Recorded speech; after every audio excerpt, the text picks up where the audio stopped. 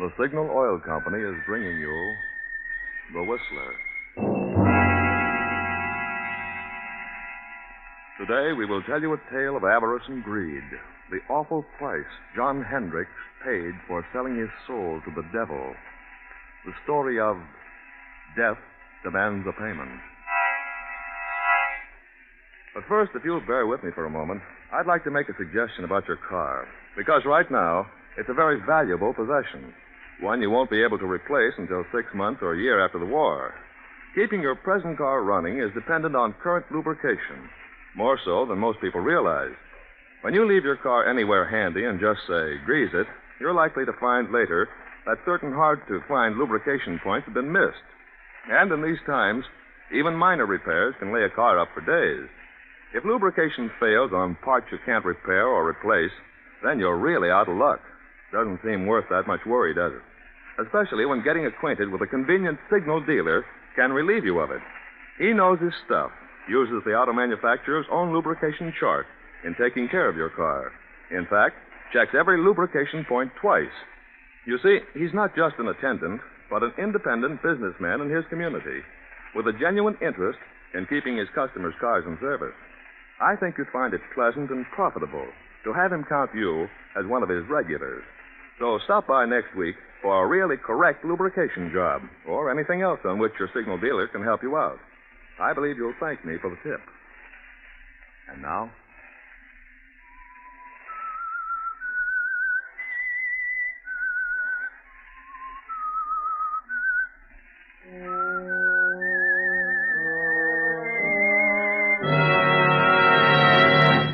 I am the Whistler.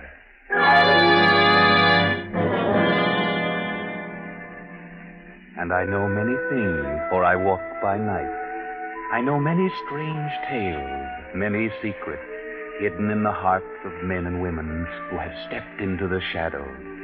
Yes, I know the nameless terrors of which they dare not speak. A huge, sprawling stone structure surrounded by high gray walls appears against the storm-lashed, lightning-streaked night sky. The state penitentiary. In a cell in this dismal building sit two men. One is John Hendricks, a man of 60, a lifer, sentenced 10 years ago for the murder of his wife and stepson. Murdered Martha and her simple-minded son for the $10,000 she kept hidden in the big house on the outskirts of town. John's cellmate is one Bill Smith, otherwise known as number 1014. Bill has changed in the 5 years he's been here. He's decided to go straight, if he ever gets out. Bill Smith started reading here, reading philosophy and so forth. Bill Smith has changed, but John Hendricks hasn't changed. Not Hendricks, because he has a plan. He has a clever plan in mind. Well, all I got to say, Bill, is that I think you're crazy not to make the try with me. It's a matter of opinion, Hendricks. It's all fixed. Not a chance of a slip-up. Don't tell me you got the break fixed with the warden. What difference does it make who it is, so long as the whole thing is set? Hendricks, I think you're nuts. Stir crazy. Yeah? I'm getting out of this place. I got a reason, a good reason. I got something waiting for me outside. Something that belongs to me. I'm the only one that knows where it is. And I'm getting out of here. You're in here for a long time, Bill. If you don't want to make the try with me, you can stay and rot. Suppose you do find this money hidden away in the old lady this time. What good will it do you? You killed her and her stepson to get it, didn't you? I did not. I didn't kill anybody. Well, they say you did. It ain't true. But I know where the money is. Okay. You can break out. You can have the money, but... Well, I've done a lot of thinking and reading since I've been here. Yeah. You've gone soft. Maybe so. But this much I do know. If I ever do get out, I'll do things differently. Yeah. A lot. You just got religion. I got exactly what's coming to me. And believe me, Hendricks, so will you. If you break out, they'll have you back one way or another. Watch and see. Well, I'm going, so you watch and see. Just watch.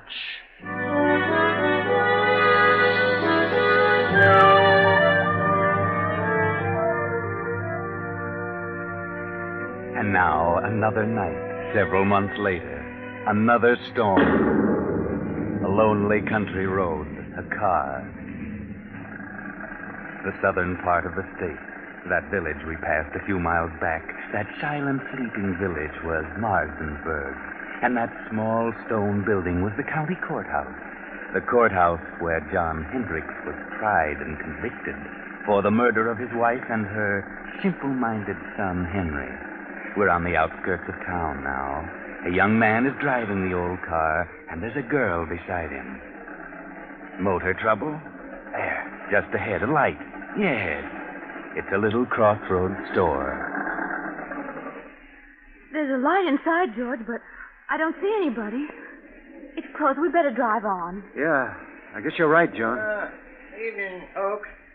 There's trouble. Well, we're having motor trouble. That's all. What are you doing driving around on a night like this, huh? We're on our way west. Oh, mister, is there an inn or something around here where we can stay for the night?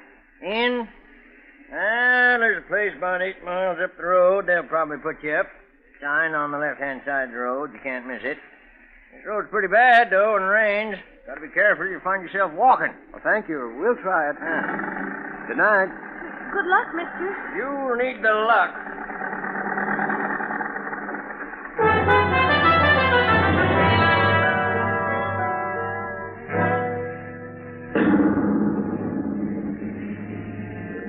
The storm is increasing now. The little car lurches and bounces in its fight to keep the center of the highway. 2 miles, 3 miles, 4, maybe 5, and look, there it is, straight ahead.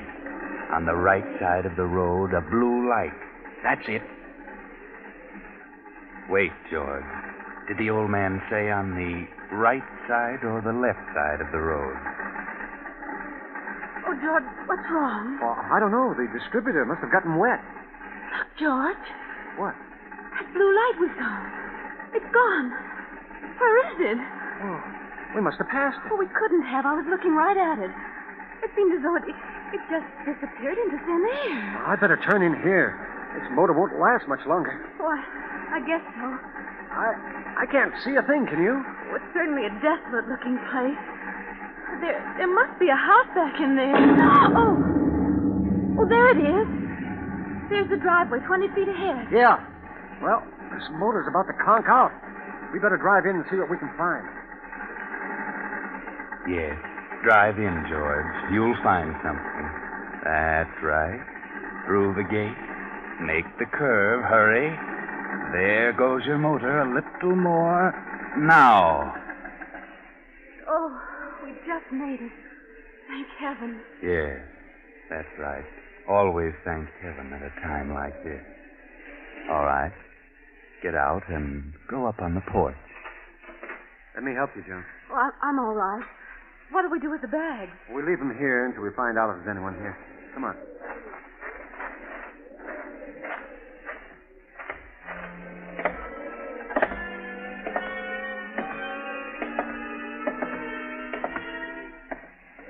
Do you see a bell? No. I can't see a thing. Gee, this place looks completely deserted. I don't think anyone lives here. I don't either. Oh, let's go. Where till I get my flashlight? There. No, there's no bell that I can see. Maybe you're right. Maybe it is deserted. Then why should they have a light on the road saying lodging? That is strange, isn't it? But I wonder why it went out just as we reached it. I wonder. Oh, George, let's don't knock. I don't like this place. Let's go on. How? With a dead motor? Where could we go? No. I'll knock. Well, all right. Ah, that's right. Knock, George. Knock. Go ahead. Louder. Again. We've just got to have shelter. Yes, we can't stay in that car any longer. Can we? No. Afraid not. Here it comes. Now you're on your own, George. On your own. There is someone. Yeah? Oh, Good evening. What is it? Well, our car, Yes, our car stalled. And... we can't go any farther, and it's such a terrible night out that we thought we could stop here for the evening.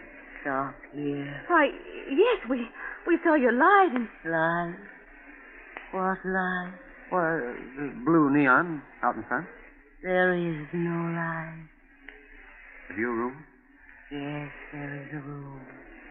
Well, could we come in? I mean, well, it's awfully wet out here. You may come in, if you wish. Oh, thank you. Gee, it's quite a relief. We were afraid you'd closed up for the night, especially when all the lights were out. Are the lights out? Yes, you see. Huh? Of course the lights are out. Oh, I didn't know. You do take tourists. Do we? Well, yes, that's what they told us. Who told you? The man. The old man at the little store back at the crossroad told us. Little store? Yes, at the crossroad about 5 miles back. You know where the crossroad is. There is no store at the crossroad. There isn't? No. Oh, I see. Well, look, madam, would you mind turning on the lights? I can't see a thing. We have no lights here. No light? Give me a flashlight, Joan. She means there's no electricity here. No, there is no light here. Throw the flash around. There must be a lamp. No, don't make a light. We see well in the dark. We? Who's we? Is there someone else in the house? My son. Oh, well, he's gone to bed. He's standing beside you. Beside who? You. Son. Yes, Mother. Oh. Give me that flash. You've got it. You've got it. Oh, yeah, I have. Gee whiz, how long you been standing here, Bub? Since you came in. That's all?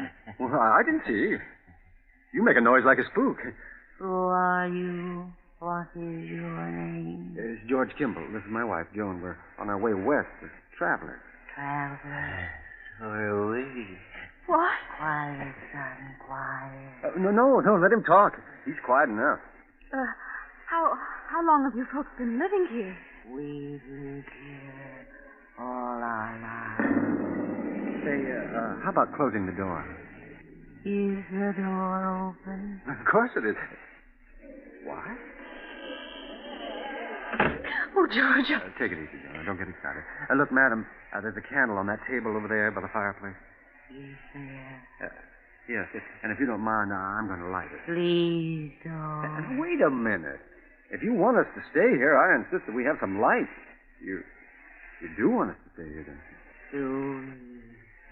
Do we, son? Yes, Mother. What are you looking at me for? Yes, Mother. Without light. Yes, Mother. Oh, George, let's go. I don't want to stay here tonight. This place doesn't look good to me. There has been no good here for many years. See what I mean, George? I don't get it. You don't seem to want us, and yet your son does. How do you make any money that way? We don't make money. You don't? You mean you haven't had any guests lately? No. Not for many years. Well, can't expect any if you act like this. But we do expect a guest. Don't we, son? Yes, Mother. He certainly has a surprise coming. Yes, he has. How many rooms have you? There are many rooms, but only one. Only one? Oh, now that doesn't make sense. Well, what do you mean? Only one for guests. Well, you mean only one equipped? Yes. Well, then, if you've got a reserve for this guest you expect, what are we going to do? There is an inn farther along the road. They have rooms. They will take you. It will be best for us. Yes, but our distributor got wet, so the car won't even run. Where is your car? It's right there at the foot of the steps. I see no car. You do? Why, it's standing right there. George, where is it? It's gone. Holy smoke, it is gone. Where and how? I didn't hear a sound. Oh, they must have rolled ahead. Throw your light around. Not a sign of it. Say, what goes on here? Son, Yes, Mother. you moved the car. Yes, Mother. Why? Him. I understand, son. I understand. Hey, now, wait a minute. Your son moved it? Well, how could he? The motor won't run, and even if he would. Well, we didn't hear sound. No sound. How'd you move it? I don't know. It's a fine thing. Here we are in a place where they don't want us and no way of leaving. Well, you've got us on your hands now. You have to make the best of it. Oh, no, George. We'll leave. Oh, nonsense. This is all silly. Now, come on. Let's have some light and cut the monkey business. Wait, son, what have we decided? Yes, Mother. We've decided yes. Very well, if you wish. If you wish, you may stay. Stay until... Until when? All night? Yes, Mother. If you wish. Well, that's better. Now, that's more like it. Now, I'll light this candle. There we are. George, look. Well, indeed. Look at the dust and the cobwebs. This place looks deserted. Looks like an old cellar. Well, how about the room? Do we get it or the guest you're expecting? There is another room that will do, perhaps. Well, could we see it? Uh-huh. By the way, how much did you charge? We charge nothing. You charge nothing? Nothing. Sounds silly, but it's a break for us. We're running short anyway. Let's see the room. Very well. It is upstairs. After you, ma'am? No, you go first. Very well. Come on, John. Bring that other candle. Come, son, follow me. Yes, Mother.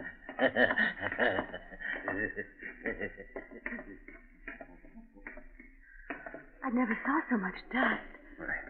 They must like it, you know. Nice, clean dust. That room at the head of the stairs. Why, this room's well furnished. Is this the room reserved for your expected guest? No, But you said you only had one room furnished. Who sleeps here? this is my room.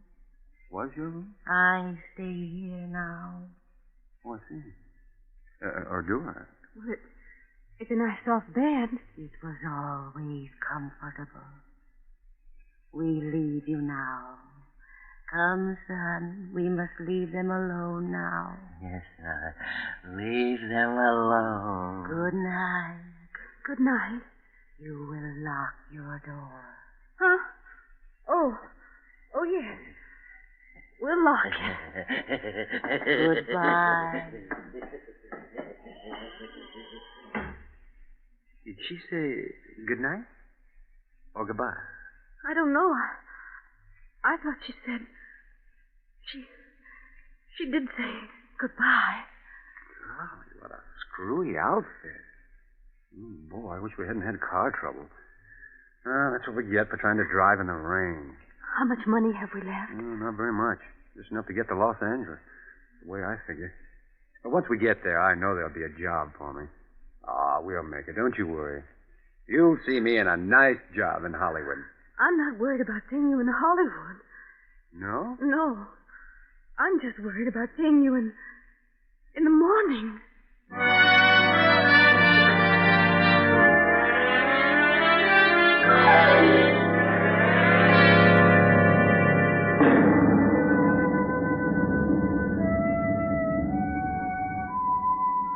The same night, but later. It's midnight. Another car on the same road. You know who it is. It's John Hendricks. And you know where he's going. He turns in at our deserted mansion, up the driveway, and stops. He steps out, slips up the steps, opens the door, and throws his flash about the dusty room. The cobwebs glisten in the beam. A few moments, and the light comes to rest on the fireplace. He steps quickly to the mantel, draws a small hammer and a chisel from his pocket, and sets to work, removing a brick. Now he's finished. The brick is loose. He reaches in and withdraws a heavy yellow envelope. He starts to put it in his pocket, but suddenly freezes in his tracks. He can't move. He turns icy cold. Turn around, Hendricks. Turn around. Look. At the foot of the stairs across the room stands a woman holding a candle, and beside her a grinning youth holding an axe. Turn around, Hendricks. Look at their heads covered with blood. Turn around. John Hendricks, murderer. John Hendricks, thief. Martha. Yes, John. Henry? Yes, John. No, no. We'll come for you, John. The same way you came for us. No, We've no. been waiting for you, John. We knew you'd come back for the money. No, We've been waiting. We've come to save you, John. No. Please don't come near me, please. You must suffer, John, as we have suffered. I've suffered. Not enough, John. Not enough. I didn't mean to do it. I didn't plan to kill you. I went mad. I lost my head. No. Don't come near me. You can have the money. You can have the money. Then give it No, to please. us, John. Please don't come near me, Give please. us the money. No, please, you can won't have the money, need it please. now. Come, son. We must have the money, and we must take John. No. Come, No, son. There's the money on the floor. No, money Please, is not please. enough, John. Money is Please don't not come near me. enough. Oh, Go please. ahead. We must have Please, John. no Henry. closer. Please. I lost my head here. I lost my head. No, you don't understand. No, please don't come any closer. Don't come any closer. Please. No. No, I'll shoot. Bullets won't stop us.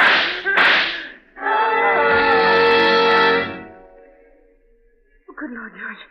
What was that? I heard a scream. It's downstairs. So did I. And Sean. I'll open the door. It must have been downstairs. I don't see a thing. Here's your flashlight.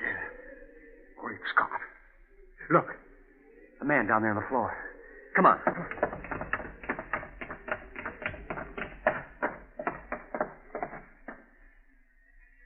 He's dead. Look at the gun. It's been fired, but I don't see a mark on him.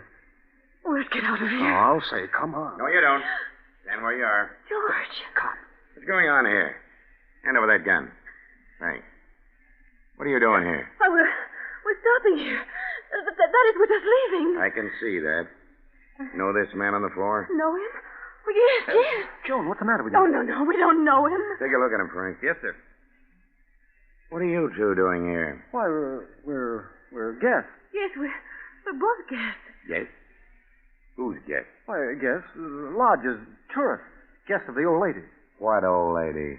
The old lady who lives here. The old lady and her son. Well, you'll have to cook up a better one than that. What do you mean? Drive here? Where's your car? Why, the son took it. Son?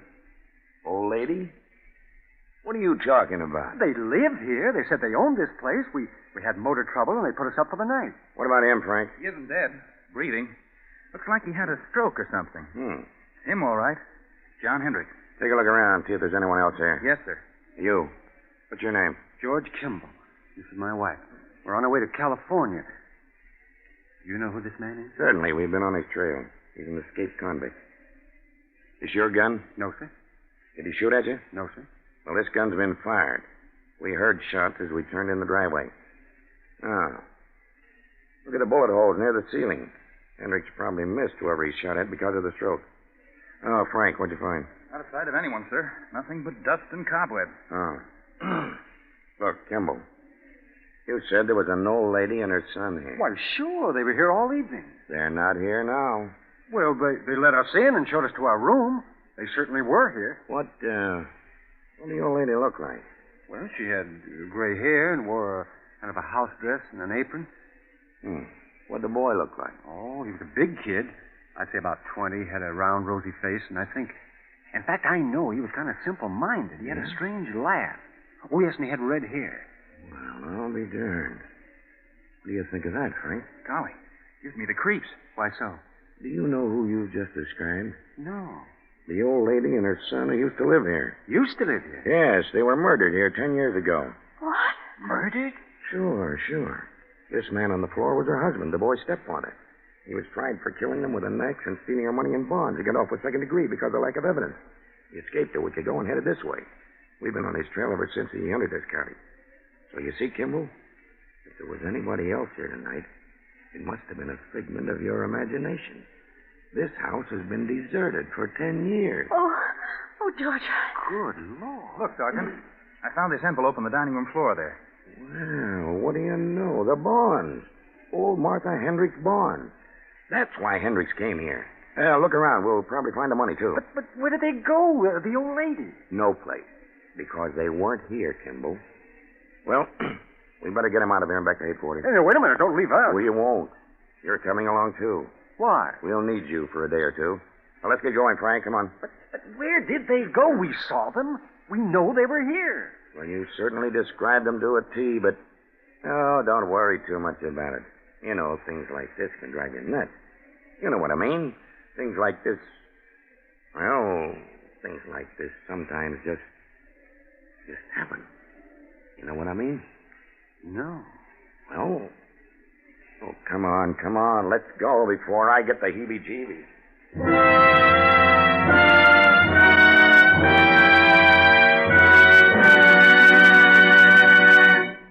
The Whistler will finish his strange tale in just a moment. While we're waiting for his explanation, here's an interesting statement from a military expert about the gasoline we're all doing without. If you've been to several gas stations and found them out, you'll appreciate it. This military authority says, quote, "We're fighting a war of engines. The side which keeps the most tanks and trucks rolling, the most planes flying, will win. This takes many more engines than we had to keep running in peacetime. And some of these military motors burn a gallon of gas a minute. The oil industry's job is to keep the fuel tanks of these engines full. It's a tremendous job. Oil men are doing everything they can to increase production. But over 53% of all the gasoline produced must now go into military use." Unquote. The Signal Oil Company brings you these facts so that when your signal dealer can't fill her up as he used to, you can better appreciate how the gallons you're doing without are helping carry us down the road to victory. Another way by which America's unequaled resources are winning this war. Now, the Whistler.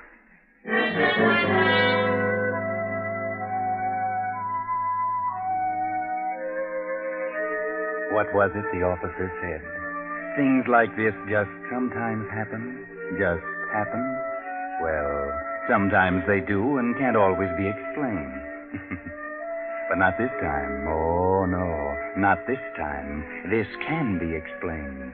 Remember John Hendricks' cellmate, Bill Smith, number 1014? He can explain. He knows all about it because he planned it.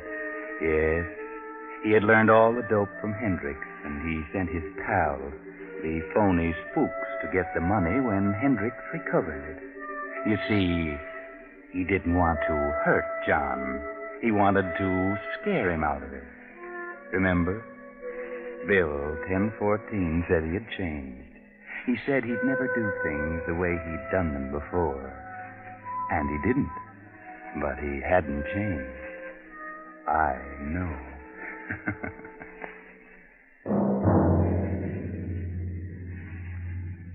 Next week, same time, I, the Whistler, will return to tell you another unusual story. Good night.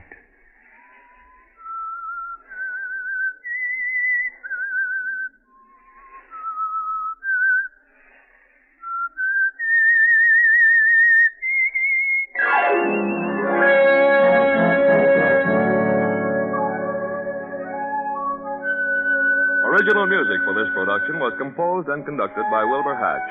The Whistler, brought to you by the Signal Oil Company, is written and directed by J. Donald Wilson and originates from Columbia Square in Hollywood. Bill Pennell speaking. This is the Columbia Broadcasting System.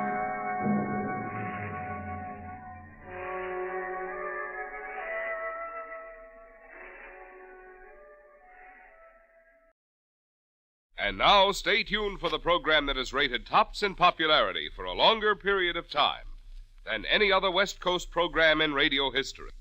The Signal Oil program, The Whistler.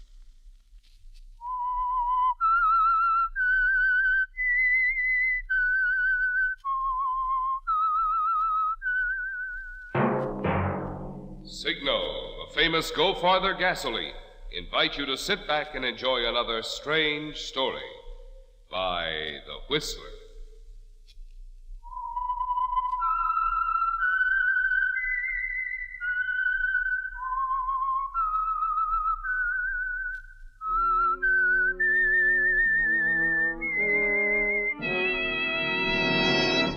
I am the Whistler, and I know many things, for I walk by night. I know many strange tales hidden in the hearts of men and women who have stepped into the shadows.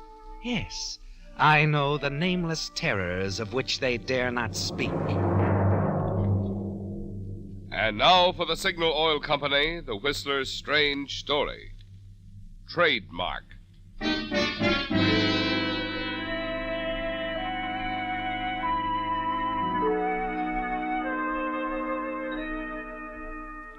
The car, speeding up the rain-swept mountain road, rounded a final curve, then swung in sharply until its headlights pierced through the night to pick up the cabin set well back from the road. As the car skidded to a stop in front of the cabin, the woman at the wheel leaped out and ran for the shelter of the veranda. There, she paused only a moment to catch her breath before pounding heavily on the door. Open up! Cecile! Open up! Cecile, I'm not going away. You're going to talk to me. Cecile! Oh, Cecile. Hello, Martha. You've got to talk to me. You've got to listen. Oh? I don't have to, but I suppose I shall. All right, come inside. Sit down if you wish. No, I'd rather stand. Cecile, you've got to understand about that money from the firm. I believe I understand only too well, Martha. You've embezzled us. Cecile, I've been very important to your organization up until now. Up until now, you certainly have. Your ideas for merchandising and promoting cosmetics by Cecile have been superb, Martha. Simply superb. Then your inventiveness, development of perfumes, lipsticks, excellent. I'm sure this new lipstick you've worked out will prove a smashing success, a real innovation. However, you've also been stealing us blind. Please, Cecile. Sorry. I'm going to discuss the whole thing with Jason in the morning. But if you do that, If then I do that, you're through. Yes. He's the backer. The money bags. Why, I'd be a confederate, a fellow conspirator if I failed to tell him of your, indiscretion with company funds. You've always hated me, haven't you? Because you've always hated being just a figurehead, a name Cosmetics by Cecile. My ideas have put you on top, and now it's crowded there. A little. Yes. They can probably accommodate you at the inn in the village, Martha. I can't permit you to stay here. So that's the way it's going to be.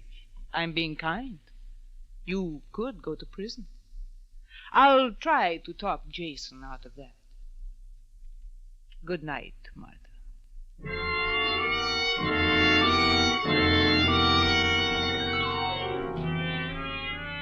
Walking out of the cabin, you want to whirl and tear her to bits, don't you, Martha? Yes, but you don't. You know when you've been defeated. And you know, too, as you drive back toward the inn at the village, that you might as well forget it. Might as well drive on back to Los Angeles in your apartment. But somehow you want to think it through, and you decide to stay on the scene.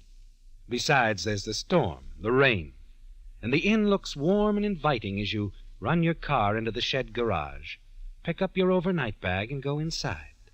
The desk clerk is friendly, and they do have a room. 207, Miss Collins.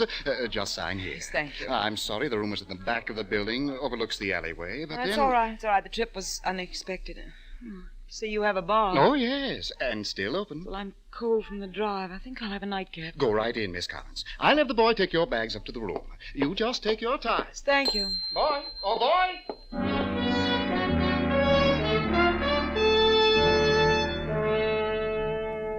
Your mood is far from the cheerful one of the desk clerk, isn't it, Martha? But as you enter the bar, you catch sight of someone you know. Yes, old Sam, the caretaker of Cecile's cabin. As you move across the bar and come closer to Sam, you realize that he's had more than enough drinks, and he's saying some very interesting things. No, I'm telling you, Mac, I mean it. I mean every word. Now, if I had the chance, I'd kill that Cecile woman, I'd wring her scrawny neck. All right, Sam, all right. You better hit the road now. Get home, sleep it off, huh? No, I want another drink. No, sorry, Sam. The bar's closed as far as you're concerned. Okay, Mac. Last time I'll show my face in here. Yeah. Oh, I'm sorry, lady. Sorry. What'll you have? What? Oh, never mind. I guess I don't want a drink after all. No, Marta. You don't want a drink after all. Because you want your head clear, perfectly clear. Because of the plan that's half formed in your mind. The inspired idea that suddenly places the key to everything right in your hands. Yes, you may still not have to be counted out after all. First step, Marta. The clerk again. Sorry to bother you, but my room, is it ready now? Why, yes, Miss Collins, but I thought you were going to have a nightcap. You said... I know, but I don't feel very well. Must have been the drive. I don't feel well at all. Oh, here, let me help you, Miss Collins. Well, I'll help you upstairs. Thank you. Thank you very much.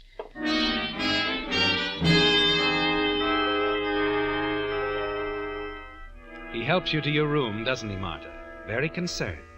And then he calls the maid, has her stay with you as you get ready to go to bed. And then, to make it all just right... Maid. Yes, sir? Could you tell me, would it be too much trouble for them to bring me some hot broth or a toddy or something? Oh, not at all, miss. I'll tend to it myself right away. Mr. Hensel's very worried about you. You watch her go, Marta. Smile to yourself. And then ask the obliging woman to sit with you as you drink the warm broth she brings. Then you're ready for the next step. Oh, it's so much better. I think I can sleep comfortably now. Of course you can, and you won't be disturbed, ma'am. Mr. Hensel was so sorry he had to give you a back room, but I think they're much quieter. Oh, I don't mind, but you will remind him I don't want to be disturbed, won't you? No, you just leave it to me, ma'am. And if there's a thing you want, just anything at all, will you just call the desk? I will, yes. Thank you. Good night, ma'am. Sleep comfortable. You've arranged your alibi, haven't you, Marta? You watch the maid go, then throw back the covers, quickly put on your clothes, and move quietly out into the hall. You slip down the stairs, set the lock in the back door so you can re-enter, then hurry to your car and drive quickly through the storm to Cecile's cabin. Only this time you go first to the little shack where the caretaker lives. You find the door open, and old Sam lying across his rumpled bed, still fully dressed, but quite sound asleep, snoring loudly. It's the deep stupor-like sleep of the intoxicated. And then you congratulate yourself on a real stroke of fortune. A rifle, Marta, mounted on pegs on the wall. Quickly, you take a pair of gloves from your coat pocket, put them on, and you take the gun down, slip a cartridge into the chamber, step past old Sam, and hurry to the cabin 100 yards away. It's a long chance, Marta, but luck has been with you so far. You hesitate, summoning your nerve for what's ahead. You light a cigarette, move onto the veranda. Yes. You yes, freeze at the sound of Cecile's voice. Stand terror-stricken as you realize who she is talking to. All right, Jason. I'll be expecting you. 10 o'clock sharp. You breathe a sigh of relief, realizing that Jason Weatherby is not with Cecile, but only talking to her on the telephone. You find yourself praying that she doesn't say anything about you. Then... I have something to tell you, Jason, about Martha Collins. Something surprising. We'll talk about it tomorrow. Goodbye. You lift the rifle, lay it on the sill of the open French window.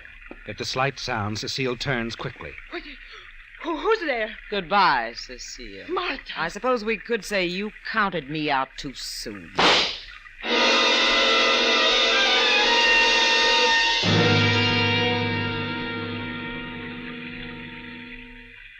The silence tells you that old Sam slept through the sound of the shot just as you expected.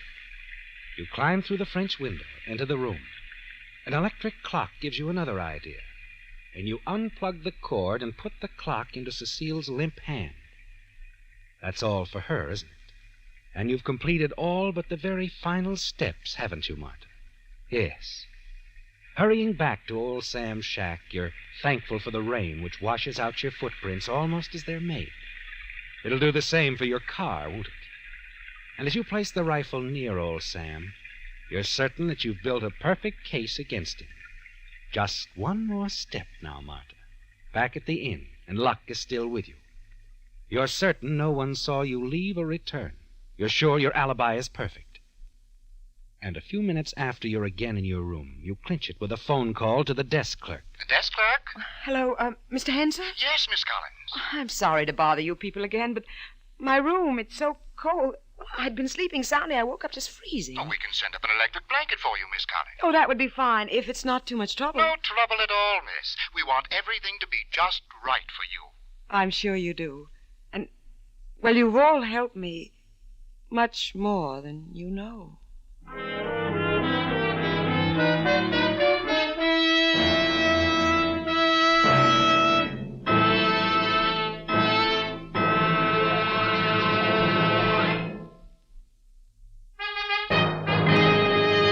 When you hear a fanfare, you expect an announcement, something new, something important.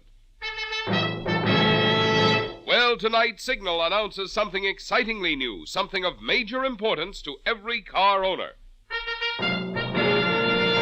A new motor oil, so completely different, so vastly improved, it actually reduces by 50% engine wear due to lubrication. New Signal Premium Motor Oil. It's true. New Signal Premium Motor Oil is the result of years of research involving new scientific techniques never before available to the petroleum industry. Scientific techniques which are actually able to measure, at the very instant it happens, exactly how much wear takes place under every different driving condition and at all rates of speed. Then engineers set out to develop new compounds, new lubricating qualities, to reduce wear under not just one, not just two, but under all driving conditions and speeds. Now this amazing new product is ready for you at Signal service stations. The new Signal Motor Oil that reduces by 50% engine wear due to lubrication. New Signal Premium Motor Oil.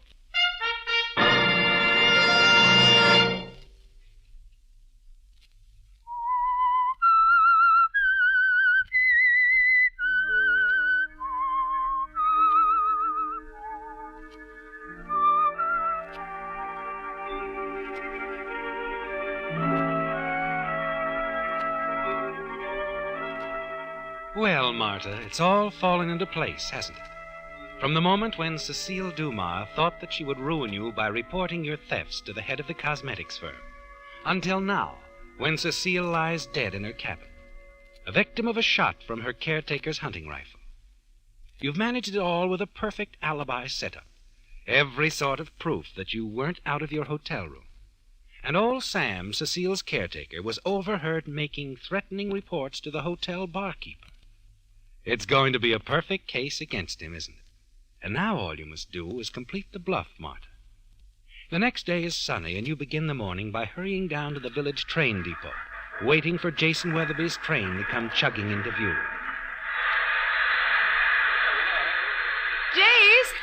Oh, Jace, over here! Well, Martha, my girl, how are you? I'm just fine, Jace. And you? Oh, not too lively. Train always tires me out, you know. Nice of you to come down and meet me. You needn't have bothered. It's a long way to Cecile's cabin. Come along. My car's right over there. Right. Martha. Uh-huh. Tell me, what's this all about? Do you know? I mean, Cecile, what's on her mind? You don't know? Haven't been able to pry a thing out of her. I was talking to her last night. Oh? Oh, she said it was something important. We had to get together right away. You know, don't you, Martha? Uh-huh. It's a secret. How long have you known this secret? Oh, for days and days. Well, I've never known any woman who could keep a secret more than 12 hours. Oh, you... Come on, let's go straight up to Cecile's cabin.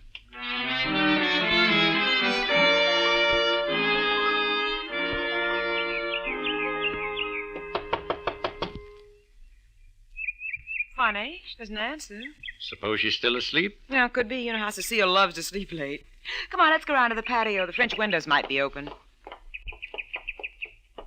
Oh, we're in luck. They are open. Good. After you, Martha. Thank you. What do you say we raid the kitchen, eh? I could use some breakfast. Good idea. Come on, let's... Martha, what's the matter? What? Oh, good Lord. Cecile. Cecile. Jace, what happened to her? Martha, she's dead. Dead? Oh, Jace. Now, easy, my girl, easy. Better sit down. I'll be all right. Jace, how horrible. She's been shot. Shot? An accident? I don't see the gun around anywhere. You mean it was... Well, she must have been standing right here when it happened. You see, when she fell, she knocked these things off the desk. The clock, too, pulled the cord out of the wall plug. Yes. Stopped a few minutes after 10. Now, wait a minute. Must have happened right after I got through talking to her on the phone. I called her at 10. Oh, was she alone at the time? I don't know. Oh, what did she say? I mean, was she expecting anyone? Oh, not that I know of. We just talked about my coming up here and about you and that surprise. Oh, well, it's only a new lipstick I've perfected, that's all. Oh, Cecile just went on to complain about things in general. You know, the plant and the place here, Sam, the caretaker. Jace. And... What? Sam, where do you suppose he is? Strange he didn't hear the shot. Let's investigate. Say, that's right. Come on, let's see if we can find him. This way, Jace. His cabin's around back. Uh-huh. Of course, he might not have been around last night when it happened. That's possible. According to Cecile, he spent a lot of time in the village, nearly every evening, visiting the bar. Oh, Jace, look, his cabin door, it's wide open. So it is. Sam! Oh, Sam! Sam, are you... Jace, he's not. No. Oh. No, just asleep. Whew. Sound asleep. Look on the floor at the foot of the bed. A gun. Yes. I wonder... Jace, what are you going to do? I gotta wake him up. We'll get to the bottom of this. Oh, no, wait a minute. He might be dangerous. I think we better call the sheriff. Yeah, you're right, Martha. Yes, we'd better call the sheriff.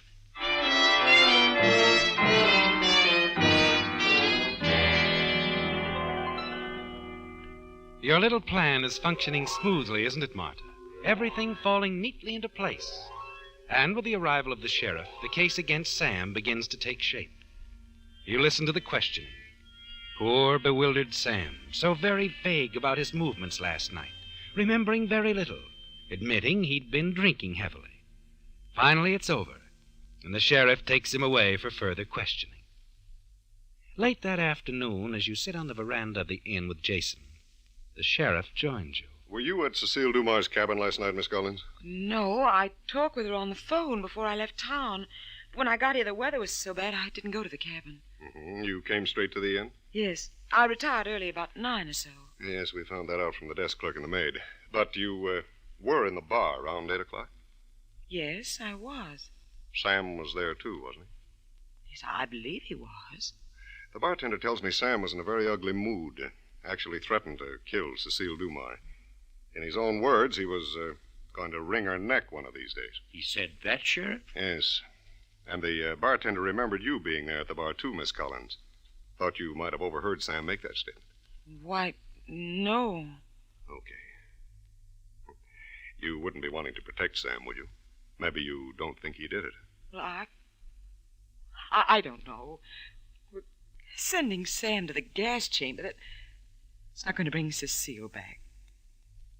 Poor, sweet, dear Cecile.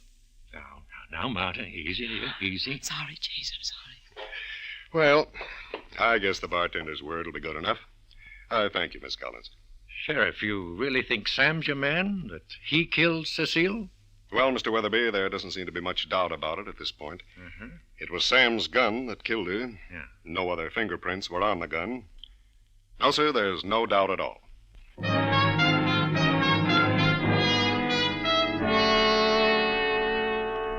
You spend the rest of the day in the quiet of your room, in seclusion, don't you, Martha? Grieving over the loss of your dear friend, Cecile Dumar. And you're confident that you're in the clear, that Sam, the old caretaker, will be convicted of the murder. Then that evening, shortly before you're to meet Jason for dinner, you stroll into the cocktail lounge, and you're sitting there sipping a martini when someone slides into the booth. Hello. Hello. Mind if I join you? My name's Fuller, Ned Fuller. Well, I don't seem to remember. No, we've never met before. Miss Collins? Oh, you know me. Do I? Yes, I know you very well. Very, very well. What does that mean? Well, it so happens I'm a private detective. How nice. And I know a lot of things about you. Such as? Oh, you're 28. You've been married and divorced once. You've been with Cecile's Cosmetics for 5 years. Now a partner in the firm. And you've been dipping into the till. Ah, you spilled your drink. See here, what do you mean You I've don't been look dipping so into the... shocked. And don't try to deny it. You see, I'm the guy who found out you were copying the company dough. You? Uh-huh. Cecile Dumar hired me. I see. Don't you think we should continue this discussion elsewhere? In private? All right. Let's go upstairs.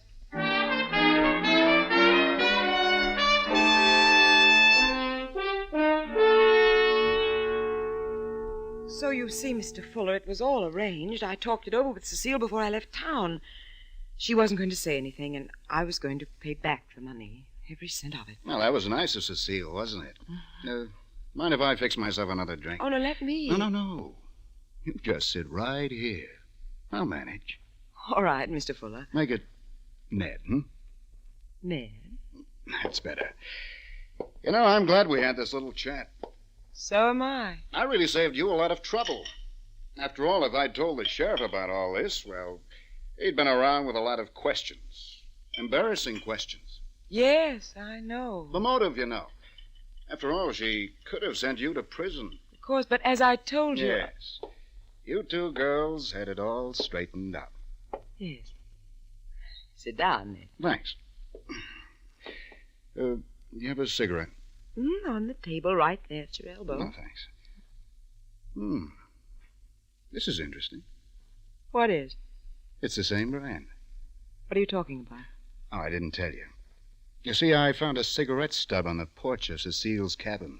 Oh? The way I'd figured it, the killer must have smoked it while waiting there on the veranda by the French windows for Cecile to show up. I see. And the brand name on that cigarette is the same as this one. Well, this happens to be Cecile's brand, too. It might have been her cigarette. She could have tossed it out the window, you know. It's the standard brand. Anyone might have smoked it. Say, that's right, isn't it? Yeah.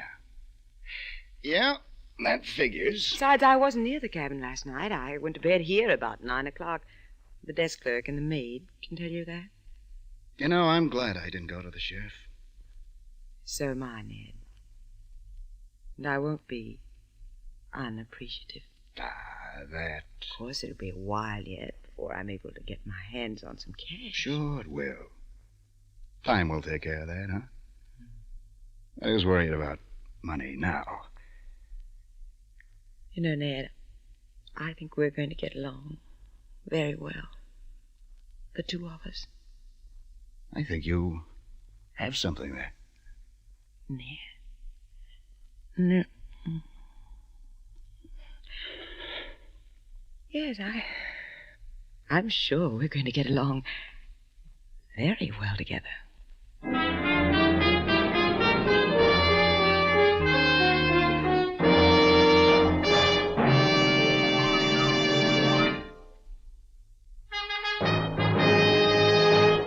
When I told you that Signal's amazing new motor oil actually cuts in half engine wear due to lubrication, that was only half the story. Here's what half as much engine wear means to your car's performance, to your budget. By reducing engine wear 50%, new Signal Premium Motor Oil will keep that like-new pep and power in your motor twice as long. 50% reduction in engine wear means that if your car is not already an oil eater, new Signal Premium will double the period during which you'll continue to enjoy low oil consumption. 50% reduction in engine wear means that new Signal Premium will keep gasoline mileage up, maintenance costs down. Yet this wonderful new Signal lubricant gives you all these extra benefits at no increase in price. Good reason to get your next oil change at a Signal service station. Change to Signal's amazing new motor oil that reduces engine wear 50%. New Signal Premium Motor Oil.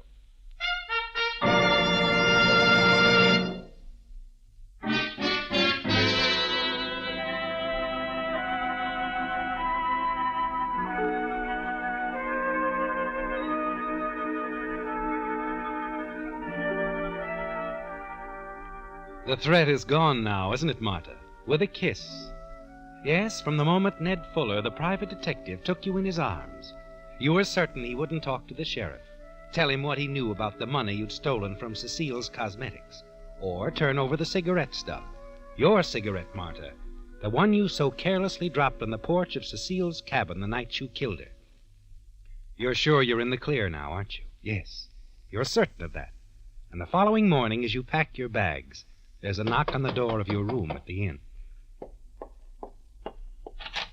Good morning, Miss Collins. Oh, Sheriff, morning. Mind if I come in? No, of course not. I'm just getting my things ready. I'm going back to the city this morning. No, I'm afraid you're not, Miss Collins. Oh, what?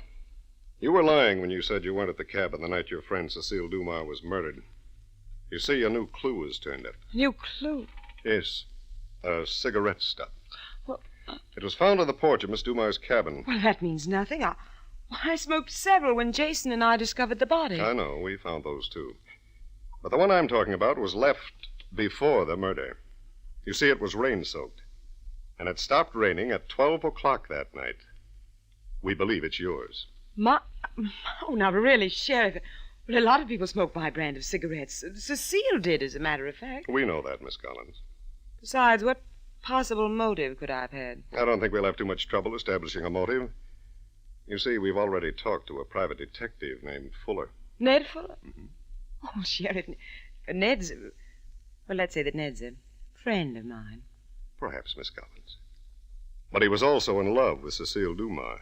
Ned was in love with Cecile? Yes. They were planning on being married. Married? Yes. But he... Oh, that kiss, Miss Collins? That's why we're so sure that cigarette stub is yours. You see, we had the lipstick on it analyzed.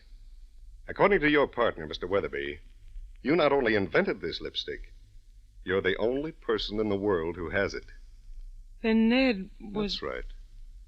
The only reason Ned Fuller kissed you was to match up the rare lipstick in the cigarette stub with the lipstick you used. And that trademark of yours, Miss Collins, is going to put you in the gas chamber.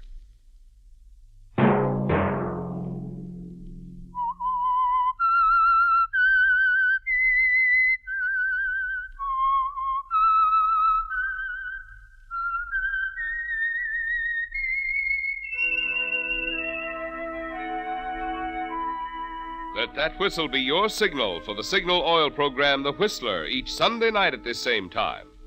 Signal Oil Company has asked me to remind you this about the amazing new Signal Premium Motor Oil, which reduces by 50% engine wear due to lubrication. It's available only at independent Signal service stations from the same friendly dealers who help you go farther with Signal gasoline.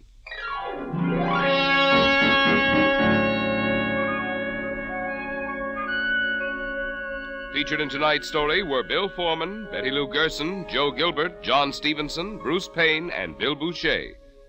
The Whistler was produced and directed by George W. Allen, with story by Joel Malone, music by Wilbur Hatch, and was transmitted to our troops overseas by the Armed Forces Radio Service. The Whistler is entirely fictional, and all characters portrayed on The Whistler are also fictional. Any similarity of names or resemblance to persons living or dead is purely coincidental. Remember at this same time next Sunday, another strange tale by The Whistler. Marvin Miller speaking for the Signal Oil Company. Stay tuned now for Our Miss Brooks, starring Eve Arden, which follows immediately over most of these stations. This is CBS, the Columbia Broadcasting System.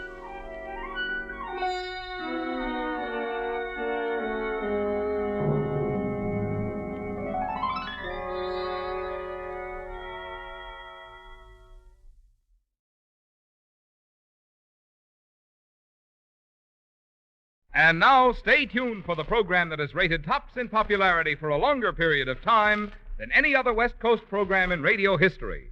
The Signal Oil program, The Whistler.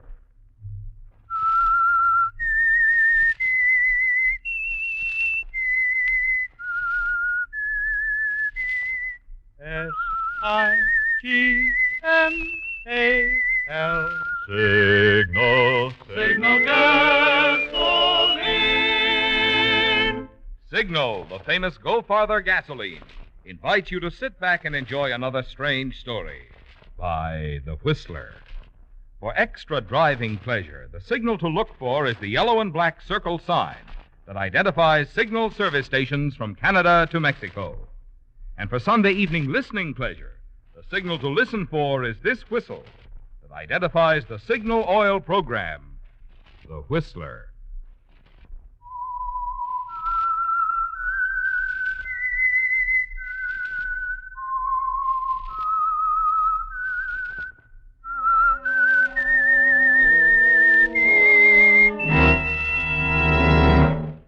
I am the Whistler, and I know many things, for I walk by night.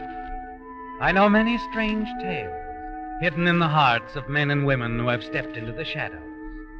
Yes, I know the nameless terrors of which they dare not speak. And now the Whistler's strange story, Poor Henry. It's an even mile from Miss Whitehead's house, brooding somberly on the cliffs above the English Channel, to the village. Ellen Lovelock had walked it often, but on this misty, waterlogged morning, she lagged a few paces behind her employer, who marched determinedly down the sodden path in her shapeless British tweeds, her chin jutting out aggressively beneath her beak-like nose. Ellen was worried. The affair of last night had infuriated Miss Whitehead, and she was determined to see it through to the finish, an attitude she made amply clear to the village constable 2 minutes after she and Ellen arrived at his office. The point is simply this, Constable Finlay, as I told you this morning over the phone. Last night at approximately 12 o'clock, a prowler broke into my home. Yes, I see. I heard him moving about in the sunroom, so I decided to investigate. You hear him, Miss Ellen? No, afraid I didn't. She sleeps like a corpse. But weren't you right next door to the sunroom, Miss Ellen? Yes. Will you two allow me to continue? By all means, Miss Whitehead. Very well. As I was saying, I heard this creature moving about. I approached the sunroom, determined to catch this blackguard in the act. But unfortunately, he heard me coming and leaped out the window.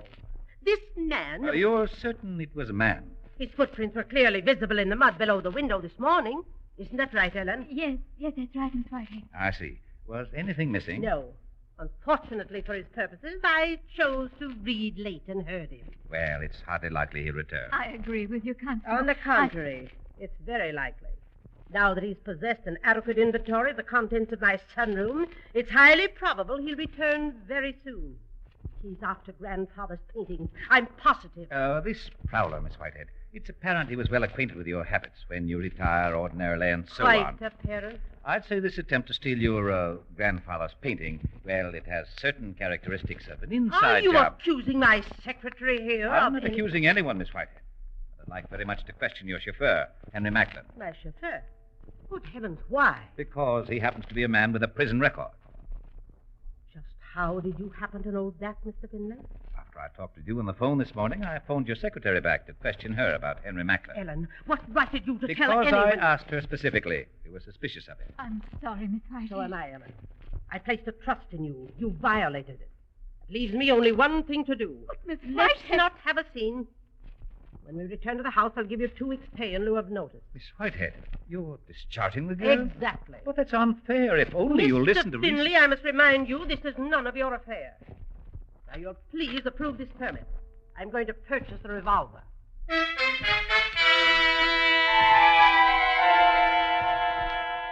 Just like that, Ellen. 3 years of service as Miss Whitehead's secretary. 3 years of daily battle with a jutting jaw and icy gray eyes ended in a snap of the finger. The old lady, coldly precise, snatches up her revolver permit and strides out of the office. Constable Finlay, engulfed in the guilt complex, tries to make sympathetic noises, but he succeeds only in looking embarrassed. And you, Ellen, hurry out into the street to see where Miss Whitehead is. As you do, Miss Whitehead's car pulls in at the curb. Henry Macklin is at the wheel. Morning, Miss Ellen. What are you doing here, Henry? Oh, thought the old girl might want me to drive her back to the house. She would have called you, Henry. Just saw her going into the gunsmith's with that look on her face. What's up? Nothing that would interest you. You'll excuse me, Henry. I have a... Want to ride back, Miss Ellen? Thank you, no. Miss Ellen. Yes? I was just thinking, there's an American film at the Croft tonight. I was just Sorry, wondering Henry, if you... I have an engagement. Oh. You walk away. Leave Henry staring stupidly after you. At the corner, you turn. Hurry down the street toward the Ram's Head Inn. As you move past, a figure detaches itself from the misty bulk, falls in step behind you. Ellen, Not here, Matt. down to the beach then. Go ahead.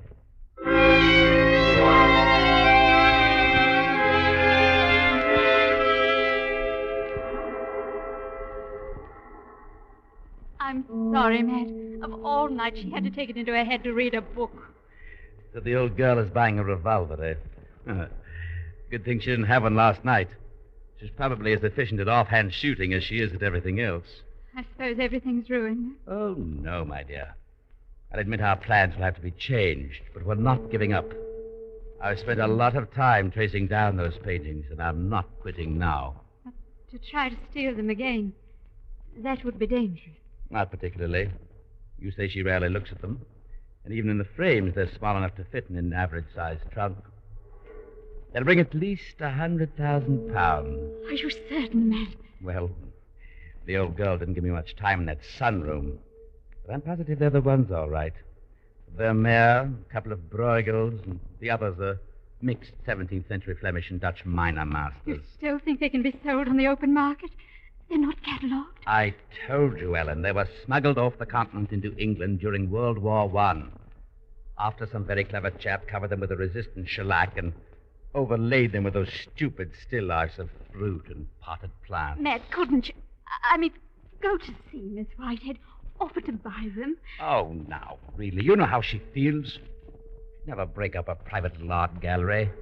Heirlooms. They belong to dear old grandpapa.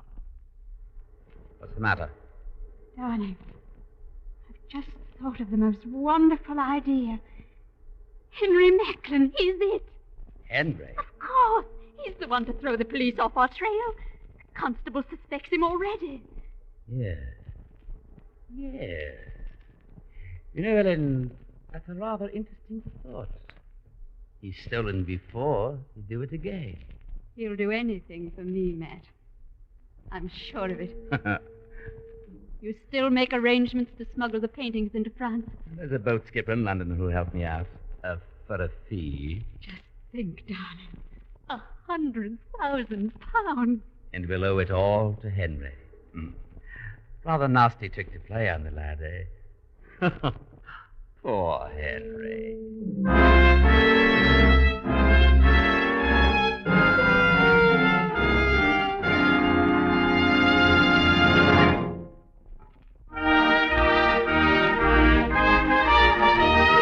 Again this week, you Whistler fans have sent in some really choice limericks. So once again, Signal has asked me to skip the regular commercial in order to present $20 Signal gasoline books to 3 of you as tokens of our appreciation. The first one tonight goes to Alice Ray of Portland, Oregon, for this limerick. A thrifty young fellow named Joe, when asked how he saved so much dough, said, "With Signal, my friend, you go farther no end. You can bank on that, brother, I know." Signal, signal, signal gasoline. Your car will go far with go farther gasoline. Tonight's second $20 Signal gasoline book goes to Alan N. Sharp of Los Angeles for this limerick. There once was a farmer named Green who improved on his milking machine. Using Signal for power gets more milk per hour, and half of the stuff is pure cream. Signal, signal, signal gasoline. Your car will go far with go farther gasoline. Tonight's third $20 Signal gasoline book goes to Evelyn Eddington of Fontana, California for this limerick. Said Jack, not a cylinder's hittin'. When I bought this old crate, I got bitten. Said Jill with a grin, you weren't taken in. Try Signal, she'll purr like a kitten. Signal, signal, signal gasoline. Your car will go far, will go for the gasoline. Well, that's all we have time for tonight, friends. But our thanks to all of you who sent in limericks.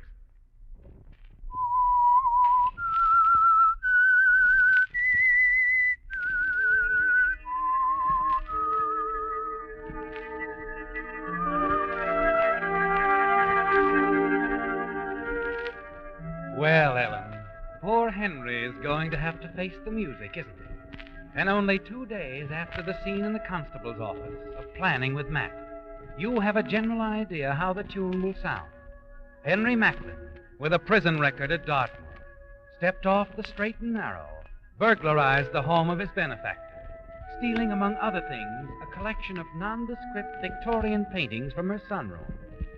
Henry is the perfect out, the most reasonable suspect.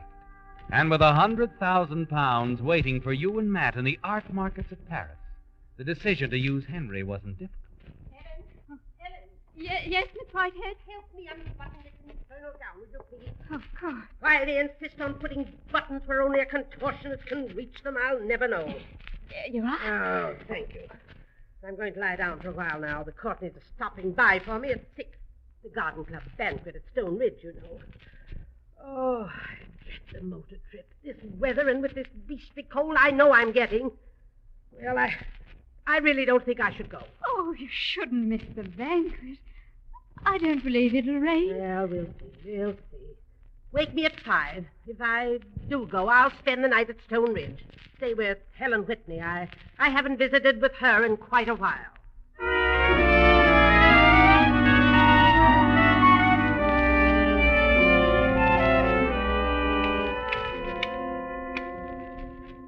Hello, Henry. Oh, hello, Miss Ellen. Just cleaning up the carburetor a bit here. Henry, I've come to say goodbye. Goodbye. You're not going, Miss Ellen. I'm afraid so. I've taken all I can say. Oh, now, come. It's no use, you know. I don't mind leaving her, really. Well, she is an ill-tempered old girl. But I do mind leaving you. Hey? I wasn't going to say anything, Henry, but somehow now that the time's come, I just can't go off without telling you. Telling me what, Miss Ellen? That I admire you very much. Miss Ellen. Please, Henry, let's not make it any worse. I never knew. I know. I thought you'd think I was foolish. Foolish, Ellen, Please. I'm going back to London. Going to try to find a new life. Start all over again. You can't go now. Oh, it will be difficult. I don't have much money. Don't really know how I'll manage, but I've made up my mind. Maybe we'll meet again, Henry. I hope so. We will, so help me. I'll if see you're to it. ever in London, I'll be staying at the Dorkin Hotel. The Dorkin, yes, I know where it is, but... I've got to go now, Henry. Good heavens, I almost forgot what I came for. Miss Whitehead misplaced the key to the vault in the library. She thought it might have fallen behind one of the cushions in the car. Oh, that's strange. She's a strange old lady. You'd think she'd be more careful with it. You know, there must be a couple of £1,000 of valuables in that vault. A couple £1,000? Huh. How careless of her.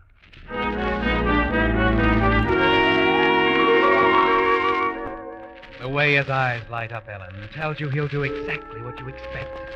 You leave Henry, move off the garden path and around to the garage window. Watch him paw frantically behind the cushions of the car, find the key where you just left it, and then look around furtively and slip it into his pocket.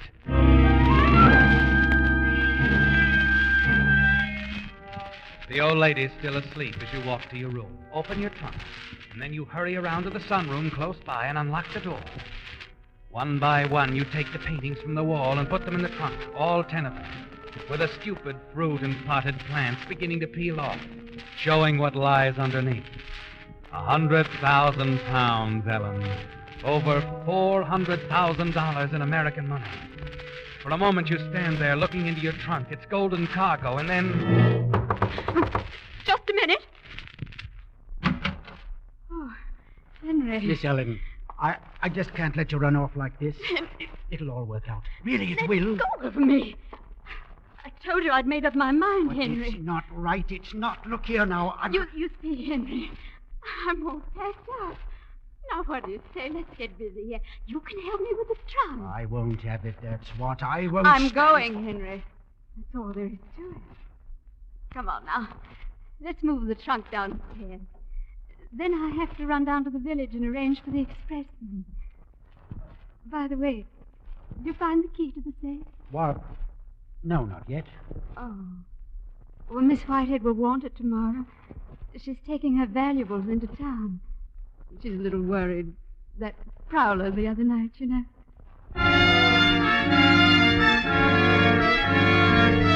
Henry's denial of finding the key assures you of his intentions. And now you've made it clear to him that tonight is his only chance. Promptly at 5, you awaken Miss Whitehead. Remind her that the Courtneys will be calling for her at 6. It's upsetting when she tells you she's decided not to go to the Garden Club banquet, that she intends to remain in bed for the rest of the evening. But going downstairs, you realize that Henry will still have the opportunity to rifle the safe. And that's all that's important. You go on to the village, giving him the run of the lower part of the house. You wander through the village for almost an hour and then contact the expressman. Well, yes, Miss Lovelock. I suppose we could run out and pick up the trunk. What train will it arrive on in London? Expect we'll get it on the 7:28. I'll put it into Paddington Station at 8:15. Oh, good. If you'll excuse me, I have a telephone call for me to London. I'll be back shortly. All right. I'll finish up here while you're gone, and then we'll run out and get your things.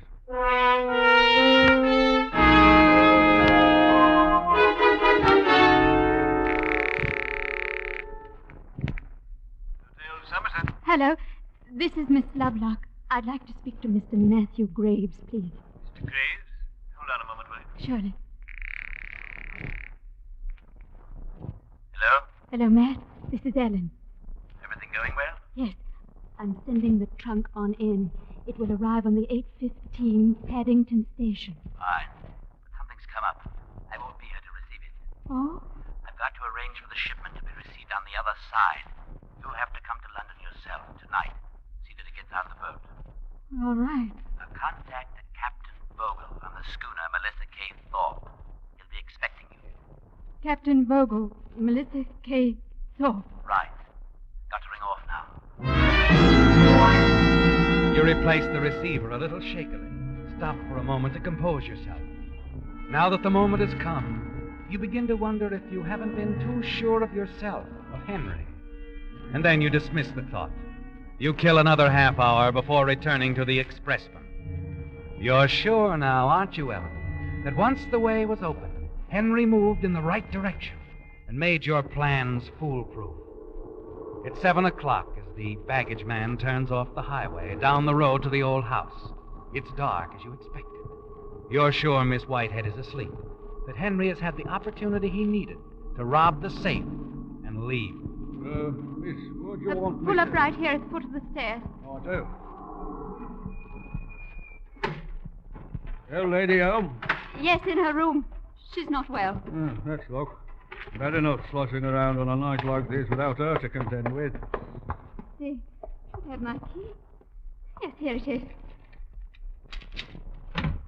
After you, miss. The trunk's there by the library door. You turn on the lights, please. Of course. The expressman doesn't notice, and you smile.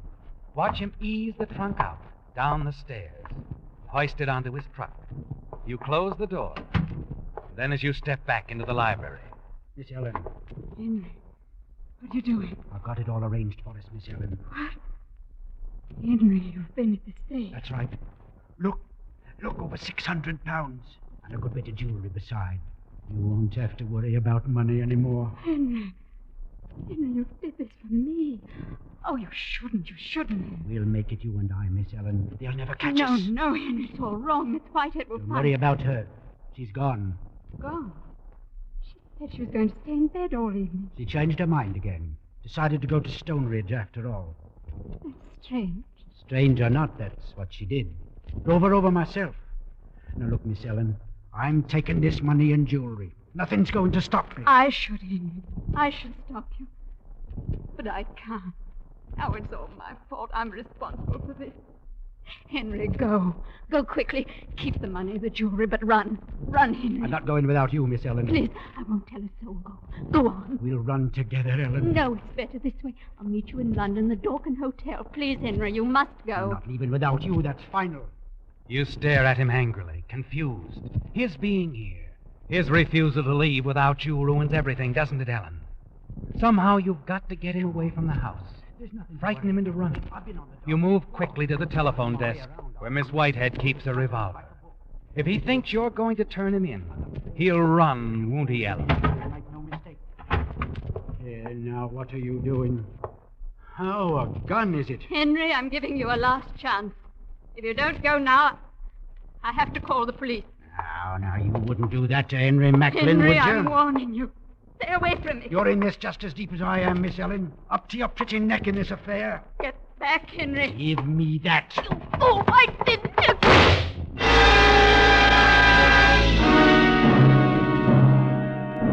You stare down at him, shocked, realizing slowly that he's dead, that you've killed him.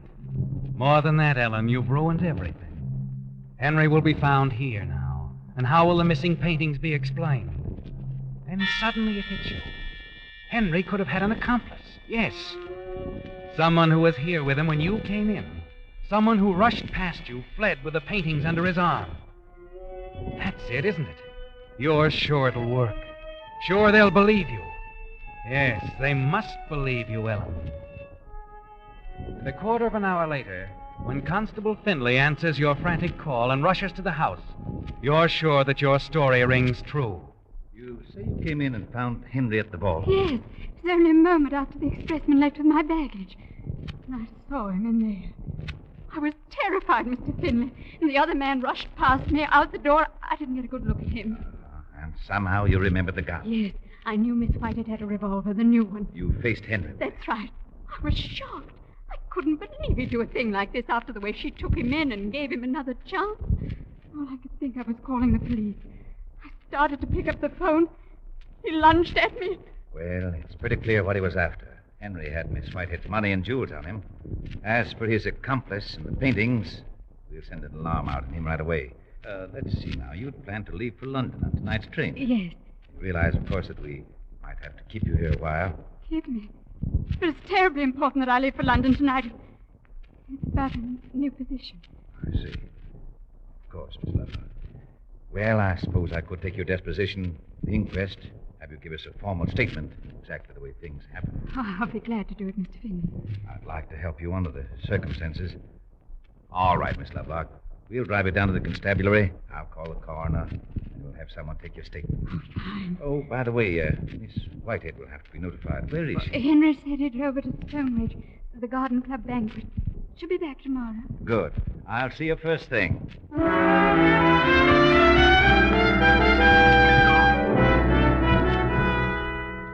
You accompany the constable to the village, his office. Attend to the deposition. The procedure is brief and official, and you wait nervously as the constable reads it over and finally looks up at you. Well, I should say everything seems to be in order, Miss Lovelock. Oh, fine. I'm through now. Right. Sorry you had to be put to all this inconvenience. But now, pleasant journey to London.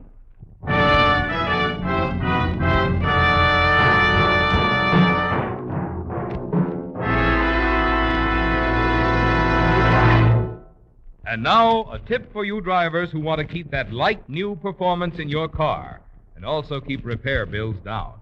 Be sure to protect your motor with the improved type Signal motor oil that won't break down under heat. Signal Premium Compounded Motor Oil. Because it combines 100% pure paraffin base with scientific compounds, Signal Premium does things for your motor that oil alone cannot do. One compound, for instance, was specifically developed to prevent the formation of harmful gum and varnish. Another compound in Signal Premium actually removes carbon. And still another compound protects costly bearings from corrosion. So why trust the protection of your modern motor to old-fashioned oils when you can now get this improved type Signal oil that does so much more than just lubricate? For your next oil change, change to Signal Premium Compounded Motor Oil at a Signal service station. So you're in the clear now, aren't you, Ellen? And even through your nervousness on the train trip to London, you find that you're pleased with yourself. Everything is going so smoothly. In London, you hurry to the baggage office. There's only one thing left to do now. Claim the trunk addressed to Matt and have it taken aboard the ship bound for France, where you'll meet him. The aged little expressman attending the freight office seems to look at you oddly as you make inquiries about the trunk. But a moment later, he's nodding his head amiably. Oh, yes, miss, it's here. If you just step around through this door. Yes, she is, Inspector. Inspector? That's right, miss. I'm Maitland, Scotland Yard. We got a call from a Constable Finley. Seems he wanted you detained. Detained? I made my statement. So you did. But it didn't include quite everything. You didn't explain about the trunk. The trunk? Why, it's here. Yes, we found that out from the express company. We've already opened. Oh. By the way, who's Matthew Graves? What does he have to do with this? He arranged to ship the trunk across the channel. But it was all a mistake. If you'll let me, I can explain. Can you now? Let's see if you can. You know, this was all rather clumsy of you, Miss Lovelock. Constable Finley started adding things up when he found some of your personal things and a batch of paintings on the ground outside the library window. What? Yes. He went back to the house after he put through a phone call to Stonebridge. Learned that Miss Whitehead wasn't there. Had never been there. Not there. But Henry told me. There we are, Miss Lovelock. Can you explain this? Look inside your trunk.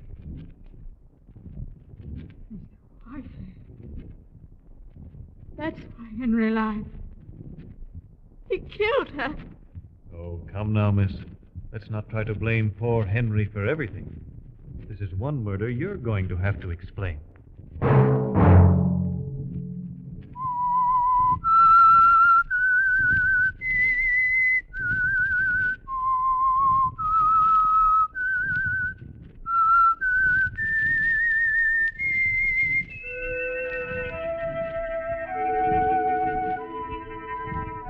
Let that whistle be your signal for the Signal Oil program, The Whistler, each Sunday night at this same time.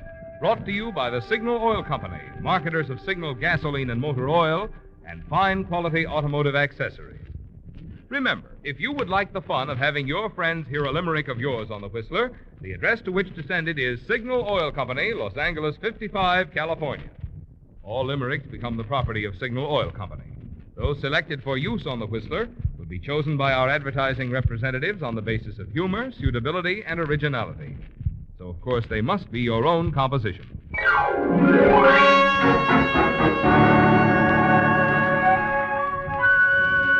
Featured in tonight's story were Peggy Weber, John Hoyt, Verna Felton, and Ed Begley. The Whistler was produced by George W. Allen, directed by Sterling Tracy, with tonight's story by Harold Swanton, music by Wilbur Hatch, and was transmitted to our troops overseas by the Armed Forces Radio Service. The Whistler is entirely fictional, and all characters portrayed on The Whistler are also fictional. Any similarity of names or resemblance to persons living or dead is purely coincidental. Remember, at this same time next Sunday, another strange tale by The Whistler.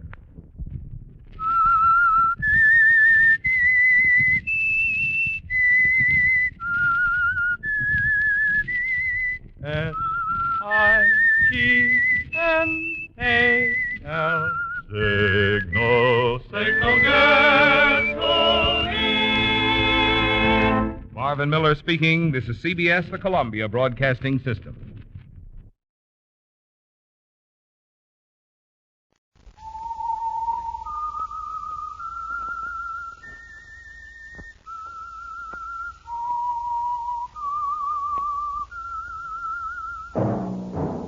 The Whistler.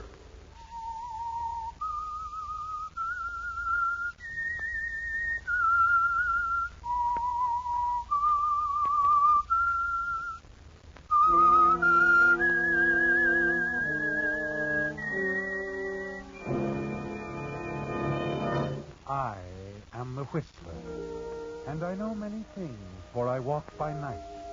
I know many strange tales hidden in the hearts of men and women who have stepped into the shadows. Yes, I know the nameless terrors of which they dare not speak. And now the Whistler's strange story. Enough rope.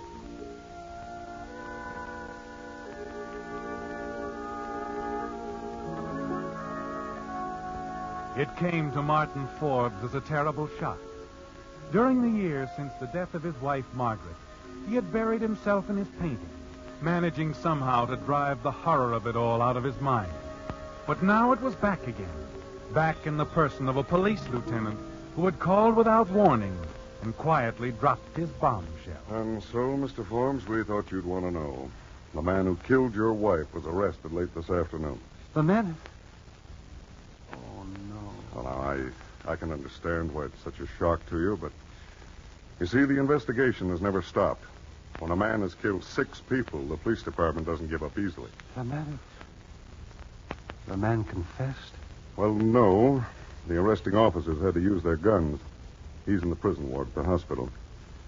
Naturally, we hope he'll come around long enough for questioning. But you're certain he's... The strangler? There's no doubt about it. Yes, it's my duty to inform the relatives of the victims.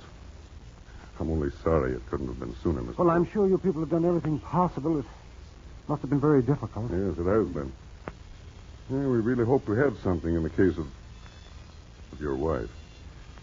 It's being a little different from the rest. Different? The weapon, I mean. In all the other cases, it appeared the strangler used a silk scarf. But with your wife... Yes, they told me. A length of rope, wasn't it? Mm-hmm. Clothesline, judging from the marking. Too bad he didn't leave it around. Would it have made any difference? Oh, yes, sure. Even a scrap might have prevented his next murder. Our analyst could have traced it down. And with luck, we'd have had a description of the man who bought it. Well, the fact that you've captured him now... Yeah. Yeah, we'll find out the whole story now. Well, Mr. Forbes, I should be getting back. I suppose if you learn anything further... Mm-hmm. We'll pass it along. Of course, there's a chance he may not pull through, but... Well, we want to be as thorough as he was, not leave any loose ends around. Any loose ends? Oh, yes, of course. Yes, well, I'll see you to the door. Oh, no, don't bother. Good night, Mr. Forbes. We'll keep in touch. Good night, Lieutenant. Good night. Loose ends. The rope. Even a scrap, he said. Can't leave a scrap.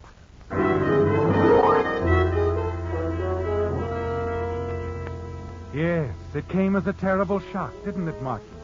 But not for the reason the lieutenant suspected. No, it's something more impelling than grief that sends you upstairs to your attic studio. Just a scrap of rope. The lieutenant said just a tiny scrap would be enough to tie up the case.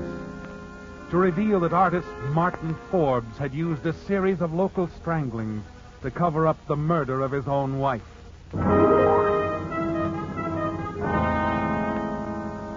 Naturally, the actual length of rope you used was destroyed immediately afterward, wasn't it, Martin? But the piece it came from, the odd length used to tie up an old trunk, to hang in your studio and on the attic wall. You know now that every piece must be found and burned at once.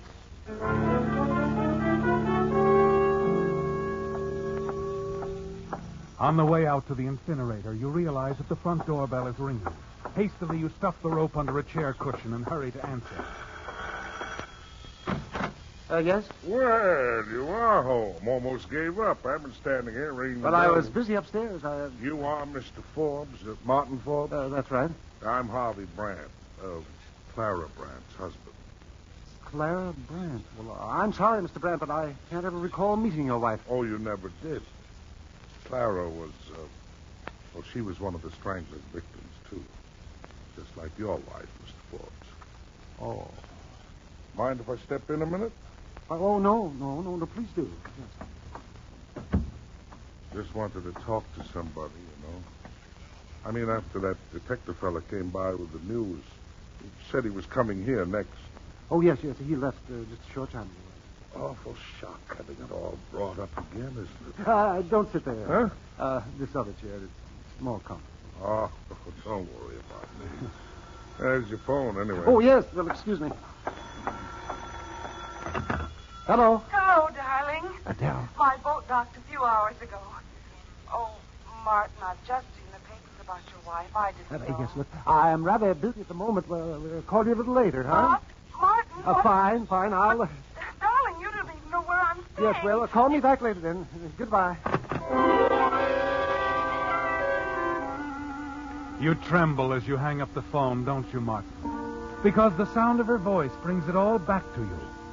And with a stranger sitting here in your living room, you can't even afford to think about it. You killed your wife, Margaret, because of Adele, didn't you? You wanted to be free to paint and to be with her. It was the poetry of those two things that resulted in your murder plan. And Adele, away in Europe, had no idea what you meant when you told her the night she sailed that things might be different after her 2 years' study in Europe. The sound of Harvey Brandt's voice cuts into your thoughts. Bad news, Mr. Ford? Oh, no, it's nothing. You were saying, Mr. Brandt? Make it Harvey, huh? You see, to get to the point, I thought it was time you and I ought to get together. We'll get together? Sure. Talk things over. Since Clara passed on, well, how do you do it? Do what? Keep busy. Keep your mind occupied. Oh, well, I have my work, you see. I've done endless paintings. Oh, since then. sure. Gives a man the time he wants. Oh, why? You're lucky having it work out that way. I just have the memories. Some of them not too good. Clara and I didn't get along very well. Oh. My fault, of course.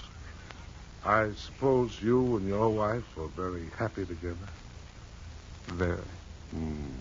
I guess the ladies, any of them, would be attracted to you. Then I guess I was too demanding of Clara. You know, didn't give her enough rope. Yes, and could I get you a glass of wine or something, Mr. Brandt? Well, Harvey, I haven't been very hospitable. Oh, it's all right. You had your friend there to think about. Oh, that was nothing. Still, I might slip over to this other chair. Well, what's this under the cushion? Oh, I'll take that. Speaking of rope, Mr. Ford. Yes, well, the housekeeper must have left it there. She's often very careless. I wonder if you'd mind. You caught me at a rather busy time. Sure. You've got to get back to your painting, huh? Sorry, I didn't mean to stay anyhow. Would like to talk to you again sometime. Oh, anytime, Mr. Brandt. The rope? Oh, yes. Almost walked out with it in my hand. Here you are. The old saying, huh? Give a man enough rope and... well, good night, Mr. Forbes. Martin. By the way, I've often thought it odd about your wife. The way she was killed. What do you mean? Well, it was different. From the others, I mean. He used a rope. Yes. He did, didn't he? Well, good night, Mr. Brandt. Good night, Martin. I look forward to seeing you again soon, huh?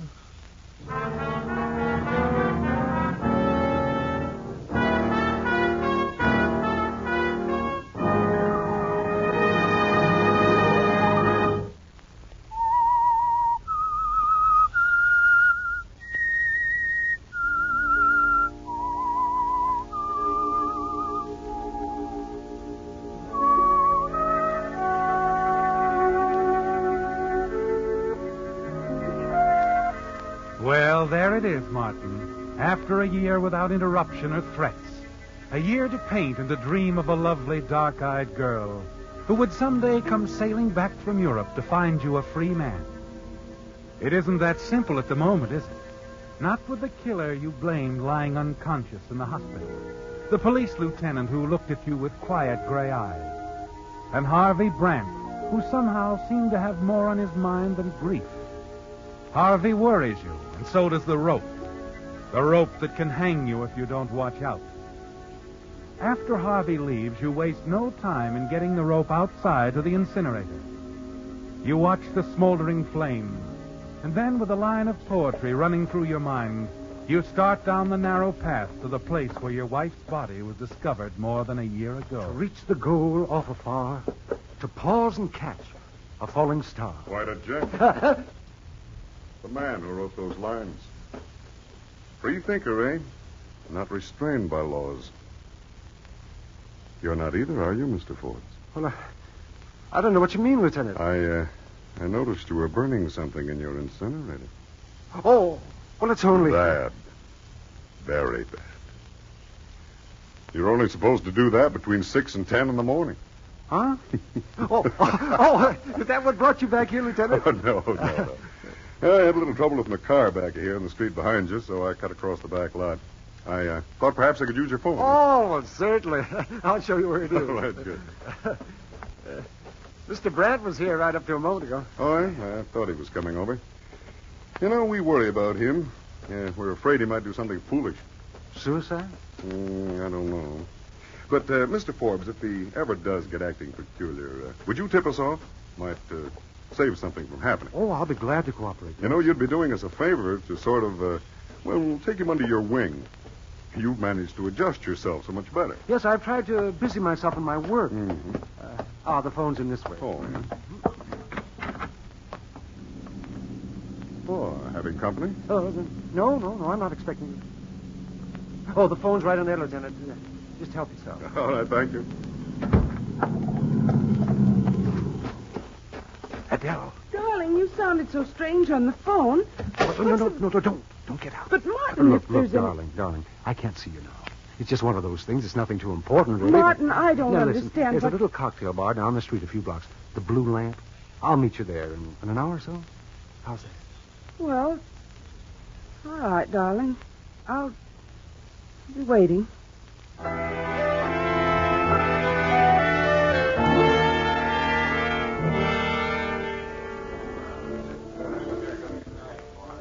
And that, Mr. Martin Forbes, is a brief account of my 2 years in Europe.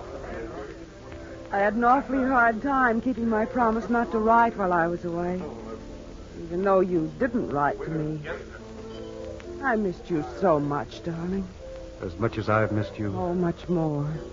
You probably forgot all about me the moment I stepped on the boat. Oh, no. I could never forget you, Adele. You were never out of my mind, not once. Well, I must say your welcome home was rather strange, Martin. Goodness, the way you shooed me away from your house a little while ago. Oh, you probably had some gorgeous redhead modeling for you, and you didn't want me to see it. Oh, Adele. I know. But just the same, after we're married, I'm going to insist you paint nothing but grapes, apples, elderly ladies, and landscapes. Anything you say, Adele. Martin. Yes? It has upset you, hasn't it? What? I mean about the man the police caught. Oh, that. Oh, poor darling. Having to go through all this again. The papers are making a holiday of it. I know. I'm sorry you had to find out this way. I suppose I should have written to you about it, but I couldn't bring myself around. I understand. Naturally, I intended to tell you when you came home. But... Well, it's all over now, Martin. The best thing to do is to forget it. Yeah. Completely. That's right. We'll just forget it. Another martini? I think not, darling. Darling, you're so jumpy. It's only the pinball machine over there. The man must have hit the jackpot or something. You turn, glance toward the end of the bar. The man standing at the pinball machine is Harvey Brandt. He nods in your direction, and a thin smile crosses his lips. As he turns to speak to the bartender, you slip off the bar stool, start for the door with Adele at your elbow. Before you're halfway across the room, Harvey calls to you. Martin! Partner! No, what? Oh, hello. Well, how are you, my boy? I'm fine, Harvey. Just fine. Leaving so soon, are you? Yes, we were going out to dinner. I just stopped in for a drink. Oh, I was hoping I could buy you a drink, Martin, and the young lady, of course, sort of celebrate my good fortune. I just hit the jackpot. Oh, well, thank you very much, but we... Surely you won't turn old Harvey down, miss? Woodling. Adele, This is Harvey Brand. How do you do? Woodling. You're not from Maine, are you, by any chance? No, Texas. Texas? Well, what do you know? Adele, I think we'd better go. Oh, now, Martin, my boy, you can't rush off like this. Drag this charming little lady away before we've had a chance to do some Texas talk? No. How about a drink, fellas? Now, we should be getting along. Really, darling, I don't mind. It's still early. That's the ticket. Come along, folks. There's an empty table over here. Oh, waiter.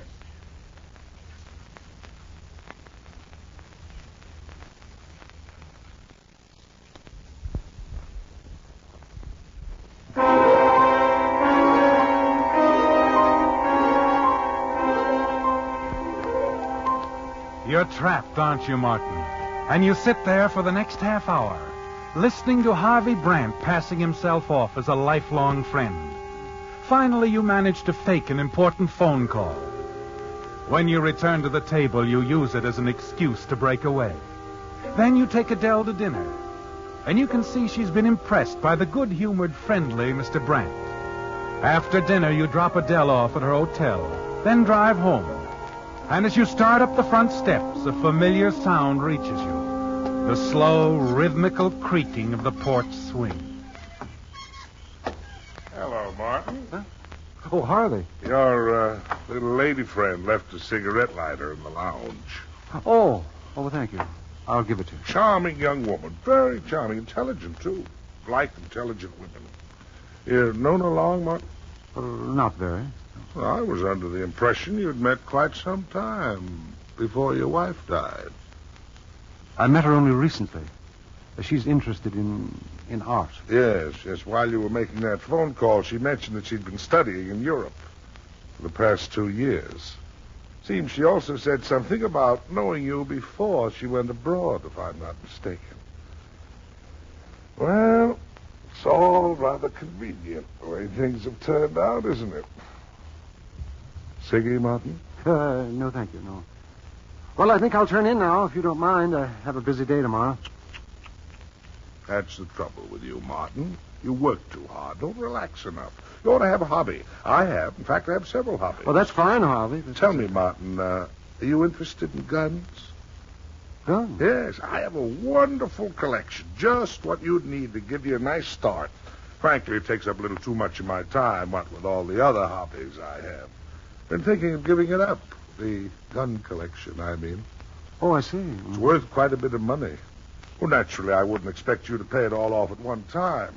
I could let you have a couple of pieces now and then, sort of buy it on the installment plan. Well, I don't know if I could afford it, Harvey. Oh, I'd make a fair price on the collection. I'm sure you wouldn't have any trouble at all meeting the payments. Well, I don't know, Harvey. Perhaps a hobby isn't what I need. I'm sure it is, Martin. Think it over anyway. There's no hurry. Oh, all right. I'll think it over. Good night.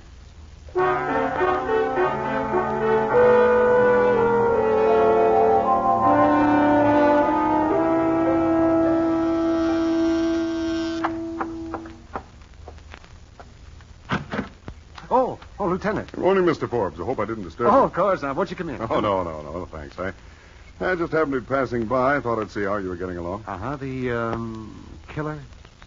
Any new development? Oh, still lingering. Oh, he hasn't regained consciousness? No, not exactly. He muttered something last night, something about not killing them all. Not killing them all? What do you suppose that means, Lieutenant? Oh, we don't attach much importance to it. The man's in a coma. They often say odd things. But tell me, Mr. Forbes, about Harvey Brandt. He feeling any better? Well, yes, I think so. Hmm? There is one question I'd like to ask you, Lieutenant. What's that? Mr. Brandt, is he well off? Income, I mean? Why do you ask that? Well, I was just curious. He doesn't seem to have a profession. You know, I've wondered about that myself. The man doesn't seem to have a dime. Sometimes I don't know how he gets along at all. Oh, I see. Oh, that answer your question, Mr. Forbes? Yes. Yes, that answers my question.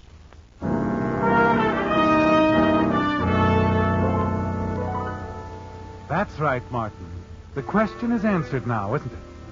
It explains Harvey's suggestion that you buy his gun collection. Somehow he's learned the truth about your wife's death. Guessed that the reason for it was Adele. and you're going to have to pay for his silence. Still, you're not quite certain that Harvey intends to blackmail you.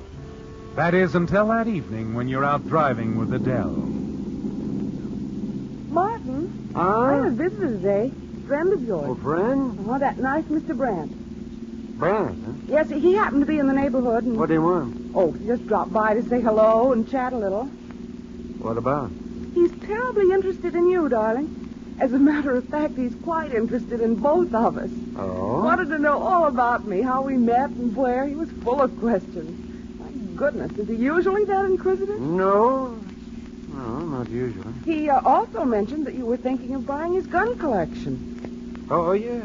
I didn't know you were interested in guns, Martin. Well, I wasn't really until a short time ago. Well, it's always nice to have a hobby. But isn't this one apt to be a bit expensive? Yes, I'm afraid so, Adele. Afraid it's going to be very expensive. I'll know how expensive tonight. I'm going to see Harvey.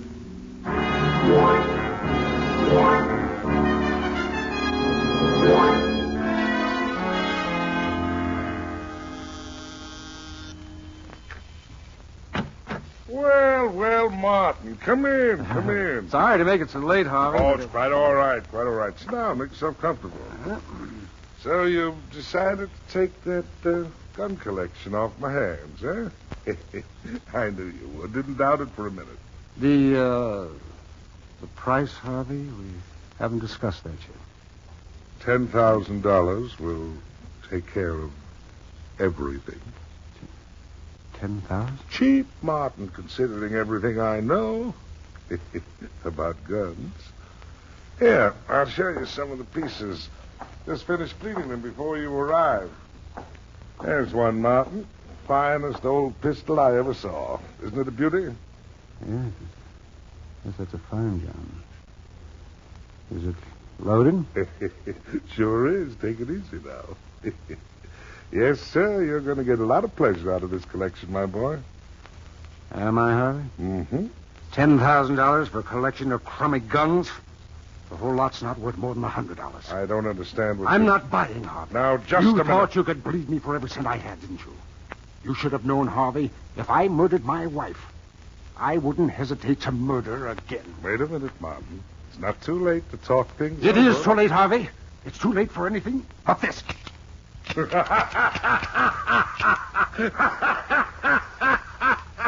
Oh, I wasn't sure before now that you'd killed your wife, Martin, but now I know. Oh, you didn't think I'd be silly enough to hand you a loaded gun, did you?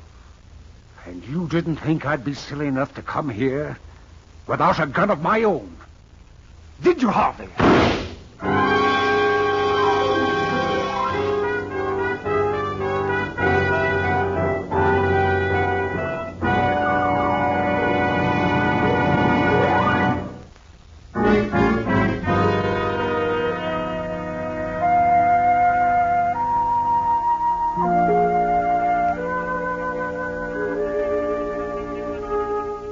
Well, it's almost over now, isn't it, Martin? The anxiety, the suspicion, the sheer terror of it all. The killer dying in the hospital will never talk again. You're sure of that. And Harvey Brandt, the only other person in the world who knows you murdered your wife, is gone now, dead at your feet. You wipe the fingerprints from the gun, press it into Harvey's hand, confident it will appeal as a simple case of suicide. And you're not worried the gun will be traced to you. No, you took care of that little matter over a year ago, when you first planned to kill your wife. But the opportunity never presented itself. Then the Strangler came along, and he provided you with a perfect plan. Less than 15 minutes later, you're slipping into your house quietly through the study door. And then suddenly you stop. There's someone in the next room. Yeah. You can hear his voice. Okay, Slowly you open the door. Yeah, that's right. No, he hasn't come in yet. All right. Yeah, I'll wait here. Oh, there you are. Hello, Mr. Forbes. Oh, Lieutenant. Side door was open. I thought you'd be around. Yes, I was out for a breath of fresh air. That's so. You didn't go over to Brandt's by any chance? Oh, no. Well, what makes you ask? I think you ought to know, Mr. Forbes. We've been watching Harvey Brandt for a long time. Had his phone tapped for weeks, checking everyone who went in and out of his house.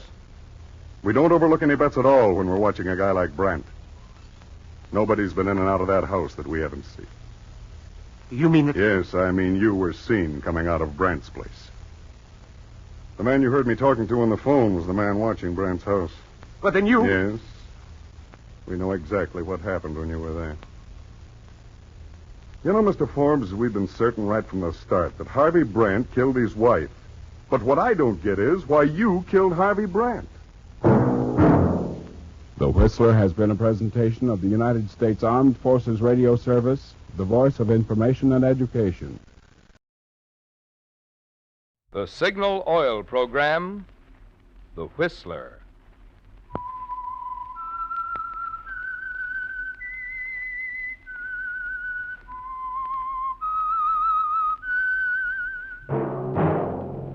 That whistle is your signal for the Signal Oil Program, The Whistler.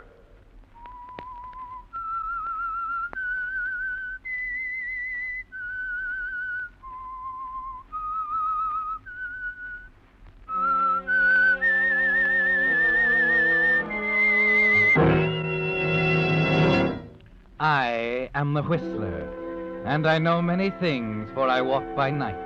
I know many strange tales hidden in the hearts of men and women who have stepped into the shadows. Yes, I know the nameless terrors of which they dare not speak. Yes, friends, it's time for the Signal Oil Program, The Whistler. Rated by independent research, the most popular West Coast program in radio history. And Signal gasoline is tops, too, tops in quality. It takes extra quality, you know, to give you extra mileage. And Signal is the famous Go Farther gasoline. So look for the Signal circle sign in yellow and black that identifies friendly dealer-owned Signal service stations from Canada to Mexico. And now the Whistler's strange story. Hasty conclusion.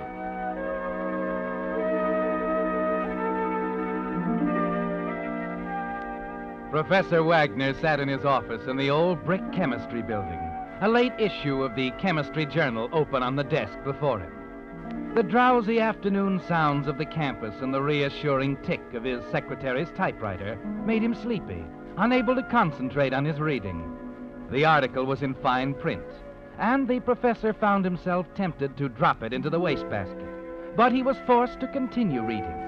When the dean published, the rest of the department was expected to read it. Suddenly, he turned back the pages and reread the article more carefully, his mind shuttling between memory and suspicion. Why was all this so familiar? Could it be what he suspected? His secretary, with her spinster's efficiency, would know. Very interesting. Very. Oh, Miss Rhodes. Yes, Professor Wagner? Did you type this latest article of Dean Emerson's? Why, yes. Good, isn't it? He's had much favorable comment. The subject interests me. Didn't it seem familiar to you? Yes, it did. I remember thinking so when I typed it. Any idea where you might have read it before? Why, some thesis notes. One of the students. That's it, of course. Nielsen's notes. Nielsen? Oh, yes, the graduate student. Where are they, Miss Rose? In the files. I remember you particularly wanted them saved. Get them. Oh, this is too good to be true. Let me see. Lloyd Nielsen. Poor man, such a tragedy. So young to be taken like that. Yes. Very unfortunate. Are they there? Yes, here they are. Oh, all that research and never to finish it. It doesn't seem right. I'll take them, please. Now let's see the dean's article. Here. Yes, identical. I thought this was better than his usual drivel. Get him on the phone, Miss Rose. But he's lunching at the faculty club. Call him there. Tell him I want to see him at 3 o'clock. But he's... If there's any question, tell him it's about the late Mr. Nielsen.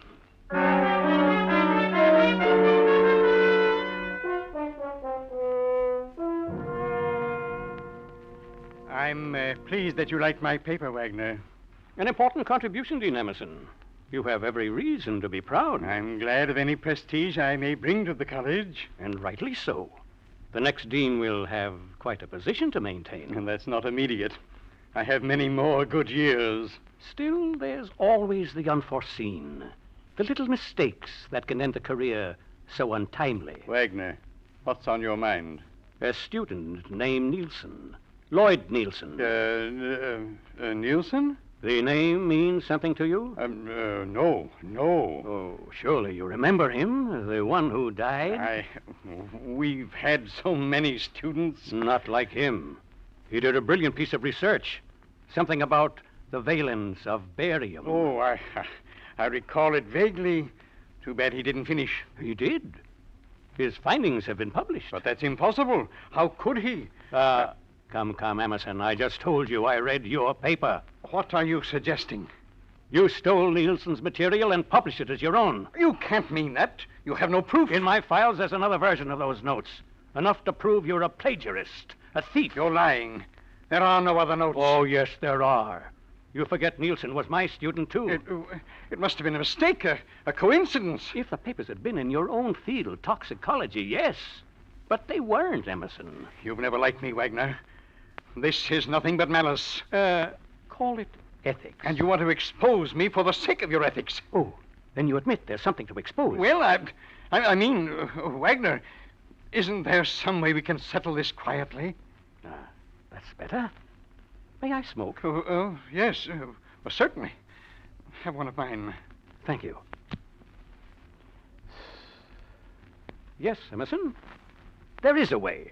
Quiet, but honorable, of course. Anything. Naturally, for the good of the college, I'll have to ask you to withdraw. Withdraw? But I'll be fair.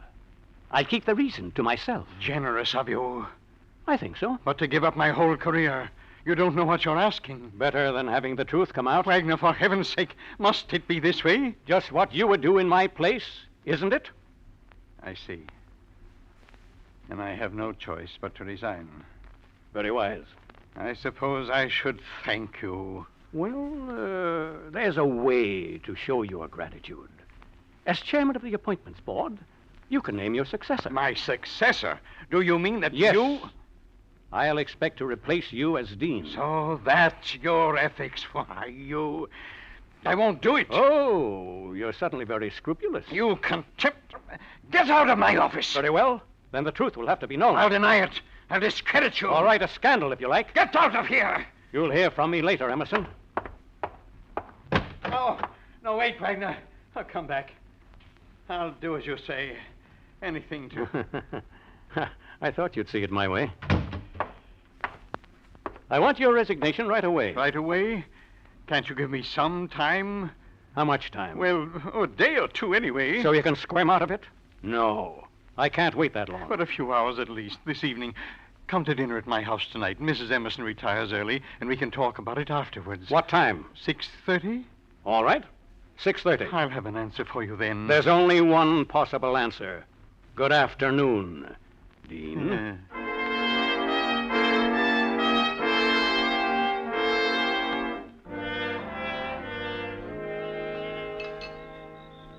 You're sure you won't have some coffee, Professor?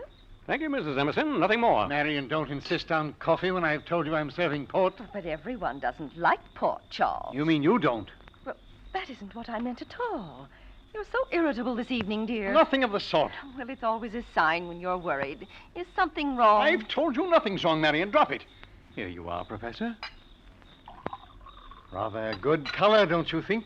Thank you. You're not having any? Oh, not supposed to. Trouble with my eyes. Go ahead. Very good. Very good indeed. Pleasant here in the summer house. The dean enjoys dining out here. Although I feel it's still early in the season. There's a chill in the air. If you're cold, Marion, perhaps you wouldn't mind... Oh, of course. You two have business to talk over. If you're asleep when I leave, I'll see you Monday. Leave? Oh, yes, the ski club. I'd forgotten. I'll be going as soon as the professor and I finish. Well, I hope the snow is still good, Charles. Well, good night, Professor. Sorry to hurry you off, Mrs. Emerson. Oh, you're not. I want to get back to my detective story. So interesting. Now, I tell the dean he ought to write one. With his knowledge of toxicology, he must know many clever poisons that leave no trace. Marion, for heaven's sake. Well, after all, they're only stories. No one behaves as they do in books, do they, Professor? Huh? Oh, I don't know. Oh, I mean, the victims are so stupid. If a man's your enemy, you don't blindly allow him to poison Will you go, Marion? You rattle on and on. Sure, Rose. I hate to have you drive to the ski club in this state. You are worried. I'm not worried, Marion. Besides, I'm driving up with Dr. Phillips. Oh, well, all right, dear. Well, good night, Professor. Good night. Well, Wagner, I've considered your demand.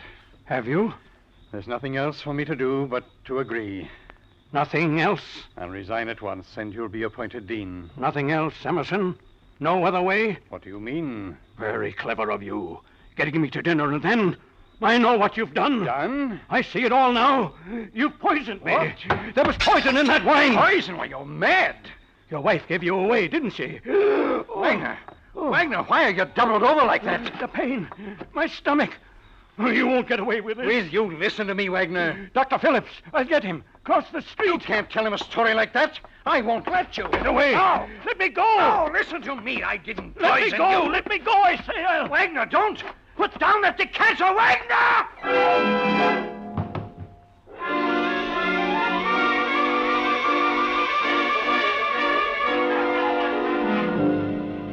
For a stunned moment, you stand there, and then suddenly find yourself running pell-mell down the gravel path toward the garden gate, doubled over, clutching at the burning pain in your stomach, knowing it's your life now, unless you can get across the street to the doctor's office before the poison strikes you down. A minute later, you stumble up the steps and burst into the doctor's office. Phillips acts quickly, efficiently. Pulse a shade fast, blood pressure up a bit. Well, that's probably due to excitement. You say the pain's gone now, huh? Yes. Seemed to vanish the minute I got here. You've been nervous lately? Working hard? Why, yes, but... Putting in a lot of nights at the lab? Well, there's the usual rush around exam time. Tell me, what did you have for dinner over at Emerson's? Let's see, shrimp creole, avocado salad. That's enough for me. Wagner, old boy, you can forget about poisoning. You've got yourself a case of gastritis, that's all. Oh, I see. Well, I've got to get back to Emerson. Emerson will wonder what'll happen to me. Oh, he doesn't know? No, I didn't want to worry him. Said I was going into the house to phone. Well, I'll say good night, Doctor. Thank you. Oh, I'm going to walk over with you. To Emerson's? Yes. Do you mind? No. I was just on my way over when you came. Come on. Well, the dean's rather busy. That's all right. He's expecting me at 9 o'clock. Expecting you? Yes. After you, Wagner.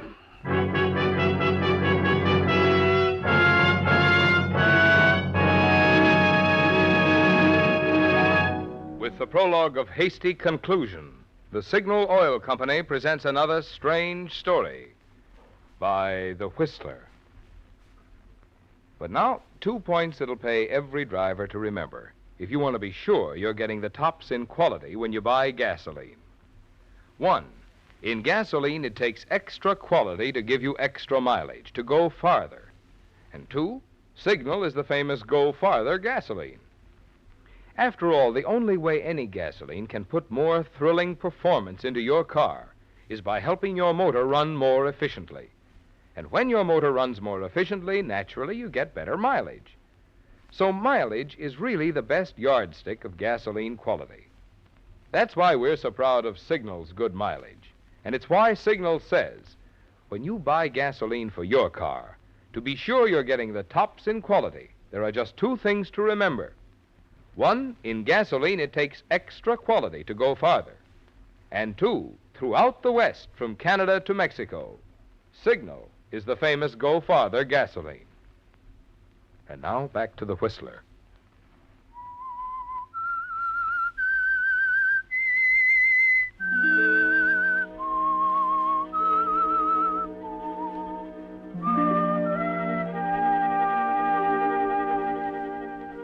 Well, Professor Wagner, it's all changed, isn't it? Your discovery of Dean Emerson's plagiarism almost provided the means of settling yourself into a very comfortable spot.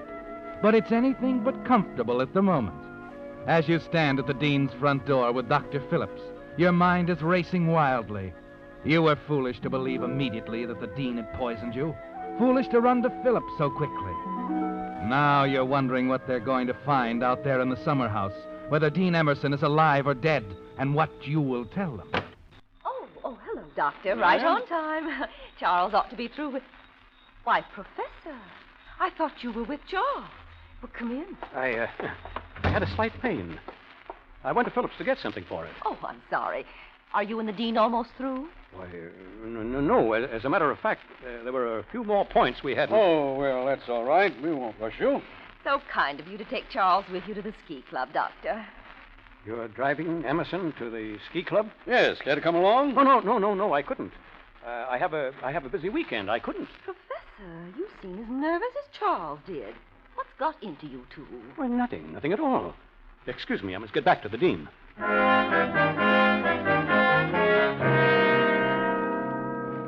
You go out the rear door, Wagner, into the quiet night.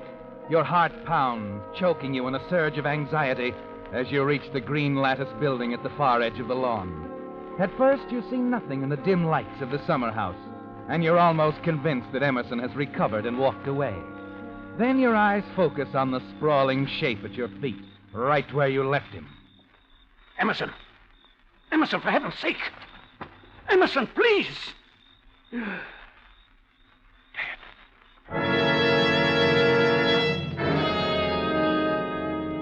Yes, Wagner, dead. You knew he might be, yet you kneel there, stunned, numbly shaking him, totally unprepared, and then... They're coming out here, Wagner. Out to the summer house. In half a minute, they'll find you with the body, and the whole college will cry murder. Then you see the square, protecting shape of the nearby garage. You gather a strength you'd forgotten in 20 years of desk work, and quickly drag the body around into the shrubbery behind it. I've been anxious to have you see my fuchsias, Doctor. Yes, Marion, I'm glad you thought of it. Oh, Professor, isn't Charles out here? He went to the chemistry building to get a copy of his article. Well, how strange. There's a dozen copies in the house. It isn't like him to miss his engagements this way. Well, that's all right, Marion. I'll tell you. I'll get a ride with Mason and leave my car here for the Dean. He can drive up when he's ready. Well, I'd rather Charles didn't drive over those mountain roads. He's been so nervous lately. Oh. Well, I guess I've got to wait for him. It's too bad. Wait a minute, Doctor. There's no use in your doing that. Doing what? Delaying your trip this way. See here. Why don't I drive the Dean up in your car? Well, I thought of that, but you said you'd be busy. Oh, nonsense. It's nothing very urgent. I don't like to leave Emerson in a spot like this. Besides, in view of what you said about my being overworked... You're perfectly right. The change would do you good. Well, that's it then. My car's in the garage here. The Dean is kind enough to rent me his garage. Here are the keys. This is very nice of you, Professor. Oh, no, not at all. Well, I'll see you to the door, Doctor. Thanks, Marion. Left my coat in the hall.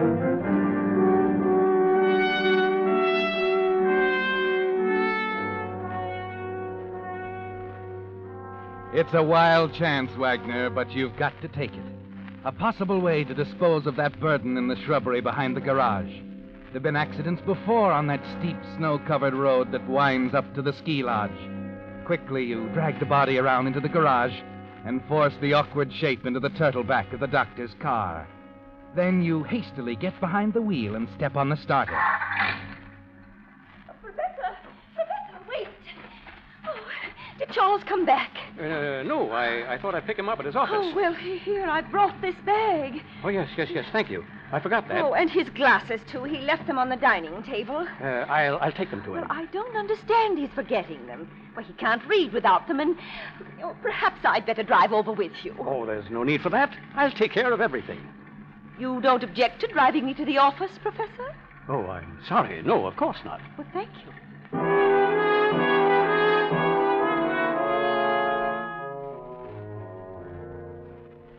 You're sure sure he hasn't been here, Miss Rose? I'm sure. He rarely comes to the office at night. But couldn't he have come in without your knowing it? Oh, no. I have these reports to finish by morning, and he gave me his key. Well, then he didn't mean to come here at all. I don't understand it. Why don't you let me take you home, Mrs. Emerson? He's probably there by now. Well, I suppose there's nothing else to do, but I'll wait up for him. I want to be sure he's all right.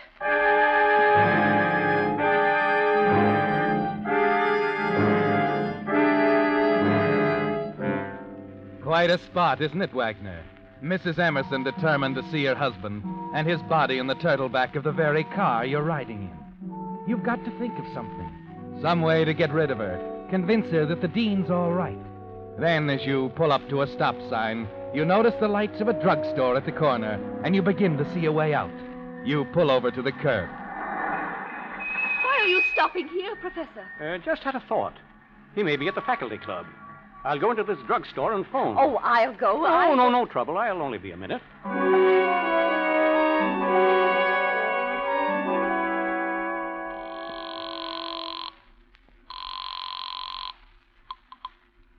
Emerson's residence?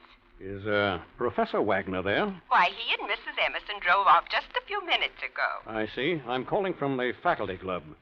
The dean's just leaving here, and he wants Professor Wagner to meet him in front of his office as soon as he can. Well, I'll have Mrs. Emerson tell the professor when they return. Thank you.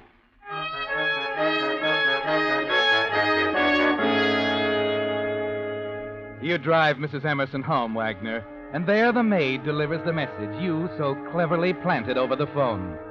Mrs. Emerson's convinced now, and she retires, relieved that her husband is all right. 10 minutes after you leave her, you're on the highway, heading the doctor's car toward the mountains. The 60-mile trip is unchallenged until you near the ranger station at the foot of the dangerous 2-mile grade. And then suddenly you remember. The ranger will make a check, and he's got to see 2 men in the car. You put on the brake and pull up at the side of the road. Get out and open the turtleback, and you drag the body up to the front seat. Then you get back in and prop him up beside you. Pull your hat down over his face. Nervous and trying to keep from trembling, you drive on until you're stopped by the ranger. Sorry, can't let you go on, folks. We're in for a blizzard. But they're expecting us at the ski lodge. I guess you can make it as far as the lodge, all right, but you're taking a chance of being snowed in. When we get a storm this late in the spring, it's usually a good one. We'll take that chance. Okay. Sign the passenger check. Yeah, right here. All right. Other fellow will have to sign, too. But he's asleep. Oh, sorry. Regulations. Yes, but he's had a hard day. I hate to disturb him. Well, okay, you sign for him, huh? Yes. Thanks. Mm-hmm. All right, drive on. Take it easy.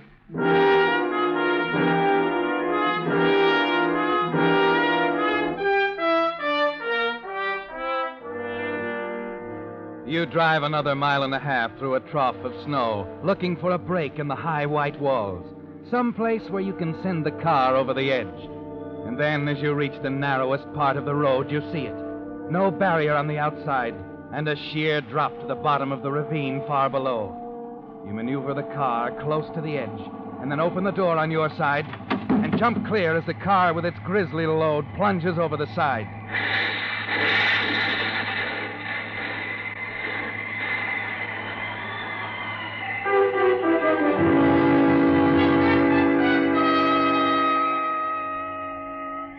You stumble the rest of the way to the lodge, clawing at your face and tearing your clothes to create the final evidence for your accident story. The distance is farther than you remembered, and you drop with exhaustion as you reach the door and Phillips and Mason hear your faint knock and drag you into the lodge. And as they chafe your hands trying to thaw you out, you gasp your accident story. You watch their faces for a sign of suspicion, but there's nothing but sympathy. You're getting it across, Wagner. They're believing you. Couldn't see through the windshield. And suddenly I knew we were going over. I called to Emerson to jump. Steady, Wagner. Better lie down. But he didn't jump. He was too late. Come on now. Don't try to talk anymore. Think we better try to get Emerson. From that ravine? We're snowed in already. It'll take days. It was all my fault. I shouldn't... Forget that. Lie back and rest. All right. There you are. Now relax and don't worry. It was an accident. Nobody's going to blame you. Of course not. It was bound to happen on that road. Might have been any of us. You really think so? Of course. Now, for Pete's sake, relax. You need sleep. It's going to be all right, Wagner. You can count on us. Thanks. Thanks.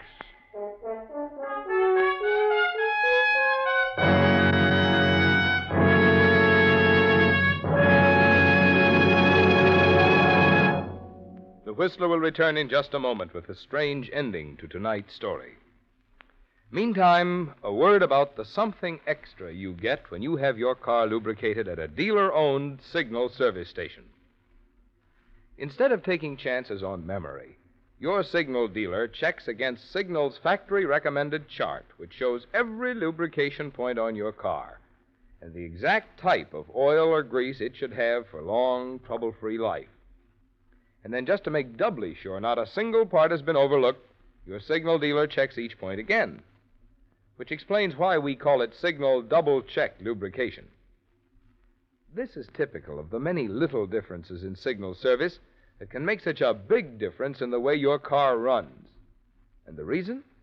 Well, being in business for themselves, Signal dealers naturally have more incentive to serve you better. And now back to the Whistler.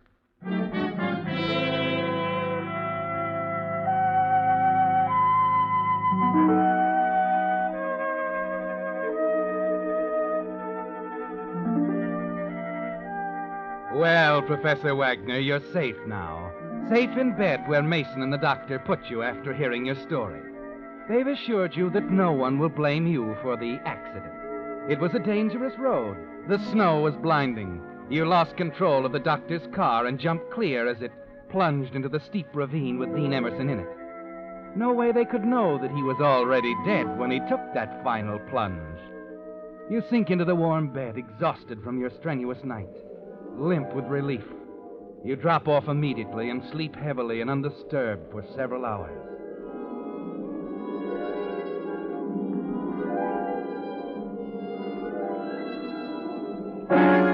Then suddenly you're wide awake, trying to recognize this room, this strange bed. You're fighting to clear your mind when it strikes again, a shattering stab of pain in your stomach. You find yourself doubled up in agony, the same knife-like pain you felt hours before in the summer house. Doctor! Doctor! Phillips! Wagner, what's the trouble? My stomach.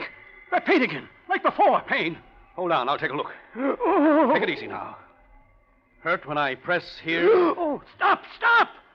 Yes, there. Good Lord, man, it's your appendix. Appendix? You threw me off with that poison idea.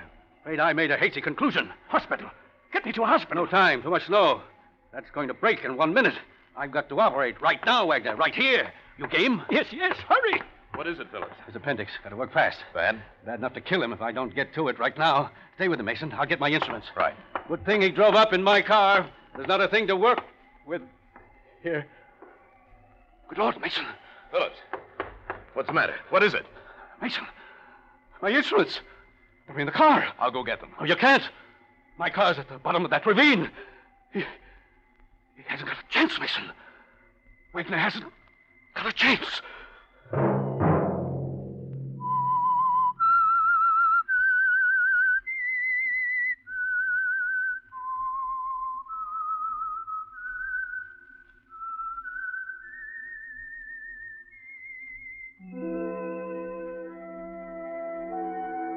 Let that whistle be your signal for the Signal Oil program, The Whistler, each Monday at 8.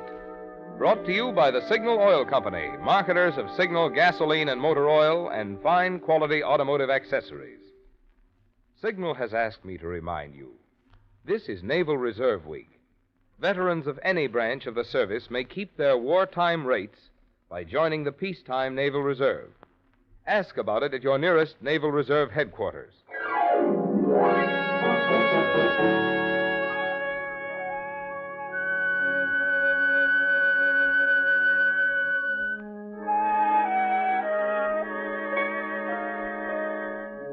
Featured in tonight's story were Charles Halton and Norman Field. The The Whistler was produced by George W. Allen with music by Wilbur Hatch, story by William Engvik, and was transmitted to our troops overseas by the Armed Forces Radio Service. This is Marvin Miller speaking for the Signal Oil Company.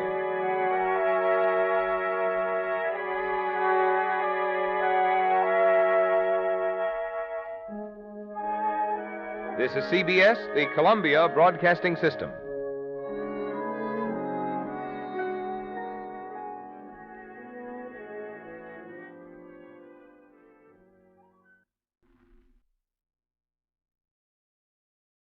And now, stay tuned for the program that is rated tops in popularity for a longer period of time than any other West Coast program in radio history. The Signal Oil program, The Whistler, transcribed by the Signal Oil Company for New Year's to enable the entire production staff of The Whistler to spend New Year's Day at home with their families.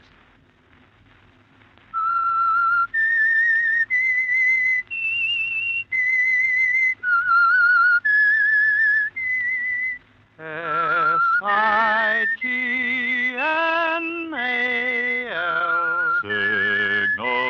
Signal gasoline.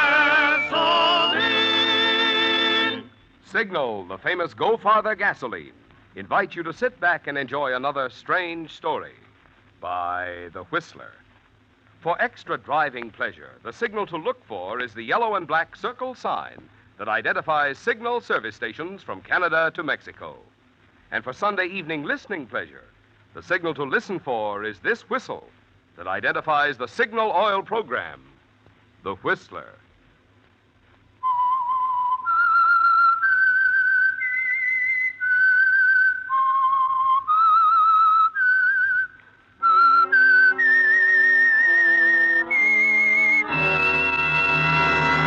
I am the Whistler, and I know many things, for I walk by night.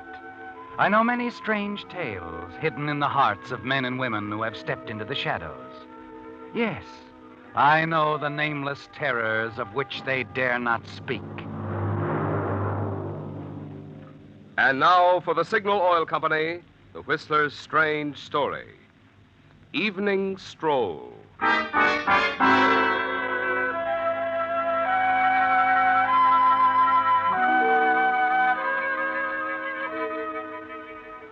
Rumor, gossip, no matter how idly begun, may often come to a violent conclusion. Its pernicious content can twist and distort the mildest of deeds, until with a deadly force, fed and made strong by repetition, its weight can smash lives. The venom of rumor, gossip, is always around. Defense against it is pitifully inadequate, and no one is immune. Not even Professor Malcolm Dunn on New Year's Eve, strolling across the darkened campus, puffing quietly on his pipe. At the moment, he seemed pleased with the way things had turned out. The rather embarrassing session a few days ago with Dean Wilson was forgotten, and his thoughts were only of the future, his future at the university. At the library, he paused, debated for a moment if he should turn here and take the shortcut home.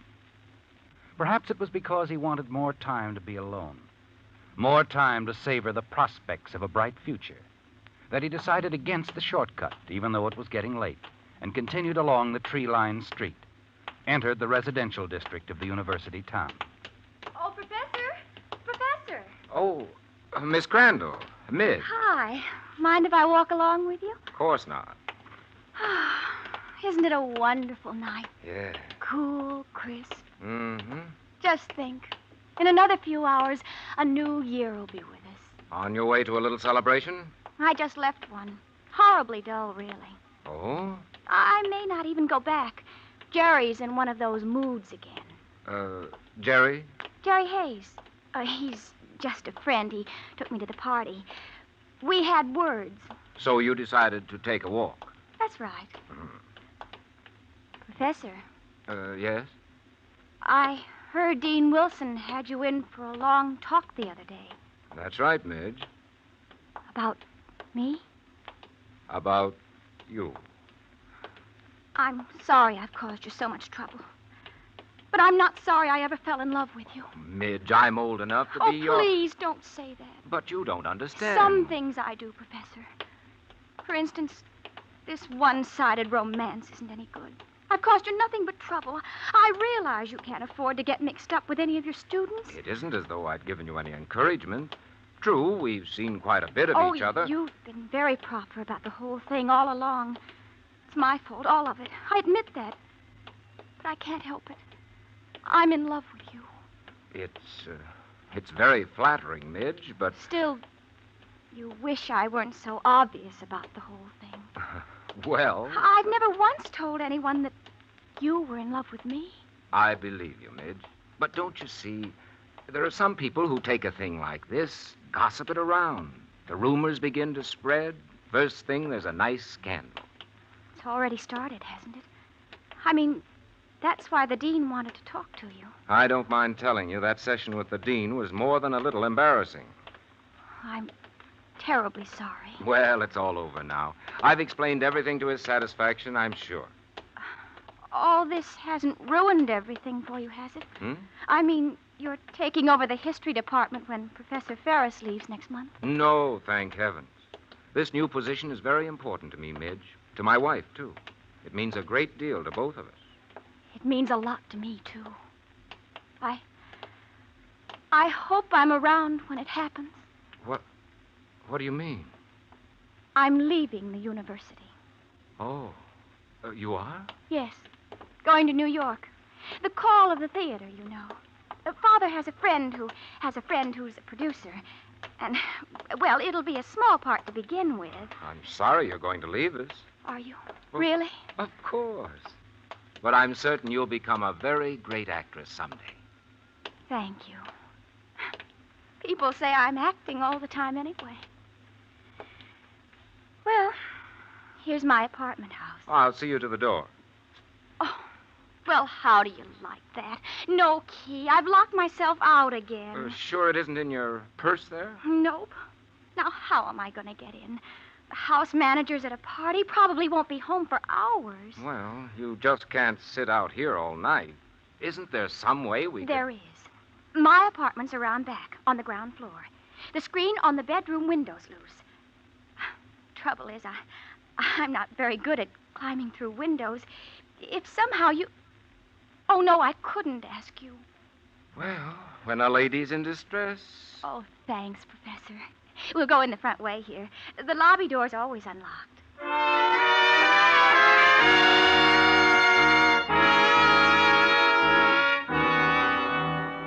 You follow Midge into the apartment house, down the long corridor, and out to the back of the building.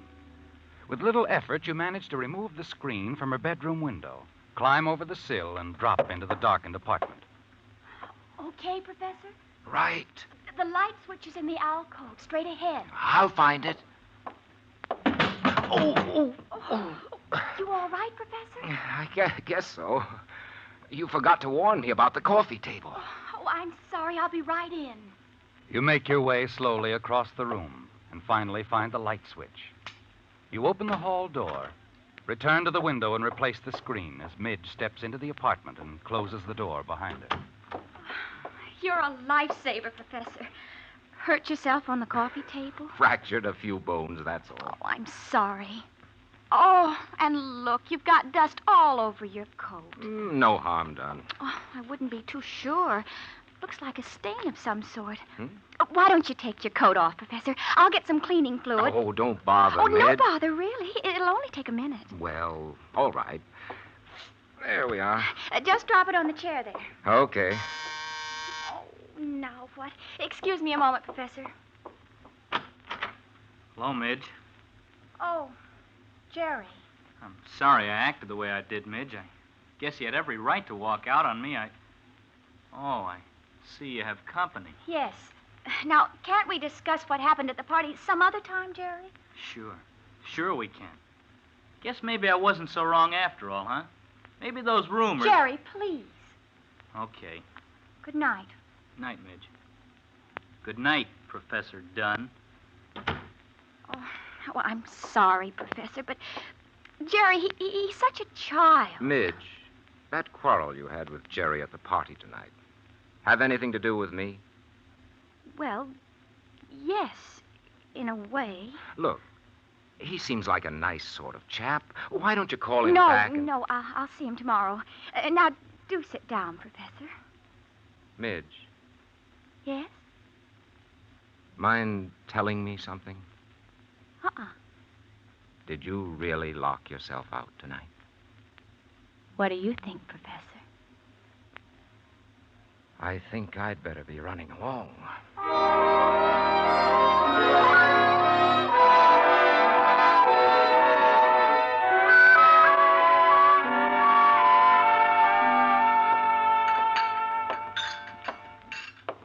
Good morning, Mrs. Dunn. Oh, morning, Malcolm. Breakfast will be ready in a moment. Fine.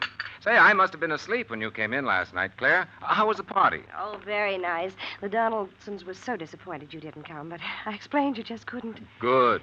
You go to bed early? No. I worked for a few hours. Then I went out for a walk.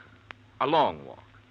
By the way, Mrs. Dunn, how about a kiss for a Happy New Year for your husband,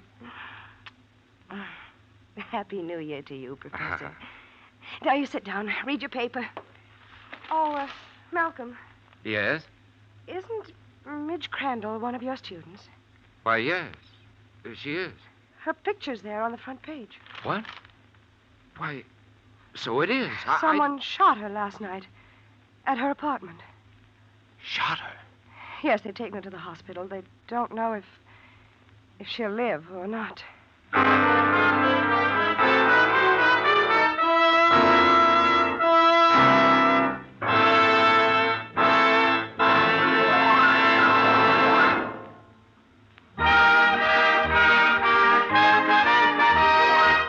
Because this is New Year's Day, Signal Oil Company has asked me to skip the regular message about Signal gasoline in order to bring you a few extra chuckles with these limericks.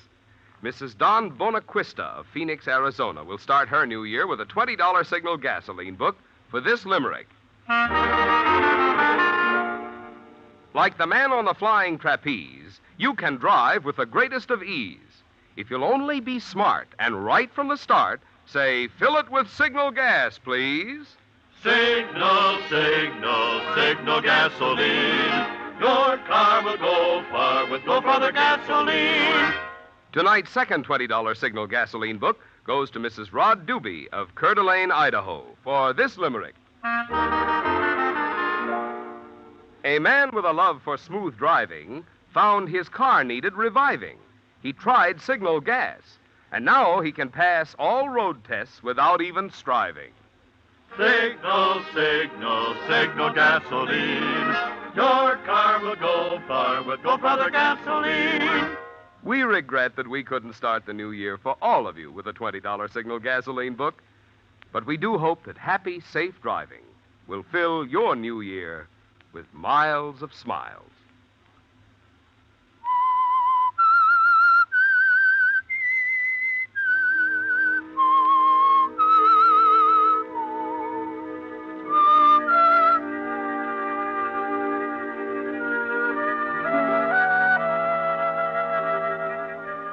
It's a shock, isn't it, Professor?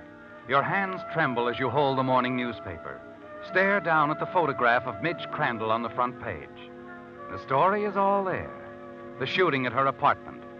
And as you read through the first few paragraphs, you realize it must have happened only a short time after you left the girl's apartment. Your first impulse is to pick up the phone and call the police. Tell them you were with Midge Crandall last night at her apartment. But suddenly you realize it won't help the police find the guilty person. It would only involve you as well as other innocent people needlessly. And after your conversation with Dean Wilson a few days ago concerning Midge, the gossip about the two of you, you know you can't afford to become involved in the shooting. Somehow you manage to get through breakfast, and then afterward you leave the house and go for a long walk. You need time to think, don't you? Perhaps in some way you can assist the police and help them find out who shot Midge. Then as you're strolling along the walk in front of the science building, one of the students joins you. Say, Professor, hear about the shooting last night? Yes, I heard about it, Bill. Oh, sure knocked me for a loop. I know Midge pretty well. She's a nice kid. Tough. It's a real tough break. Yes, it is. Too bad that Simpson guy didn't get a better look at the man who was with Midge. Simpson? Who? The witness. He was sitting in a parked car right across the street from Midge's apartment, waiting for somebody. He told police he remembered seeing a man going into the building with Midge. I see. I didn't give much of a description of the guy. Medium build, slender, well-dressed. Said he might recognize him if he saw him again, though. Well, here's where I turn off, Professor. See ya. Yes. Yes, of course, Bill. Happy New Year, Professor. Hey, Jerry, wait up, fella. Jerry. The sound of that name spins you around, doesn't it, Professor? You watch Bill join another youngster, see them hurry across the campus toward the village. But he isn't the Jerry you're thinking of, is he? Suddenly you remember the young man who was at the door of Midge's apartment last night. Jerry Hayes, the young man who saw you there with Midge. And you wonder why he hasn't been to the police to tell them about it.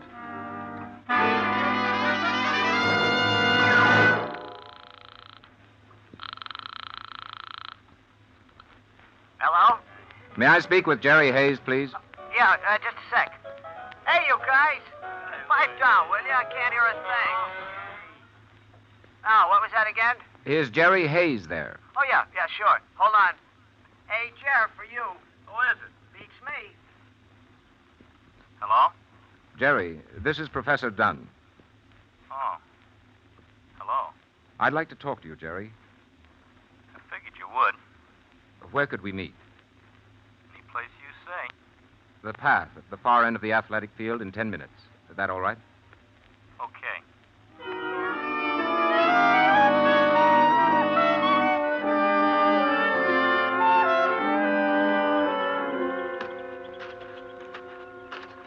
It's a good question, Professor. Why didn't I go to the cops, huh? Suppose I ask you the same. Listen, Jerry. Sort of an embarrassing question, isn't it? Why haven't you told them that I was there in the apartment? Why haven't you? Something holding you back? Sure. And I know just what it is. Do you? Look, Professor, I don't want to get mixed up in this any more than you do. Why not forget about it? Suppose Midge dies. That wouldn't be good. It wouldn't be good at all. But we'd keep our mouths shut. I didn't see you, you didn't see me. I don't know, Jerry. I don't think that'd be right. I don't think there's anything for you to worry about, Professor. According to the newspapers, the police haven't found any clear prints on the gun.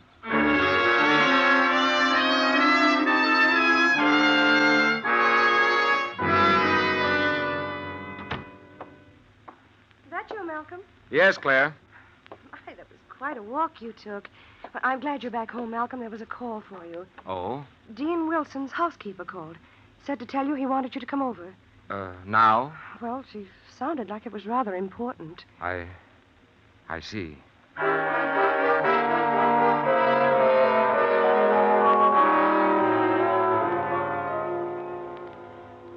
Come in, Professor Dunn, come in. Thank you, Mrs. Shaw. The dean is in his study. I'm sure he'll see you in a few minutes. The lieutenant shouldn't be with him much longer. The lieutenant? Yes, Lieutenant Franklin, Police Department. They're in there with Mr. Simpson. Simpson? He's the man who... The witness. Police think the man Mr. Simpson saw last night might be the one who tried to kill Midge Crandall. Oh, isn't it terrible, Professor? That poor girl. I understand she's still in a coma. And thank you very much, Dean Wilson. Sorry we had to take up so much of your time. Quite all right, Lieutenant. Can't overlook anything, you know. Don't have very much to go on. Simpson here and I'll sort of roam around, if you don't mind. Oh, of course not. With luck, we might spot our man. Quickly, you turn your back to them, Really Professor. think it's Stare out possible the he's window. right here on You want to run, don't you? But your legs refuse to act. And you pray that Simpson doesn't notice you. Well, thanks again, sir. Goodbye, Lieutenant. Now, let's go, Simpson.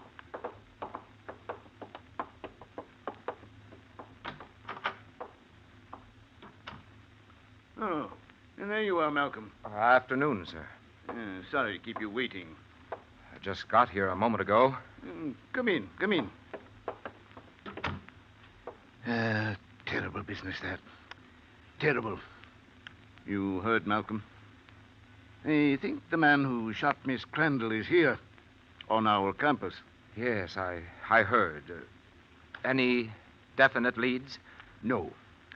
Unfortunately, the witness Simpson hasn't been able to give a good description of the man he saw go into the apartment building with the girl. Does Does Mr. Simpson think he can identify the man if he sees him again? He seems to think so, yes. I, for one, certainly hope he's right. This thing must be solved, Malcolm. They've got to find that man. Yes. Yes, of course. Well, let's get on with it. I want to discuss several matters with you, Malcolm, about your new position. Hope you don't mind my calling you over today. Oh, of course not. Professor Ferris will be leaving earlier than we expected. So it's important we get to these things as soon as possible. Yes, sir.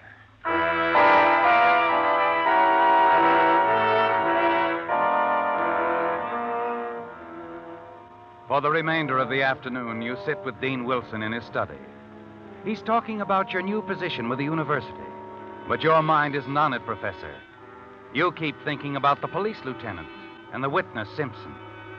They're on the campus now, looking for the man who was with Midge Crandall last night. And you wonder how long you'll be able to stay out of their way.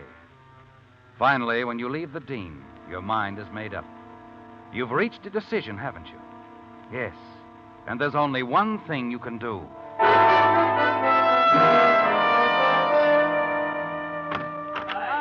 Yeah, what? Oh, hello, Professor. Come on in. No, thanks. I just stopped by to see if Jerry Hayes was in. Oh, no, he's down in the village. Ought to be back soon. I see. Will you tell him I must see him immediately? It's very important. Oh, sure, Professor. Have him come to my house, 423 Oak Road. Okay, I'll tell him.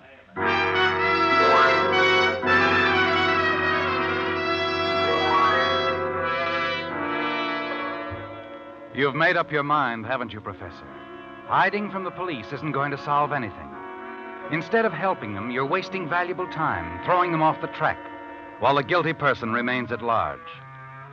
At your home, as you wait for Jerry to arrive, the nervousness has gradually left you, hasn't it? You're strangely calm, ready to face whatever happens. Then, as a battered convertible stops in front of your house and Jerry steps out, you dial police headquarters and ask for Lieutenant Franklin. Yes, Professor Dunn? Lieutenant, I have some information. It's about the Midge Crandall shooting. Oh? Would you come to my house right away? 423 Oak Road. All right. I'll be there, Professor. Malcolm, Oh, yes, Claire. What is it? did I hear you just call the police?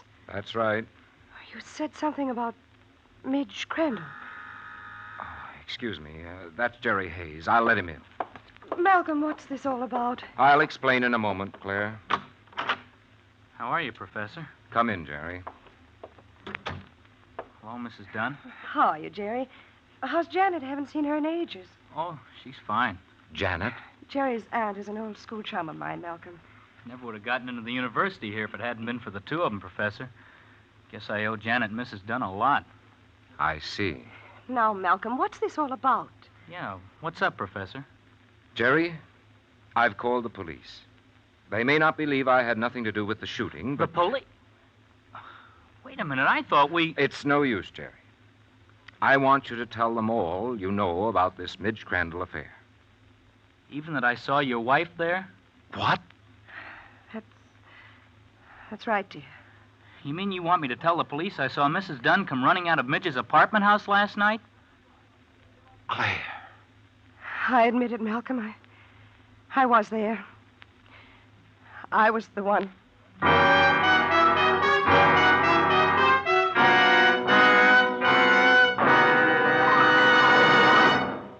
New Year's Day is an appropriate day to take stock of one's blessings. So we of the Signal Oil Organization would like to take this opportunity to express our appreciation to all of you who have given us so much for which to be thankful.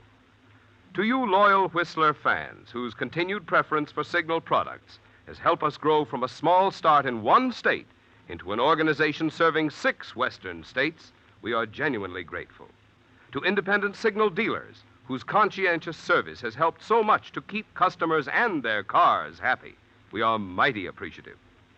So that all of us in the Signal Oil family may continue to merit your friendship and your business, you can count on us to pursue our policy of making every Signal product and Signal service always finer and more complete. Throughout the new year, as for the past 19 years, we shall do everything in our power to make your stops at Signal stations as well as your miles behind the wheel. Happy ones. It came as a staggering blow, didn't it, Professor? Your wife's admission that she had shot Midge Crandall. Yes, you'd been afraid to get in touch with the police because it meant admitting that you had been there in the apartment yourself. And you knew it would start the gossip again and involve other innocent people. Yet finally you decided to face the consequences. Tell the police that you were the man the witness Simpson had seen. So you would call Lieutenant Franklin, asked him to come to your house. Then, too late, you learned that your wife, Claire, had shot Midge. You've got to believe me, Malcolm. I swear I didn't mean to do it. Claire, why did you go over there? I'd heard talk about you and Midge. I just had to see her.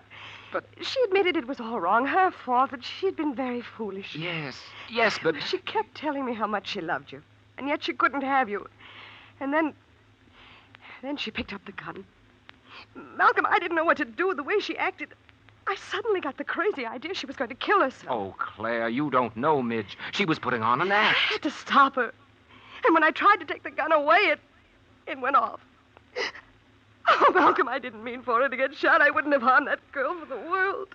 But you ran. You left her. I got outside the door of the apartment before I realized she might die if I didn't do something. Then I heard someone running down the hall.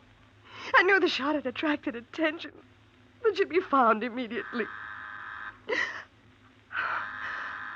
Malcolm, the police. Look, Mrs. Dunn, they don't know you were there. You didn't mean to shoot Midge. We don't have to tell them a thing. Wait a minute. Jerry, suppose Midge dies. No, you'd better let the police in, Malcolm. Good evening, Professor. Come in, Lieutenant. Lieutenant, my wife, Jerry Hayes. How do you do? Lieutenant. Now, Professor, you said over the phone something about the... Yes. Jerry here saw a woman hurry out of Miss Crandall's apartment house last night. A woman, eh? Mm-hmm. Yes. So he saw a woman, and Simpson saw a man. But, Lieutenant... A lot of people went in and out of that building last night, but it doesn't mean a thing. What? Miss Crandall came out of her coma a few minutes ago.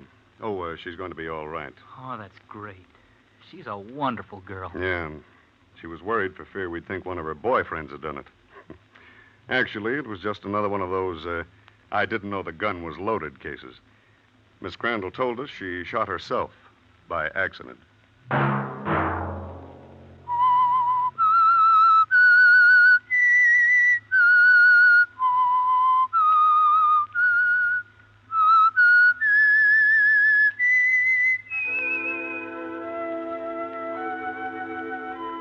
Let that whistle be your signal for the Signal Oil program, The Whistler, each Sunday night at this same time. Brought to you by the Signal Oil Company, marketers of Signal gasoline and motor oil, and fine automotive accessories. Remember, if you would like the fun of having your friends hear a limerick of yours on The Whistler, the address to which to send it is the Signal Oil Company, Los Angeles 55, California. All limericks become the property of the Signal Oil Company. Those selected for use on The Whistler will be chosen by our advertising representatives on the basis of humor, suitability, and originality. So, of course, they must be your own composition.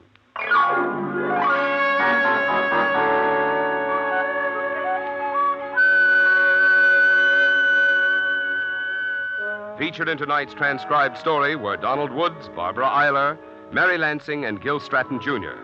The Whistler was produced and directed by George W. Allen, with story by Steve Hampton, music by Wilbur Hatch, and was transmitted to our troops overseas by the Armed Forces Radio Service.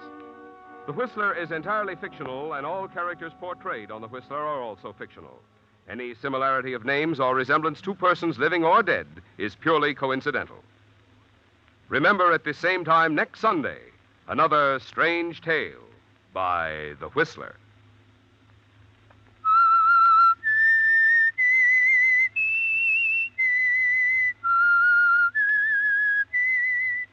S-I-G-N-A-L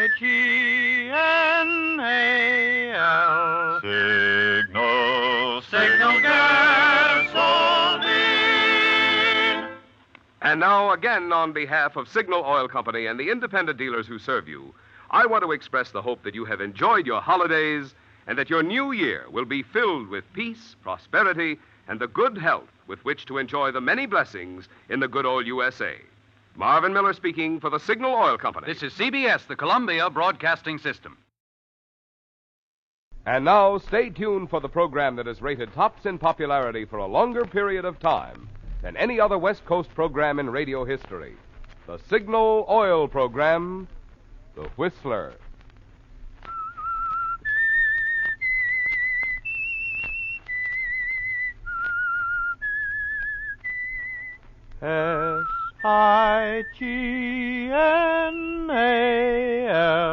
Signal. Signal gasoline. Signal, the famous Go Farther gasoline, invites you to sit back and enjoy another strange story by The Whistler. For extra driving pleasure, the signal to look for is the yellow and black circle sign that identifies signal service stations from Canada to Mexico. And for Sunday evening listening pleasure, the signal to listen for is this whistle that identifies the Signal Oil Program, The Whistler.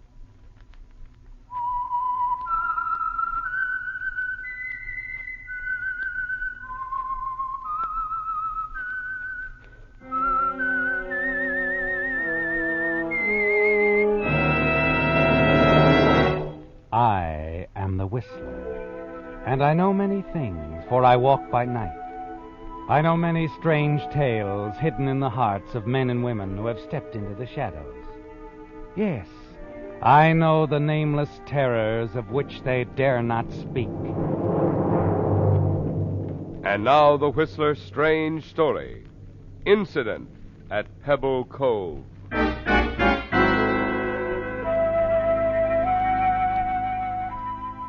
Standing there on the boat dock which served as the main landing at Pebble Cove, John Gaylord presented the picture of a successful, relaxed young author. He was tall, tan, self-assured in manner and bearing. He liked it here at this hideaway resort on the Pacific coast. It was a place where he could work when he felt the mood, forget it if he didn't. The other villagers, a smattering of artists and winter vacationists, kept pretty much to themselves.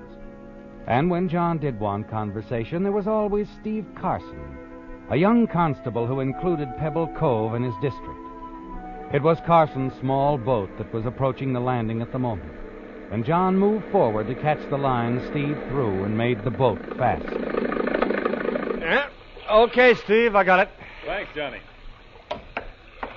Well, what brings you in here? Something official? No, just coming in. Pretty choppy out here today. Yeah, it's worse at Shell Beach. I went down to watch the outboards race. Good crowd? No, not bad. Come on, I'll walk you up to the house, buy you a drink. I better take a rain check. Gotta get back to the office. Oh? Just wanted to let you know I can't make that chess game we planned.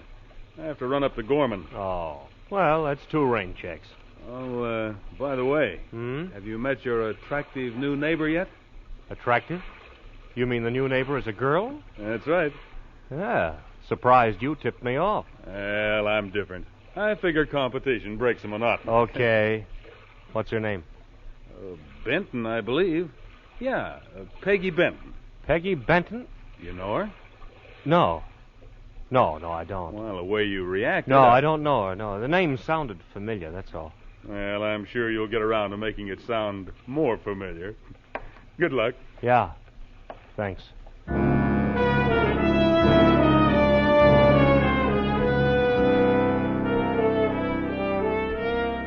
Well, Johnny, your past comes calling again, doesn't it? Changing your name from Harold Ferris to John Gaylord hasn't solved a thing. Peggy Benton, she's found you. And you wonder what it means this time. You watch Steve Carson's boat move away from the landing and walk back to the beach. The rising tide tells you that it's close to 6 o'clock. Not too late to make a call on your neighbor, and you're anxious to get it over with. As you reach your cottage about 100 yards from your own, you ring the bell and brace yourself to face it. Well, Mr. Ferris, I've been expecting you, Hal. Hello, Peggy. Well, come in. Neighbor. Or should I call you by your new name, Johnny Gaylord? That's what everybody else calls me. I like it. Well, may I fix you a drink, Johnny? No, Thanks. Well, you don't mind if I have No, one. no, go ahead. Oh, thank you. You look so well, John. So very well. But I'm a little surprised. Oh? Yes. So many successful young authors have their pictures on the jackets of their books. You never have. Not, hiding from someone, darling. All right, Peggy. What do you want? What are you down here for? Oh, darling, are we going to talk silly or neighborly? You know what I want. More of the same. I can't give you another cent. Oh. When you're doing so much better than before, I should think it'd be easier. Peggy, I wish you'd leave here. I'm sure you do. You also wish I'd drop dead. I didn't say that. You're as obvious as your cheap writing, Johnny. But little Peggy takes good care of herself. Understand? And she's going to take even better care of herself. So? How much is it this time? Oh, no special amount. Now, wait a minute. I'll give you $5,000, Peggy. $5,000? For what? You turn that diary of Helen's over to me and let me get rid of it. Oh. So the world will never know that Helen's death wasn't accidental. That she knew you were going to kill her. Peggy, I warned you. Forget it. Helen meant nothing to me, ever. Just a roommate, that's all. But a mighty profitable one, now that you're so successful, Johnny. Peggy, where is that diary? Oh, let's just say I have it in my hope chest, shall we? It's not for sale. Not when it's practically an annuity. A nice yearly income. And where's this going to end? It isn't. Johnny, darling. Unless you want that drink, you'd better run on home. Do some thinking until, say about 10 tomorrow morning. 10? Isn't that when the bank opens? You see, little Peggy wants a check. A nice big check to cash. And you'd better have it ready for me.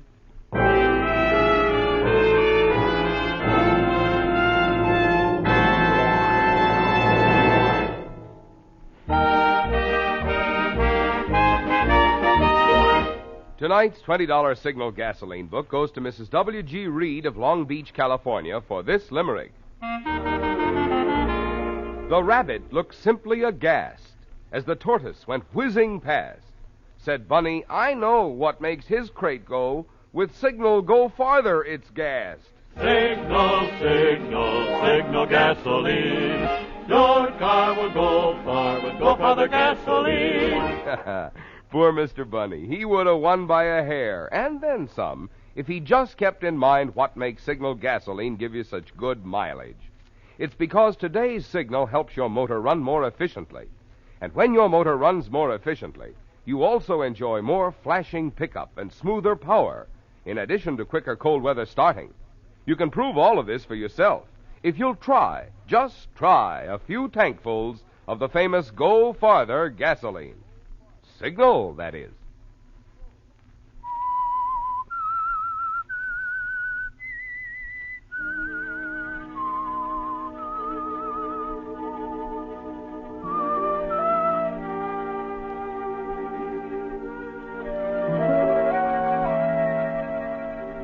Yes, Johnny, the past has caught up with you. Peggy Benton has traced you to Pebble Cove, and she's the same determined girl that you thought you'd left behind in St. Louis. Determined to make you pay for her silence concerning that oddly unsolved death of your former fiancée, Helen Walters. But you don't go to the bank the next morning, do you, Johnny? No. You're certain that Peggy will take her time, not risk upsetting you. She'll give you time to think, to realize that you must pay her because there's no other way. Unless, of course, you can get your hands on the diary of your late fiancée, Helen Walters. The diary Peggy is using to blackmail you. You've got to get it from Peggy and destroy it. That afternoon, you're pacing the living room of your cottage, thinking about it and wondering, when there's a knock on the door. Oh, Steve, come on in. I didn't think you'd mind Miss Benton joining us, Johnny. I've been showing her around, introducing her to some of the villagers. Oh, when I heard you were living here, Mr. Gaylord, I insisted on meeting you right away. Well, it's a pleasure. Oh, thank you. Everyone's so nice. And I suppose you know, too, that you've got the nicest constable here. I bet she says that to all the constables, eh, Johnny? Yeah. I'll get you a chair, Miss Benton. No, we mustn't stay. I've heard, Mr. Gaylord, how writers hate to have their privacy invaded. We'll run on. I only wanted to say how I've enjoyed your work. She's quite a fan of yours, Johnny. Particularly that murder story. The one about the man who killed his fiancée? The one where the police didn't even know she had a boyfriend? Oh, that boyfriend was pretty smart. What was that? Not one of the Dave Driscoll series? Oh, well, it was an old one, quite some time back. The girl, well, she left a diary or something. It named her fiancé and told how she thought he'd kill her. And it was just the way she died. Oh, it was terrific. I can see you guessed wrong on that one, Miss Benton. Huh? Now you've made Johnny believe you don't read him at all. Come on, we better go. Anyway, I've got to get back to the office. Oh, well, all right, Steve. Oh, but you do forgive me, don't you, Mr. Gaylord? There's nothing to forgive. Oh, that's fine. I'll see you again. Real soon. Yes, you will. Real soon. You watch them leave, walking down the path toward her own cottage. And suddenly you realize that you must get that diary away from Peggy. If necessary, you will have to use force, won't you, Johnny? Yes. You've got to get that diary which practically names you as a murderer. The opportunity comes several hours later, doesn't it? When the yelping of a small dog attracts your attention to the front door. You see that the dog, small and white, is tagging along at Peggy Benton's heels as she walks down to the beach for an afternoon swim. You slip out of the cottage and hurry after them. On the beach, a rock cave hides you from view until you can slip up to where Peggy dropped her bathing robe on the sand. Quickly, you check in the pockets of the robe, but the key to her cottage isn't there. Suddenly, the dog comes bounding out of the surf toward you. Come here, Pup. You scoop up the struggling white bundle of fur and move back into the cave. And you know that Peggy will follow. Quiet, Pup. Queenie? Are you in there? Where are you, Queenie? Here, Queenie. Hello, Peggy. Oh. Okay, Queenie, you can run along now. Here, go fetch. You see it now, Johnny. The reason you couldn't find Peggy's keys in her bathing robe. They're fastened to her wrist on a small leather band. What is it, Johnny? What do you want? Oh, no, you don't. Don't worry. I'm not going to kill you, no matter how much you might deserve. Oh, you're hurting my wrist. Am I? Well, isn't that too bad, Peggy? It's these keys. I want them. No! I'm taking them, Peggy. I mean it, even if I have to knock you cold to do it. No! No use yelling. No one's going to hear you over that surf.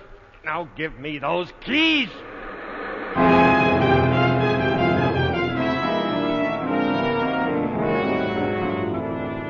A few minutes later, after leaving Peggy lying back in the cave, where you hit her hard enough to knock her out for a while, you begin your search of her cottage, looking everywhere. Somehow you lose all track of time until nearly a full hour later, you hear the clock on the mantel. 6 o'clock. The tide's in. If Peggy hasn't come to, she'll drown. You rush out of the cottage, down the path toward the beach, and then suddenly you stop dead in your tracks. You can see him standing there in the half-darkness, leaning against the tree. It's too late to turn back, isn't it, Johnny? He's already heard you. Hello. Oh, Huh? that you, Johnny? Yeah. Hello, Steve. What are you doing around here? Might ask you the same thing, huh? Well, I just stepped Don't out. have to, really. I know what you're up to. What? Calling on your new neighbor, huh? Oh. No, really, I wasn't. Sure, I was just kidding.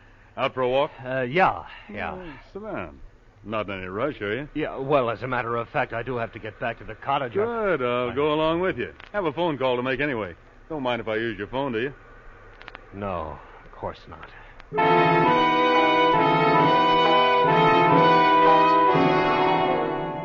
And so you start back for the cottage, away from the caves and Peggy. You're hardly listening to Steve's idle chatter. All you can hear is the pounding of the surf below, smashing into the caves. Finally, at the cottage, Steve puts through his phone call, and you keep glancing at your watch. There's still a chance you'll be able to reach Peggy in time, isn't there? But somehow you'll have to get rid of Steve.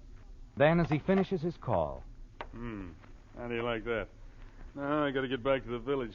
You do? Yeah, my own fault for calling, I guess. Another stolen car. Well, sorry to rush away, Johnny. But then you have work to do. Yes, I have work to do. Nice.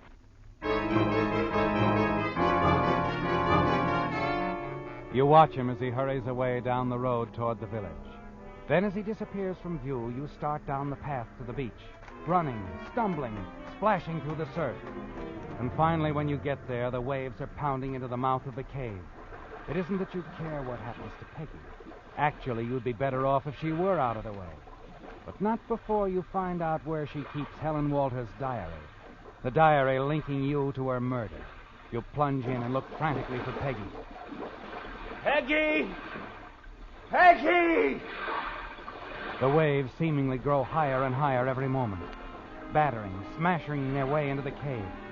Finally, you give up and fight your way out, and then up to a rocky ledge and drop, exhausted.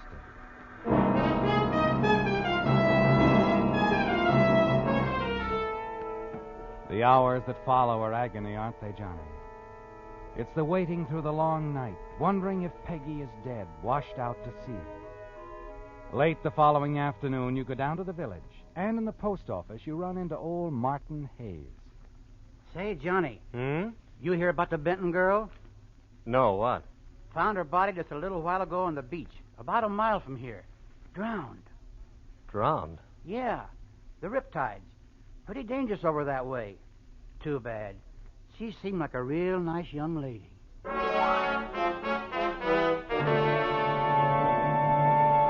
It's done, isn't it, Johnny? Peggy Benton will never bother you again. But the evidence she was using against you and blackmailing you is as dangerous as ever. You've got to find it some way and destroy it. Before you make your next move, you decide to find out what Steve thinks about Peggy's death. When you walk into the constable's office, he's standing by the window, his back to you. He doesn't turn around even as you speak to him. Steve, I just heard about it, Miss Benton. Quite a shock. Yes, quite a shock. Well, accidents do happen. Was an accident, of course. Looks that way. Although in the preliminary examination, the coroner found a pretty bad bruise on the back of her head. Oh? Might have struck her head against a rock. Could have knocked her unconscious. Yes, probably when she was out there in the water. We'll know more about it after the coroner brings in his autopsy report. Of course. Well, I'll be running along. Going to drop in tonight, Steve? Yeah. I'll be dropping in, Johnny.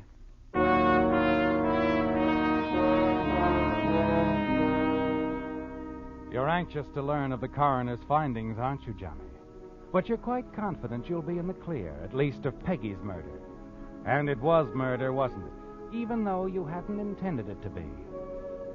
Early that evening, as you sit across the chess table from Steve, you can sense there's something on his mind, something more important than your little game of chess. Steve, have you notified Miss Benton's family? Doesn't have one, as far as we've been able to find out. You looked through her things, at the cottage? Well, there wasn't much there. She'd brought only a couple of suitcases with her. I got a hunch she had a place in town. Apartment, maybe. Mm-hmm. Your move, Steve. Oh, sure, yeah. An apartment, huh? Any idea where it is? Not yet. We have a tracer on it now. City police are looking into it for us. I'd like to find that apartment, Johnny. Really important? I think so. I'd like to get there before somebody else does. Oh, what do you mean? Oh, maybe it's just a long shot. A wild guess on my part. But I have a hunch Peggy Benton's death wasn't accidental. I see. The coroner's report indicates that she was dead before she hit the water. Oh? Well, then it wasn't drowning. Look, Steve, here's a thought. That blow on the back of the head you mentioned. Isn't it possible that Miss Benton was walking along the beach and perhaps slipped off the rock? Hit her head when she fell? Yeah. Sure, I suppose. And then when the tide came in, It could have happened that way, Johnny. But there's one thing that bothers me. What's that? I'm wondering about her keys, Johnny. Keys? I was talking to her just before she went down to the beach yesterday. She was wearing those keys on a leather wristband. The body was found, the keys and the band were missing. I got a hunch that when we find those keys, we'll find a clue to the murder. Huh. Sure move, Johnny. Yes, and you've got to move fast now, Johnny. You've got to get to Peggy's apartment before the police do. You're more than thankful when Steve leaves early, and the moment he's gone, you pull the keys out of your pocket. The keys on the leather wristband. You examine them closely. First is the key to the cottage. The next is obviously a car key, and the third, you can barely make out the worn markings on it. The Creston Apartments, apartment 10. Quickly, you drop the keys in your pocket and hurry out towards your car, glad there's only a 25-mile drive to town and Peggy's apartment. It's almost 10 o'clock when you arrive at the Creston and slip quietly into apartment 10. You go through each room carefully and finally find what you're looking for, the diary Peggy was using to blackmail you. As you remove the rubber band around it and thumb through it, several photographs fall out and flutter to the floor. You pick them up, look at them. Snapshots of the three of you together, you, Helen, and Peggy. You put them in your pocket with the diary and then slip out into the hall. But before you can lock the door, you hear someone coming up the stairs. Quickly, you step into an alcove and wait. Two men, one of them in a policeman's uniform. You got out of the apartment just in time, didn't you, Johnny? Steve Carson's call to the city police for assistance in tracing Peggy's apartment almost trapped you. House manager's a gabby old dame, isn't she? Yeah. Yeah, here we are. Apartment 10. You got the key? Yeah, just a sec. Hey. What's the matter? It's not locked. What? Well, looks like somebody beat us to it. Look at that room. Looks like somebody gave it a fast frisk. Come on. The moment you hear the move into the apartment, you race down the stairs, through the lobby and out into the street. Rounding the corner, you slide in behind the wheel of your car and drive off.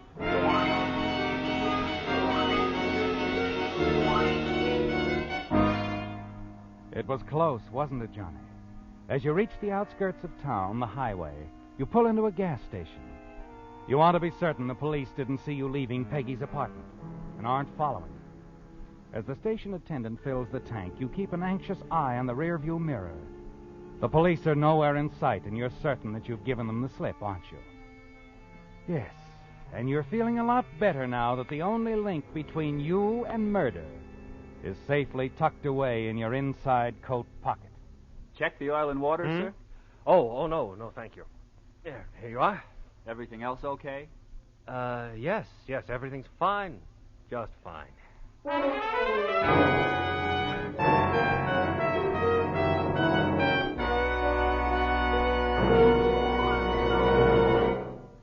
Baby, it's cold outside.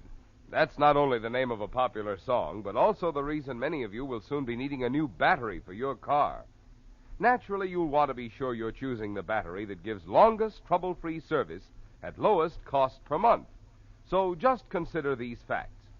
You get up to 35% more power from a Signal Deluxe battery for quicker starting and to take care of the many electrical gadgets on your car. That's because Signal's microporous all-rubber separators hold twice as much acid solution between the plates. And you don't have to add water so often to a Signal Deluxe battery because of its improved design all-rubber case. As a result of finer quality construction like this, Signal Deluxe batteries last so long, they're now guaranteed a full 30 months on a service basis. When you take this into account, plus Signal's liberal credit terms and generous trade-in allowance for your old battery, you'll find you're actually saving money by choosing a Signal Deluxe battery, the extra powerful, extra long life battery sold only by Signal service stations.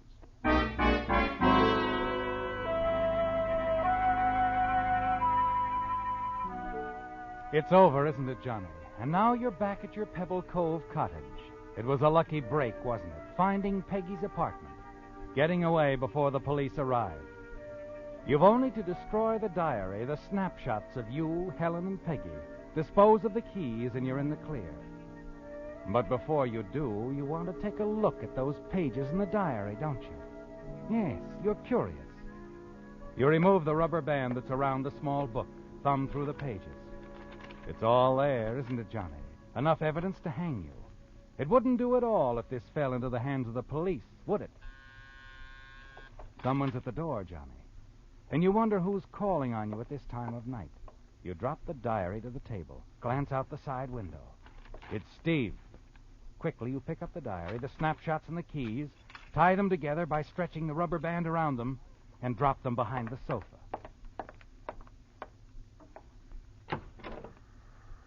Hello, Johnny. Oh, Steve, how are you? Just passing by.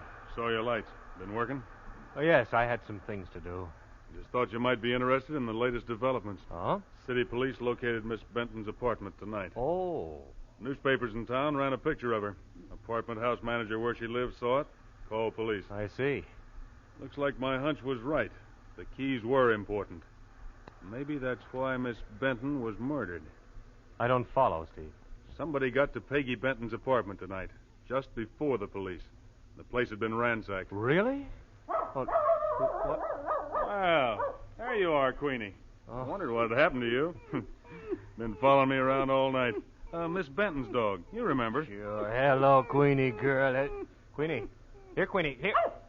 Oh, there she goes inside. Here, Queenie. Here, girl. Here.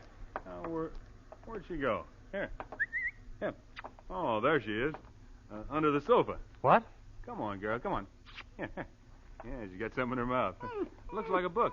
Here, Queenie. That's a good dog. Here, let me see what you... Wait a minute. What's this? Miss Benton's keys. Why, Steve, I don't know how they could have got back... It's a diary. And these snapshots. You photographed very well, Johnny. I thought you told me you didn't know Peggy Benton.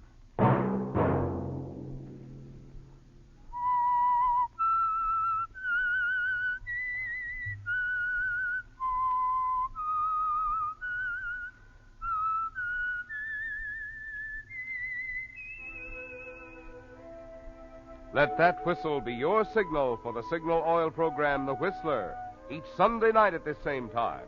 Brought to you by the Signal Oil Company, marketers of Signal gasoline and motor oil and fine quality automotive accessories. Remember, if you would like the fun of having your friends hear a limerick of yours on The Whistler, the address to which to send it is the Signal Oil Company, Los Angeles 55, California. All limericks become the property of the Signal Oil Company. Those selected for use on The Whistler will be chosen by our advertising representatives on the basis of humor, suitability, and originality. So, of course, they must be your own composition.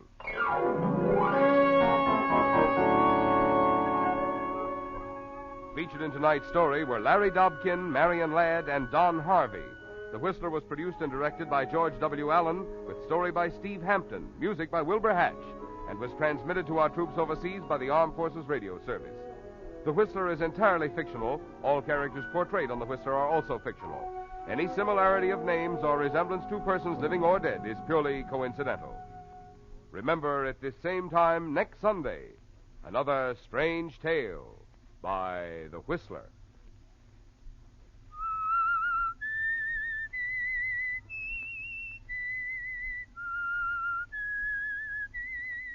S-I-G-N-A-L Signal, Signal gasoline. Don't forget, when you give to the community chest, you're helping not just one organization, but many worthy causes that directly benefit 4 out of every 10 families. Think of that when you're deciding how much to give to the community chest. Marvin Miller speaking. This is CBS, the Columbia Broadcasting System. The Signal Oil program, The Whistler.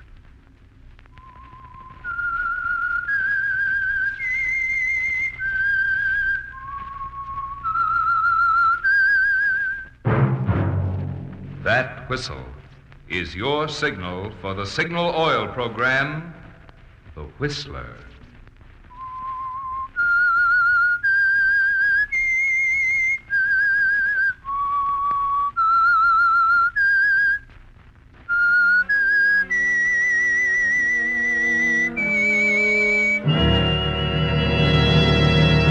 I am the Whistler, and I know many things, for I walk by night. I know many strange tales hidden in the hearts of men and women who have stepped into the shadows. Yes, I know the nameless terrors of which they dare not speak.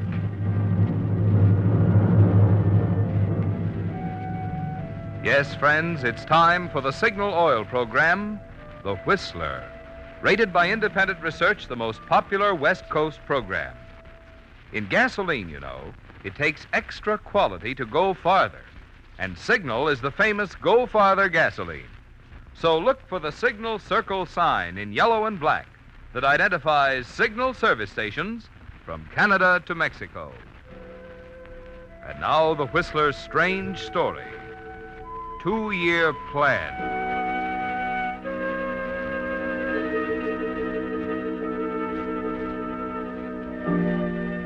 It had taken Eddie Davis exactly 2 years to swing it, and 2 years was very good time, even for a smart lawyer like Eddie.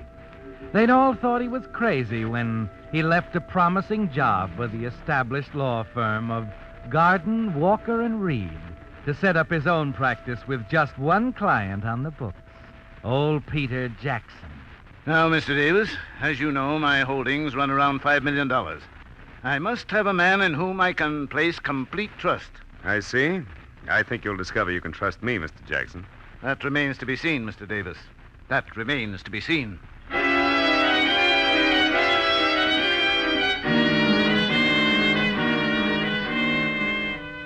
Yes, you went to work for Peter Jackson, Eddie, because he needed someone he could trust those 5 millions to. Only a few months later, he was singing a different tune. Eddie, that's wonderful. Nothing to it, Pete. You say old Hamilton didn't know Columbia stores wanted that corner of his? Well, you don't think he'd let it go for $40,000 if he did, do you? Eddie, believe it or not, this time it isn't the money. For the first time in my life, I've got the jump on Hamilton. You know, Eddie. Yeah? You're doing a great job for me. A great job.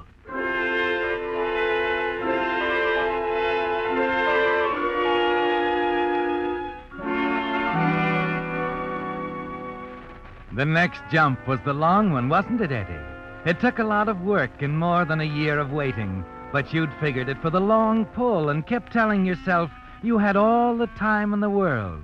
You knew when Peter finally came around, he'd drop it in with other business like a casual remark on the weather. But you were ready for it. You didn't bat an eye. Take care of that lease renewal on the 48th Street place, will you? It comes up on the 12th. Right.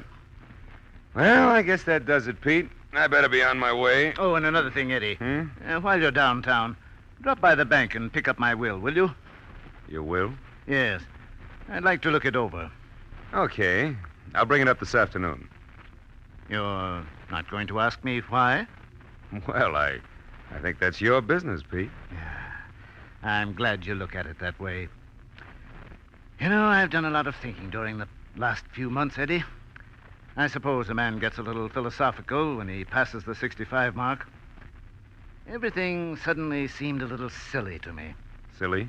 What do you mean? Oh, sweating and straining to pile up another million before I die. Working for someone 3,000 miles away whom I've never seen. I'm afraid I don't understand. Naturally you don't. You've never asked me about my will, Eddie, and I can't help but admire you for it. But what's this about working for someone you've never seen? The beneficiary. Oh. Name of Shelby Gordon, living in Vancouver, British Columbia. Only living relative I have, by the way. Not even a blood relation. Eddie, I've come to admire you very much. I like you. Like the way you do things. Well, thanks, boss. I think I've found something in you, Eddie. Oh? Something I've never had before. Something I've never been able to buy. What's that? Friendship. So, that's why I want you to get out the will. I'm making you my beneficiary.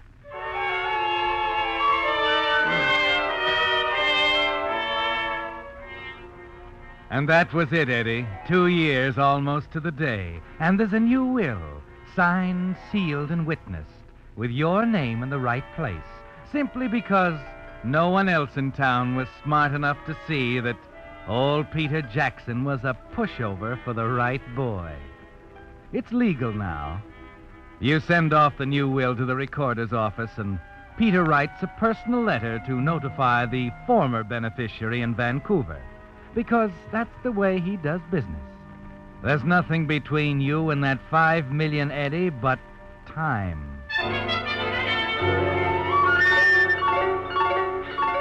That was January. Then, on a bright afternoon in mid-April, he does something with words he could have done better with a baseball bat. You walk into his office, bright and cheery as usual, and he looks up from his desk, smiling. Oh, Eddie. I'm glad you came. Got some news for you. What is it this time? We buying another brick heap? No, something more important than that. Oh, wait a minute. Let me guess. You put another deal over on Hamilton. You'd never guess in a million years, Eddie. I'm getting married. Huh? Married? I told you you'd never guess. Yeah. You were right. Decided I had been a bachelor too long. Sounds silly, doesn't it? Getting married for the first time at 65. Still, I've heard of others. Who is she? A young lady. Tenant of mine in the Riverside Drive place. A young woman, huh? Yes. Why? How young? 40, 45? I said young, Eddie. Marcia's 24. 24? Oh, now, wait a minute. I know what you're going to say. No, but Pete, Don't you... say it. I want you to meet Marcia first. Okay. Better get ready. She's meeting us in the Astor Lounge in half an hour. No congratulations. Your suggestion was a good one, boss. Suppose I meet her first, huh?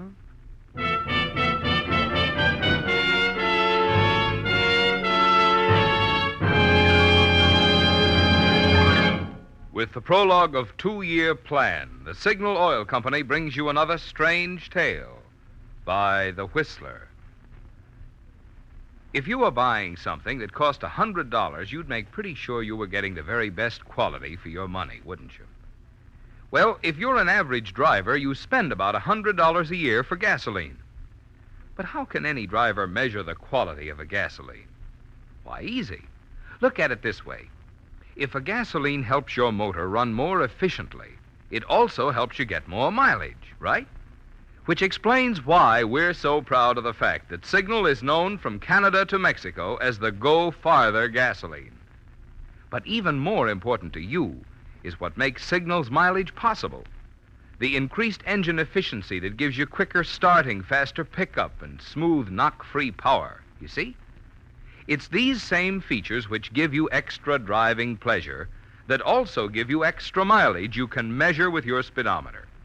Just you switch to Signal for a few fillings and let the performance of your own car show you what more and more drivers are discovering.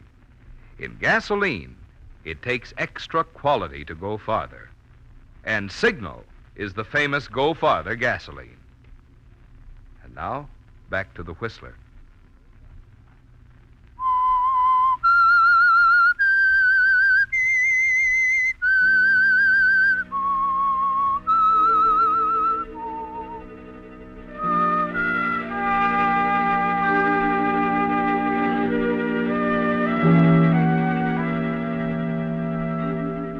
Yes, Eddie. Your client and friend, Peter Jackson, could have done it better with a baseball bat. Somehow, though, you managed not to show the shock, the sinking feeling inside you as you stood there in his office while he calmly told you he'd gone off the deep end. You listened to him talk about Marcia McElroy in the taxi on the way to the Astor. And by the time the two of you walk into the lobby, you figure your chances of holding on to that $5 million, if the the marriage goes through, are about those of a lame goat in the Kentucky Derby. You follow Peter into the lounge, and suddenly he's saying, Marcia, dear, I want you to meet Mr. Davis, my attorney. Eddie, Marcia McElroy, my fiancée. Hello, Mr. Davis. Peter has told me so much about you. What's the matter, Eddie? Cat got your tongue? Oh, I'm sorry. Hello, Miss McElroy.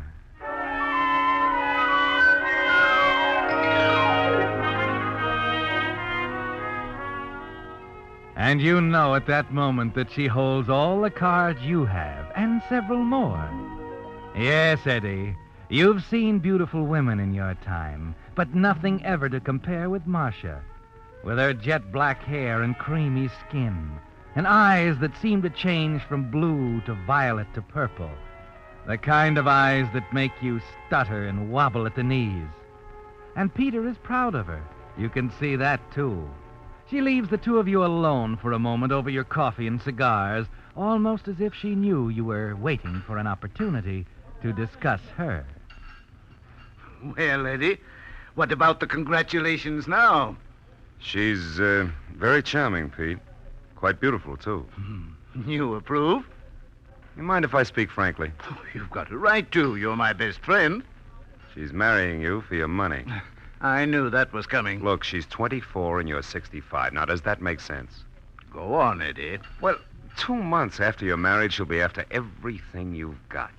And if you don't give it to her, you'll find yourself defendant in a separation suit, and she'll be using those gorgeous eyes of hers on a jury. I think you're wrong. Okay, I'll make you a little bet. I'll draw up a marriage contract. It isn't very usual nowadays, but it'll save you paying through the nose later. If Marcia marries you in the face of the kind of marriage contract I draw, I'll eat crow until it comes out of my ears. Now, that's fair enough, isn't it? You'll give us your blessings, then? Pete, if she signs that contract, you can make me #1 flower girl. Good. Bring it around tomorrow. I'll have her there to sign it.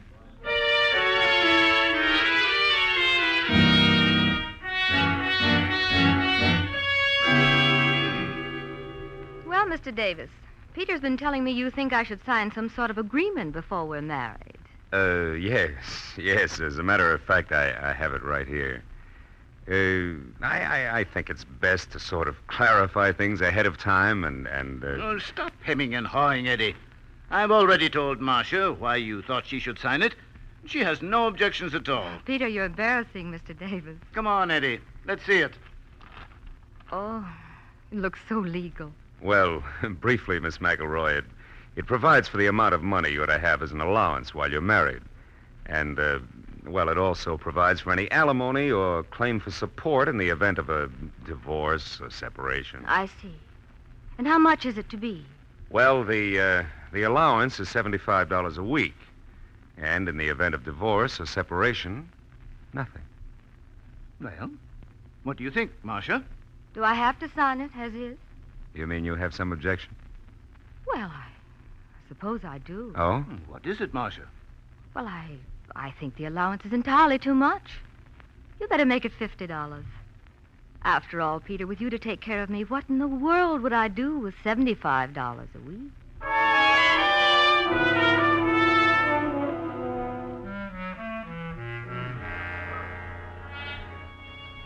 No, Eddie. You'll never understand it. You can't believe she's genuine, yet there it was right in front of you in black and white. And you're more confused than ever, because deep inside you, mixed up with the dollars and cents, tangled with your rivalry with her for the $5 million, you know you're in love with her, just as lost as Peter is in those deep blue eyes.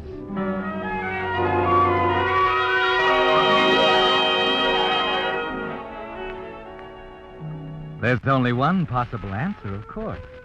She's like you are, playing it the smart way, concentrating on that $5 million inheritance. It's 3 weeks after the wedding before you get another chance to be with her alone. Peter had called that he wouldn't be at the office all day, and you're working there alone when she comes in. Well, Marcia. Hello. How's the bride? Happy, thank you. What brings you downtown? Well, let's see. Well, the two things are three. Well, first of all, Peter has a cold. Hey, cold. Oh. Secondly, he asked me to do a few errands for him. And? And third, guess. I'll bite what? I thought you might ask me to lunch. Oh, sounds great. What are you working on? A copy of Peter's will. Oh, then. Yes, that. Now that he's married, you know, there'll have to be some provision for you, one way or another. Does it? Oh, come on now. Let's not go through that again. No, I'm interested. Yeah, I should think you would be. That's why you married him, isn't it? You're being rather cruel. Oh, now drop it, will you? We're alone here. You can let down your hair. Oh, I admit you threw me an awful curve with that marriage contract. As a rule, you know, gold diggers will sacrifice the long pull in favor of ready cash. Please, Eddie. Okay. I'm sorry. Don't you see? I'm trying to make him happy, Eddie. Trying to give him something to believe in. Can you understand that? No. There's no way I can convince you? Yeah. There's one way. Well, what's that? Sign away your interest in the estate. I see. Uh-huh. You're genuine, though, aren't you? You're a real friend to him. You don't care about his money. What's that got to do with it? Well, he told me you're the current beneficiary in his will. Oh? How'd you get that out of him? Third degree or thumb screws? Did you have to say that? Oh, I'm sorry. You see, I can't help wondering about you, Eddie. Yeah, well, I'll leave that up to Peter. Well, he's wondering, too. You seem so concerned about the marriage. What'd you tell him? Nothing. I see. Would I convince you if I signed away my interest in the will? After that, baby, I'd believe anything. And you'd convince me if you signed away yours. I already told you that the money didn't make any difference to me. What about you? He's my best friend. Does that answer your question? There's only one way you can answer it, Eddie. We can go to him together and tell him we want the will restored to its original state, just as it was before he met either of us. You mean leave his money to that Shelby Gordon in Vancouver? That's right. Oh. Well, which is it? Peter as a friend or his money? I'm sure he'll be glad to know. Do you really mean that? You'd give it all up for... Of course I do. Oh, no. You're not human. You're not human at all. You're out of this world. Do you believe in me now? Oh, it just doesn't make sense, Marcia. You're young. You're the most beautiful girl I ever saw in my life. Peter's 65. I told myself the will was the only possible answer. You've been terribly hard to convince. Oh, they don't come like you. Not even in dreams. You're awfully sweet. I don't need to tell you, I guess. Women have a way of knowing, anyhow. Marcia, Please, don't say it. It isn't right. I'm sorry. I'm not used to playing the second string. I just want you to remember that... But after Pete's gone, I'll be around, waiting. I'll remember that. Well, are we going to see Peter about changing the will back to the original beneficiary? Yeah. You know, you're not only beautiful, Marcia, you're smart. If I refuse, he disinherits me anyway, because my motives aren't pure. You win. Let's go see Peter. But first... What? Lunch.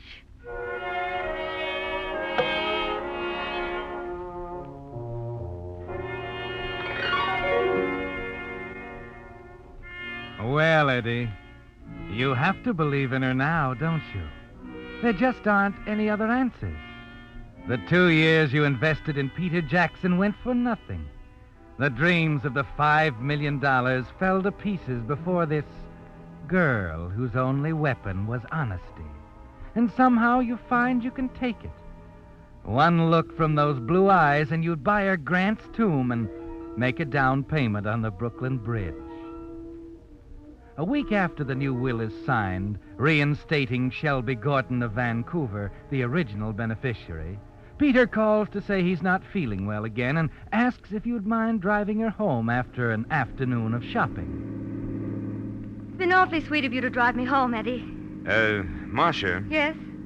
Oh, I better skip it, I guess. What are you trying to tell me, Eddie? You've started to say something 3 times in the last 5 minutes. Well, Marcia, it's about the will. Oh, again? Yeah, again. Now, believe it or not, I'm only thinking of you this time. What is it now? Well, it's not fair to you. No, don't look at me that way. He ought to provide for you. You've got a legal right to it. I told you I don't. Now, wait a minute. You might as well know all of it. Now, the will is signed and witnessed on page 3. I drew it up that way. It's still down in my office safe. I've got a right to keep it there because I'm Peter's executor. But I don't see what difference... Well, it's just this. The beneficiary is shown on page 2. It'll make no difference whatsoever to Peter if I draw up a new page with you as beneficiary. Why, Eddie... Why, that'd be forgery. I know it. For you, I take the chance. Look, he doesn't care a rap for this Shelby Gordon in Vancouver. He's never even seen him. I don't want it, Eddie. I don't want you to touch it. Is that clear? You mean you'd expose me if I did? Why, I don't know. Well, here we are. You've got to promise me, Eddie. Now, let's not talk about it here. Now, wait a minute. Look, here comes the maid. Mrs. Jackson! Mrs. Jackson! Something's wrong. Oh, Mrs. Jackson, I've been trying to get you. What's the matter? It's Mr. Jackson. He's had a stroke. Peter! It's awful. Did you get a doctor? Yes, he's up there now. I'm afraid Mr. Jackson's gone. Oh, Eddie, come on. We'd better hurry. No. I've got to get back to the office. Now, Don't argue with me. Go up and talk to the doctor. I told you I've got to get back to the office.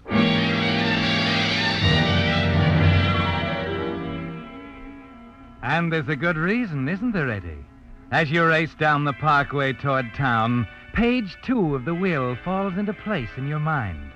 Only the 3 of you knew the context because you'd been clever enough to call in the witnesses only for the signatures. Yes, Eddie, you knew you'd never have a chance with your own name there, but with Marcia's, the 2-year plan might pay off after all. It takes you only a few minutes to draw up the new page and insert it between the others, replacing the black ribbon just as it was before, and carefully put it back in the safe. You still aren't sure of Marcia, but with $5 million at stake, you know it's worth the gamble. The 2 of you meet at the funeral and sit side by side during the services. But you know that now isn't the time to tell her, that you'll have to wait until later, after you've filed the will for probate. Here you are. Mr. Jackson's death came so unexpectedly. I'd planned to bring the will down this week, but... Properly executed, witnessed, so on. No, I don't think there'll be any difficulty. Mrs. Jackson be the natural beneficiary, of course. Yes, of course.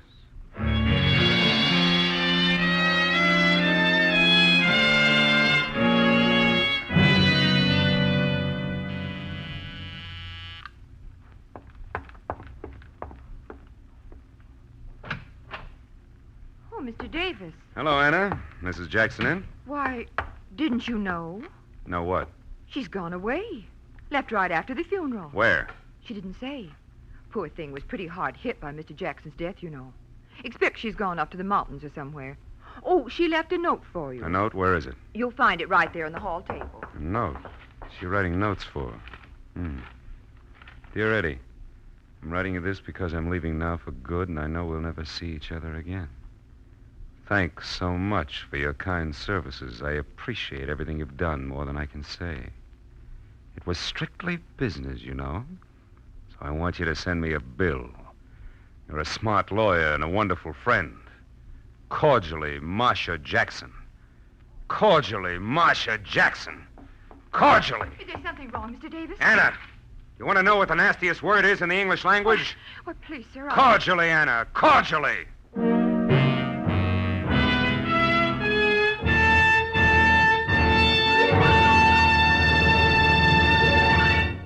The Whistler will return in just a moment with the strange ending of tonight's story. Meantime, a question.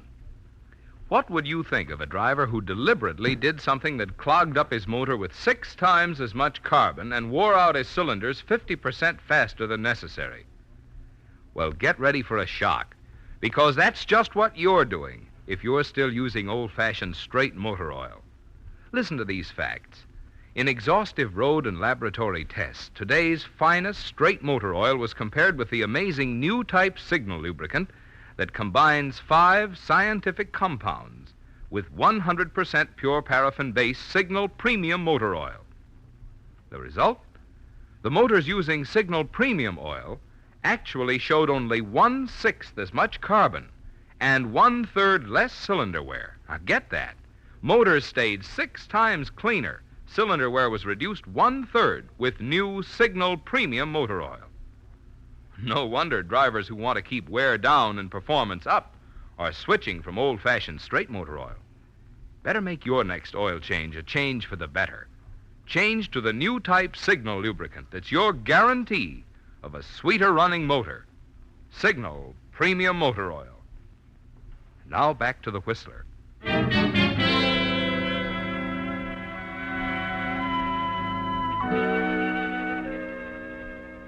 So she's gone, Eddie. All the dreams, all the visions of you and Marcia and Peter Jackson's $5 million are gone. Vanished into thin air. And for the first time in your life, you have to admit someone made a sucker out of you. The will's gone in for probate now, and you have a choice to make.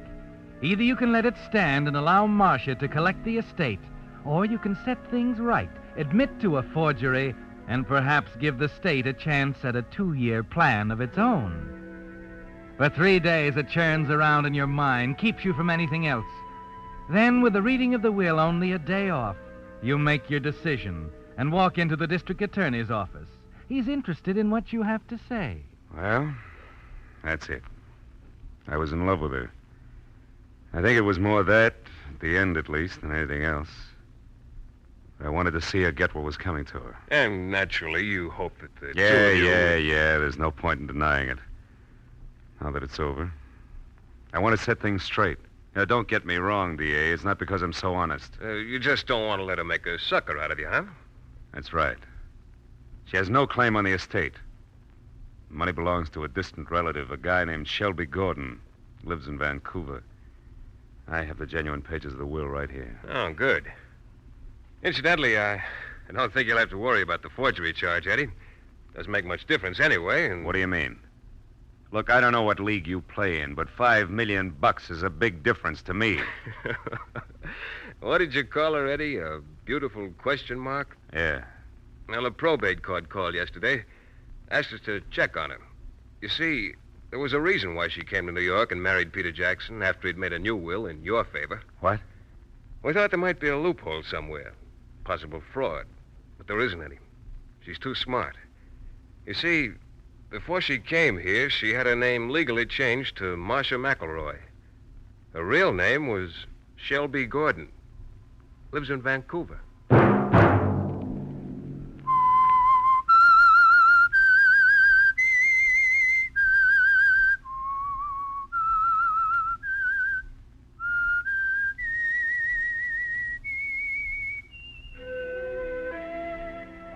Let that whistle be your signal for the Signal Oil program, The Whistler, each Monday at 9. Brought to you by the Signal Oil Company, marketers of Signal gasoline and motor oil, and fine quality automotive accessories. Signal has asked me to remind you, to get the most driving pleasure, drive at sensible speeds, be courteous, and obey traffic regulations. It may save a life, possibly your own.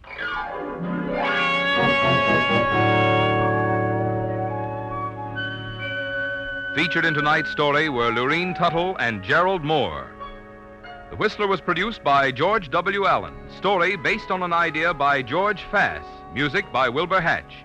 And was transmitted to our troops overseas by the Armed Forces Radio Service. This is Marvin Miller speaking for the Signal Oil Company. This is CBS, the Columbia Broadcasting System.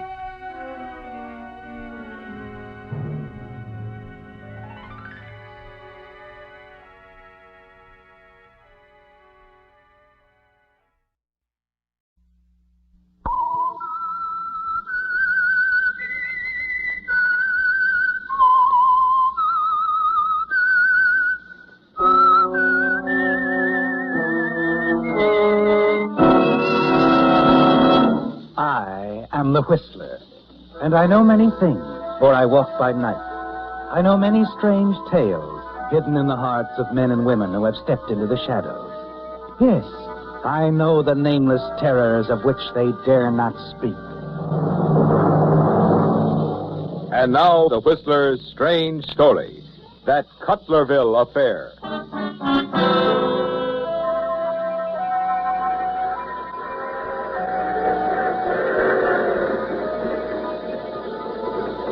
The night train from Los Angeles, shattering the stillness of the countryside, had just raced over the North River Bridge and now began to wind serpent-like along its mountain roadbed as David Talbot, sitting in the club car, folded the evening newspaper in his lap and looked at his watch.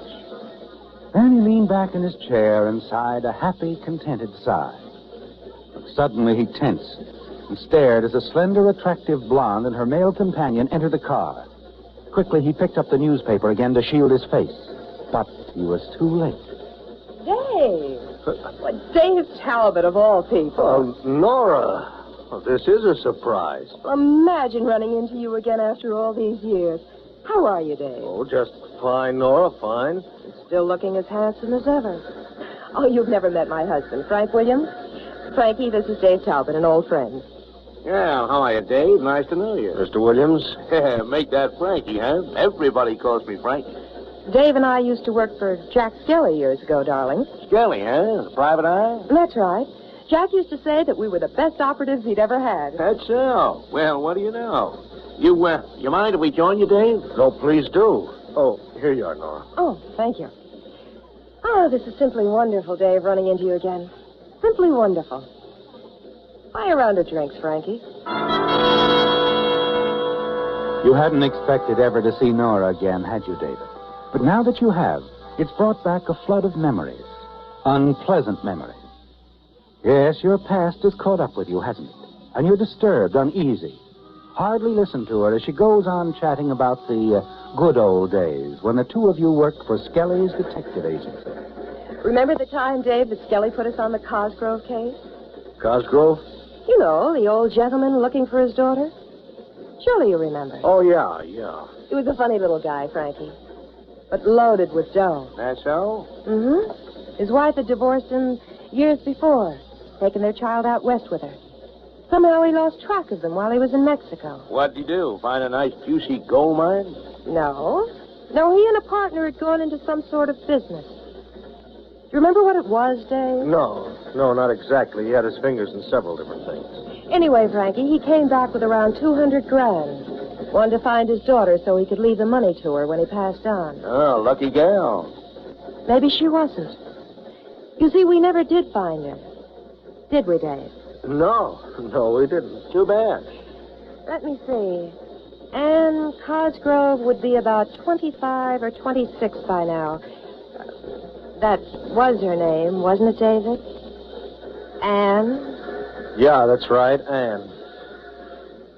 Look, you two, I'm sorry to have to break away, but my stop is coming up. So, Nora, Frankie, I guess I'll say goodbye. Oh, not goodbye, Dave. We'll all see one another again, won't we? Why, sure. When you're ever from the city, why, just give us a fuss. We're in the Los Angeles phone book. Do that, Dave. Yes, of course I will, Nora. Of course.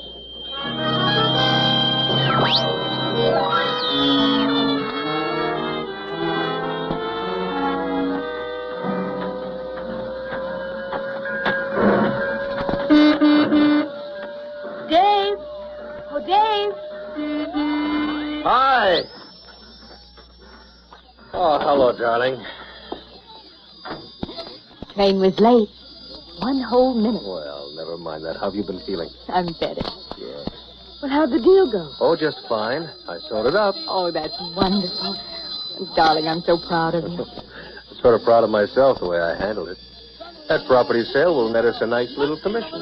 The company bought the entire 7 acres? Uh-huh. Going to start building as soon as possible. You know, Cutlerville should be mighty proud of you, too. Well, it isn't every day a big chemical company decides to build $1 million plant. David, you've been doing wonderfully well in the few years you've been in the real estate business. Oh, just been lucky, I guess. No, darling, it's more than that. You worked hard. You like what you're doing. And people like you. Well, I like Cutlerville. And now, Mrs. Talbot, how about feeding your husband, huh? I'm famished. Of course, darling. Dinner's all ready and waiting.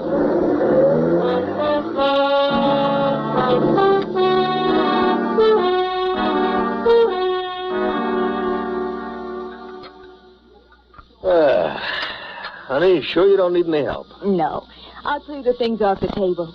You go on in the den and relax. We'll have our coffee in there. Okay. Oh, who could that be? Expecting anyone there? Mrs. Chambers, to pick up some sewing I have for her. But she couldn't be this early. See who it is, David. I'll take the dishes into the kitchen. All right. Hello, Dave. Nora. Well, hiya, boy. Couldn't help noticing the town woman when you got off the train, darling. It was so friendly and warm, so after you left the train, we decided to get off, too. Who is it, darling? And what a charming little home. Cozy. Yes, real cozy. Yes, sir. Always thought I'd like to settle down in a nest like this someday. White picket fence out in front, roses around the door, you know, the works. Oh, this must be the little woman, eh? Hello. Oh, darling, I'd like you to meet some old friends of mine, Nora and Frank Williams. Hello, Anne. It is Anne, isn't it? Yes, that's right, Mrs. Williams. Make that Nora. And this is Frankie. Well, hiya. As I was telling Dave, we were just passing through. We decided to drop by and say hello. I hope we're not intruding. Oh, no, of course not. We were about to have our coffee in the den. Won't you join us? Well, fine. Well, this way, Mr. Frankie. Ha-ha, that's the ticket, Ann. Yes, sirree. Well, Dave, it looks like my hunch was right. Nora, what's the idea? You always were a pretty good private eye, Dave. Just the way I figured it. You not only found Ann Cosgrove, the missing heiress, but you married her, too.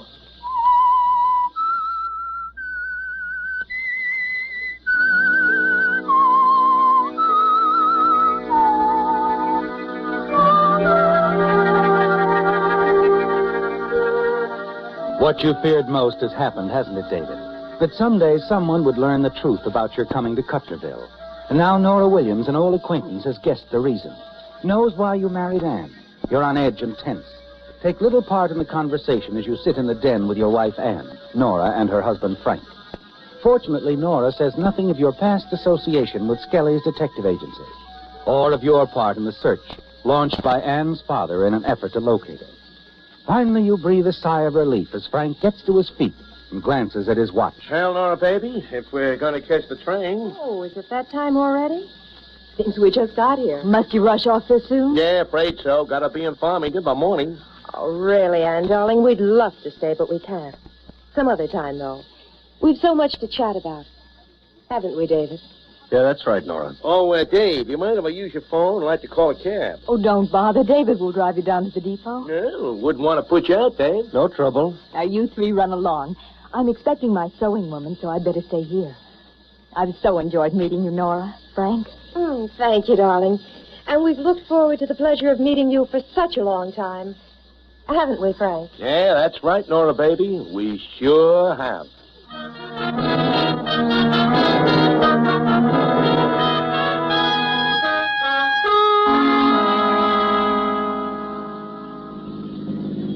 You're being rather quiet, Dave. Am I? Well, he's probably got a lot on his mind, Nora.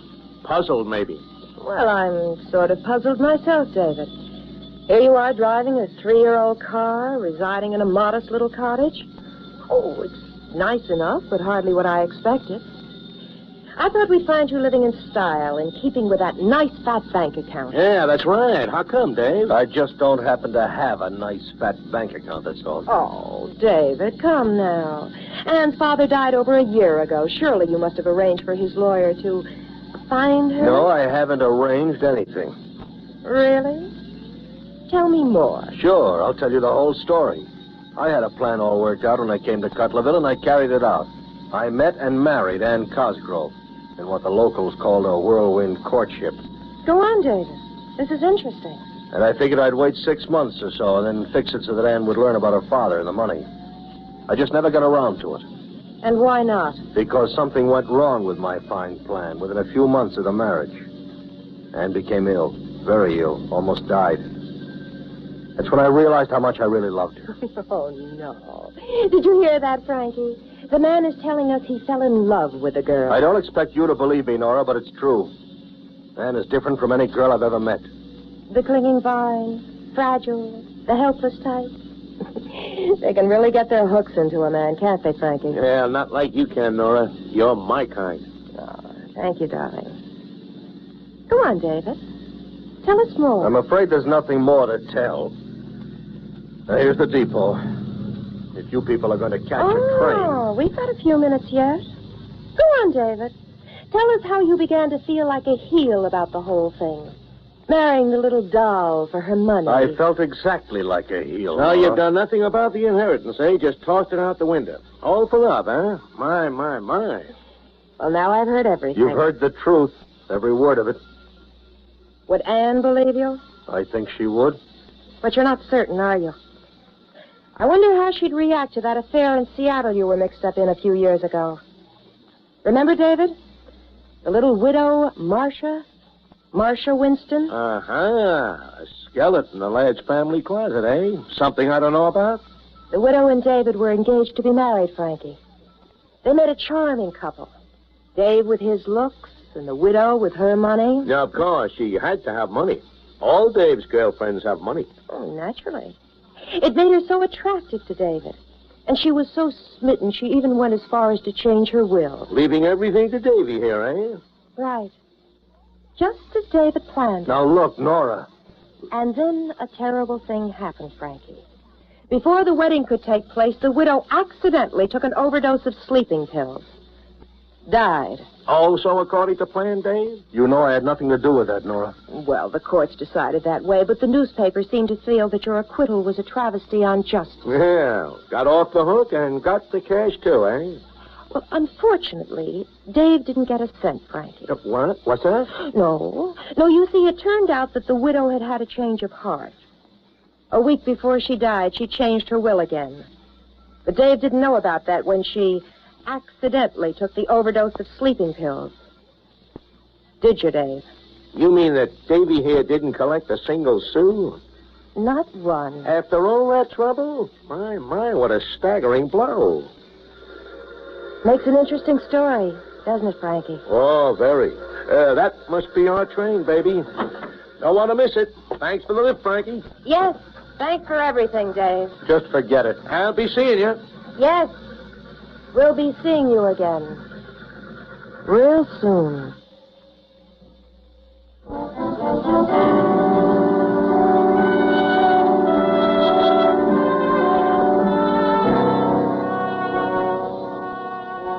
You're uneasy, jittery in the days that follow, aren't you, David?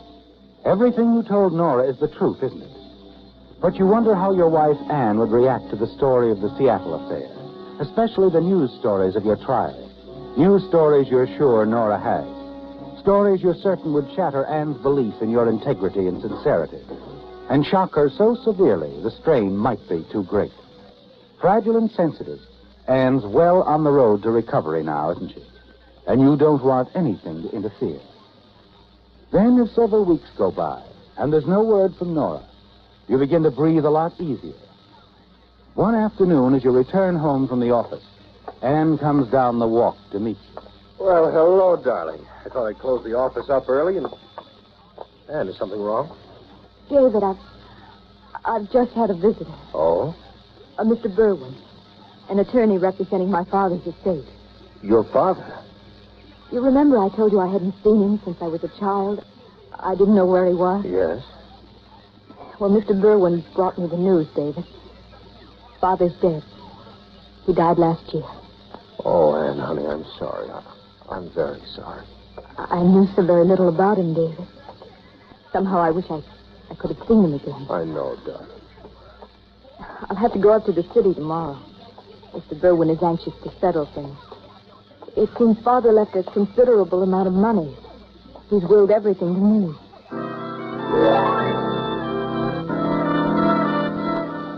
It's all Nora's doing, isn't it, David? Yes. She's told Mr. Berwin of Anne's identity and whereabouts because she's anxious for you to share Anne's inheritance.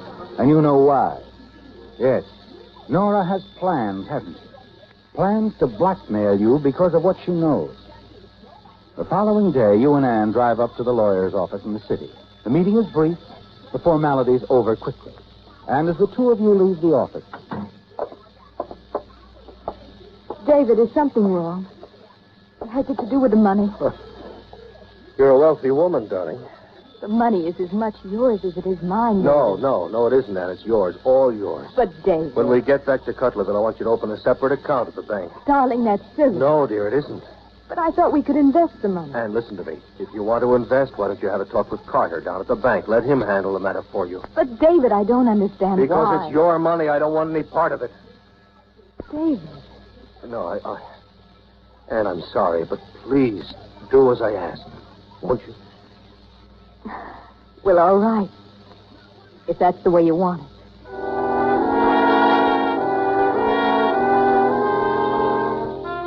Yes, David, that's exactly the way you want it, isn't it? It's a move on your part to block Nora and her plans, to keep the money out of reach, and you're certain it'll work. You're certain of something else, too, aren't you? Yes. And it happens a few days later as you walk down Cutlerville's main street. The yellow David! convertible pulls up at the curb. David! Well, Nora. Just passing through again? Yes, I dropped by to see Anne, and she informed me of her recent inheritance. I was thrilled, of course, weren't you? Did Ann tell you what she plans to do with the money? Oh, it seems that it's all tied up by some friend at the bank. He's going to see that she invests it properly. That's right. And I don't have a thing to do with it. Really? Your idea, of course. Did Ann say it was? No, but I have a hunch. How clever of you, David. Subtle. What does that mean? Well, it's like the affair in Seattle. Same thing all over again. I'm certain Anne's made out her will to you, leaving everything to you. The lawyer told you? No, Dave, Anne did. A few minutes ago. And now that you stand to inherit her money, I hope for your sake she doesn't take an overdose of sleeping pills. After that Seattle situation, it would look bad for you. Real bad. Nora isn't going to give up, is she, David?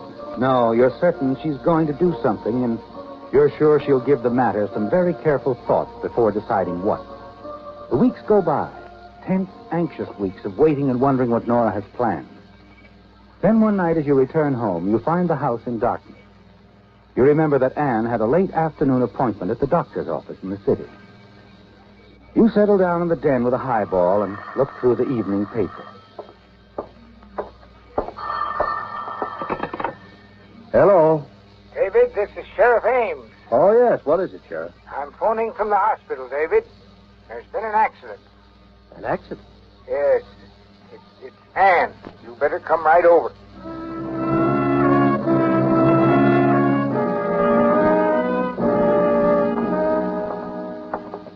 Now, take it easy, David. Forrester said she's had a close call, but she'll be all right. How did it happen, Sheriff? Where? On the old Crown Hill Road. Another car sideswiped hers. Anne lost control, ran off the banks. Some youngsters out on a hayride saw the whole thing happen. They claim the other car ran Anne off the road deliberately. What? It just kept right on going. It was a yellow convertible. Yellow convertible, David. Yes. Nora Williams drives the yellow convertible, doesn't she? Inside the hospital room, you stand at Anne's bedside. Look down at her lying still and quiet. They've done this to her, haven't they, David? Nora and Frank. They tried to kill Anne because they felt certain that with her death, you would inherit everything and then pay them liberally for their silence. A rushing, seething wave of cold rage engulfs you, and you're trembling with wild hatred as you turn and hurry out of the hospital. Back at the house, you make up your mind. You decide to make certain neither Frank nor Nora will ever hurt Anne or anyone else again. You take the .45 automatic out of your dresser drawer, slip it into your pocket. Then you pick up the phone, call the depot. Depot? Jess Sloan talking. Oh, Jess, this is Dave Talbot. Oh, hello, Mr. Talbot. Now, listen, Jess, I've got to get to Los Angeles right away. Isn't there a train due shortly? Yep. There's one due at 8:20. But it don't stop here unless I flag her down. At 8:20. I can just make it. Just flag it down, will you? Sure thing, Mr. Talbot.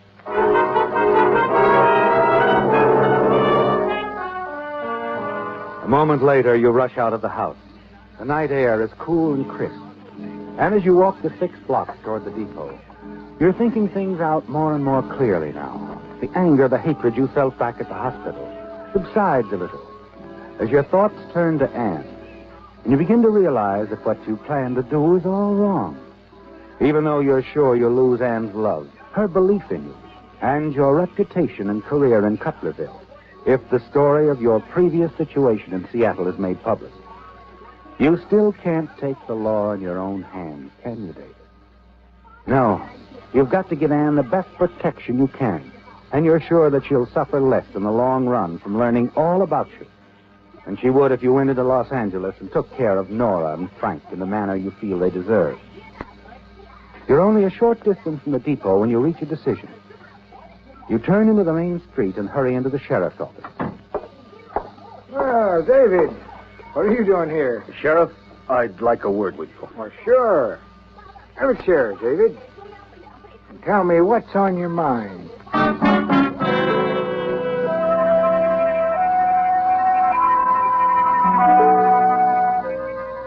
You've made your decision, haven't you, David? Yes, you're going to tell the sheriff everything. Why you came to Cutlerville and married Anne. And you'll explain how later you changed your mind about the money. How Nora Williams forced your hand. How she tried to kill Anne. Yes, David, you've got to tell the whole story, even if it means losing Anne's love. It's a chance you have to take to protect her from any further harm.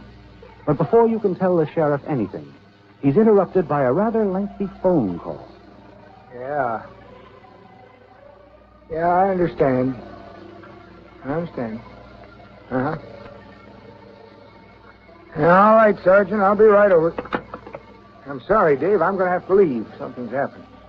You remember that yellow convertible I was talking about? Well, yes, of course. Well, he put out a bulletin on the car right after Ann's accident. That was the state trooper I was talking to. Spotted the car about 30 miles up the highway and chased it back in this direction. Oh, well, go on, Sheriff. When the convertible reached Cutlerville here, it left the main highway, turned up into the cliff road. Guess they were really hitting it up. The car skidded on a curve, crashed into the ravine. Oh? Both occupants of the car were killed instantly. Killed? Mm-hmm. Both been identified as Nora and Frank Williams.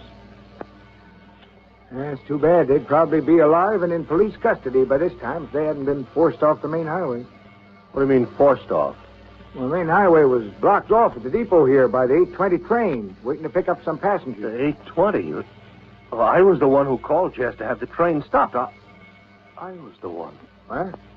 What's that, Dave? Nothing, Sheriff. No? Well, I'll be back shortly, Dave, if you care to wait here. No, I guess I won't wait, Sheriff. What I wanted to tell you about, well, it isn't important anymore.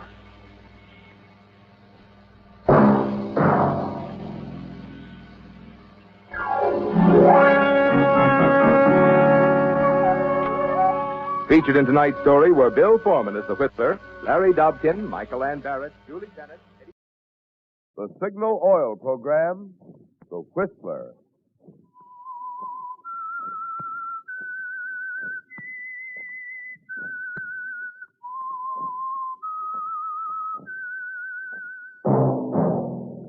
That whistle is your signal for the Signal Oil Program, The Whistler.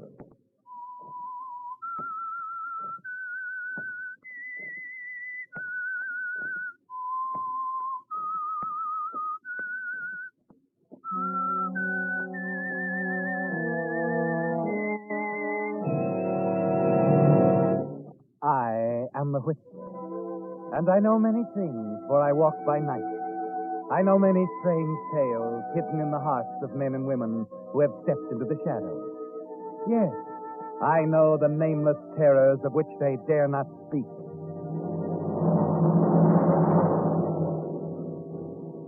Yes, friends, it's time for the Signal Oil Program, The Whistler, rated tops in popularity for a longer period of time than any other West Coast program in radio history. And Signal gasoline is tops, too, tops in quality. It takes extra quality, you know, to give you extra mileage. And Signal is the famous Go Farther gasoline. So look for the Signal circle sign in yellow and black that identifies friendly dealer-owned Signal stations from Canada to Mexico. And now the Whistler's strange story. Comeback.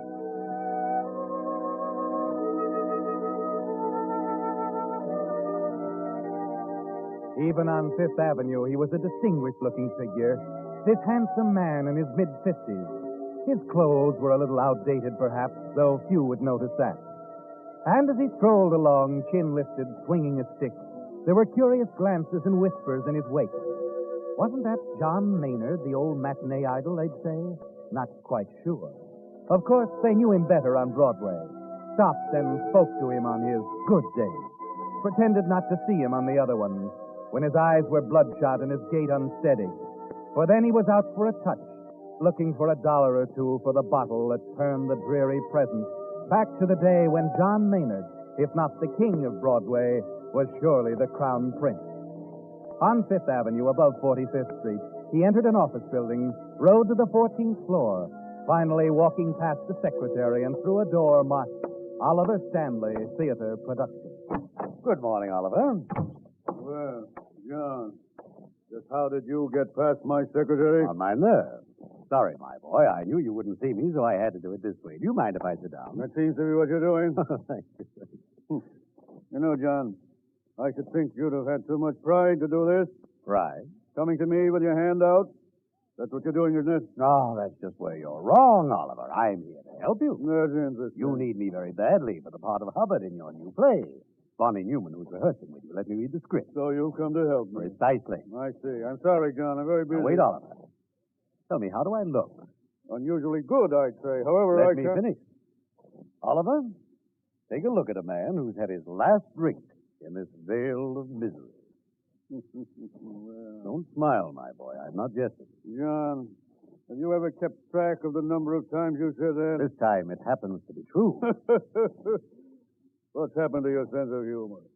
I don't blame you, Oliver. I've let you down. I've let every producer down. And above all, you've let yourself down, John. You were one of the finest actors this town ever saw. The old bottle and that phony temperament of yours finishes. Let me prove myself, Oliver. Once I'm successful again, there won't be any temptation to drink.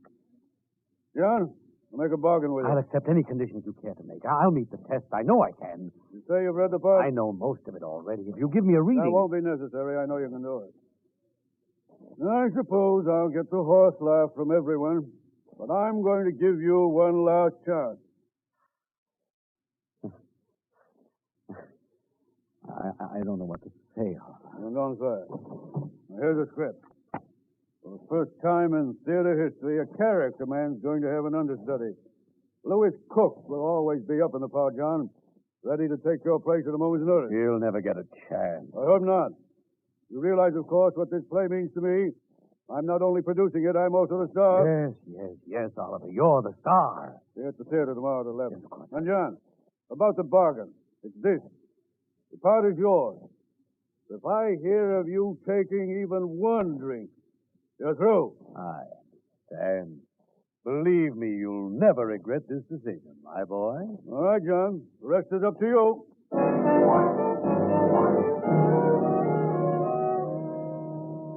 You bow and leave. And as you walk down the hallway to the elevator, there's a new triumphant sound in your ears. The applause of opening night. The crowds raving about your comeback. The reviews saying you stole the show from a mediocre star. You'd do anything for that, wouldn't you, John? You'd even resort to murder for the pleasure of forcing Oliver Stanley to crawl back to you for a job. But that won't be necessary now. You knew the minute you read that part that here is a play with one rewarding role, the part of Hubbard, and the rest completely second-rate. You know the show will flop, John, but not you. And the next morning at the theater, you're confident as the rehearsal moves into the last act. Now comes your big scene with Oliver. Who are you? What are you doing here? I've come to see you about Nancy. Hubbard! The mask. Why are you There's a very practical reason for the mask, Edward. In view of what I've come here for, I can't risk being recognized. Listen, Hubbard. We can work this thing out reasonably without... Hubbard! So, Edward, I've taken your life. I've given up my freedom. Does that seem a bad bargain, Edward? Your life for mine? But mine was gone, you know. Mine was gone The moment you took Nancy from me. And so, like gentlemen, we've come to terms. We've shaken hands. Goodbye, Edward. Goodbye. Great, John. That was wonderful. When the other actors applaud you, you know you're good. Oh, thank you, Oliver. That'll be all, Cass. Be back at 7. Now, wait, John. I want to see you a moment. Oh? You're marvelous, old man. Well, what did I tell you? You know, Oliver, I think we've got a hit. Going to put you back in circulation in a hurry. Now, on that last thing. Yes? I'm afraid we'll have to cut most of your closing fee. Cut it? Why, my dear man, you heard the cast applaud. Yes, I know. I'm not a ham, John, but after all, I am supposed to be the star. Oliver, I think you're being Come unfair. now. We won't have any of that. I know what I want in my own show, John. Get your dinner and be back at 7. I'll have the cut figured out by then. Very well, Oliver. Anything you say. Now.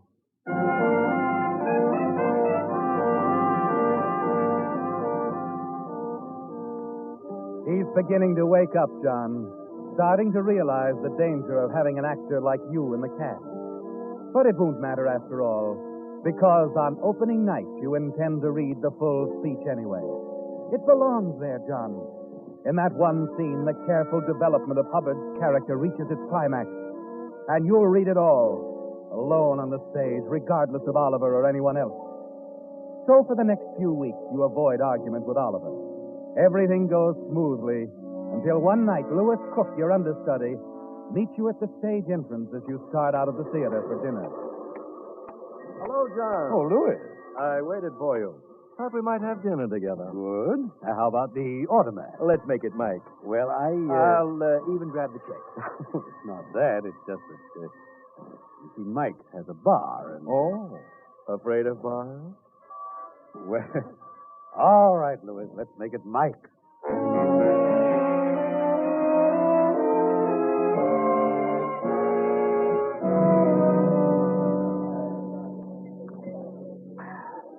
That's better. One of the great joys of peacetime, John. A man can get good scotch again. You know something? What? I admire you. They tell me you hit the bottle pretty hard in your time. Oh, off and on, I suppose. And now you can take it or leave it alone. Well, like tonight. How's the lemonade you ordered? Oh, it's lemonade. You're on the wagon for good, eh? Boss ordered. Oh, no. You don't mean he went into that, too. That's right. You know, I've hated that guy on general principles for years. Now, at last, I got a reason. Louis, could you keep a secret? Sure. I think a drink would do me good. One can't hurt me after Oh, all. boss's orders. One drink leads to another, I'll know. be responsible for that, Louis. Just don't say anything to Oliver, will you? Well, I'd be the last one in the world to rat on you, John. You know that. Good. Bartender. Yes, sir? Make it a double scotch.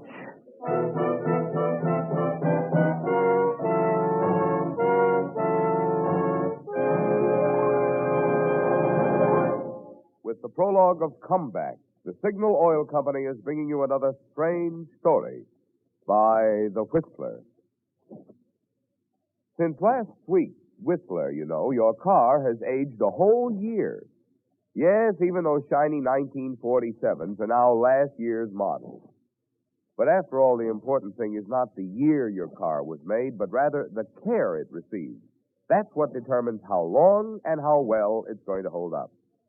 And that's why, if you want your car's performance to stay young, it's so important for it to receive the more thorough, more conscientious service cars get at dealer-owned Signal service stations. For example, when a Signal dealer lubricates your car, he doesn't take any chances on memory to locate the many different lubrication points. Instead, he checks against the official factory chart that shows exactly which of Signal's 9 specialized lubricants each part should have for long, trouble-free service. And then, just to make double sure not a single part has been missed, your signal dealer checks the whole job again, which explains why we call it Signal Double Check Lubrication. This is typical of the many little extra services you get from signal dealers, because each one owns his own business and has a personal interest in keeping your goodwill. Typical of signal service, designed to help your car run better, look better, and last longer. Now back to the Whistler.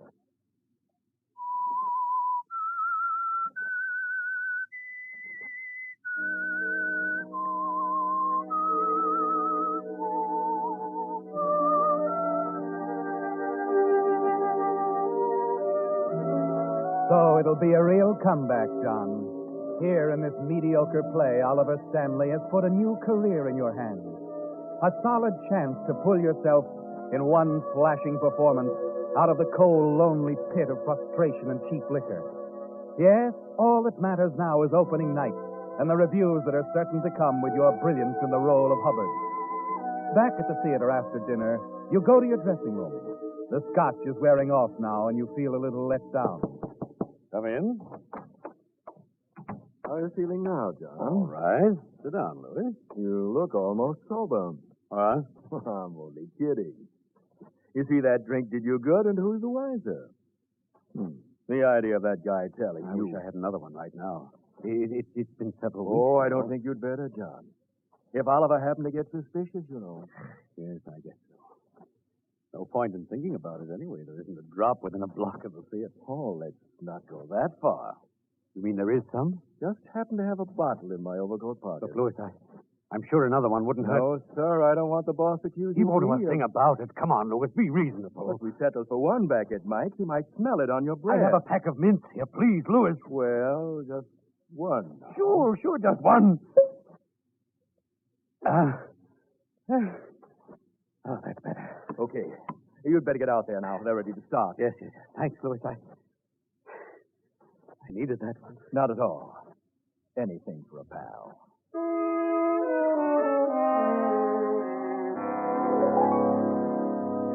Your nerves are steadier now, and through the first two acts of the rehearsal, you give a wonderful performance. There's a big audience of theater people out there watching you, and the murmurs of approval only make you more confident that the opening night will see you back at the top. At the end of Act 2, Oliver breaks for instructions. All right, let's hold it here a minute. Henry, you're jumping your cues again. I know, Oliver. I'll watch it. And Alice, the last entrance was a trifle slow. Sweep in fast, right on Henry's line. I'll try, darling. I think we'll go right into the last act now. Oh, John. Yes, Oliver? While I think of it, I'm going to make another simple cut near the end. As you know, you walk off stage right after you shoot me. Of course. At that point, the play's over, as far as you're concerned. Don't I come back for the scene with the servant? I mean, after I've taken off the mask? No. I believe it will be more effective if you stay off. I see. And after you kill me, I'll remain on stage until the final curtain. Clear? Yes, Oliver. Quite clear.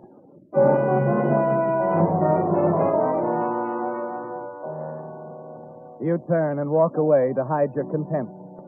Another of your scenes gone, John, to satisfy Oliver's unbelievable ego. But you're not worried, because tomorrow's triumph will put you back on top. The critics will single you out, you're sure of it. And you can leave Oliver and his ridiculous play for good. At 2 a.m, the grind of the rehearsal is over. You hurry back to your dressing room, tired and nervous from the strain. And then you notice something. Louis's overcoat hanging next to yours in the closet. You hurry over and lock the door, then go to the closet.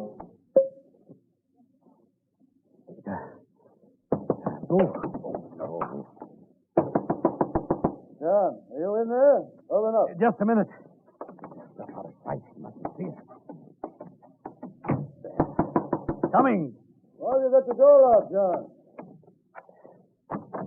Sorry, Oliver. Come in. What's the matter, anyway? Why, not a thing. I must have slipped the catch on the door by accident. I don't know why. May I come in, John? Well, Oliver and I are talking. It's all right. I just want to get my coat. No, I mean, I'll get it for you, Louis. It's no trouble for me. John, what is it? What's the matter with you? Nothing. Maybe a little nervous from all the rehearsal, nothing more. Hey, what's this? Liquor all What is over it, Louis? Oliver, Louis's coat fell off the hook. The bottle broke, that's all. Without a drop of liquor spilling on the coat? I'm afraid that is all, John. You've broken our agreement, haven't you? The bottle belongs to Louis, doesn't it, Louis? Ask him, Oliver. He'll tell you. Sure, it's my bottle, but you've been drinking it, John. Well, now, look, Oliver, I haven't committed a murder. You Get out. Get out of this theater. And don't come near it or me again. I'm surprised you do a thing like this, old man. What? Why, you're the very one. Now, don't start blaming me. If you can't control your liquor, you belong in a rest home, not in a Broadway show. Why, you conniving John. Will you get out, you cramp? Yes! Yes, I'll get out. I wouldn't breathe the same air with either of you. Don't head for Mike. It's much cheaper in bottles at the liquor store.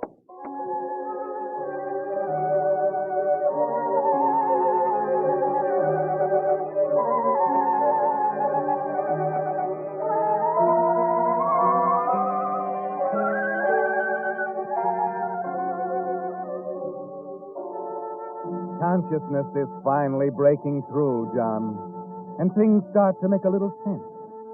You're lying on the bed. You're ill and weak, but you lunge forward to knock an empty bottle aside. But you're over it now, John, and you can't bear even the sight of a bottle for a while.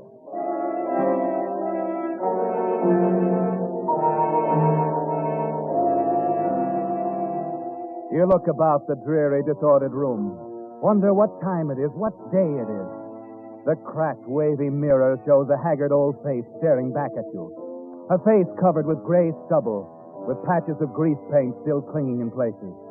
It's a horrible sight, and you turn away. They did this to you, didn't they, John? Oliver Stanley and Louis Cook, your friends. You wonder how you can strike back. You're still thinking about it as you make your way to a tiny lunchroom for a few cups of black coffee. A calendar in back of the counter tells you that 4 days have gone by. 4 days. Oliver's show is opened without you, with Louis playing your part, moving about the stage in the role that belongs to you.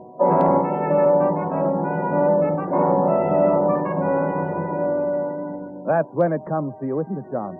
A simple, effective plan for revenge against the two men you hate. You get up, pay your check, and hurry downtown to a hardware store. That evening, you're back at the theater, standing on the fringe of the small crowd as they pour out into the lobby between the second and third act. I'm afraid I can't agree with you. It's a bad play. I wonder what John Maynard would have done with that part they gave Louis Cook. I don't know. Why did they make the switch? Well, I heard it was the same old reason. Last act. Curtain going up. Curtain going up.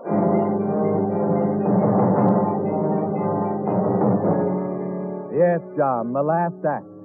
You smile coldly at the thought as you walk back to the stage door, slip inside unnoticed. You know that Louis is on stage as the curtain goes up, so you're quite confident that you'll be alone when you enter his dressing room. You close the door softly, find the gun that's used near the end of the play, and then seat yourself behind a screen to wait.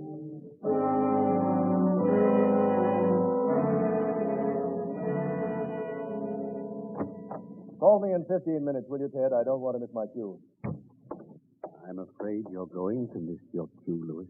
Charles? Yes, the man you had thrown into the alley with your dirty, cheap tricks. That had quite a weight, Louis. Look, I don't want any trouble with you. But if you don't get out of here... You won't have any trouble with me. And I'm going very shortly. As quietly as I came. Well, go now. I have nothing to say to you. But I have something to say to you, Louis. I've come to take over your part in the last act. My part, I should say. What's the matter with you? I've had enough of this. I'm going to call Oliver. Sit down, Louis, while I lock this door. You can't threaten me with that.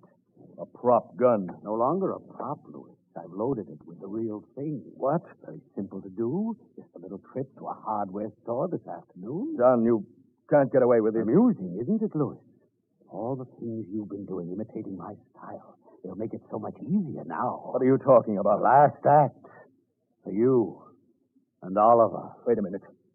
I'm beginning to get this. You intend to go out on that stage and murder Oliver? Oh, you'll murder him. Or at least an entire audience will think so. We're the same size, the part called for a mask, and I think I can read it as badly as you would, even with Oliver's cuts. I've been rehearsing for hours. And just how do you expect to shut me up? I figured that too, Louis.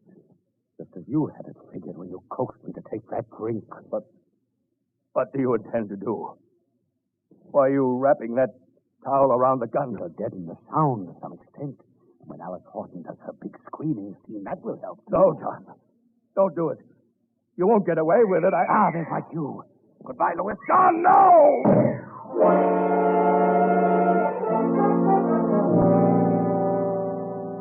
You stand there waiting. 5 minutes, 10, 15, and then... You're on, Mr. Cook.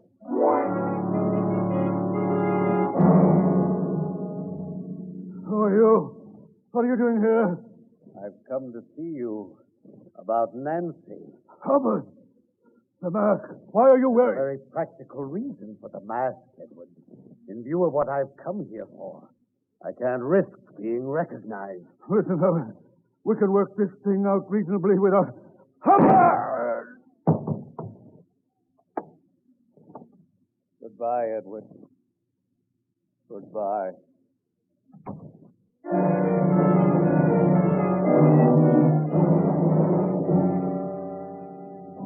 You walk quickly off the stage and back to the dressing room, place the gun in Louis Cook's hand.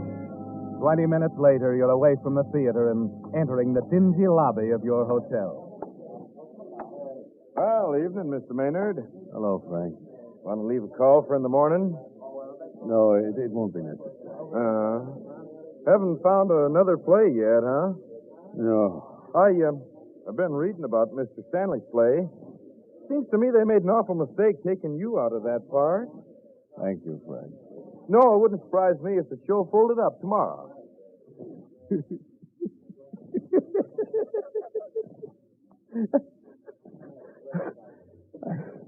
I think you have something there, Frank. Good night.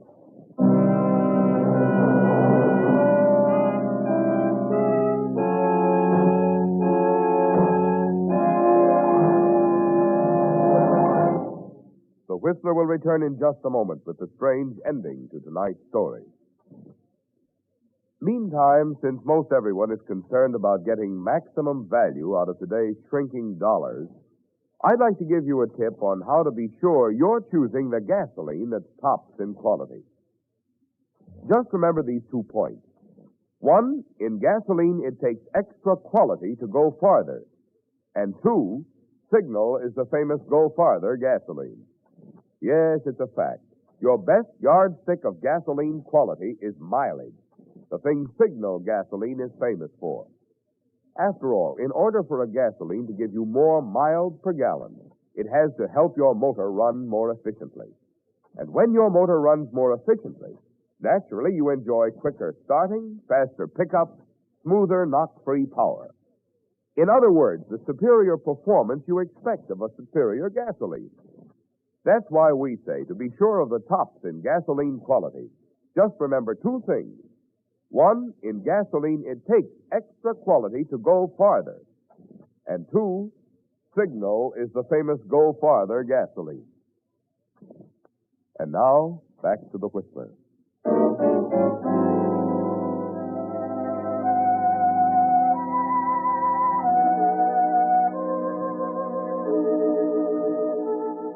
It's over, John. The play, your chance at a comeback, everything. But now, sitting in your cheap hotel room, blocks from the theater, you take satisfaction from the knowledge that Oliver Stanley and Louis Cook, the men who took your opportunity away, are dead, and you killed them. You wish that you could be there with the others, watching their expressions as they make the discovery that Oliver is actually dead on stage, that his death scene was well played for the simple reason that he had actually been shot. And because of your own careful acting, Louis is the murderer who then took his own life. You wish that you could tell that to them all, just as you did to Louis the moment before you killed him. But there's nothing left now, is there? The perfect performance is over. And this time, applause and acknowledgments will have to be omitted. Huh? Who is it? Open up, Maynard. What do you want? I want to talk to you. My name's Dunkel, homicide. I don't understand. Okay, Maynard, keep up the performance. Now, see here, I've done nothing. No, wordy don't even out of your room tonight, huh? Well, of course I was. I went for a stroll, but... Some stroll. Right on stage and into the third act of a flop play. Now, look, I haven't the faintest idea what you're talking about. Please, Maynard, I'm not sitting in the front row balcony. I'm Dunkel, homicide, remember? Standing right here in your room. But... Why? Because all the evidence in the world brought me here. That wasn't a murder-suicide we walked into tonight. It was a double murder, and you did it. No. Uh-huh. I'd tell you how, but you know that already. So I'll just tell you where you slipped up. It was your big scene, old boy. Bad. Very bad. What? You left out the best part. The speech right after the murder. Beautiful thing, Maynard. That speech was cut. Oliver put the speech back right after he threw you out. You see, he wasn't afraid of the speech, Maynard. He was only afraid of you stealing the show with him.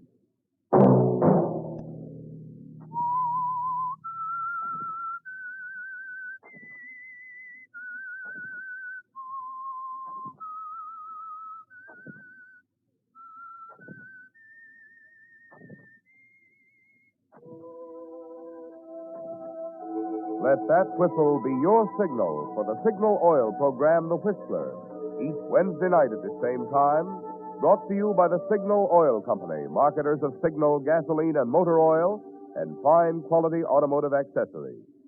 Signal has asked me to remind you, to get the most driving pleasure, drive at sensible speed, be courteous, and obey traffic regulations.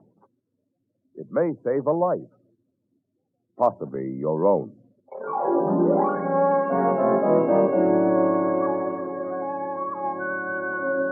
Featured in tonight's story were John Brown and Herbert Butterfield.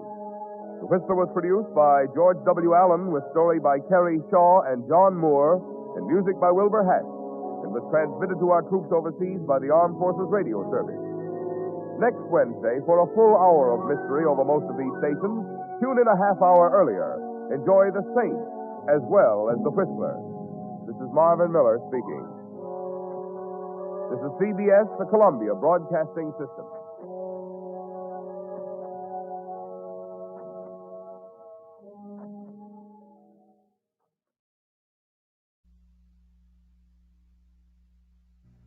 The Whistler.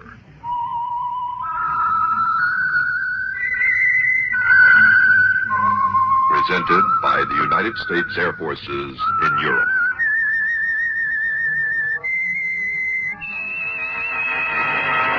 I am the Whistler, and I know many things, for I walk by night.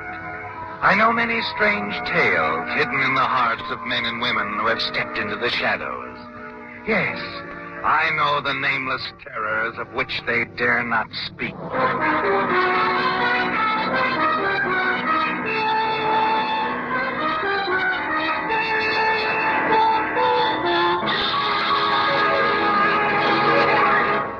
Now, the Whistler's strange story, Quadrangle.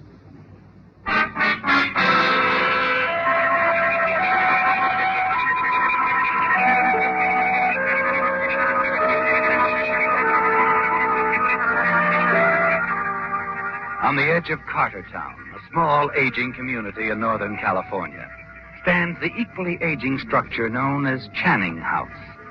The house proper, with its wide quadrangle wall and flanking trees, has been the subject of many a budding artist's brush and oils.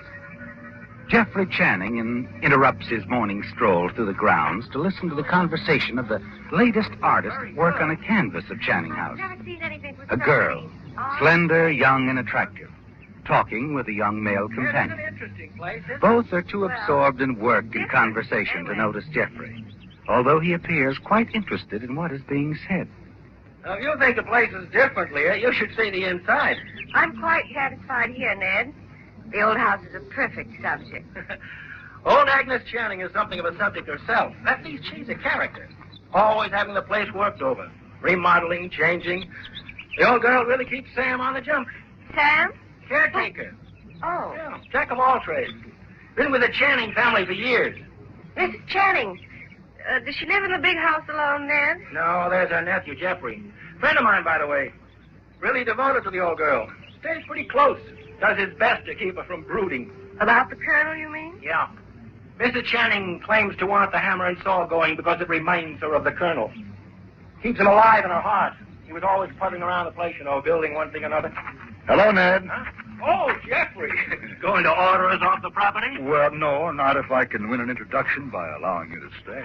Certainly. Miss Munson, Jeffrey Channing. How do you Pleasure. do, Mr. Channing? Well, if you're an artist, Miss Munson, you must see the inside of Channing House sometime. It's quite picturesque. You'd enjoy it. I would. I really would. Well, we'll arrange it soon. Good morning. Good morning, Mr. Channing. You turn, Jeffrey. Walk away along the path to the house. An attractive, exciting girl, isn't she? And you tell yourself you do want to see her again soon. Suddenly, an odd sound reaches you. Not the sound of carpentry, is it, Jeffrey? No, the dull, frightening sound of a pick striking against stone to break you to a run. Finally, as you enter the garden, you slow down and stare with an expression of relief on your face as you catch sight of Sam, the man of all work. He's only tearing down the old fountain, not the wall, and there's no cause for alarm at all. You continue along the walk and then enter the house. Jeffrey? Good morning, Aunt Agnes. Didn't keep you waiting, did I? No, I slept late this morning. Breakfast is ready. Do sit down. Are you out for your usual morning stroll? Uh-huh. Met a friend from town. He brought an artist out. I promised her a look inside. Oh, Jeffrey, I wish you hadn't. Well, now, what harm could Oh, there... please, I don't want gawking curiosity seekers wandering through the house. The memories here, they're too sacred. Yes. All right, Aunt Agnes. Pass the marmalade, would you?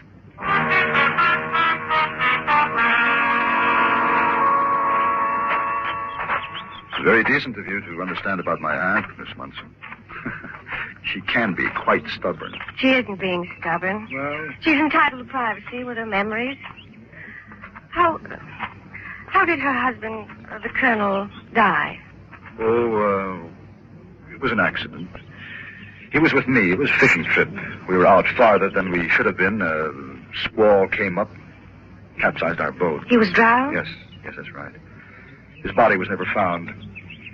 I guess I've always held myself to blame in a way. I suppose that's why I lean over backwards to make things easier for Aunt Agnes. Hello! Ned. Over. I've been looking all over for you, Leah. Jeffrey, that is, Mr. Channing just happened by. He was kind enough to show me the garden. Mm-hmm. Oh, by the way, Jeff, when is your aunt going to have the big wall around the place torn down? The wall? Yeah. She's torn down everything else. Well, I rather hope she won't go that far, Ned. Quite a project, I'd say. Why, I've never seen a wall so thick, so massive. Don't be fooled, Leah. It isn't as impressive as it looks. The wall's hollow. Right, Jeff? Yes. It is. You want to scream the words, don't you, Jeffrey? Because the wall has been on your mind so much the past 5 years. Yes, it's hollow, isn't it? And it's one landmark you'll do everything in your power to prevent your aunt from destroying. That's because of what the hollow wall contains. Colonel Channing didn't perish at sea, did he, Jeffrey? No, you killed him in a blind rage when he refused to loan you $5,000 you needed. In the dead of night, you placed his body inside the wall and sealed it up. Then you invented the story of the drowning at sea, and everyone believed it. Everyone, that is, with one possible exception. You've often wondered about Aunt Agnes, haven't you, Jeffrey? Mr. Channing, are you all right? He's dazed, Leah. Over you, I'd say. Just call him Jeffrey. He'll be all right. Yes. Oh, yes, I'll be all right, Leah. I thought so. Got something else to think about, haven't you, Jeffrey? Something beside Aunt Agnes and this old house. Yes, Ned, I do have something else to think about.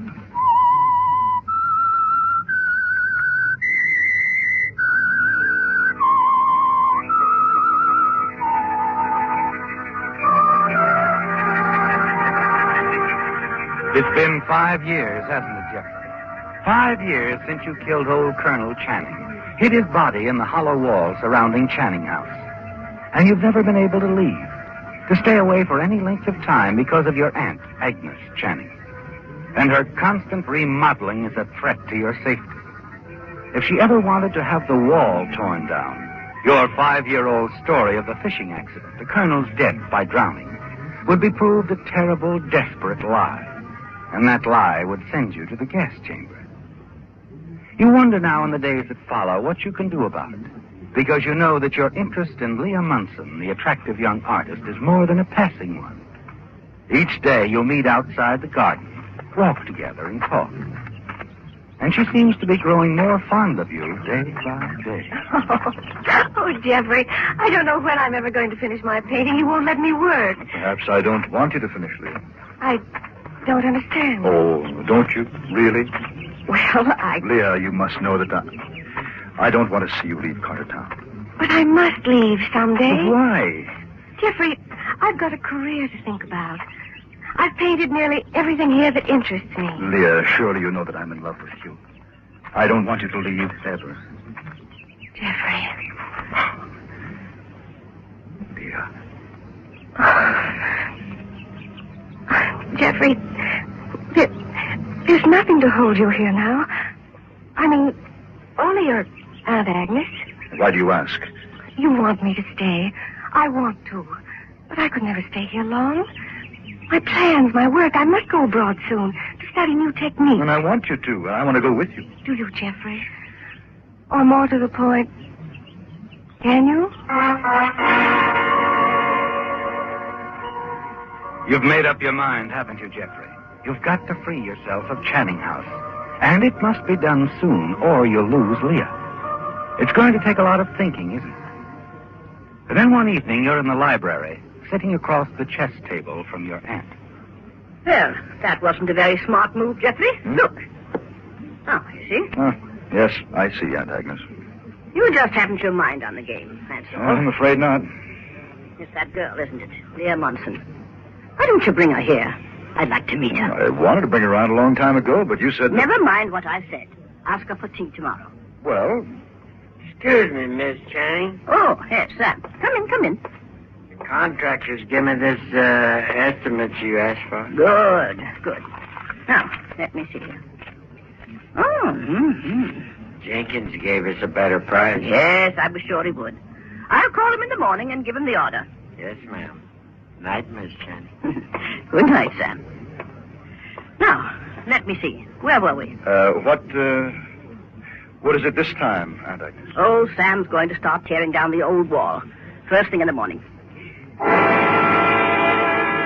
It's happened at last, hasn't it, Jeffrey? The wall. Aunt Agnes is going to have it torn down. And the secret that has remained hidden within it will be revealed. Somehow you manage to finish out the game of chess. And then hurry up to your room. You pace the floor well into the early morning hours, wondering what to do, how you can stop her. Dawn finds you stretched out on the bed, still fully clothed, staring at the ceiling. And then suddenly you're aware of a sound outside. You leap out of bed and hurry to the window. Rain. It's raining.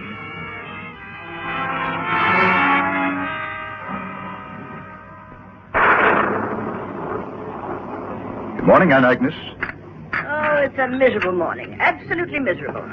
I do so detest rain. It's so depressing. Oh, I don't know. I rather like it. You look rather tired this morning. Didn't you sleep well? No. Matter of fact, I got very little sleep at all. Oh, it's the weather. We're in for a few more days of it, according to the paper. I'll let you have some of my sleeping powders. Now, Jeffrey. if you don't mind, Aunt Agnes, I'd rather you didn't. Oh, nonsense. I'll put them on your night table. I suppose the sudden change in weather has altered your plans about the wall? Yes, but I'll get around to it as soon as the rain's over. I've made up my mind to that, Jeffrey. Yes. I'm sure you have.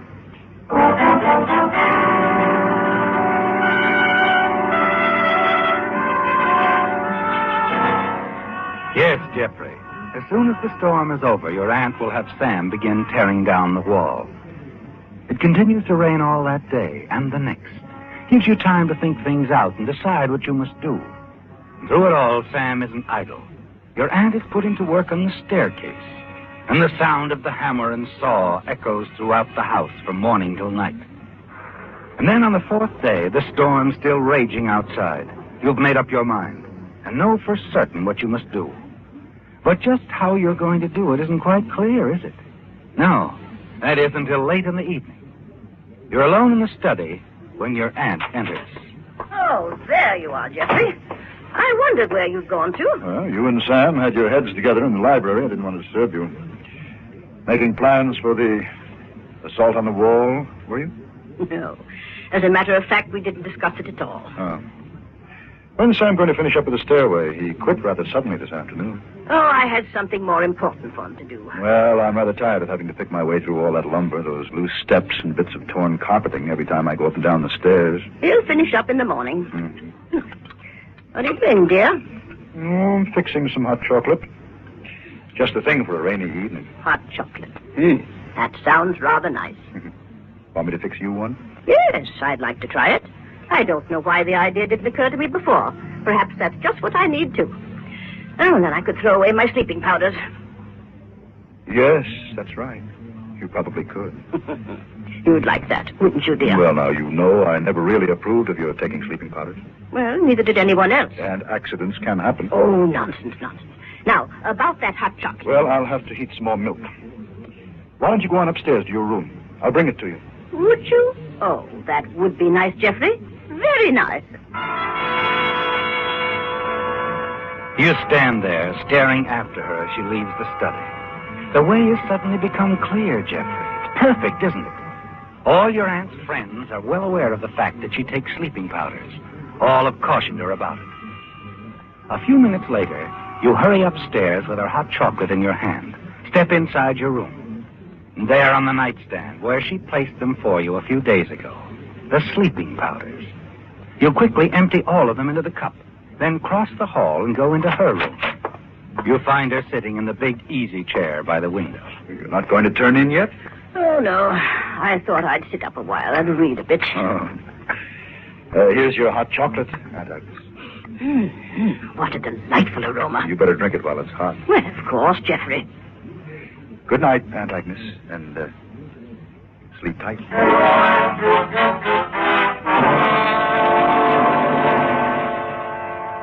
Back in the study downstairs, you sip your hot drink. An hour goes by.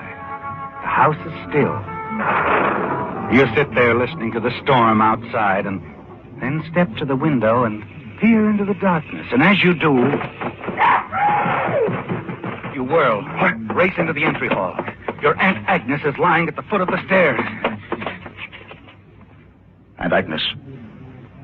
Aunt Agnes! She's dead, isn't she, Jeffrey? The fall killed her instantly. She must have tripped over a loose board on the stairway. An accident, Jeffrey, and you had no part in it. Or did you? You've got to make certain.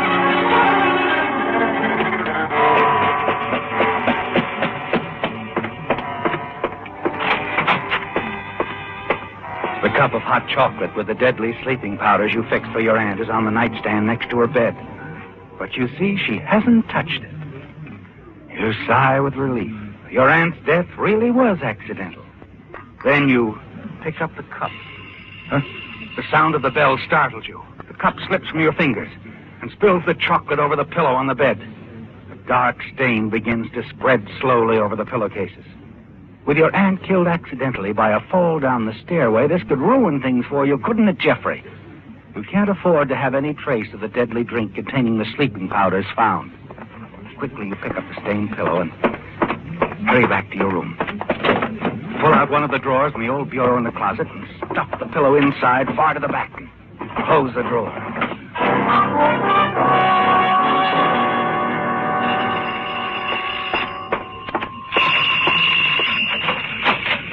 Judge Fuller. Oh, I'm glad you're here. Come in. Come in, come in. Why, Jeffrey, what's the matter? It's Aunt Agnes.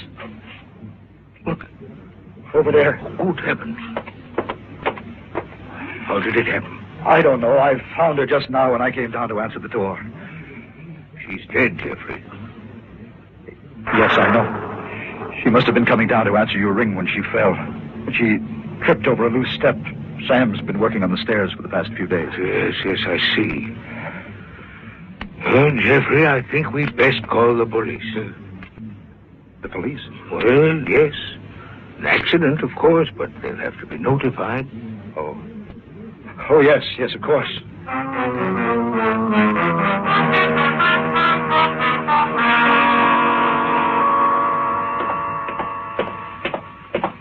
Well, Sheriff, what do you think? No doubt about it, I'd say. That's the way it happened, all right. Mrs. Channing tripped over those loose boards up there. Poor Aunt Agnes. I'm real sorry about this, Jeff. Real sorry. It's a great loss, my boy, for all of us. By the way, Judge, what were you doing here tonight? Why, Mrs. Channing wanted to see me. As you know, I've been her attorney for years. Yes? She sent Sam around in the car to pick me up. Oh, what was on her mind? Well, when she called, she said she wanted to discuss a financial matter, but she didn't say what it was. She did make quite a point of my being here at 11, though. Well, that's odd. When she went upstairs, I thought she was going to retire for the night. Perhaps you did, my boy. I don't know that she considered our appointment a secret, but I can assure you she had no idea of going to sleep when she called me this evening. I don't quite understand. Well, it's certainly not important now, Jeffrey. No, I suppose not. Can I be of any help to you, Sheriff? No, Judge, I don't think so. Jeffrey, I guess I don't have any more questions to ask you either. As far as I'm concerned, your aunt's death was accidental. Purely accidental.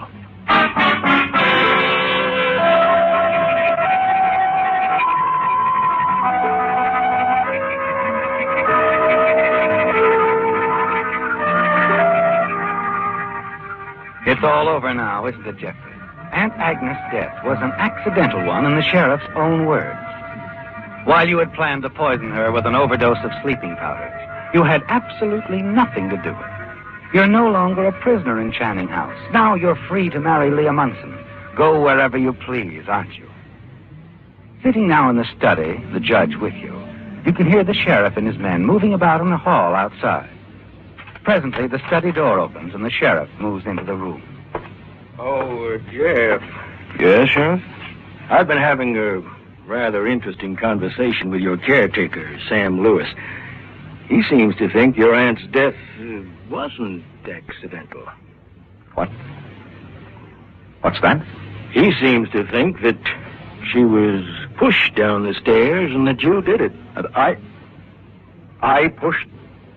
Oh, really, Sheriff, why would I want to do a thing like that? For the money? The $50,000 Sam found hidden in the stairway this afternoon? $50,000? In the stairway? Mm-hmm. Sam turned it over to your Aunt, Mrs. Channing, right after he found it. Well, that's probably why she phoned me to come over this evening. She said nothing to me, Judge. Look, Sheriff, According to Sam, Mrs. Channing told him the colonel had hidden a large sum of money somewhere in the house a short time before he died. Seems the colonel never got around to telling her where he'd hidden it. That's why she's been having the house torn apart these past 5 years. Looking for it. Didn't know about that, huh? Sheriff, you've got to believe me. I didn't know. Sam seems to think you did. So did Mrs. Channing. She told Sam she was sure that was the only reason you'd been sticking around so close these past 5 years. Waiting for them to find the money so you could get your hands on it. It looks like she was right. What do you mean by that? We just found something, Jeff. Something I'm sure will convince any jury that you killed your aunt. Me kill Aunt Agnes? No. I'm going to have to arrest you, Jeff. We found all the money Sam turned over to your aunt. But I didn't. Oh, yes, you did. We found the whole $50,000 right where you put it. Stuffed in the back of a bureau drawer in your bedroom closet. Hidden in your Aunt Agnes's pillow. Listen next week when once again the United States Air Force. And now stay tuned for the program that has rated tops in popularity for a longer period of time than any other West Coast program in radio history. The Signal Oil program, The Whistler.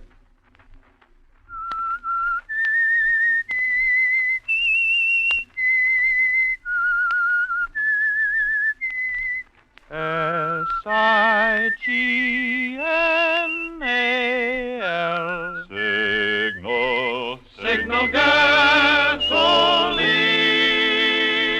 Signal, the famous Go Farther gasoline, invites you to sit back and enjoy another strange story by The Whistler.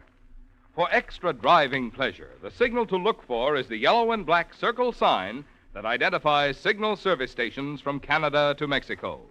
And for Sunday evening listening pleasure, the signal to listen for is this whistle that identifies the Signal Oil program, The Whistler.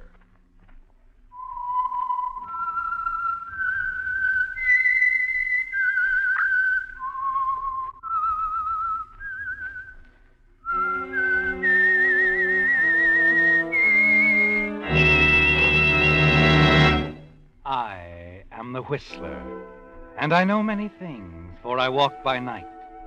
I know many strange tales hidden in the hearts of men and women who have stepped into the shadows. Yes, I know the nameless terrors of which they dare not speak. And now The Whistler's strange story, A Woman's Privilege.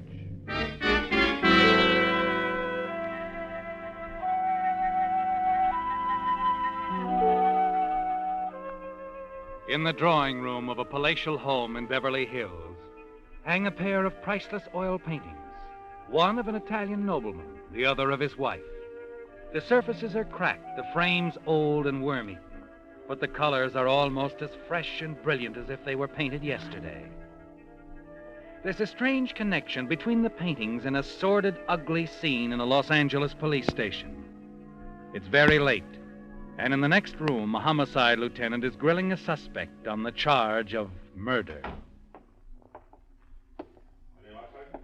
Oh, but he's coming along. Lieutenant Brady's getting to him, huh? Give the lieutenant 5 minutes more. Guy's ready to break now. You know, I can't help feeling there's more to this than the guy's telling. Something that maybe even he doesn't know.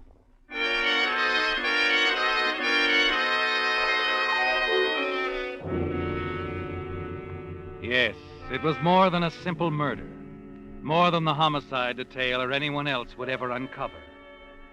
It was the story of a traveling art broker named John Winters, of a casual trip to the picturesque Italian seaport of Venice, of the unbelievable, stunning moment in his hotel room when a quiet little artist named Giulio Donati put $250,000 in the palm of his hand.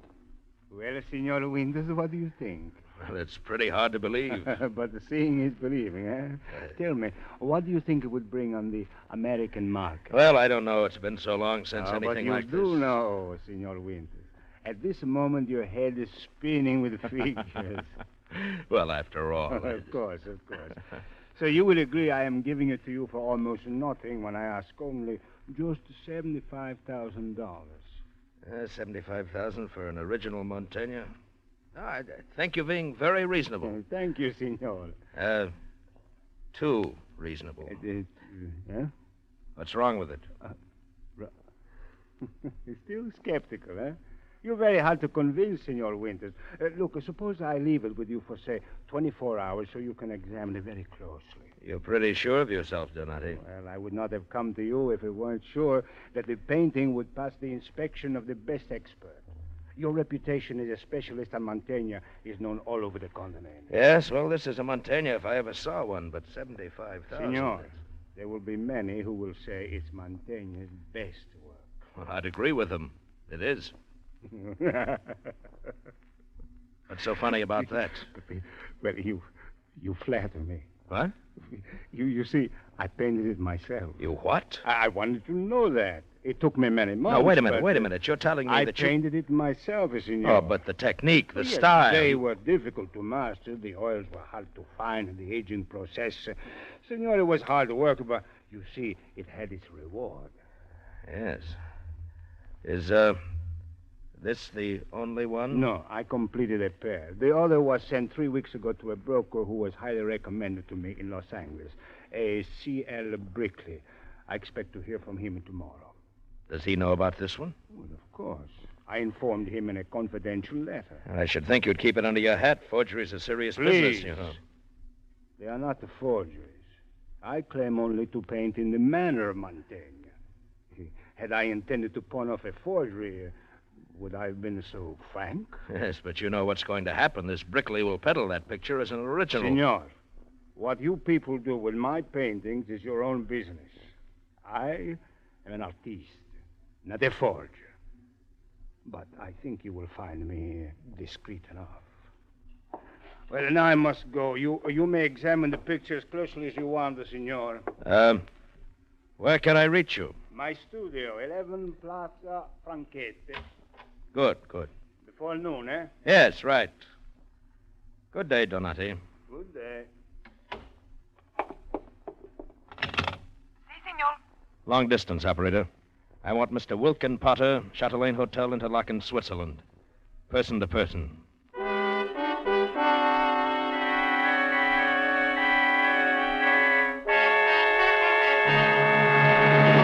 Wait a minute, Potter. I tell you again, it's the McCoy, an original Mantegna. He's pulling your leg. No one in his right mind would let a Mantegna go for $75,000. I told you he doesn't know what he's got. The artist only produced 35 paintings in his life. They're all catalog winters. There's no such thing I saw it with my own eyes. Are you telling me I don't know a Mantegna when I see one? And what about this Brickley? He bought the mate to it. But, John, I just can't... All right, Potter. If you don't want to advance me the money, there are plenty of others. Don't do that. All right, John. It's a deal. Call me when you've closed, and I'll wire the money. And that's better. You'll hear from me in a couple of hours.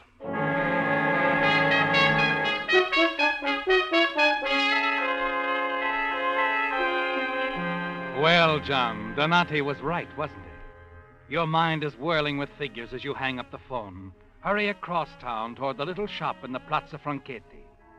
Yes, there's over $250,000 in that special-built briefcase under your arm, provided that the three people in the world who know the truth are discreet. That's the only gamble, isn't it, John? You, and Donati, and Brickley, the Los Angeles broker. With three who know, there's always a chance that one might talk. You turn a corner into the plaza, wondering if Brickley had thought of that one. The answer comes suddenly. A crowd is gathered at the front of Donati's shop. What's the matter? What's happened here? Get back, please. What is it, officer? What's happened? The proprietor of this shop, Senor Donati, was shot.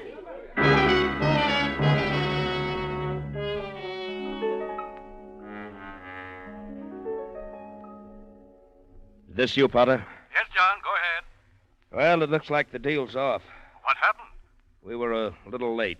Brickley got there first, huh? Yeah, Brickley got there first. Thanks for the offer, Potter, but I won't need the money now. I'm on my way back to the States. Los Angeles.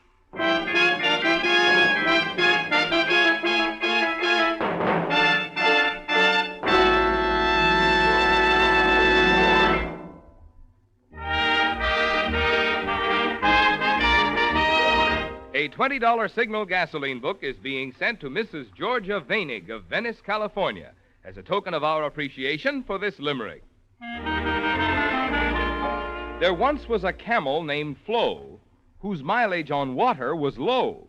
But this far-sighted lass switched to new Signal gas, and now she has get up and go. Signal, signal, signal gasoline. Your car will go far with Go Father gasoline. Perhaps it may strike you as strange that a camel in the limerick drank Signal gasoline. But there's nothing at all strange about the fact that Flo found new Get Up and Go when she switched to Signal. After all, fast-starting, peppy pickup and smooth, quiet power naturally go hand in hand with Signal's famous mileage. They're all the result of the more efficient performance that today's Signal helps your motor deliver. So whether you're looking for economy or just real driving pleasure, next time your gas tank gets thirsty, follow the advice on those Signal billboards you've seen. Next time, fill up with Signal, the famous Go Farther gasoline.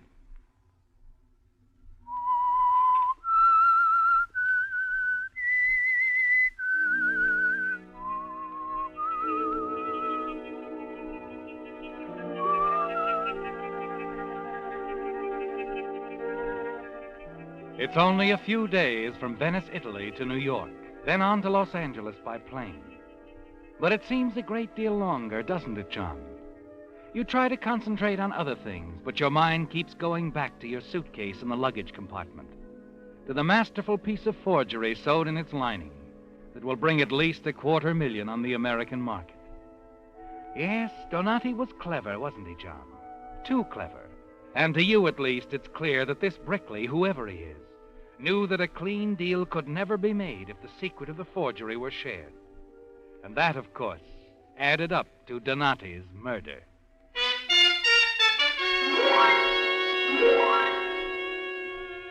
You have a surprise for Brickley, haven't you, John?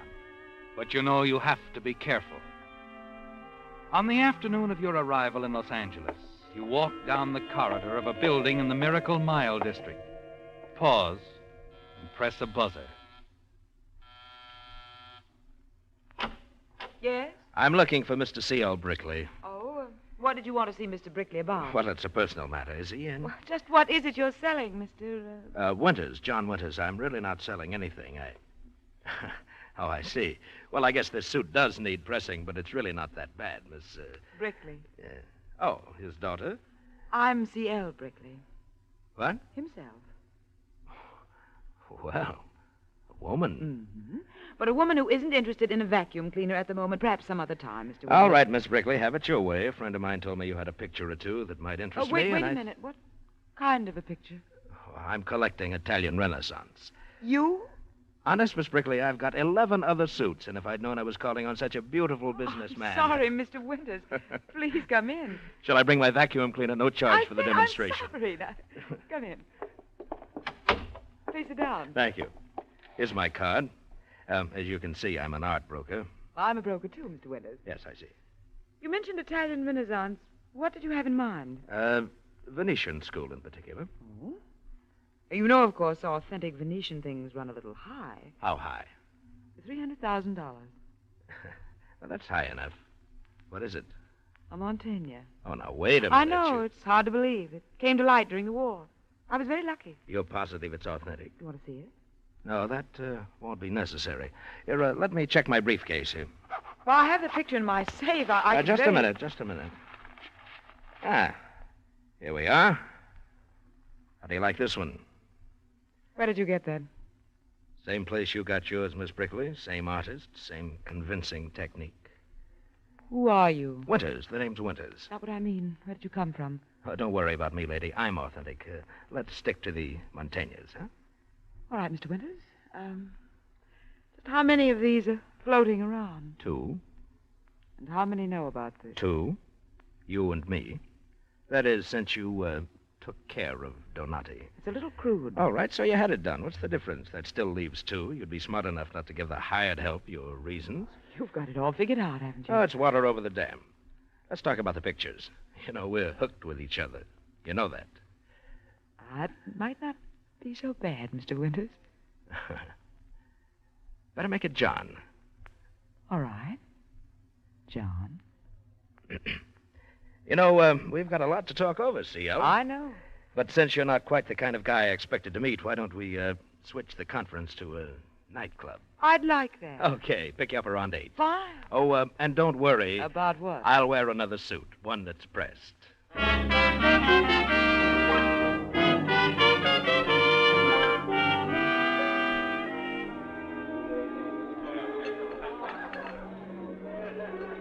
You know, C.L., you don't dance at all like a stuffed shirt. You like? Yes, I like. But tell me more. Oh, no, not at a business conference. Oh, that again. So bring Brickley Honey, darling, where have you been? Hello, Mrs. Carlton. One of my clients. When am I going to see you, dear? It's been an age. Well, I may have something to show you in a few days. Oh, good. Don't forget me, will you? Don't worry. Mrs. Carlton, huh? You didn't tell me about her. She has money, darling, but not the kind we're after. Well, who does it boil down to? They're pretty hard to find, you know. People who put out $500,000 for a pair of paintings. I've put out a couple of feelers, but... A couple of feelers? Yes. You mean you're going to help me sell mine? Well, I was thinking about it. Not much sense in being competitive, is there? No, I guess there isn't. Besides, if we both know where both paintings are, there's less chance of complications later, don't you think? Uh-huh.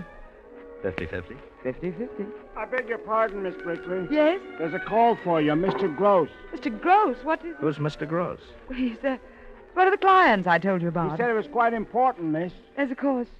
Excuse me, John. I'll be right back. She gives your hand a little squeeze as she turns to leave the floor, floats past the row of ringside tables and out of the room. She is beautiful, isn't she, John? Slim, graceful, the satin of her evening gown clinging to her like a glistening white sheath. And for the moment, you forget everything else. The Montaignes, the $500,000, the wealthy clients, everything. Everything, that is, except that you're dealing with a killer who's as sure as you are that those paintings can never be sold, as long as there are two minds in the world who know they're forgeries. If only she weren't so breathtaking, so beautiful. What's on your mind, John? What? Oh, Get up. All right. Miss me? Naturally. What about Mr. Gross? Oh, that was nothing. You said he was a client. What's on his mind? Well, he's interested in Renaissance art, you know. Oh, good. He knows about the Montaignes, huh? More or less. What do you mean, more or less? Well, I told him I had something that would interest him. Make an appointment? Yes. As I told him I'd get in touch with him in a day or two. Good. Now, let's forget about business for now, shall we? The music's so wonderful. I do love to dance with you, John. You wish Lorraine didn't affect you this way, that you could approach the whole thing with a clear head. But it's something you've never known before, really. The music, the vibrant, thrilling feeling that sweeps over you as you dance with her. Her warm, low voice in your ear.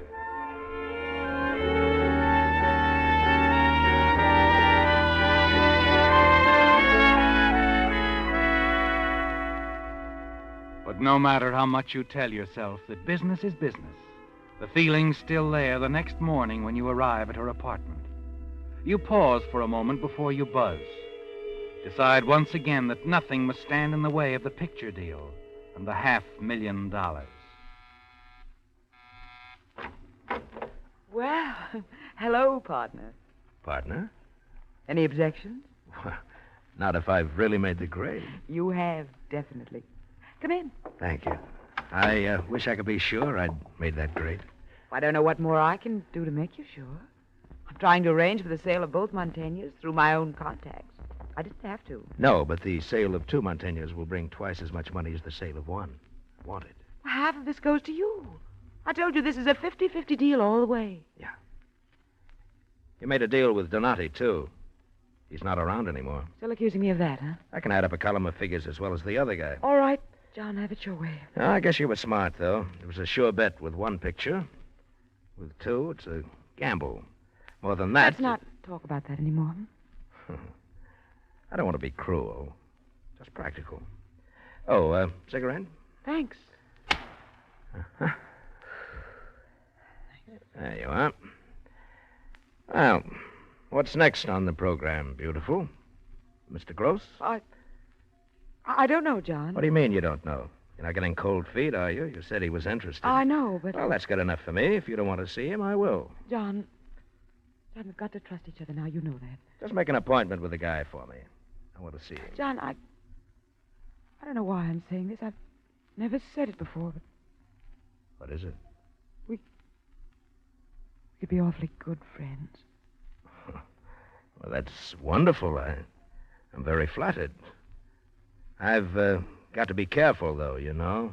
Playing with dynamite. John. I'm talking about Donati. You did it once. You could do it again. I'm talking about us and what good friends we could be. We'll discuss that at length after we take care of the pictures. Pictures? What do you mean? We're going to wrap 'em up, darling. We're going down to Union Station.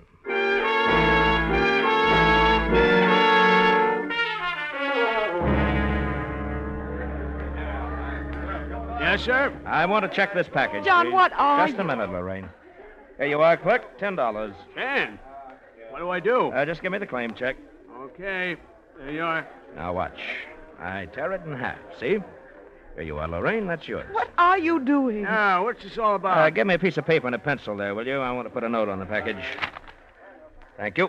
Well, To deliver it only when both halves of the claim check are presented. There we are. You get it? well, I don't know. You want that $10? Oh, sure, sure. All right, here's the note. Paste it on the package. Right. Good. Thank you. Come on, Lorraine. You know, I think this is all pretty silly. Maybe it is, dear, but I do a lot of silly things for $250,000. But don't get me wrong, Angel. I trust you like my own mother. I just trust you a lot more after you fix up that appointment for me with your friend, Mr. Gross. How soon can you make it? Well, I don't know, John. I'm not sure. Let me handle it then. When can you get a hold of him? I'll call him tomorrow.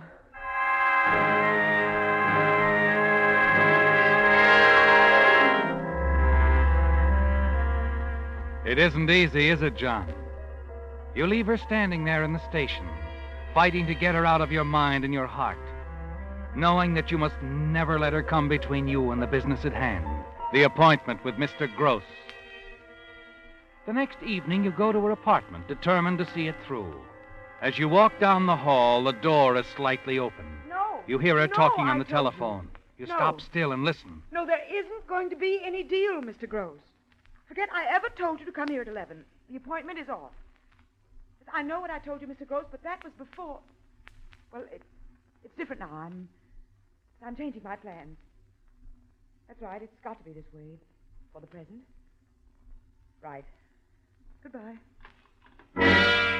You stand there for a full minute, thinking, and then make up your mind. Two can play that kind of a game, can't they, John? And you know the one who wins is the one who gets there first.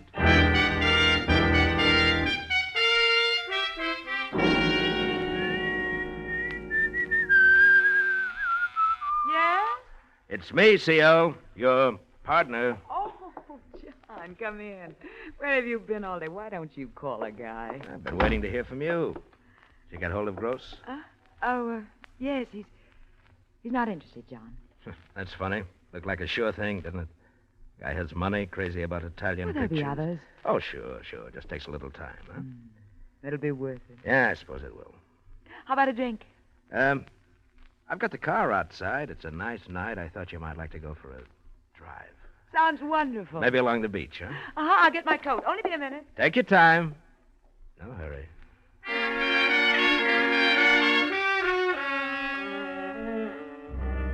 It doesn't take long, does it, John? Now that you've made up your mind to it. Just a few miles of riding, talking idly, with the automatic hidden down beside you in the seat. Occasionally, you glance from the road at her beautiful face in the moonlight. That's something you'll never forget. That face with the moonlight working magic with her hair. It even looked beautiful a half hour later when you looked at it for the last time. Only then it was very still, with the quiet, wax-like beauty of death.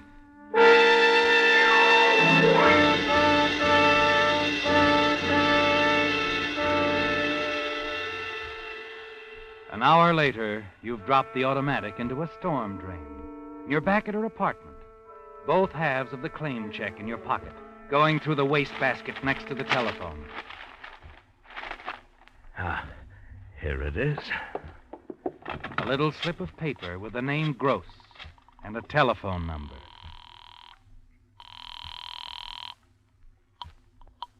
Hello? Mr. Gross? Yeah? I'm calling for C.L. Brickley. I have a message. Go ahead. Miss Brickley says the appointment is on again. She's changed her mind. Okay. 11 o'clock at the apartment. Right. 11 o'clock at the apartment.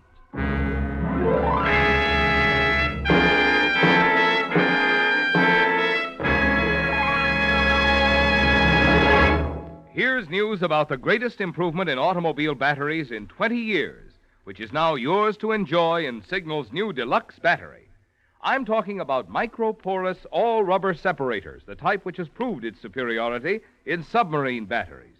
Because these highly porous separators hold twice as much acid solution between the plates, new Signal Deluxe batteries deliver up to 35% more power to take care of the many electrical gadgets on today's cars.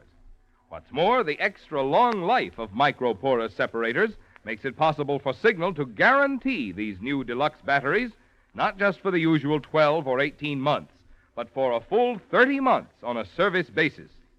That means you're actually saving money while you're enjoying the extra power and dependability of a Signal Deluxe battery. So before you buy any battery, get your Signal dealer's generous trade-in offer for your old battery. Find out his convenient credit terms. Prove for yourself that today's best battery buy is today's finest battery, the new, improved Signal Deluxe battery.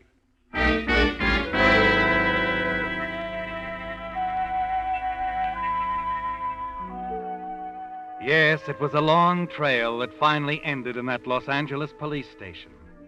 A trail that began in Italy with an artist who painted a pair of pictures in the manner of Mantegna and died because of them. Lieutenant Brady of Homicide has done his job now. The suspect has finally begun to crack. You know we've got the goods on you. Why don't you... Stop it, will you? Stop it. All right. I'll stop it. You ready to talk? Yeah. Yeah, I'll talk. All right, let's have it, Gross. The whole story and the whole truth. The guy in Italy, Donati. I killed him for the Brickley dame. Money? Yeah. Why did she want him dead? I don't know. I didn't ask any questions. She sent me to Italy to kill him, and I did. When I got back here in L.A., she called me again. She wanted me to bump off another guy. Oh? But the night I was supposed to bump off this second guy, the Brickley dame changed her mind. How come? I don't know, but she called up and said the deal was off. Then what? Later, I got a phone call that the deal was on again. So I went over to her apartment. And there he was. And that's how you happened to murder John Winters? That's it. I guess the Brickley dame changed her mind again.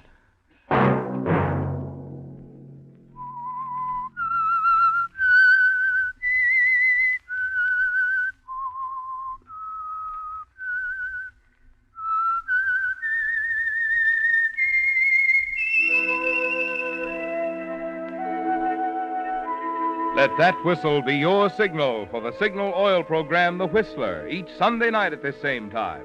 Brought to you by the Signal Oil Company, marketers of Signal gasoline and motor oil and fine quality automotive accessories.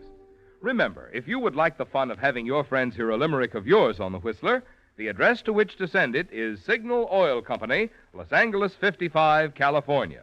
All limericks become the property of Signal Oil Company. Those selected for use on The Whistler will be chosen by our advertising representatives on the basis of humor, suitability, and originality. So, of course, they must be your own composition.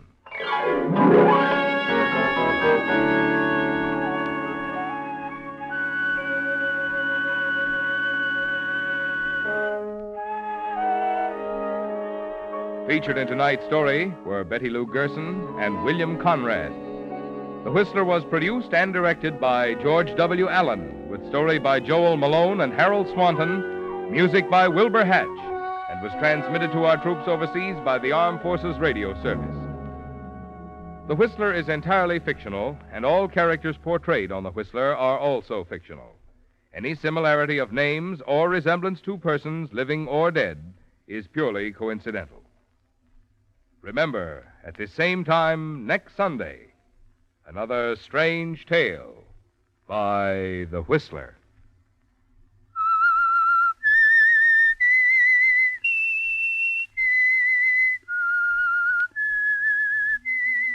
S-I-G-N-A-L Signal, Signal gasoline. Men between the ages of 17 and 34 can earn extra money and qualify for retirement pay by taking part-time military training at home. For full information, see local headquarters of your National Guard. Marvin Miller speaking. This is CBS, the Columbia Broadcasting System. Signal, the famous Go Farther gasoline, invites you to sit back and enjoy another strange story by The Whistler. For extra driving pleasure, the signal to look for is the yellow and black circle sign that identifies signal service stations from Canada to Mexico. And for Sunday evening listening pleasure, the signal to listen for is this whistle that identifies the signal oil program, The Whistler.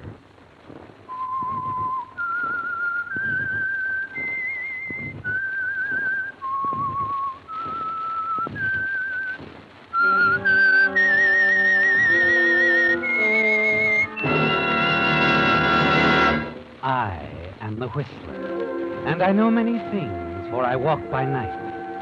I know many strange tales, hidden in the hearts of men and women who have stepped into the shadows. Yes, I know the nameless terrors of which they dare not speak. And now, the Whistler's strange story, Best Man.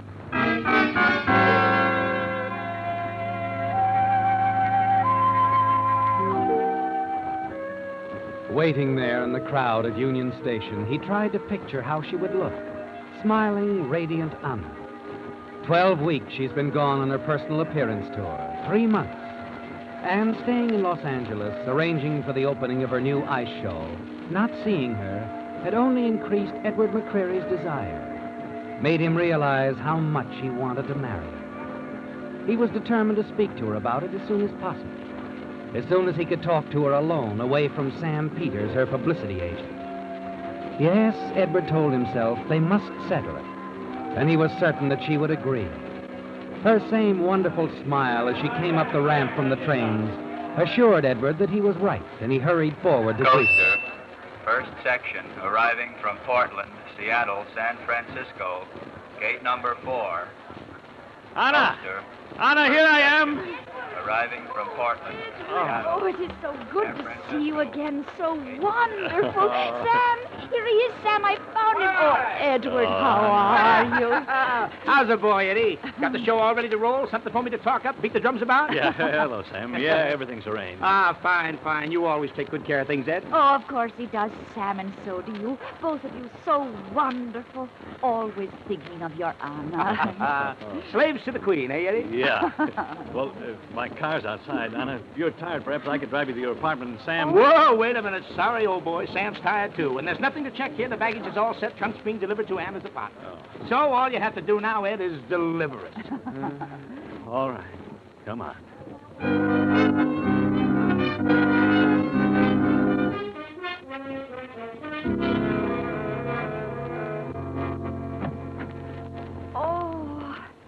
Oh, my little apartment. Oh, it's so wonderful to be back, to be home again. It's so very wonderful. Oh, that's all she talked about, Eddie.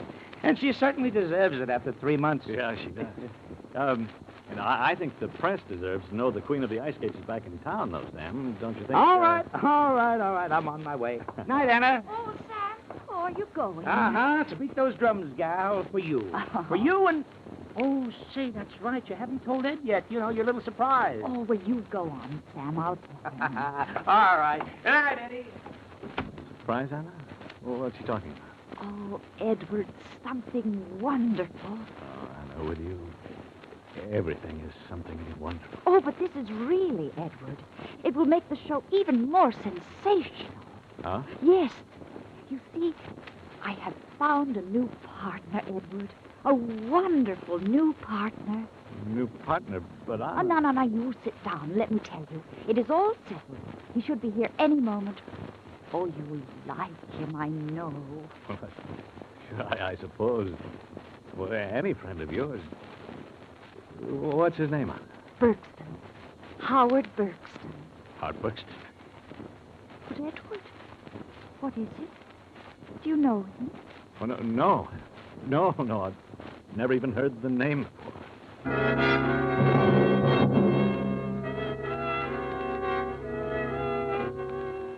You're lying, aren't you, Edward? And you know that Howard Berkston lied, too, when he told her that he didn't know you. It all had to do with another little deal in St. Louis several years ago. A deal that the two of you worked together. but with you leaving town without giving Howard his share. And so now he's back, tall, smooth, good-looking Howard Buxton. You wonder what sort of interest he's aroused in Anna. It's an unpleasant moment for you, isn't it, Edward? Very unpleasant. Then you have another one when the doorbell rings and Anna hurries to answer.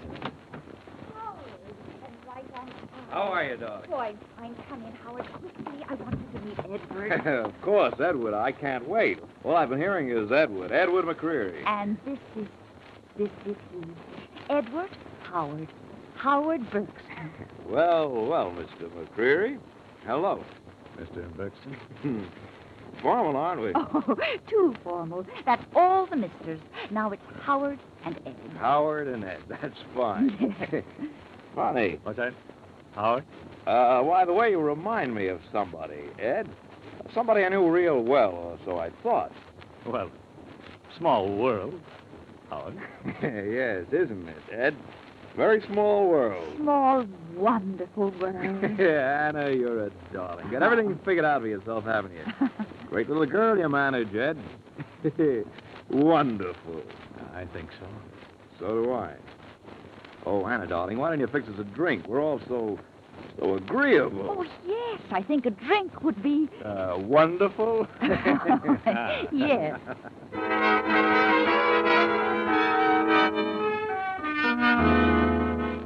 Well, Edward, the past comes calling, doesn't it? In the person of Howard Buxton, a man you cheated a few years ago in St. Louis. He's met Anna, managed to get her interested in him. And now he's to be part of the show, her ice skating partner. In the days that follow, you avoid him as much as possible. Then finally, you decide it's best to have a talk with him, find out what's on his mind. Well, if it isn't Mr. McCreary. Been wondering how long you'd wait, old man. I'd rather not talk standing here. Well, come in. Not the fanciest dressing room, but it'll do until we get to understand each other.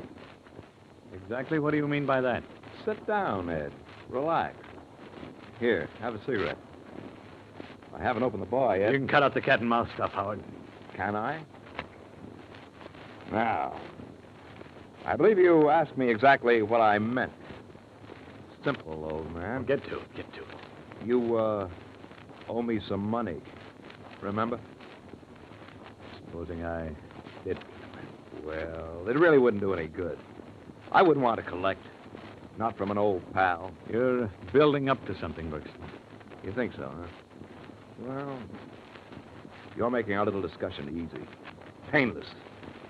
You're quite right. I am building up to something. A rather big letdown, Ed. For you. Now, wait a minute. Sit right there, big man. When you're comfortable. Now, sit there and listen. If you don't, I'll talk to somebody else. Anna. Point out what a cheap double-dealing crook you are. That deal of yours, Ed. I'm in the clear. But you're not. Go easy, Howard. Go easy. I always do. And this time I'll go very easy.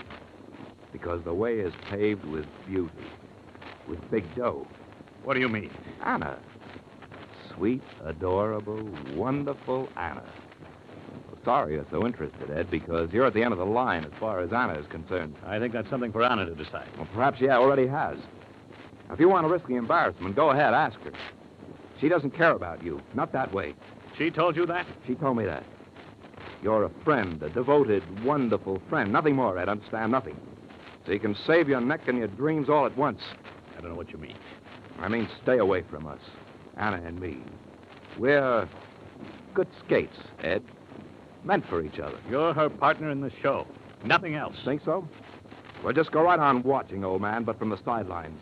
You'll see friend Buxton moving in. Good. Setting up housekeeping. Why, you... It'll be rather nice, married to that little number. Delightful girl. Pretty, nice figure, and a wonderful bank account. That's the part I love. You'll never get away with it, Howard. I'm pretty fast in my skates, old man. Don't bet against me. I'm counting on one thing. Anna. She's an intelligent girl. She's a girl, Ed. The weaker sex. And I'm going to be a knight in shining armor and on silver skates. Now, you go on back to your hotel room, curl up with a copy of Hans Brinker. And remember, keep out of it. Leave us alone. And if I don't? You heard me. I said leave us alone.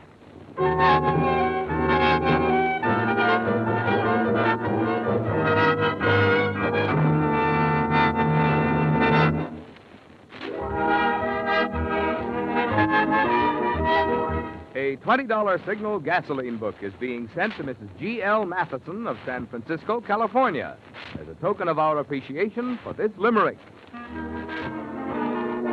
A visiting driver from Mars complained of Earth's sluggish cars.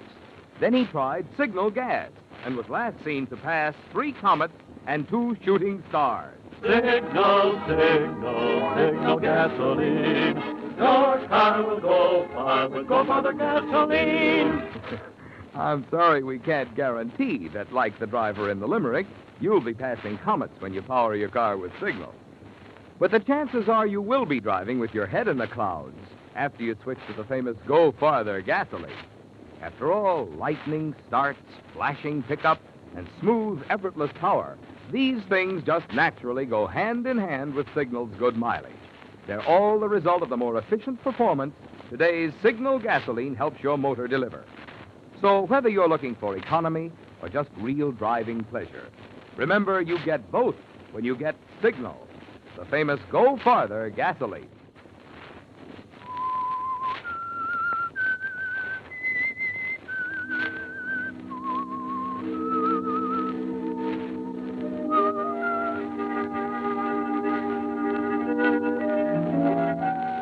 Howard Berkston, Anna's new skating partner, has made it all very clear to you, hasn't he? Yes, he intends to marry Anna. And if you try to stop him, interfere, he'll expose you. Tell Anna about that incident in St. Louis. That you're really not Ed McCreary, but Edward Fenley, actually a common thief. You're trapped, aren't you? There's nothing you can do for the moment. Only hope that Anna herself will be able to resist the deadly charm of the suave, smooth-talking Howard Berkston. Then 2 weeks later, opening night of the ice show, you stop in at your favorite bar. As you sit there alone, a thick, heavy-set man drifts over toward you, Sid Walker, the newspaper columnist. Well, Mr. McCreary. Huh? Oh, hello, Walker. How's the keyhole columnist these days? Haven't you heard?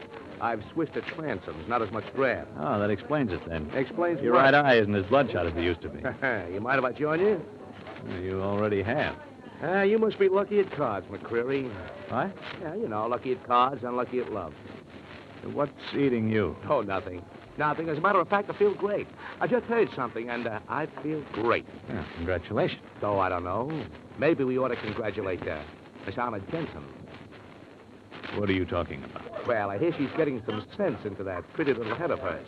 She's finally tossed over a 2-bit chisel like you. Now, wait a minute. Get out, Way off, not will on your life. I heard something tonight that's going to make me feel good for a week, maybe 2 weeks. Hey, you want to know what it is? Okay. I heard Anna finally found Mr. Right.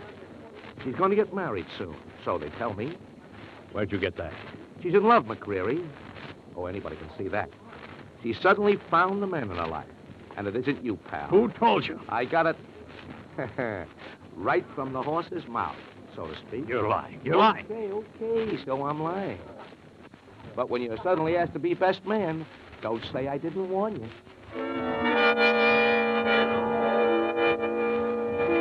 You stare at Sid as he grins, turns, and walks away, and you're certain he's not lying. As Howard Berkston told you, he is going to take Anna away from you, isn't he, Ed? Unless you do something about it. And you'll have to act quickly. The anger within you mounts steadily as you hurry to the ice palace. And by the time you arrive, your mind is made up. Somehow, you're going to stop Howard. You're not going to let him step in, shatter everything you've waited for. Then backstage, looking for Anna, you run into Howard instead. Hello, old man. Where's Anna? Oh, she'll be here in a minute. Nice crowd out there, don't you think? Yeah. Oh, by the way, if you're not doing anything after the show, I'm throwing a little party at my place for Anna. You'll be there? Sorry, no. Fine. I was hoping you couldn't make it. That'll give me more time with Anna. We have so much to talk about, you know. Look, Berkston, if you think Anna is going to be crazy enough to marry you, you're crazy. Am I? Oh, now, Eddie boy, how could she resist me? I'm warning you. Look, I'll make a deal with you, a little side bet. If Anna isn't Mrs. Berkston by the end of the season, I'll give her up. Leave the field open for you. And if she does marry you? If you lose, old man, you have to be the best man. You'd like that, wouldn't you? Wait a minute. I'd like something better. Yes, I'm sure Anna would like that, too. Instead of being best man, you give the bride away. Why, you... Wait a minute. Cut it out. Go away, Sam. Get away. I owe him this. That's enough. That's enough. Now leave him alone, Ed. Next time, Bergson, next time I'll kill you. Edward, what have you done? Oh, Anna. Oh, Howard. Howard, are you all right? Yeah, Anna. I guess so. Get up, Bergson. You're not hurt. Get up. Get up. Edward, leave him alone. But, Anna... You've done enough for one evening. Please. Please go. Sure. Sure, I'll go.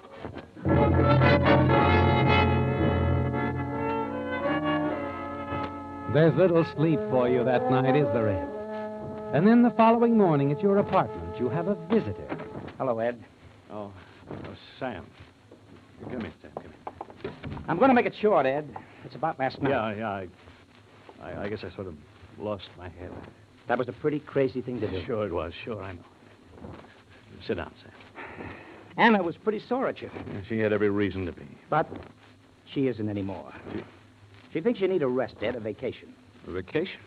No, I think so, too, Ed. Now, it'll do you a lot of good to get away for a little while. A month or so.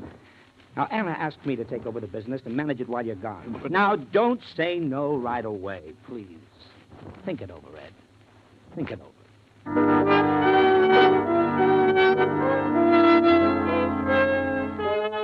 It's the last thing you want now, Ed, a vacation.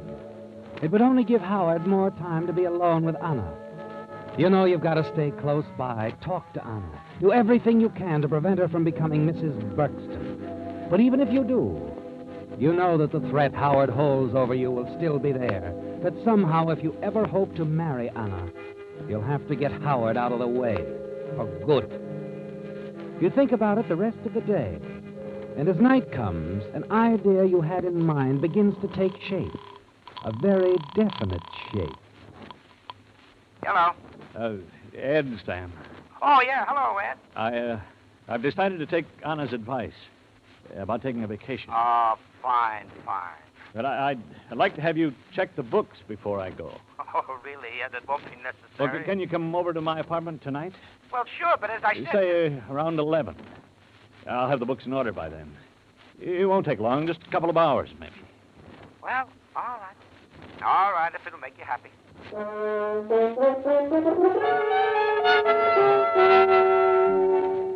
You've started your plan in motion, haven't you, Ed?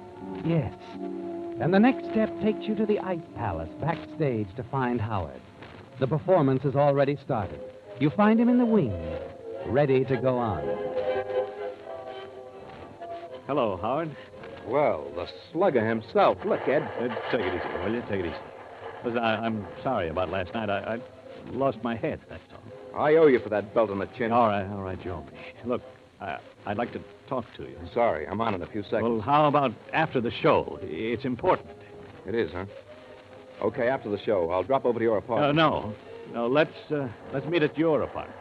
Okay, my place. See you after the show. Oh, that's my cue.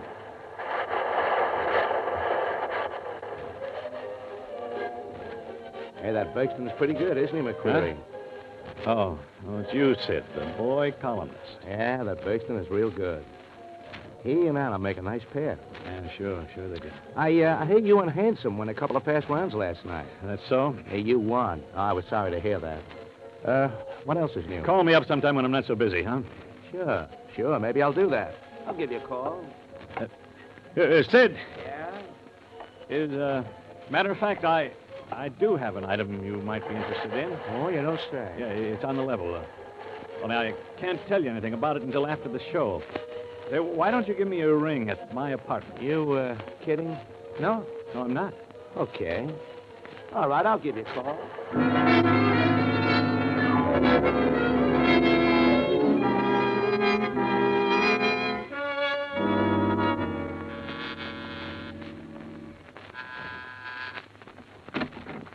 Hi, Ed. Oh, come in, Sam. Come in. You did say 11, didn't you? Yeah, you're right on the nose. Oh, over here, Sam. All the books are on my desk. Now, look, Ed, this isn't at all necessary, you know. Like I said, Anna trusts you and No, Sam, I want everything in order before I leave. I may be away a month, maybe 2. If that's okay with Anna. Oh, you know it'll be, Ed, but heaven... No, please. Okay. Yeah, here are the books, Sam. It won't take you long. I'm going to lie down for a while. Terrific. Oh? Yeah, getting a lot of them lately. Now, you see, Anna is right. You do need a rest. Okay, pal, go on. Take your nap. Wake me up when you're finished. Hmm? Sure. In the meantime, if anyone calls, tell them I'm not feeling well or going to bed. I don't want to talk to anyone. You understand? Sure. You can depend on me. Yes, you can depend on Sam, can't you, Ed? He's going to play a very important part in your plan. He's going to be your alibi, isn't he? You leave him in the small alcove, sitting at your desk, and hurry into the bedroom and stretch out on the bed. Several minutes later, you hear the phone ring. Instantly, you're on your feet. You take the gun from your bureau drawer, tiptoe to the door, open it a crack. You see Sam leave the alcove, move out of sight into the living room. Hello. Yes? Who? Oh, Sid. Yeah. How are you? Quickly, you step out into the hall, slip out the front door, What? close it softly behind you.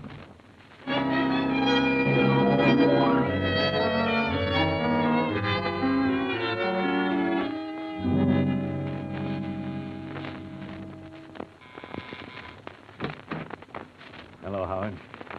Come on in. Sit down. Thanks. No, I won't be here long. I just came over to finish something I started to do last night. Look, what are you talking about? What's on your... Better put that gun away before you hurt yourself, old man. If you think you can scam I me... didn't come over just to scare you, Howard. I'm going to stop a wedding. Your wedding to Anna. Call it a divorce in advance.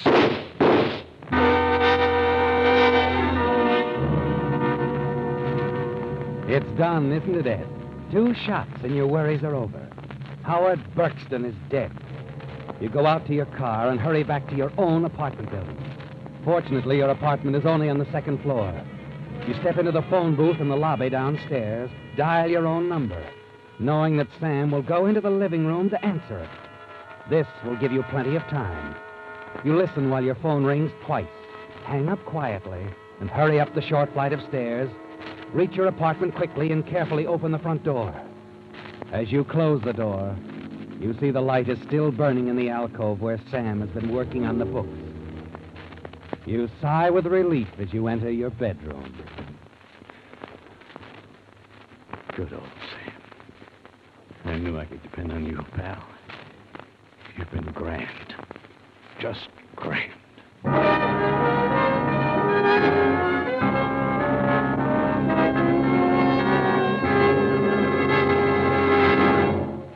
Here's a word of wisdom about a major purchase that many of you drivers will be making during the coming winter months. A new battery. When you compare the cost of different batteries, remember this. The important thing is not the first cost, but the cost per month. And that, of course, depends upon how long the battery lasts. Measured by that yardstick, one of today's most economical batteries is the new Extra Long Life Signal Deluxe battery. Instead of being guaranteed for only 12 or 18 months like most batteries, the new Signal Deluxe batteries are guaranteed for a full 30 months on a service basis. The secret of this amazingly long life is their microporous all-rubber separators, which have been called the greatest advance in battery construction in 20 years. What's more, because these microporous separators hold twice as much acid solution between the plates, Signal Deluxe batteries deliver up to 35% more power. So before you buy any battery, get your Signal dealer's generous trade-in offer for your old battery, plus his convenient credit terms. See for yourself that it actually costs less per month to enjoy the quicker starting, the long dependability of today's finest battery, a Signal Deluxe battery.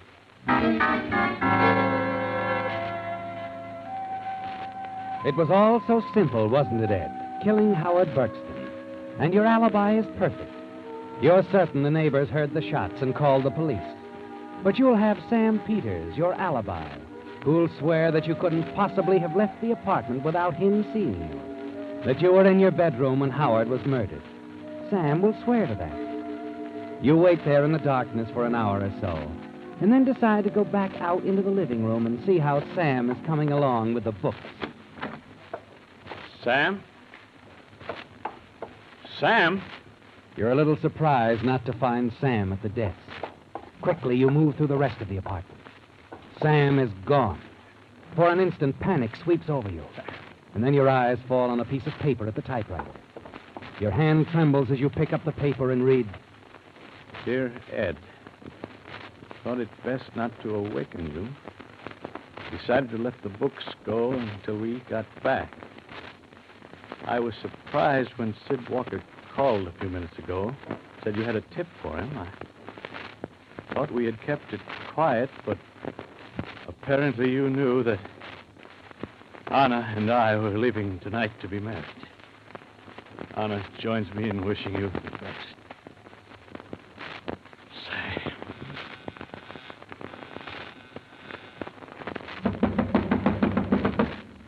Open up, McCreary. This is the police.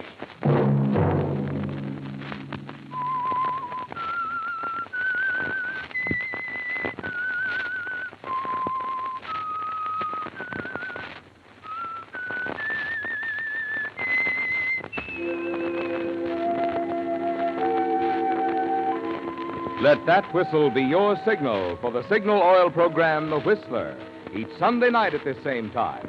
Brought to you by the Signal Oil Company, marketers of Signal gasoline and motor oil and fine quality automotive accessories.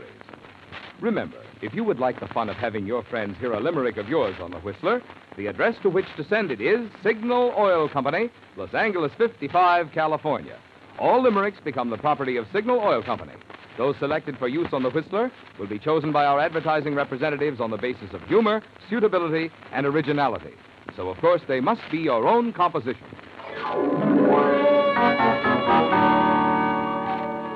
Featured in tonight's story were Willard Waterman, Jeff Corey, Wally Mayer, and Anna Rossellini.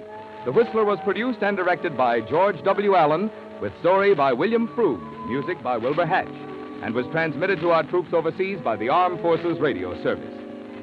The Whistler is entirely fictional, and all characters portrayed on The Whistler are also fictional. Any similarity of names or resemblance to persons living or dead is purely coincidental. Remember, at this same time next Sunday, another strange tale by The Whistler.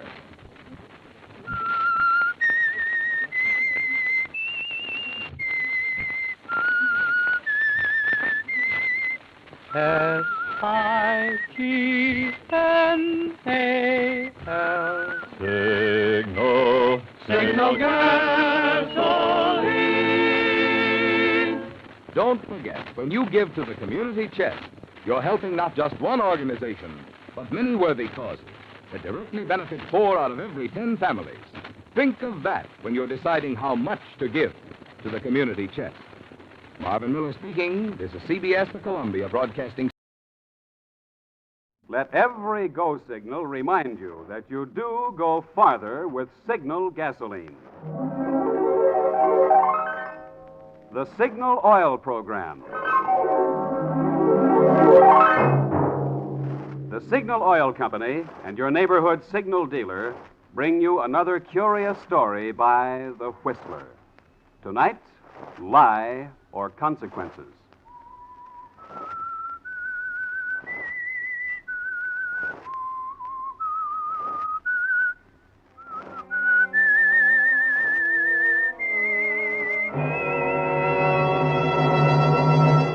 I am the Whistler, and I know many things, for I walk by night.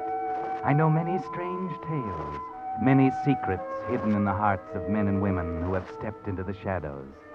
Presently, I'll tell you of nameless terrors of which they dare not speak.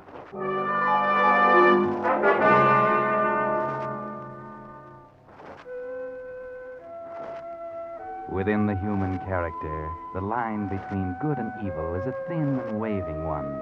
And very often, the one small impulse for good will outweigh and nullify the bad. Such was the case with Michael Cobb. Mike wasn't bad, really. It happened while he was a kid, before he knew any better. He'd gotten into trouble, gone to prison, served a stretch.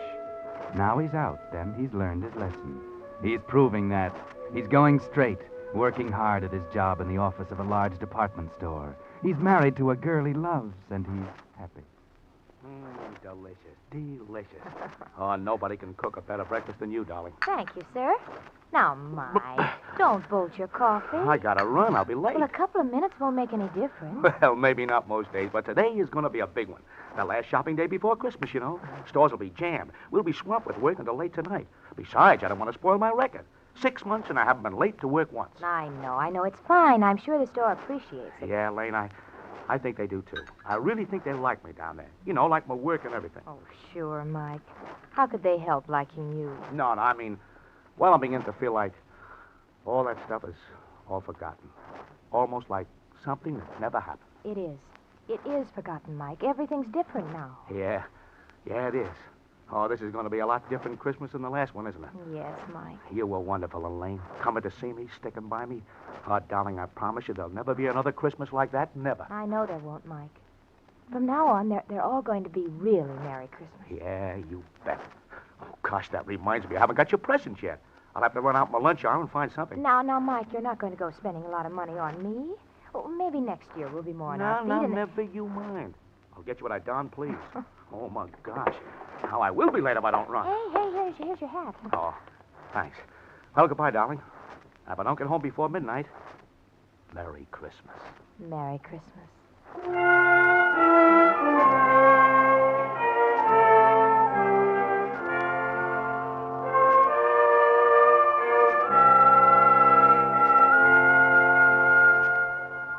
Yes, it looks like a Merry Christmas for you at last, doesn't it, Mike?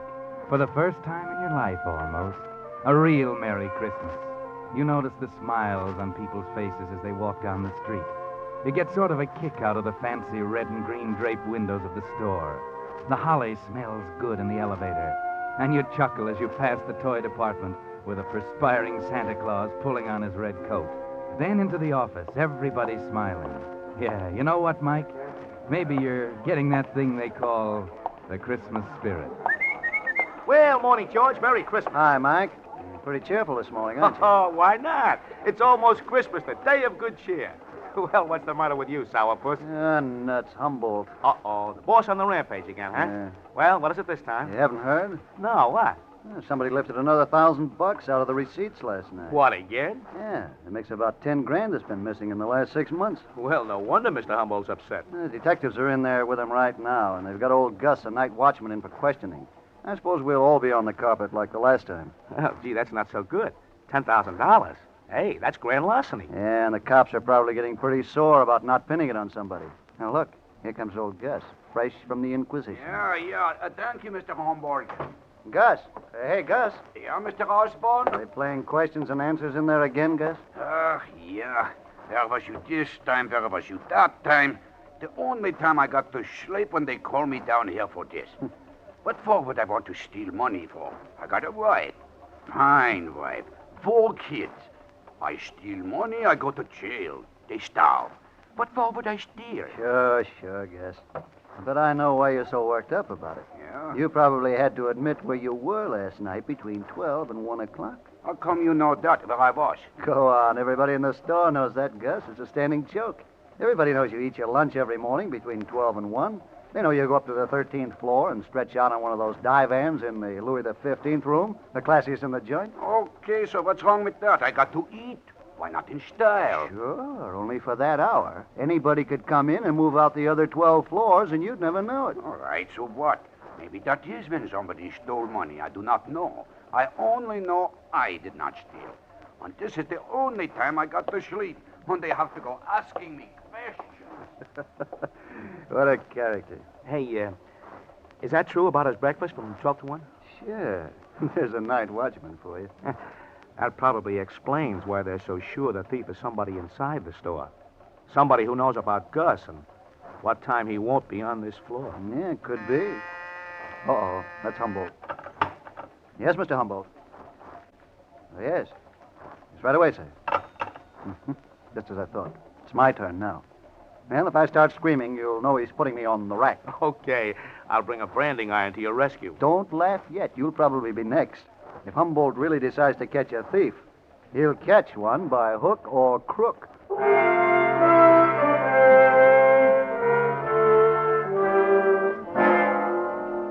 Merry Christmas, Mike. Oh, now what's the matter? You don't seem as happy as you were.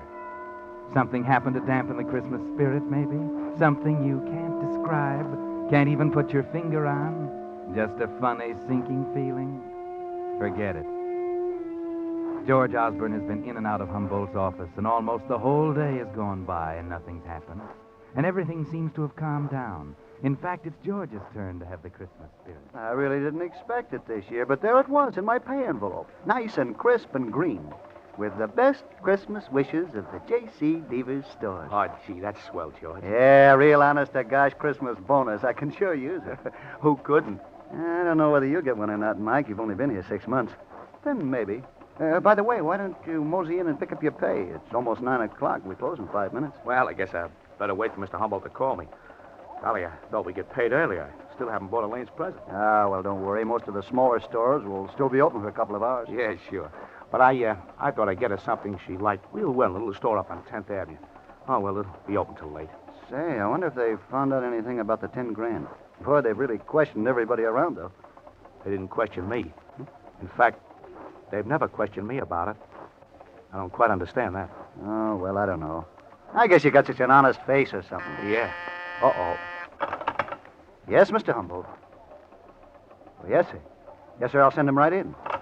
Well, maybe we spoke too soon. He wants to see you. Oh? On the other hand, maybe he just wants to hand you your Christmas bonus in person. After all, you are getting to be the fair-haired boy around here these days. I better go in. You might even be in line for a promotion. You can't tell. Okay.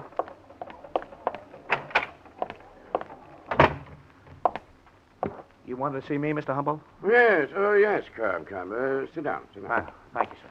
Cobb, you've been with us 6 months now. Yes, sir? And I must admit that in that time you've demonstrated an admirable aptitude for the work.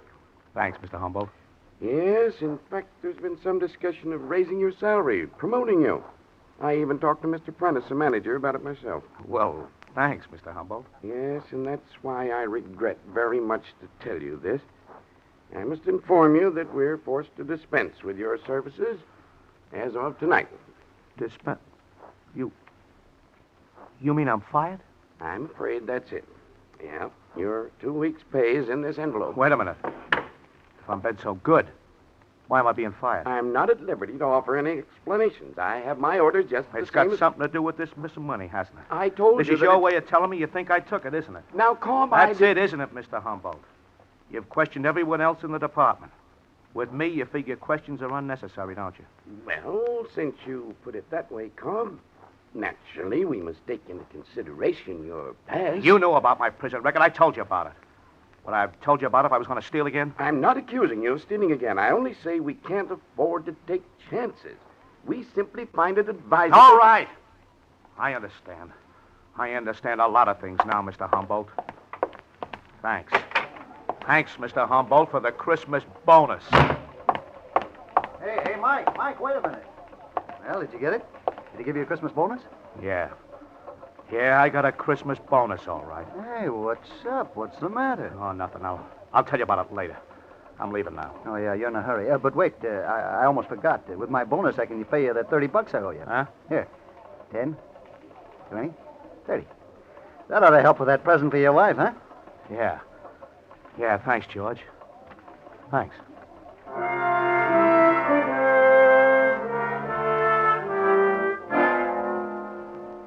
Merry Christmas, Mike. Yeah. That premonition you had this morning was right, wasn't it? That funny, sinking feeling. Now you know, don't you, Mike?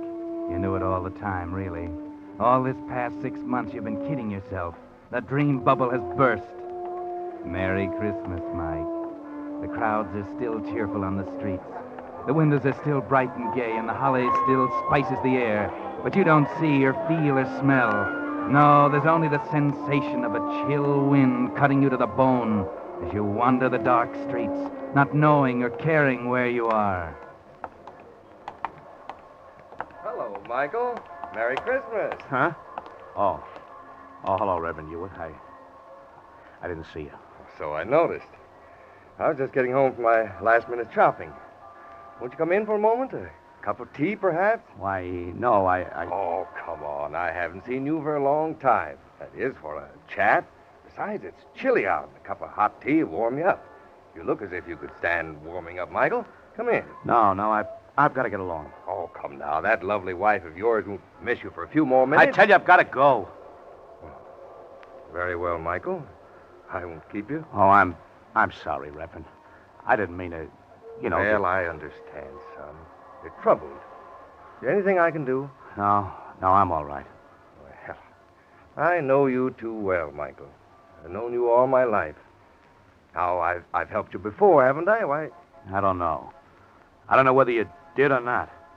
All that stuff you told me about turning over a new leaf, forgetting the past, I believed it. Oh, yes, of course. Hal, maybe you should have told it to some other people instead of me. It just don't work, Reverend. It just don't work. All that stuff about being good and doing good. Hal, it don't pay you off. It does, Michael. It does. You must believe that. Even a little good done brings a great reward. Yeah, maybe to some people.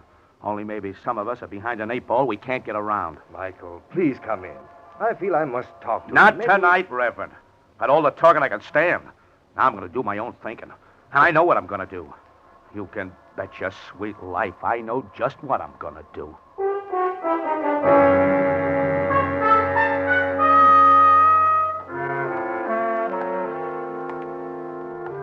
Yes, your mind is made up now, isn't it, Mike?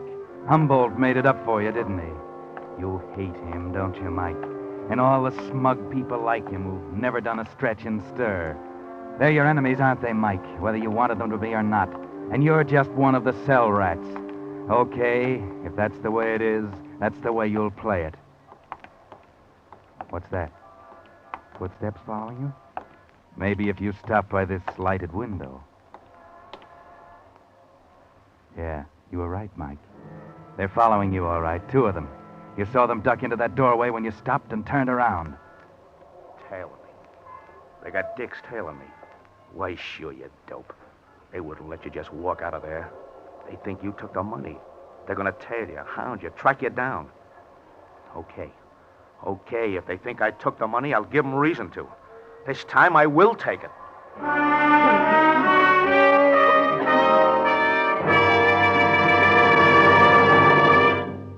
You are listening to The Whistler, brought to you by your friend, the Signal Oil Company.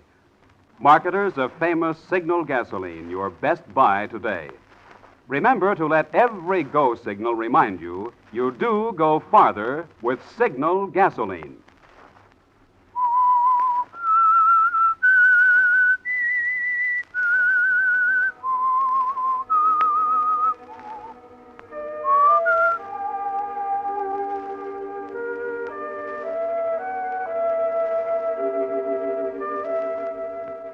Merry Christmas, Mike. A very Merry Christmas, isn't it? 6 months of going straight and you've given it up. You're going back to the store and get your share of those days' receipts. Yes, it's all so simple, isn't it, Mike? It'll soon be 12 o'clock midnight, and old Gus will be up in the Louis 15th room on the 13th floor. The safe in Humboldt's office will be a cinch. You've seen it many times. And as for the 2 dicks tailing you now, it'll be duck soup to shake 'em. Duck soup. That's right. You're heading up 10th Avenue now. You can double back and... What's wrong, Mike? Why are you stopping? Could it be that tune, the brightly lighted window, the old man standing back there? Of course, now you remember. 10th Avenue. This is old Mr. Samuel's little store. This is it, where you're going to buy Elaine her Christmas present. And there it is. What you heard, the music box, sitting on the counter next to the open door, playing. Well, good evening, Michael, and Merry Christmas. Hiya, Mr. Samuels. You came in just in time. I was just about to close up.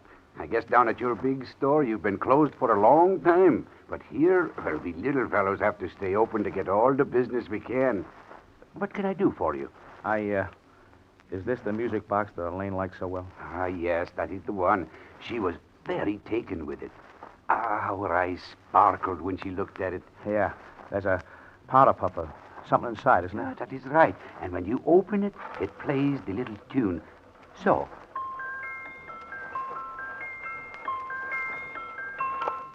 Yes, she was saying how it was her favorite tune. Okay. How much is it? Well, it's It's usually priced at 75, but I'll give it to you and the young lady for 50. $50? Well, yes, you see, it's a genuine antique, and it's the best thing I have in this store. Well, I'm sorry, but that's more than I figured out. I'm sorry, too. I would have let you have it for less if I could, but 50 is the lowest. Sure. Well, okay, forget it. Well, I'm sorry. Come back again.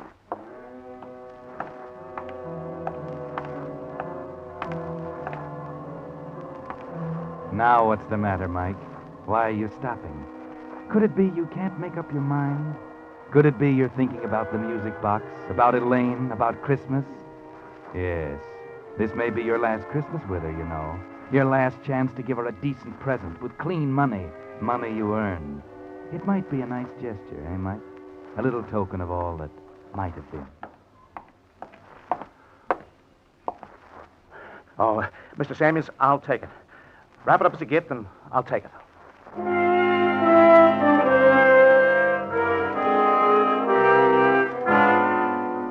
Merry Christmas, Mike.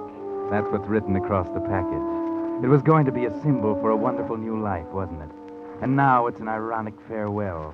Your last attempt at doing good, as Reverend Hewitt called it. Too bad it won't bring you that great reward he promised. It won't have a chance, because there are those two dicks still following you. And you're heading for J.C. Deaver's department store, office of Henry Humboldt, and the interior of its safe. It's almost 12 midnight, and you'll have to duck those guys quick. 30 girls, 30. The greatest little show in town, starring Tootsie Laverne and her 30 raving beauties. A new show just started. Only 40 cents. Ticket, mister. Huh? Oh, yeah. 40 cents. Thank you, sir. A new show just started. Hurry, ladies and gentlemen. It's the greatest little show in town.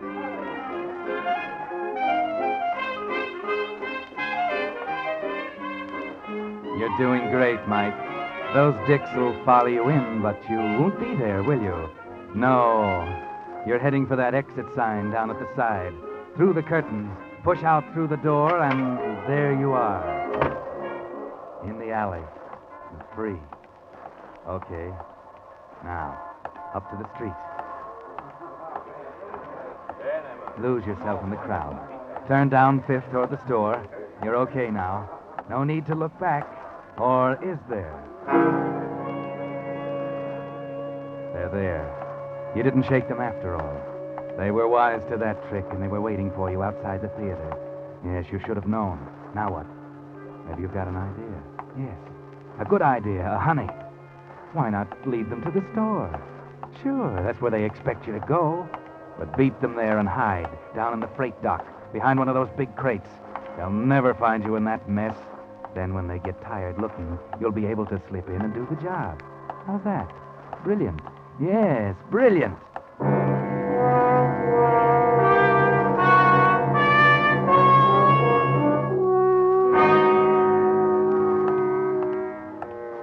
Yes, here's the store. And there they are, a quarter of a block behind. When you hit the alley, you'll run for it. Make a dash back to the back. And you'll be so far ahead then, they won't know whether you got in or not. And you'll fool them entirely. You'll have them searching the whole store. Okay, here it is. Okay, you made it. You left them way behind. Here's the freight dock. Okay. Come on, coppers. Just try and find me in here. Found it. Now we've lost him. I told you he knew we were following him. Sure. But let's not waste time. He had plenty of time to get in. Probably with his employee's key. Okay. Get out your skeleton and let's go in after him.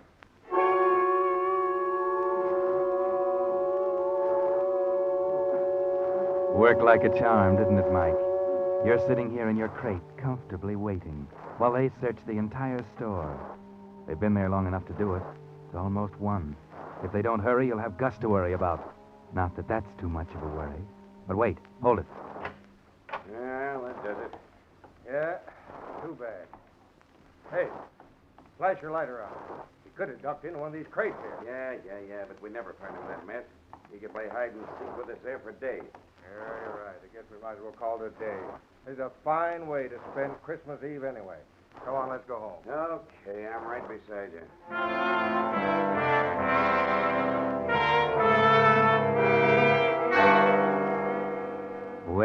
Mike. Merry Christmas.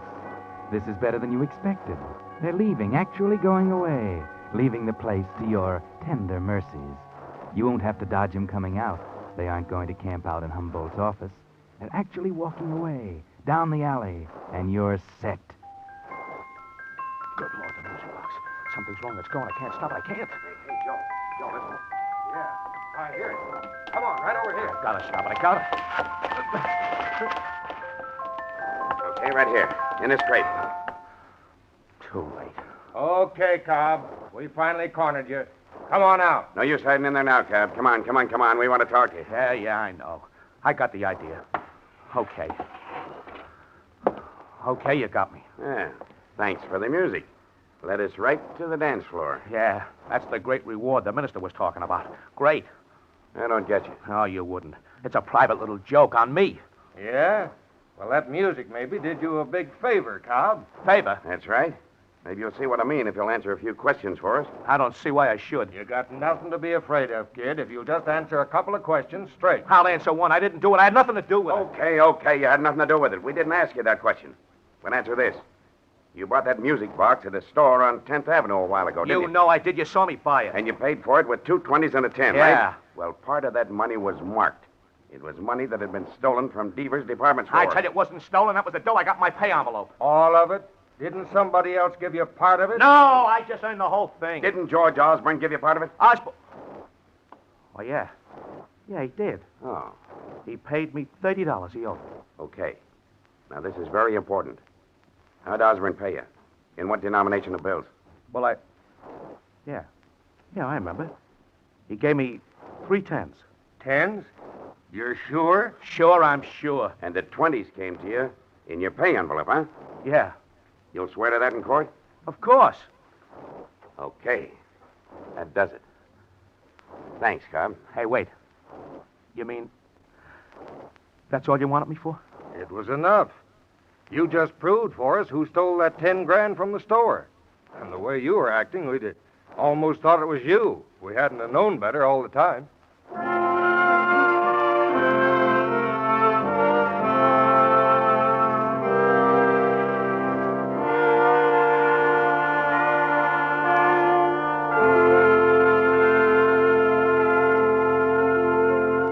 But that's not the end of the story. The Whistler will bring it to you in just a moment. Meantime, Signal Oil Company joins with 1,800 Signal gasoline dealers throughout the West, from Canada to Mexico, in hoping that this has been a good Christmas for you. It wasn't the Christmas we had all hoped and prayed for. There were too many empty places at the table, too many empty places in our hearts. As we look back, we may wonder if perhaps we didn't give quite enough. Not quite enough of our effort, of our money, and of our blood, which can mean life itself to a boy at the front. Yet even the regrets that may tinge this season's gladness can prove its greatest blessing if they fire us to new determination, to new and greater effort through the coming year, until our prayers are finally answered and peace again returns to heal this confused and torn world.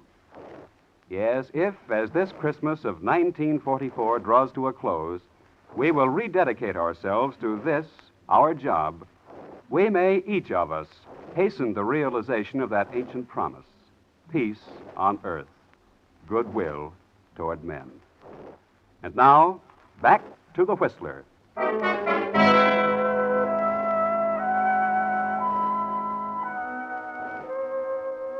Well, quite surprising, isn't it?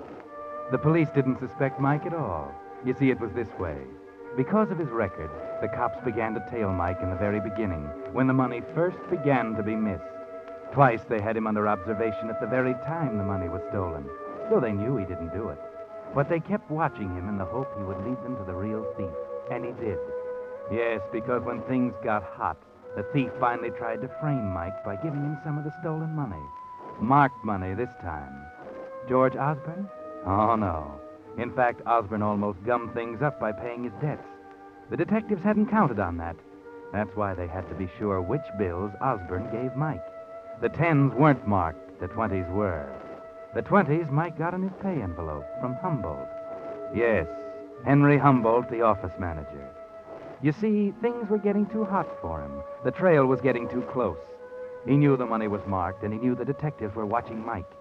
So he gave him some of the marked bills in his severance pay, trying to frame him. It couldn't have worked, of course, but Humboldt didn't know that, and neither did Mike. And Mike almost did something he'd have regretted all his life. He almost went back to a life of crime. Yes, if the music box hadn't have jammed and started playing just when it did, and the detectives had gone off, Mike's life would have gone down the skids. Because it did play when it did. Well, next week he'll be back at the store, in a better job. Yes, and he got a Christmas bonus, too. They saw to that after Humboldt was arrested. And all because the music box played. Maybe that's why Mike said, No, sir. That music box sits right there on the table where everybody can see it. Darling, I really think it means as much to you as it does to me. Oh, I guess maybe it does, Elaine. Just like the Reverend Hewitt says, a little good brings a great reward. Yeah, for the rest of my life, that little gadget's gonna mean a Merry Christmas. Darling, Merry Christmas. Merry Christmas, Mike.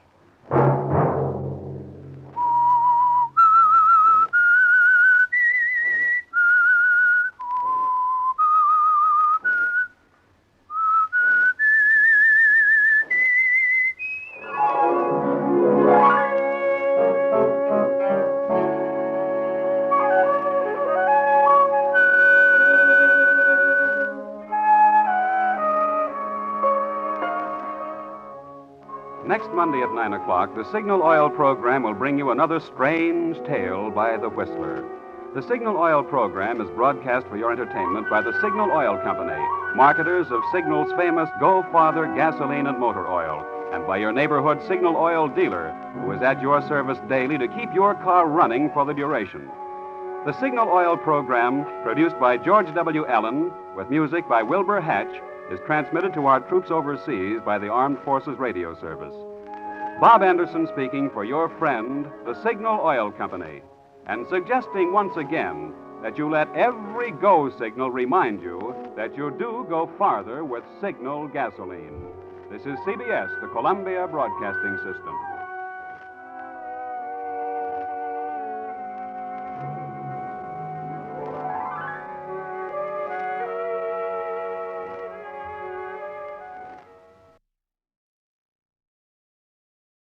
And now, stay tuned for the program that is rated tops in popularity for a longer period of time than any other West Coast program in radio history. The Signal Oil program, The Whistler.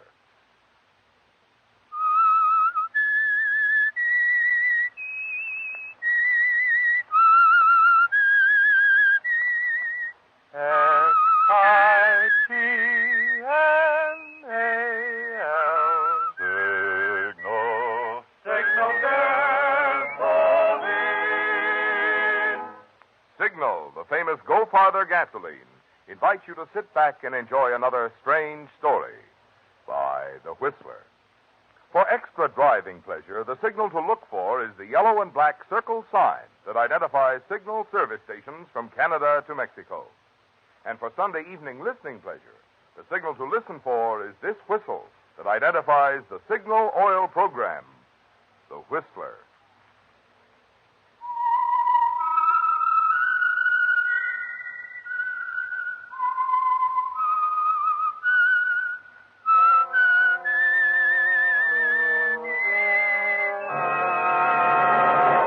I am the Whistler, and I know many things, for I walk by night. I know many strange tales hidden in the hearts of men and women who have stepped into the shadows. Yes, I know the nameless terrors of which they dare not speak. And now for the Signal Oil Company, The Whistler's strange story, Appointment for Murder.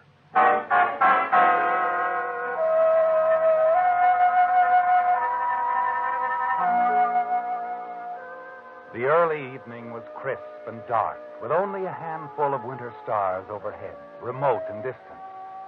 But the street itself reflected a quiet warmth as Harold Ellis turned into it. Slowly, resolutely walked past the trim, well-kept houses that lined either side. Farther down the block, the lights of his home reached out in the darkness. His home and Valerie. But Harold wasn't looking ahead to the lights of his home tonight. His gaze was detached, expressionless. This thing had been on his mind for 2 days. This thing and Valerie. Their marriage had been drifting for some time now, and he wasn't sure when he'd stop loving her. It was a quiet breach, his and Valerie's, as quiet as the street on which they lived. He told himself long ago that he'd never leave her. It had something to do with honor, Harold's idea of honor. But this other matter, this thing, something had to be done about it right away, tonight. Is that you, Harold? Yes, dear. It's me. Oh, you had me worried. You're late, Harold. Almost an hour. Yes, I know. Sorry, Valerie. Is everything all right? I want to talk to you, Valerie. Of course, Harold. Valerie, I went to the bank yesterday to put some papers in the safety deposit box. Harold, Let me finish, please. The bonds are gone, Valerie. $7,000 worth, all we had. I want you to tell me about it. Oh, Harold. I've wanted to. I've tried to, but I didn't know how. What did you do with the money? I lost it. Gambling? Yes, Harold. Gambling. Oh, don't ask me why. I didn't want to lose our money, Harold. But I did. I just couldn't help it. I thought you were all through with that. I thought you were... Cured? I thought so, too. But, well, I guess I'm not. Oh, Harold, what are we going to do? Nothing. There's nothing to do, except forget it. The money's gone now. Wait, Harold. That isn't all. I still owe the casino $5,000. $5,000? I have to pay it by the end of the week, or... But we can't. We don't have $5,000, and we won't have it by the end of this week or next. We just won't pay it, that's all. We have to. Cregan won't stand for it. I don't know what he'd do if we didn't pay it. Cregan? Kirk Cregan. He's one of the owners of the casino. Oh, Harold, you've got to see him. Talk to him. Make him give us time. I don't want to see him. It wouldn't do any good. You must, Harold. Don't you see? It's our only chance. Oh, I'm frightened, Harold. Please go. Please. Please do it for me. All right, Valerie, all right. I'll go. I'd better phone. Make an appointment for you. See if you can make it tomorrow night, around 8.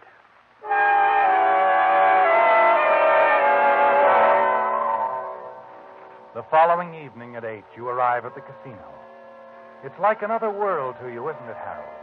A sudden maze of faces, some intense, harried, others flushed with frantic, unreal smiles.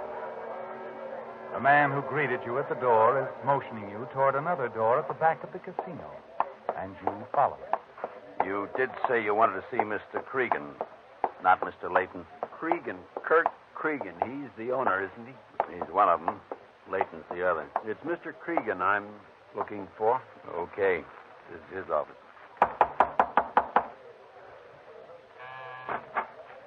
Mr. Ellis to see you, Mr. Cregan. Come in, Mr. Ellis. It'll be off, please. Okay. You look around the office, Harold. Not at all what you expected. It looks like the office of any well-established business executive, doesn't it? And Kurt Cregan is a surprise, too. He might be a business executive or a professional man. Sit down, Mr. Ellis. Tall, attractive, graying at the temples. He looks you straight in the eye and smiles like the family doctor, perhaps. Only one thing about him seems out of the ordinary. You notice he's wearing gloves, skin-tight gloves. You stare at him, and Kurt quickly answers the question that you haven't asked. The gloves seem strange to you? Oh, sorry, I didn't mean to stare. Forget it, everybody does. They're doctor's orders, trying to beat a skin irritation. Hope to get them off soon. Now then, Mr. Ellis. Well, my wife. I understand she owes you $5,000. That's right. Would you care for a drink? No. No, thanks. About the $5,000, Mr. Cregan, I can't pay it. I don't have it. I don't know much about these things, but I just can't pay it, that's all. Well, Mr. Ellis, gambling debts are no different than any other kind. When they're incurred, they have to be paid. When we owe the customers, we pay them. We expect them to pay when they owe us. That's just good business, don't you agree? Well, yes, it's good business, all right, but I just don't have that kind of money. I see. Tell you what I'll do, Mr. Ellis.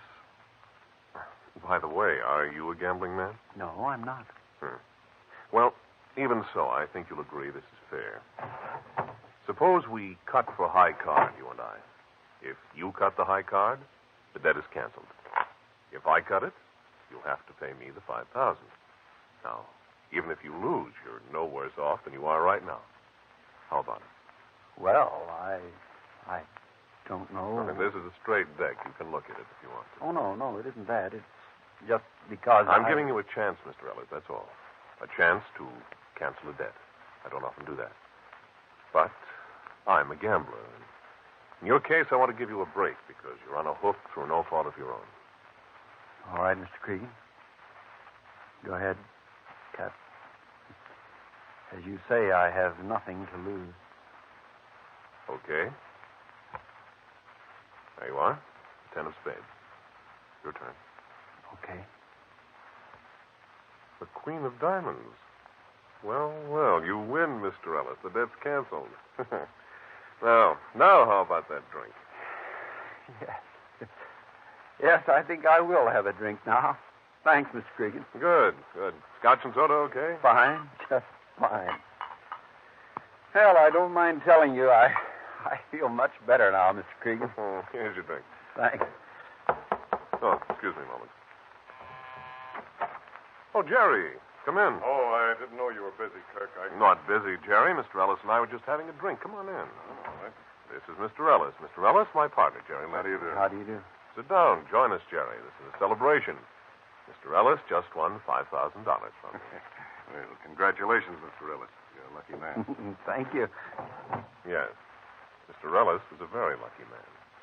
But you, Jerry, you're unlucky. Hey, watch it. No, you're not so lucky, Jerry. I'm taking over the club as of now. Now, Kirk, now, wait a minute.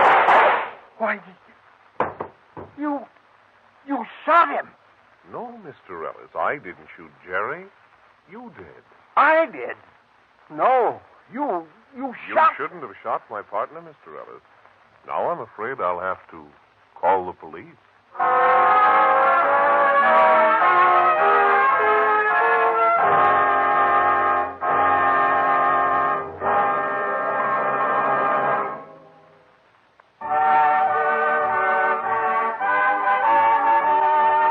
Tonight's $20 Signal gasoline book goes to Earl Dixon of Salinas, California, for this limerick. After hearing the Whistler one night, we tried Signal, and to our delight, we find that our car now goes farther by far, which proves the announcer is right. Signal gasoline. Your car will go far. We'll go for the gasoline. When tonight's limerick writer said he had tested Signal's mileage and found the announcer right, it was mighty sweet music to my ears. Yes, although Signal has long been famous as the Go Farther gasoline, we're always happy to hear when someone puts Signal to the test. For we know that in addition to Signal's good mileage, you'll also discover quick starting, peppy pickup, and smooth power. That's because mileage and performance naturally go hand in hand. You get all the things that makes driving more pleasure when you switch to Signal, the famous Go Farther gasoline.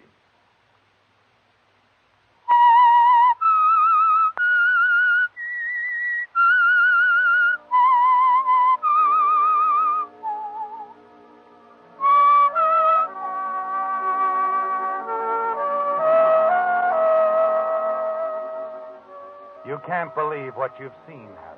You can't even move. You just sit there riveted to your chair. Kurt Cregan has just fired 2 shots at his partner, Jerry Layton, and killed him. You saw that, Harold. But Kurt says that you killed Jerry. You're frozen with shock. All you can do is sit there staring at Kurt, who smiles down at the automatic in his gloved hand, then smiles quickly at you. and then suddenly tosses you the gun. Here, sucker, catch this gun. Why? Now, little man, your fingerprints are all over the murder weapon. No. You did it. The gloves. Yeah, the gloves. They don't leave prints. You killed one man, Ellis. You're going to kill me, too? No, I didn't. Go on. You got the gun. Pull the trigger. Shoot me. Just like you shot Jerry. No, I won't. I didn't do it. No, yes, you did. And I've got to defend myself. You're about to shoot me, too. Go on. Pull the trigger. That was a blank. But you fired the gun, Ellis. The paraffin test of your hands will prove it. And now, killer, I'll have to knock you out. Kirk lunges at you, swings a blow that grazes your cheek, and then falls off balance against the desk, stunned. Panic seizes you. You look around. The window. Must lead somewhere, Harold. Yes, a fire escape, a landing right outside the window. You've got to run, Harold. That's all you can do now. Run. Stumbling, you make your way down the fire escape. Then along the dark alleyway. Hey, get that guy! Stop him!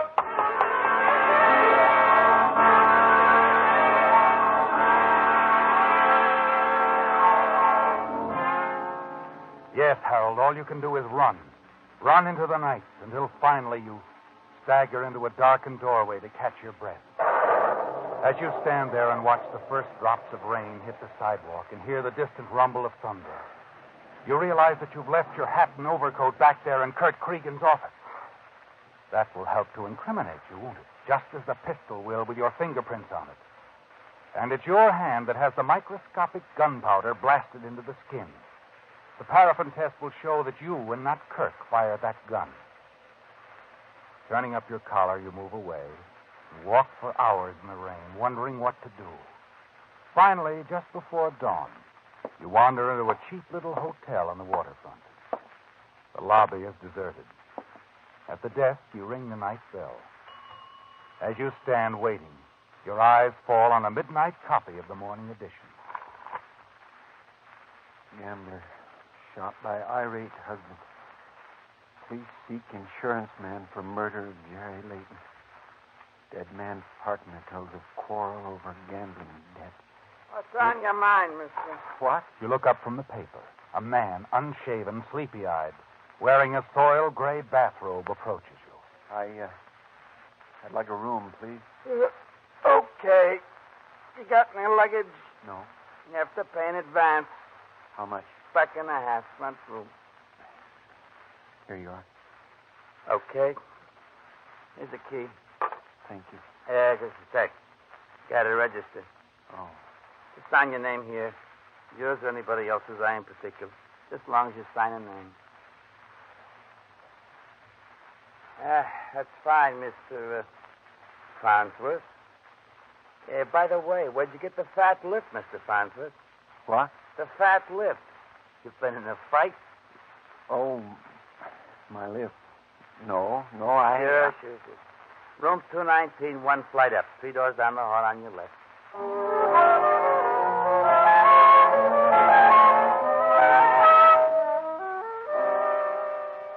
Upstairs in the room, you stretch out on the bed and lie there, staring up at the ceiling. It's hard to believe this has happened to you, Harold. It's like a nightmare. The police of the city are looking for you, the charge, murder. And they'll never believe it was a frame-up, will they? You close your eyes and listen to the sounds of the city awakening, the storm. Wonder what you're going to do. Presently, you get out of bed, stand by the window, and watch the gray dawn approach. And then suddenly your attention is drawn down to the street below. Oh, a police car pulls in at the curb. A man hurries out of the hotel to meet it. You recognize the desk clerk. Quickly, you slip into the hall. Start for the stairs and realize the police will be coming up those stairs.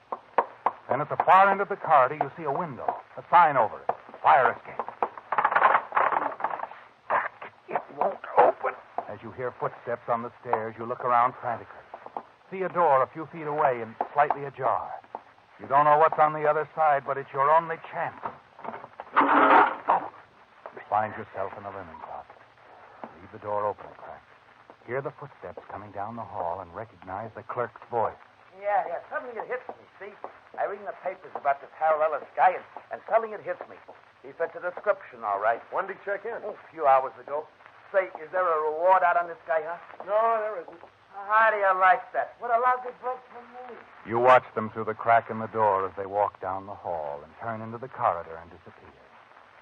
Quickly, you slip out of the closet, down the stairs, through the lobby, out into the street. Hey! Hey, you down there! You glance up, see the policeman leaning out of the window of your room. You turn and break into a run. Hold it, Ellis! Stay where you are! Ellis!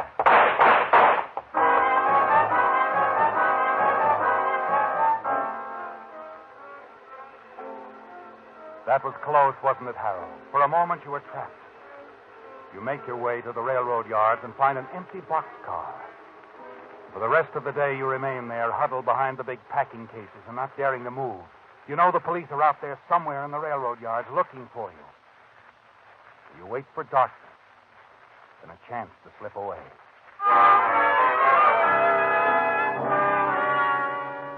That evening, under cover of darkness, you move along the back street and finally walk into a drugstore and step into a phone booth. You can't go on hiding and running forever, can you, Harold? You don't know what else to do. You've got to talk to someone who can help you. You wonder, don't you, Harold? Wonder why you're dialing this number. Why you turned instinctively to Judy for help and not your wife. Judy, Mr. Fleming's secretary, a girl at the office.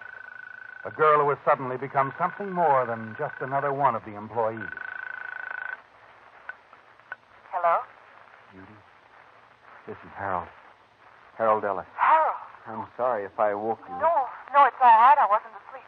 Where are you? At the corner of Grove and Fifth. Harold, stay right there. I'll drive by and pick you up. No, Judy, wait.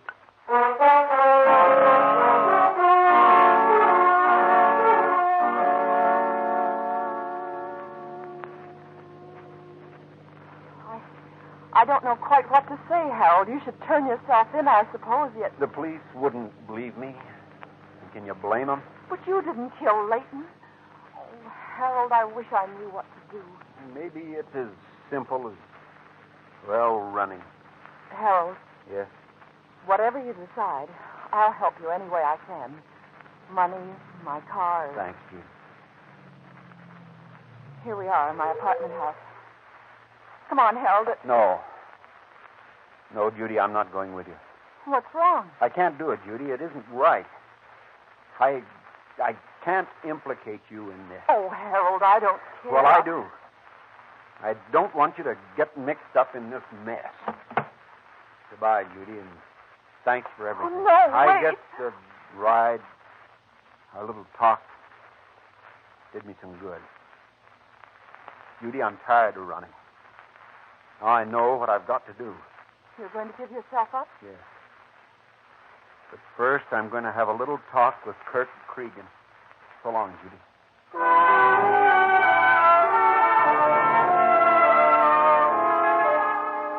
Yes, Harold, you know what you've got to do. You've got to get to Kurt Cregan alone and make him talk. You're not certain just how you're going to force him to tell the truth to the police. But he'll tell them, won't he? He's got to. The following night, after long, endless, sleepless hours of hiding, waiting, and thinking, you decide to make your move. You hurry over to the parking lot and back to the gambling casino, look over the cars, and carefully examine the registration cards. You find Cregan's dark convertible, ease into the back and lie flat on the floor. Then, pulling the auto robe over you, you settle down to wait for him. But the sleepless hours have caught up to you, haven't they, Harold? Somehow you've dozed off. And when you rouse yourself from your heavy slumber, the car is in motion. You stretch your cramped legs, try to sit up. The car suddenly comes to a stop. You pull yourself up, watch Kirk as he walks away. And then as you look around, you realize he's walking up the path to your house. Stunned, you watch him as he enters. You know you shouldn't take the chance of being seen. And you're sure the police are watching your house. But you've got to find out what Kurt Cregan is doing there. So you get out of the car, hurry around to the side of the house.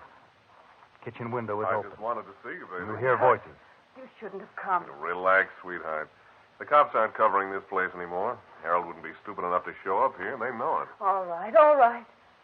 When you shot Jerry Layton, why didn't you hold Harold at the club until the police got there? Well, he was a little too fast for me. But don't worry, they'll get him. He's a dead pigeon. It'll all work out just the way we planned it, baby. Are you sure?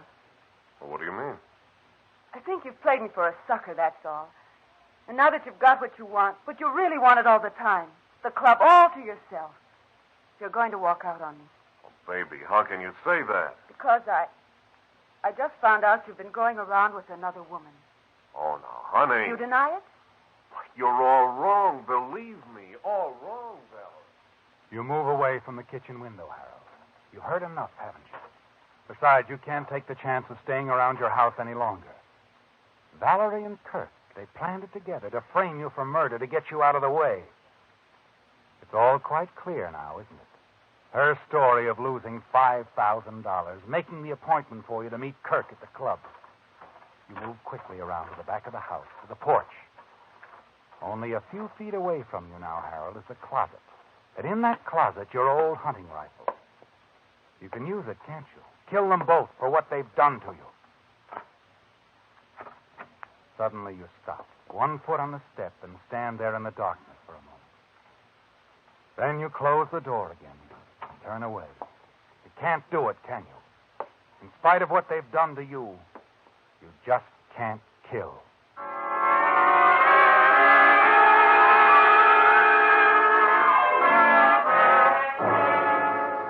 No, you can't kill, and you can't go on running. An hour later, you decide the only thing to do is to turn yourself in. Police Department, 3rd Precinct Station, Sergeant Grove. Yeah. Yeah. So give me that again. Oh, okay. Okay, right, Lieutenant. Oh, someday that guy's gonna drive me. Oh. Well, what can I do for you, sir? I want to give myself up. Oh? My name is Harold Ellis. You've been looking for me.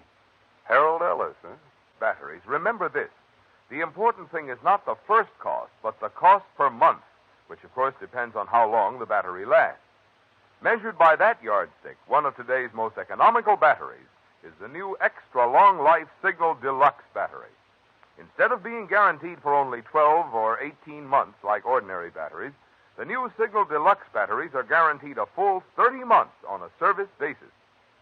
And so that you'll enjoy quicker cold weather starting, Signal Deluxe batteries deliver up to 35% more power because their improved type microporous all-rubber separators hold twice as much acid solution between the plates.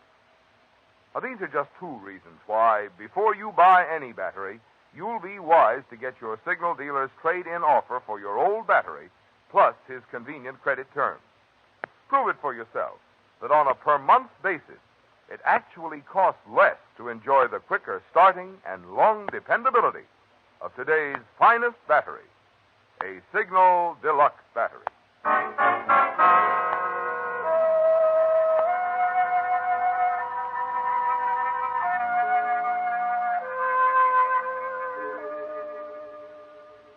It was a shock, wasn't it, Harold, learning that your wife, Valerie, and the gambler, Kirk Cregan, had planned it together to frame you for murder.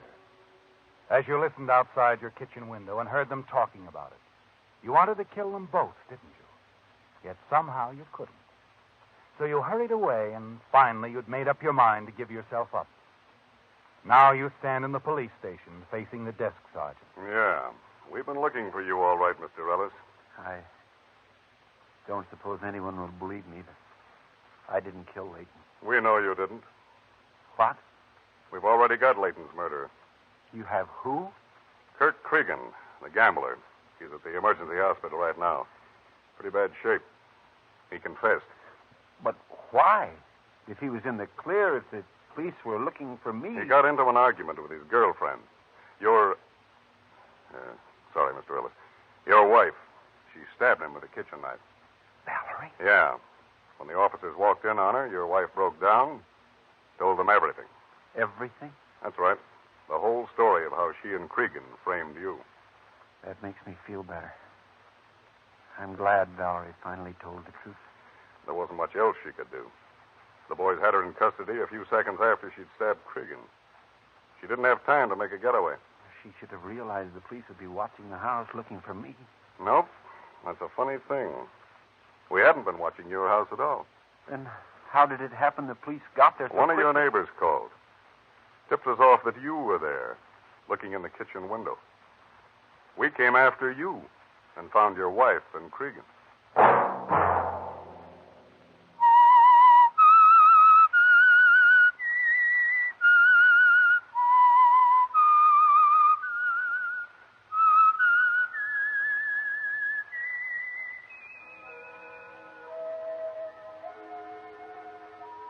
Let that whistle be your signal for the Signal Oil program, The Whistler, each Sunday night at this same time. Brought to you by the Signal Oil Company, marketers of Signal gasoline and motor oil and fine automotive accessories. Remember, if you would like the fun of having your friends hear a limerick of yours on The Whistler, the address to which to send it is the Signal Oil Company, Los Angeles 55, California. All limericks become the property of the Signal Oil Company.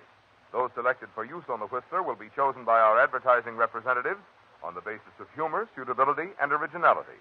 So, of course, they must be your own composition.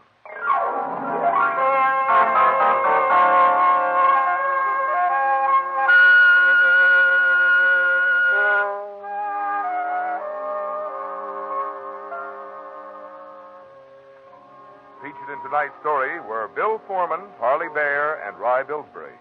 The Whistler was produced and directed by George W. Allen, with story by Gil Thomas, music by Wilbur Hatch, and was transmitted to our troops overseas by the Armed Forces Radio Service. The Whistler is entirely fictional, and all characters portrayed on The Whistler are also fictional. Any similarity of names or resemblance to persons living or dead is purely coincidental. Remember, at this same time next Sunday, another strange tale by The Whistler.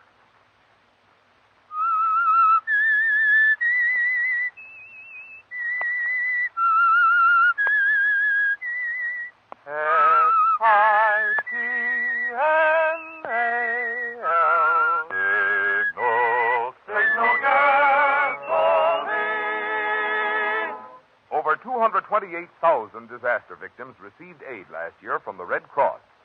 So that no unfortunate person will be turned away this year, let's all give enough when we're asked to give to the Red Cross. Marvin Miller speaking for the Signal Oil Company. By the way, Whistler fans, if you didn't hear Jack Benny's parody on the Whistler this afternoon, be sure to tune in his repeat broadcast at 9:30 tonight over these same stations. This is CBS, the Columbia. The Signal Oil Program. Yes, the Signal Oil Program. The Whistler.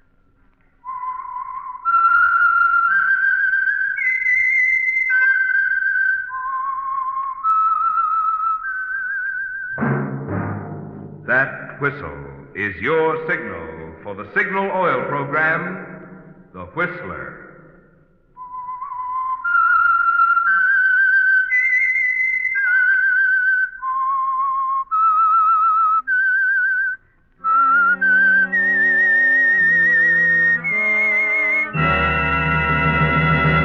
I am the Whistler, and I know many things, for I walk by night. I know many strange tales hidden in the hearts of men and women who have stepped into the shadows. Yes, I know the nameless terrors of which they dare not speak.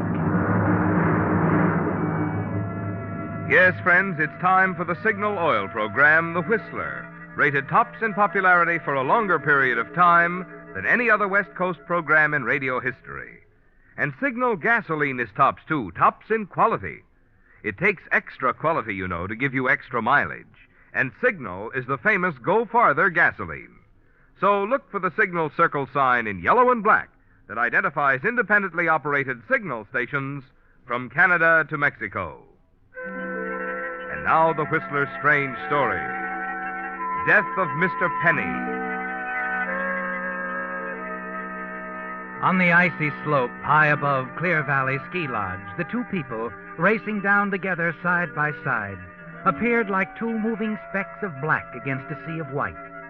To the little man who had his field glasses carefully trained upon them, the picture was far more complete. He saw a very handsome couple, the woman fresh, radiant, and wholesome, the man tall, athletic. And as they swung to a stop at the end of the ski slope, their happiness with each other seemed very apparent. Yes, Mr. and Mrs. Frederick Eklund seemed perfectly matched. The little man with the field glasses could not help but marvel at the strange course of true love. How it could so neatly bridge the gap between the fact of Mrs. Eklund's almost fabulous wealth and the modest means of Mr. Eklund, the mere ski instructor. And the little man had to admit that the two were getting along famously. Oh, darling, you're wonderful. Your favorite ski instructor? My favorite ski instructor. Yeah. Well, then you'll accept my criticisms a little more graciously, Mrs. E. At last, Christie was bad. Fine way to turn an ankle. And be carried home by the tall, bronzed instructor. I think I'll do it. I think you won't. We're heading back to the lodge right now. All right, darling, whatever you say. But, I've still got that headache. Barbara, Yeah? something on your mind? You were so quiet up there on the slope just before we came down. Quiet? Just taking time to tell myself I'm not in a dream. That we're really together. Married. And so happy. Are you sure that's all? I'm sure that's all. And the headache can either be cured or made worse by a dry martini. Shall we go take the gamble? Oh, you don't have to suggest that twice. I wonder if you'll always be such an agreeable man. Yeah, as long as I'm thirsty. Let's go.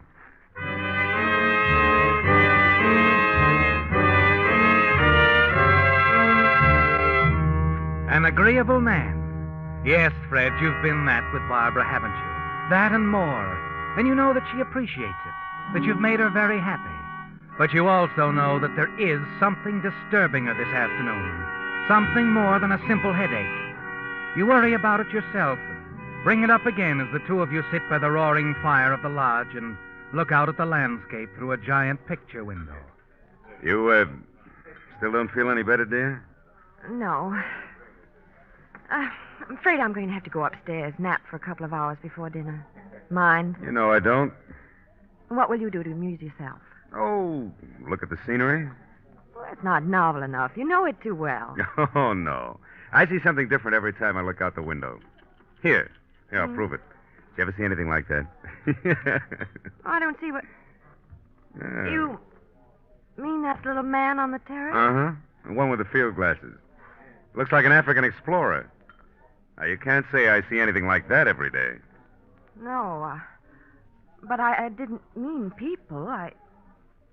Frederick, if you don't mind, I'm going upstairs right now. Oh, but you haven't finished I'm sorry, darling. I don't want my drink. Oh. Well, I'll go up with you, dear. No, please, Frederick, Hmm? you could do something for me. That new book I want. The manager said they have it in the village now. Oh, I'll drive right down. I'll get it for you, dear. Glad to. But, are you sure you're all right? Oh, I will be. Just give me an hour. I'll be bright as a new penny. Bright as $1. By dinner time. Sounds worth waiting for. Go ahead, darling. Thanks, darling.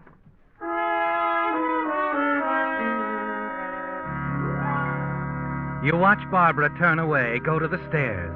A moment later, you get up, start outside as if to get the car. But at the end of the terrace, you stop and wait a moment. He goes right inside, doesn't he, Fred? The funny little man that Barbara didn't want to look at. You walk back and see him hurry up the stairs after her. 10 minutes later, he's back down, heading toward the cocktail lounge. You walk in casually and slide into the booth beside him. Well, Mr. Penny? It's going very well. You got it? I did. 5,000 as usual. I was a little worried this afternoon. Thought Barbara might have guessed something. About you? Mm-hmm. But I was wrong. Of course. Oh, Barbara threatened me today. She said that this must be the last payment. She's convinced that you'd be quite understanding about those letters. Oh. I'll have to take a different tack. Yes, or spoil the act. Oh, they're really nothing, you know, the letters. She just feels that you'd be very hurt if you ever knew there'd been another man in her life once, a married man. I hurt. You know, Freddie, you are the odd one. Long as I've known you, I always marvel. What is it that keeps you from simply presenting your case to these women, demanding all the money you want? Obviously, my dear Penny, you'll never know women. There are things that cannot be told. One of the things is that love alone is not sufficient to hold their man. You're right, I suppose. Well, I've always left that part of it to you. Yeah, let's keep it that way, huh? I'll take care of the romancing. You stick with the business end of the deal. If you don't mind, I'll take my half of the money now. To be sure, Freddie. To be sure.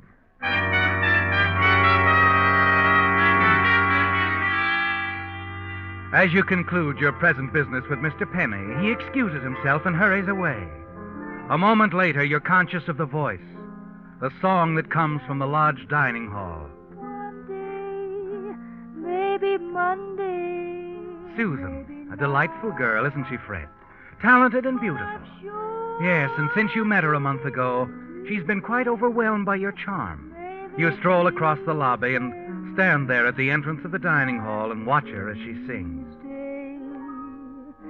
He'll build a little home. She's beautiful, isn't she?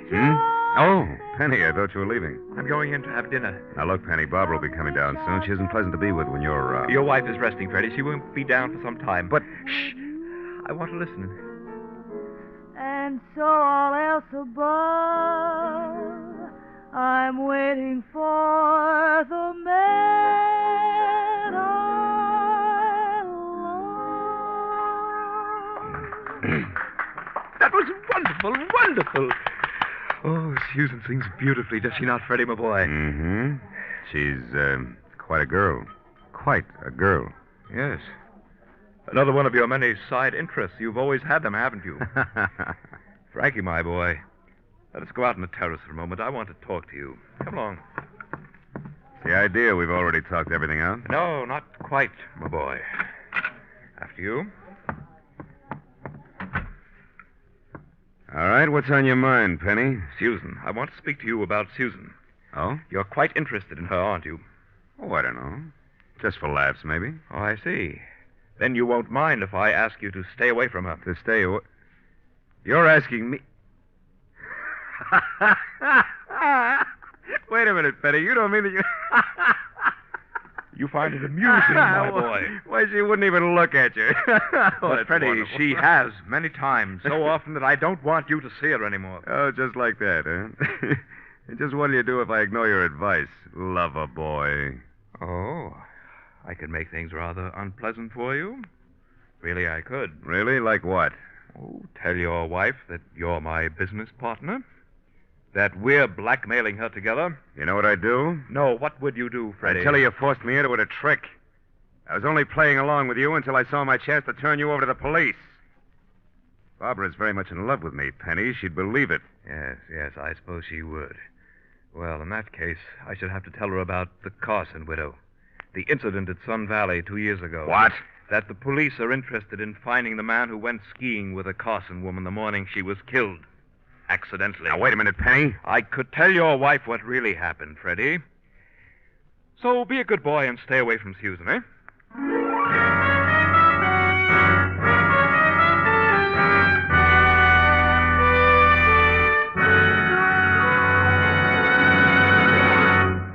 With the prologue of Death of Mr. Penny, the Signal Oil Company brings you another strange story by The Whistler.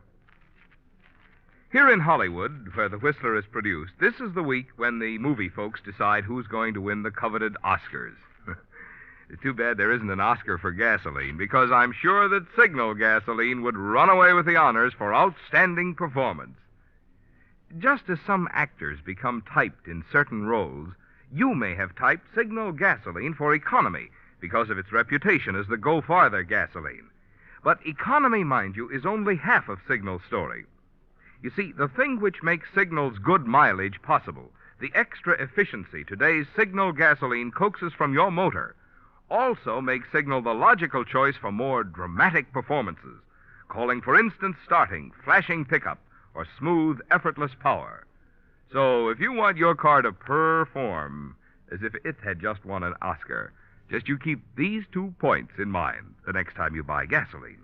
1, it takes extra quality to go farther. And 2, Signal is the famous Go Farther gasoline.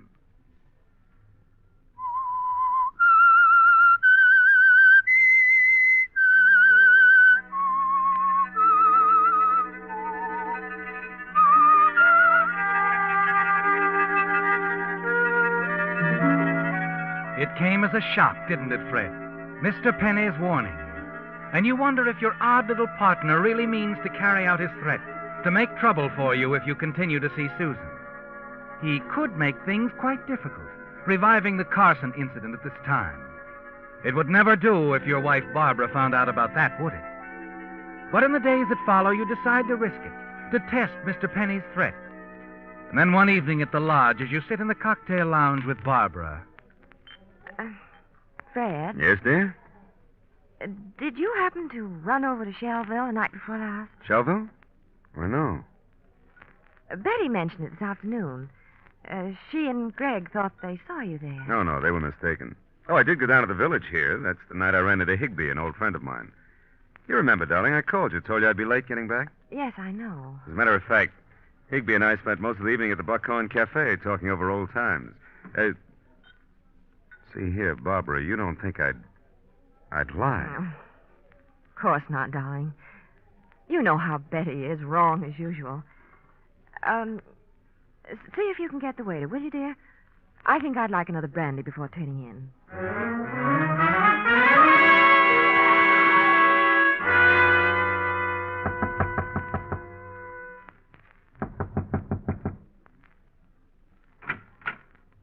Oh, Freddie, my boy. I could say that this is a pleasant surprise, but it isn't really. I've been expecting you. Can I come in? Well, I was about to retire, but... Thanks. I won't take up too much of your time. Oh, no hurry. Fix yourself a drink, my boy. Thanks again. Oh, none for me. I have my glass of milk, you see. Well, here's to you, Penny. The winner. Oh? She's all yours. Susan, I mean. I'll stay away. Oh, good. You told Barbara you saw me in Shelville the other night, didn't you? Did I? Yeah, it was just a warning, just in case I had any ideas about not playing ball, huh? Well, I could have told her you were with Susan, but I didn't. Thanks. It was big of you. I thought so. However, Freddie, my boy, if you insist... I know. I'll stay away from Susan. It's all settled. Settled? No, not quite. I've been thinking, Freddie, my boy. What about? The money we collect from your wife. $5,000 every 3 months. Well, it doesn't seem worthwhile. Now, wait a minute. I wouldn't push Barbara too hard. Oh, 2,000 more isn't such a push. Yeah, but there might be trouble. I wouldn't try. Let's leave it the way it is, huh? 5,000's good enough. Well, perhaps, but when one has to split it 2 ways... I said it's enough. For you, perhaps, but not for me. Yes, I've been thinking, Freddie. I've been thinking I should dissolve our little partnership. What? Yes. I think that from now on I shall keep all the money. Wait a minute. I'm the one who gave you Barbara's letters in the first place. So what? You think I'll hold still for you cutting me out? But, my boy, there's nothing you can do about it.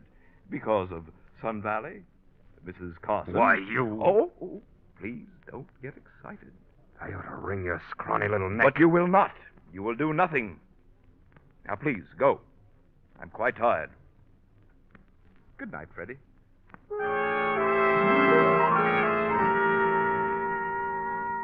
For a moment you stand there, staring at the little man. You watch him as he calmly drops a sleeping capsule into the glass of milk. As he raises it to his lips, he smiles at you. And you know he has you at his mercy, don't you, Fred? You whirl and rush out into the corridor. And as you hurry back to your room, the rage within you mounts with each step. Yes, Mr. Penny has complete control of the situation for the present. But you're not going to let him get away with it, are you? No, the money he gets from your wife means too much to you. And you know that somehow you're going to get rid of Mr. Penny and the threat he holds over you.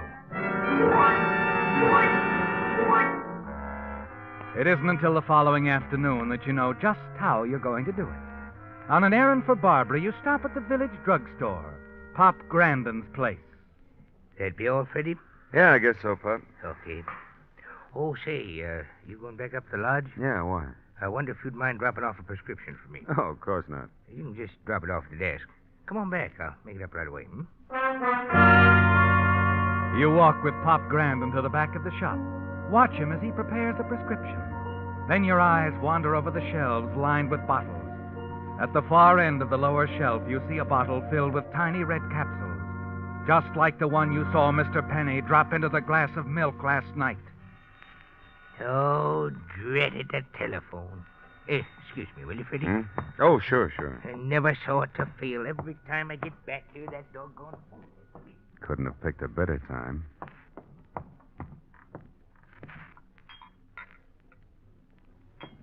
As you take the bottle down off the shelf, the idea hits you, doesn't it? Yes, this could be the way, couldn't it, Fred? Quickly, you unscrew the cap, drop a capsule into your pocket, and replace the bottle. Then your eyes skip along the shelf, and finally stop on a small bottle filled with white powder marked poison. Deadly poison, Fred.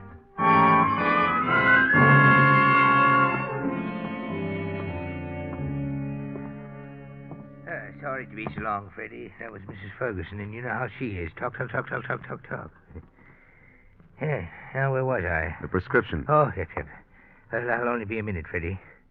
Sure nice of you to do this little favor for me. Not at all, Pop. Not at all. It's a pleasure.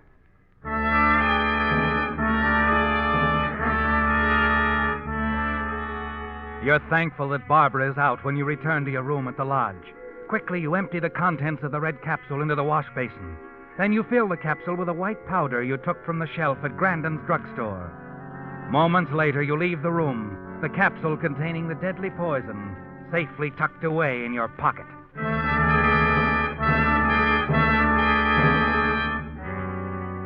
Early that evening, you pay another call on Mr. Penny. Oh, come in, Freddie, my boy. Come in. Thanks. I'm going out shortly. You don't mind if I finish shaving, do you? No, go ahead. Make yourself at home, my boy. Fix yourself a drink. Thanks. I'll skip this one. As you wish. Tell me, to what do I owe the honor of this visit? Well, I thought maybe you'd reconsider. What? After the way you double-crossed me with Susan? Not a chance, my boy. Not a chance. I'd take a smaller cut. And as a matter of fact, I've been seriously thinking of asking your wife for more money. I told you before that would be a mistake. She won't pay it. We shall see. We shall see.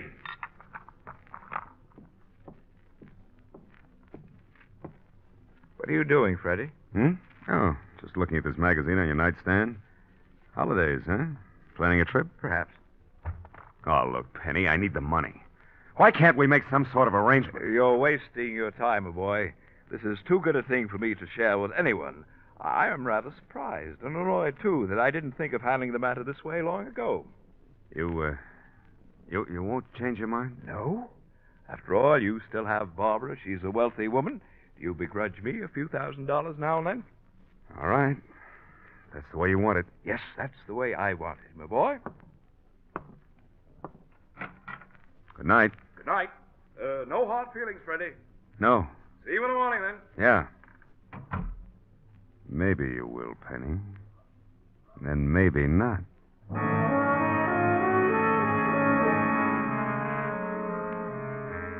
It's done, isn't it, Fred? There were only 4 capsules in the box. You replaced one with a capsule containing the deadly poison. And now all you can do is wait. And you know it won't be long, for Mr. Penny takes a sleeping capsule every night.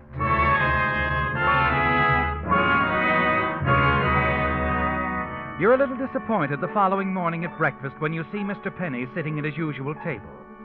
It was a little too much to hope for, wasn't it, Fred? That he'd take the poison capsule the first night.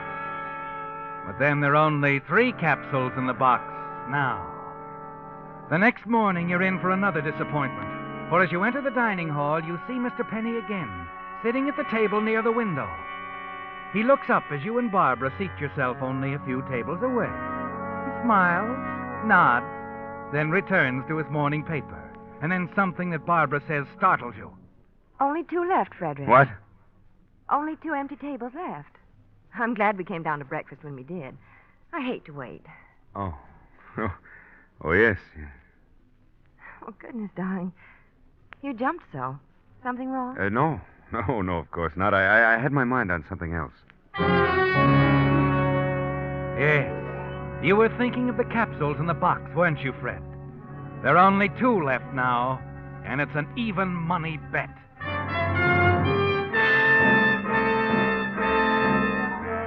However, the following morning, when you arrive at the dining hall, Mr. Penny is absent. It's almost 11 o'clock when you and Barbara leave your table, and there's been no sign of him. You're sure he's dead, and you're free at last, aren't you, Fred? Yes. With Mr. Penny out of the way, the Sun Valley incident is closed. It'll be a simple matter with your connections to find someone more trustworthy than Penny to do your blackmailing. As Barbara hurries upstairs for her scarf, the desk clerk calls out to you. Oh, Mr. Eklund. Yes? What is it? A message for you, sir. This envelope. Oh, thank you. For a moment, you're puzzled. Stare at the envelope. Then you rip it open. And suddenly an icy hand closes around your heart as a tiny red capsule tumbles out of the envelope into the palm of your hand. Penny has known all along, hasn't he, Fred? He must have watched you in the mirror when he was shaving, saw you place the poison capsule in the box. A cold wave of fear sweeps over you as you realize what he'll do now. Your first thought is for you and Barbara to get away. You hurry to your room upstairs, and as you're about to open the door, you hear Barbara's voice. Well, yes. Yes, whatever you say. What? No, not here. I'll meet you at the Point. Inspiration Point, tonight. Yes. 9 o'clock, Mr. Penny.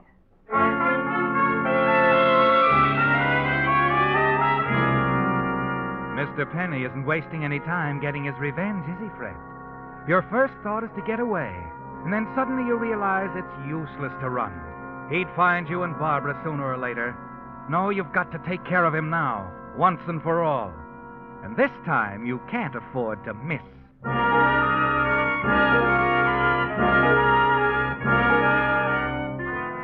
That night you're standing in the shadows of the fir trees near the Point. You see Barbara hurrying up the path. Mr. Penny is not far behind. Hello, Penny. What? Oh, it's you, Freddie. What are you doing here? I could ask you the same thing, but I know what you're doing here. Too bad you'll never keep that appointment with my wife, Penny. What? Take a look down there.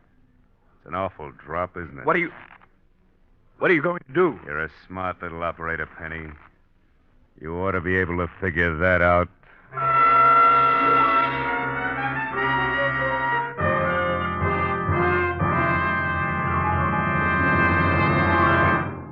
The Whistler will return in just a moment with a strange ending to tonight's story. When you passed a signal service station during the past few days, you may have noticed a picture of the happy Bluebird on the sign outside.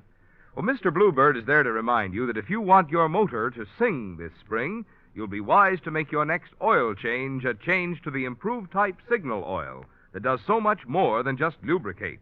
Signal Premium Compounded Motor Oil. Well, naturally, Signal Premium has 100% pure paraffin base, the finest lubricant known. But in addition, Signal Premium contains scientific new compounds that protect your motor in ways no regular oil alone can do. For instance, one compound in Signal Premium Compounded Motor Oil actually cleanses your motor of carbon, gum, and varnish.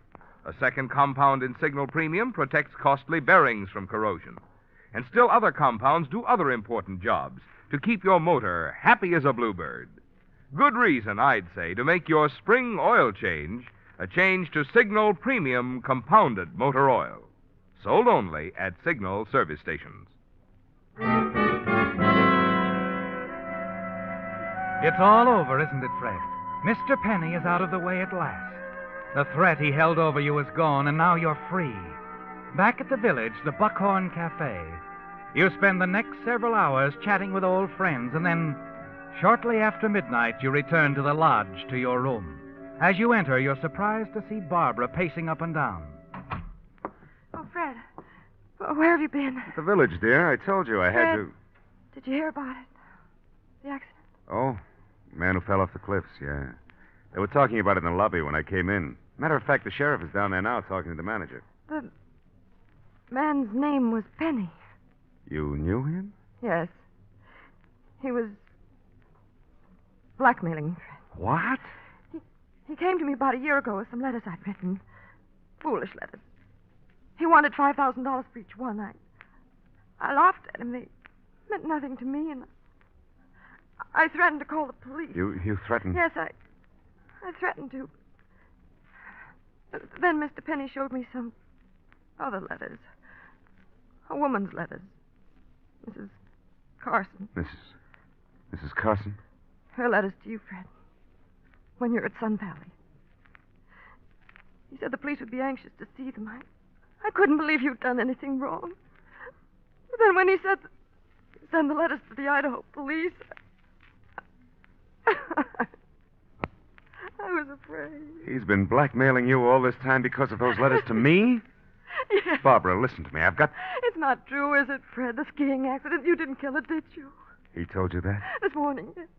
He called me on the phone, told me he could prove it, that you'd killed it, and made it look like an accident. That's not true. Oh.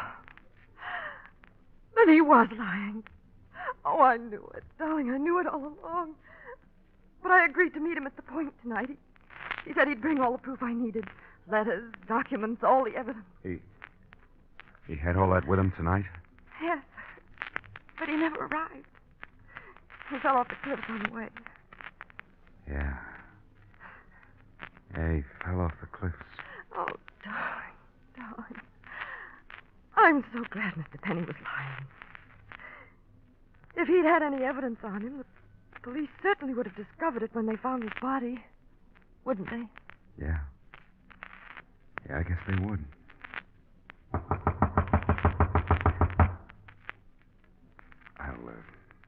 I'll go, Barbara. I'm sure it's for me.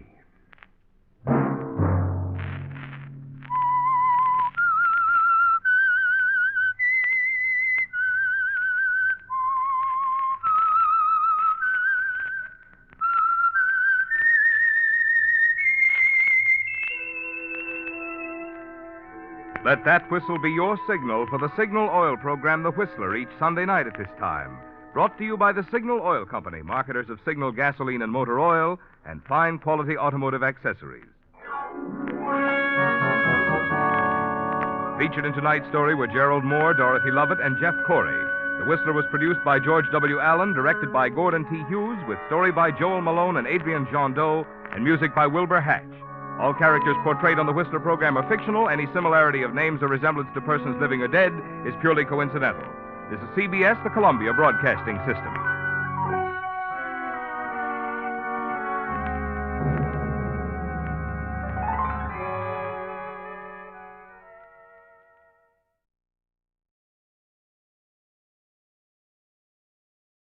The Signal Oil program, The Whistler.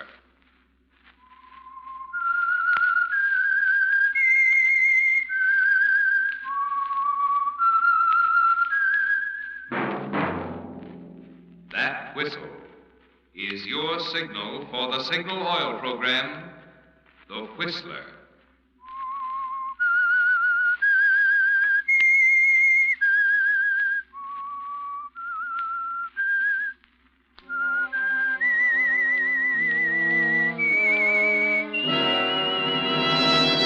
I am the Whistler, and I know many things, for I walk by night. I know many strange tales hidden in the hearts of men and women who have stepped into the shadows. Yes, I know the nameless terrors of which they dare not speak.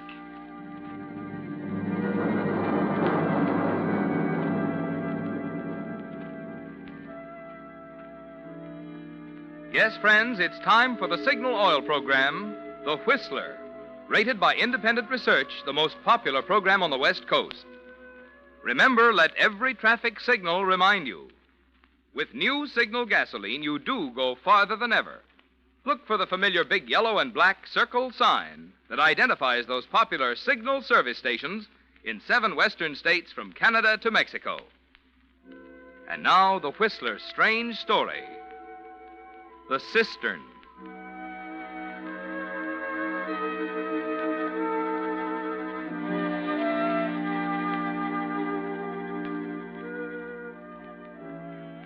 There was murder on Ronnie Hartfield's mind long before he discovered the cistern in Round Valley.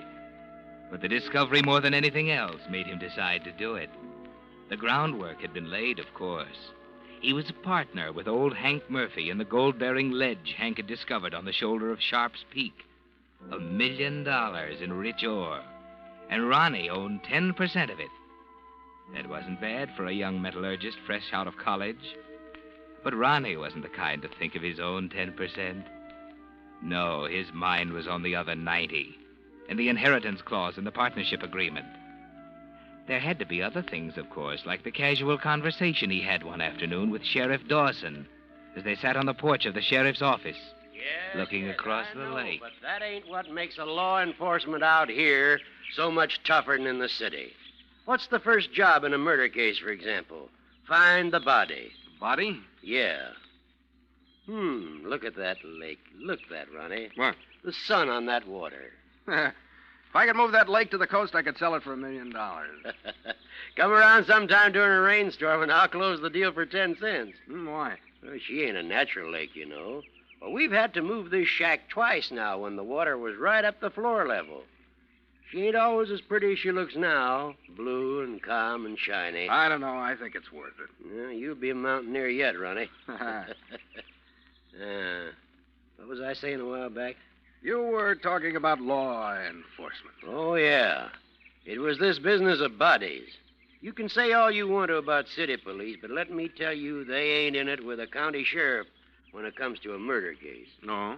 You see, before you do anything else, you gotta find the body. Gotta prove the guy's dead. Yeah. That's one thing in the city, but it's something else in a place like this. Oh, what do you mean? Or down in Arizona, for instance, where a man's got 20,000 square miles of country to hide the body in. I see. Funny thing, though, how bodies have a way of turning up. That guy in Arizona I was telling you about. Yeah? 8 years it took us, knowing all the time he done it. You found it, huh? Yeah. The wind uncovered it in a dry gulch 10 miles from town. Dry air has a way of preserving things. You could identify it? Sure, we hung him. But if it hadn't been for that wind... Well, it would have been something else. Sometimes it don't pay to go looking for it. If you just lean back and relax, it'll work itself out. Sometime.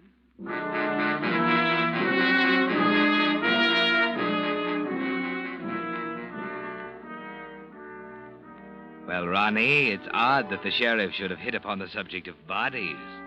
And it's a good thing he couldn't read your mind, because everything he said made you think of the Cistern in Round Valley, with the bare traces of a ruined cabin more than 100 years old nearby.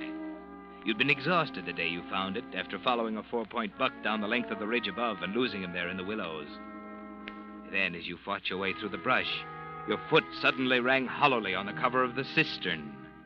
And there it was, deep and dark, completely lost in the tangled mass of trees.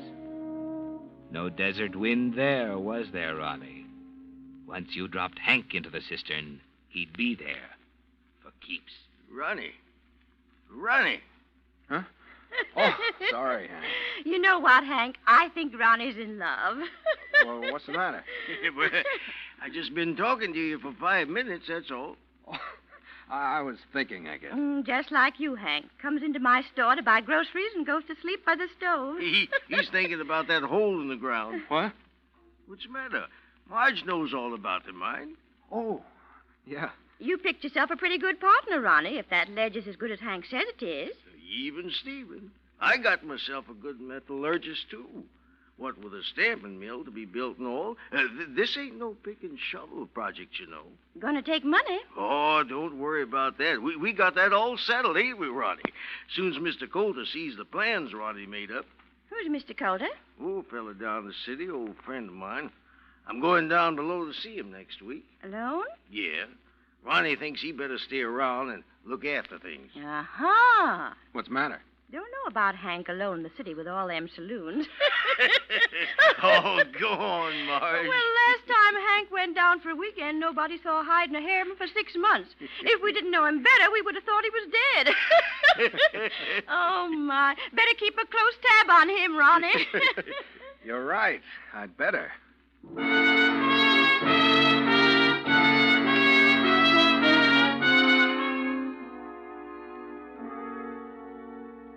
You're pretty close to the brink, aren't you, Ronnie? The cistern was in your mind then, too. And it keeps returning more and more frequently until it excludes almost everything else.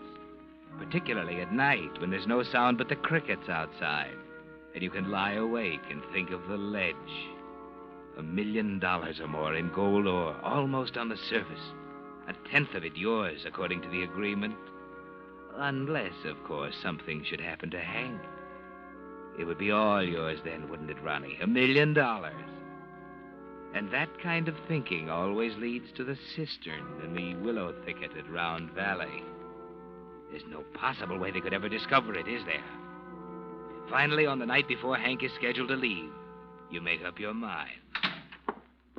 Hank? Yeah? I just ran onto something. What? I want you to come with me. Well, what are you talking about? I've been up to Round Valley all day. Well, what were you doing up in that godforsaken place? I got a new outcrop, Hank. I'm sure of it. What? In Round Valley? Why, there's no gold. But there in is. You've got to see it before you go down to the city. Whoa, wait a minute. This ain't a joke, is I it? tell you, there's gold up there. I'm serious. Look, it'll only take us about 2 hours. Tonight? Why, it's dark already. Listen, will you believe me? This can't wait. Okay, Ronnie, let's go.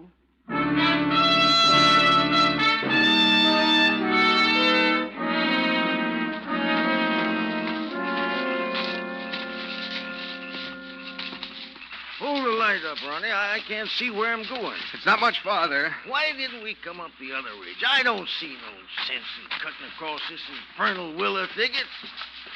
Wait up, will you? Over this way. Where are you? Can't you see the light? No. Went out or something. Ouch. Oh, these darn trees. I can't see a thing, Ronnie. Oh, doggone it. Where's the light, Ronnie? I can't keep my feet in this brush. Ronnie, where are you? Ronnie! Ronnie! Here I am, Hank. Oh, you... You scared me. Here's the light, Hank. Huh? Thanks. Oh! Now, the cistern.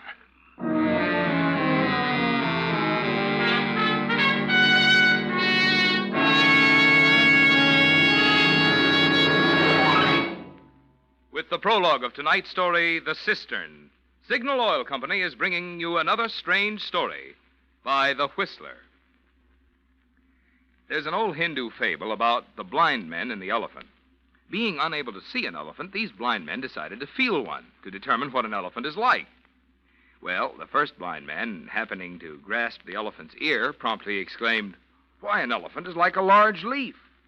But the second blind man, wrapping his arms around one of the elephant's huge legs, protested, "Oh, no, an elephant is like a tree trunk." And the third man, feeling the elephant's tail, shouted, "You're both wrong. An elephant is like a rope." Well, all three were right, but only partly right. And I'm always reminded of this story when I hear a motorist say, "Signal gasoline is outstanding for quicker starting." Or another say, "Signal is tops for faster pickup." Or a third say, "New Signal has higher anti-knock." Now, all three are right, but only partly right. For in New Signal, you get all three advantages: quicker starting, faster pickup, and higher anti-knock. But in addition, there's a bonus of extra mileage. For because of the amazing power in Signal's new super fuel that helps you get this greater efficiency, this extra performance from your motor, you actually go farther than ever with New Signal gasoline. And now, back to the Whistler.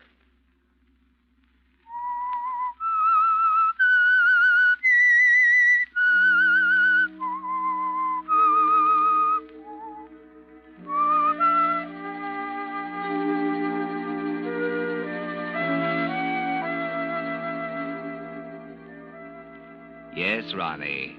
It took a combination of things to put the murder of Hank Murphy in your mind. The ledge on Sharp's Peak and $1 million in raw gold. The sheriff with his idle discussion on the importance of finding the corpus delicti. Marge's contribution about your partner's habit of disappearing for months at a stretch. But most of all, it was the cistern in the willows of Round Valley. The hiding place 1,000 men could hunt for without ever coming close. That was the most important thing, wasn't it, Ronnie?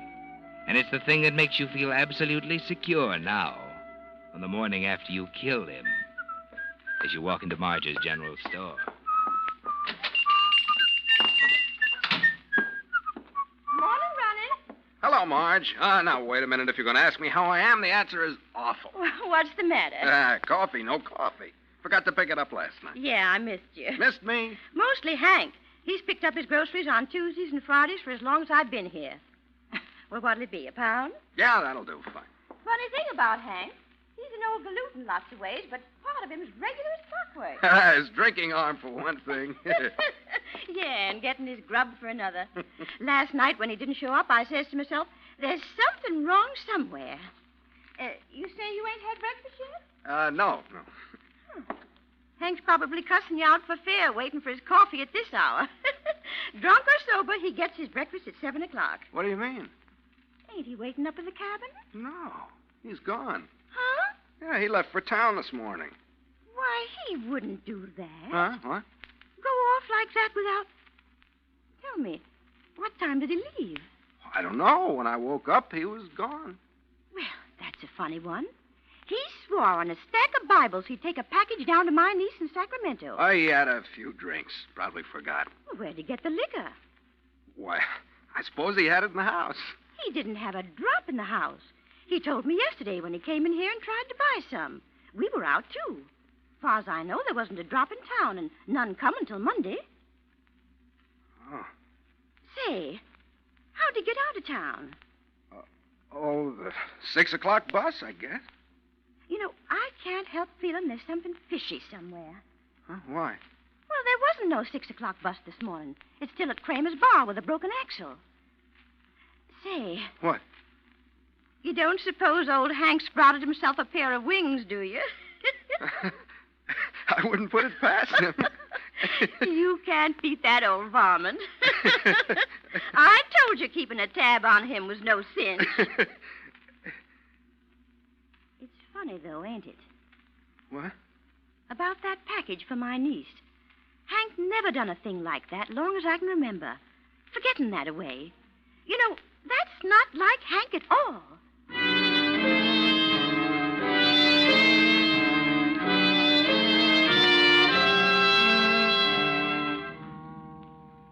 Well, Ronnie, you're not whistling now as you cross the street to the bank. You keep telling yourself that Marge is an old busybody, that the rest of the town will chuckle over Hank's unceremonious departure. There's a forced self-assurance about you as you walk up to Mr. Jenkins at the teller's window. Hello, Mr. Jenkins. Hi, Ronnie. What can I do for you this morning? How about $20? Okay. All right. There you are. 10, 15, and 5 is 20. Say, what about Hank? Huh? Ain't he supposed to leave today? Oh, he left this morning. Hmm? Yeah. That's funny. What's the matter? What do you use for money? Why, he had the money. No, he didn't. He come in here yesterday afternoon after 3 and told me he didn't have a dime. Wanted me to open up so he could draw $200 for the trip. Well, what do you know about that? He didn't pick it up either. Pick it up? I got it from him just before closing and left it at the express office. Now, ain't that something? You couldn't have gone down without money. Maybe that's why he borrowed $100 from me. Huh? That's why I came in this morning. He took all I had. Now, wait a minute, Ronnie. Are you kidding me? No, why? Hank never borrowed a dime in his life. It's kind of a religion with him. Oh, I suppose since I'm his partner... Not Hank. Well, he didn't have much choice leaving this morning. I told him the money'd be waiting at the express office. Ain't that one for the book? Never heard tell of Hank borrowing. Just not like him, that's all.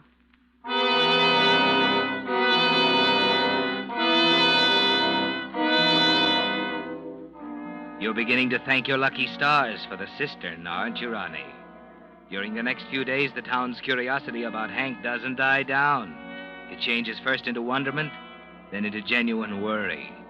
There's a feeling in the air that something is wrong. It hangs over the town like a cloud. And as the days go by, you begin to notice the conversation suddenly hushed as you approach, the penetrating, curious glances, the feeling of terrible doubt. Then, just a week after Hank's disappearance, you come home to the cabin to find the sheriff waiting for you. Oh? Hello, Ronnie. Oh, hello, Sheriff. What do you want? Just dropped by to say hello. Getting a mite worried about Hank. Yeah, so am I. Are you?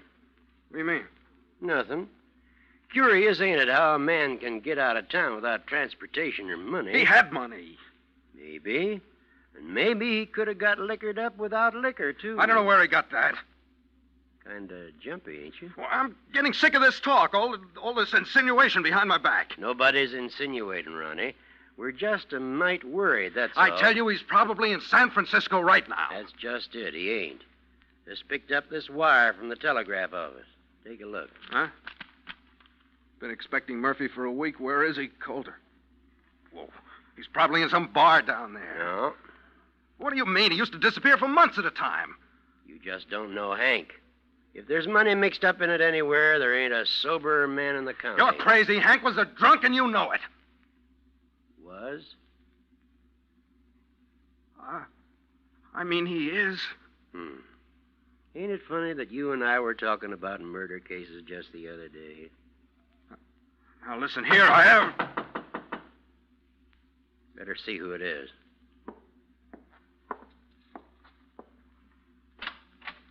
Hank Murphy live here? Yeah? They told me down at the hotel that the sheriff was up What do you want? Send him in, Ronnie. Come on in. You the sheriff? Yeah, what is it? I just happened to say something down at the hotel tonight, and they told me you might be interested. I was driving through here the other morning on my way to Sacramento. What morning? Friday. Okay. I picked up a guy on the road about 6 o'clock. What did he look like? Did he have on Just a minute, Ronnie. Tell us what he looked like, son. Oh, I'd say about 55. Kind of bald up here with gray hair and a mustache. I think he was kind of drunk. Said the bus wasn't running. Do you have a suitcase? Yeah. And I think he was wearing a black suit. I see. 6 o'clock last Friday morning, huh? Yeah, I took him down the road a ways. Let him off at the Sacramento Highway. Satisfied, Sheriff? Might be. Like I was telling you, Ronnie, sometimes it don't pay to get all worked up over these things. They have a way of solving themselves sometimes. Well, I better be getting home.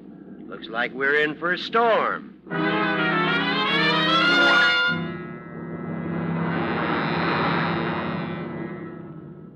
You have a lot of time to think during the next few days, haven't you, Ronnie? With the storm pounding around your ears, forcing you to keep close to the cabin. The nervous feeling inside is almost gone now, thanks to that boy who just happened to pick up an old hitchhiker at the right moment. That was a lucky break, wasn't it? Most of the townspeople are satisfied now that Hank is off somewhere on another spree. And you finally feel it's time to call again on Mr. Jenkins at the bank. As a matter of fact, Mr. Jenkins, I'm beginning to wonder about Hank. It's been more than a week now. Yeah, it is funny. Him hitchhiking out of town that way. Listen to that. Bet we've had 10 inches of rain in this storm. Lake level's up 12 feet. Wouldn't surprise me if the sheriff had to move his office again. And now, let's see. You wanted to look over the agreement between you and Hank. Yes, you see, there's a lot to be done before winter sets in. We ought to settle that business with Mr. Calder, get our materials up to the site. And you're wondering if you can go ahead. Yeah. Looks as if Hank's in the driver's seat. Long as he's alive, anyway. Of course, in case of his death, you'll take... I didn't mean that. All I meant was we're losing a lot of time. Sure. I know you didn't mean that. Well, guess you gotta wait till Hank shows up, Ronnie. Put this away now. Getting kind of tired of looking at it. Sheriff was just in an hour ago asking the same question. What? Yeah. He wanted to know about the 10% and the 90% and who got what when, who died. He got no right to stick his nose in my business. Funny about the sheriff. Seems to think this is his business now. Maybe you better go see him. That's a good idea.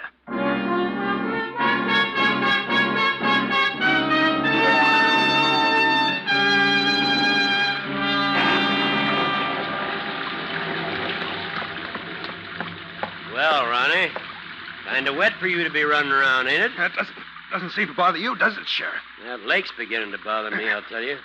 Look at her down there, 20 feet away. That's not what I'm talking about. Well, sit down on the porch here and tell me what's eating you. Let's go inside. Nothing doing. I want to keep an eye on that lake. Now, what's the matter? When are you going to admit you're wrong? About Hank? Yes. Well, I'll likely admit I'm wrong on the day that Hank walks up to this porch like he used to and says, "Howdy, Sheriff. Have a cigar." Trouble is, that ain't never going to happen. So I reckon I ain't never going to admit I'm wrong. That answer your question? He left town. Didn't that kid satisfy you? No. Could have been someone else. Who? Don't know.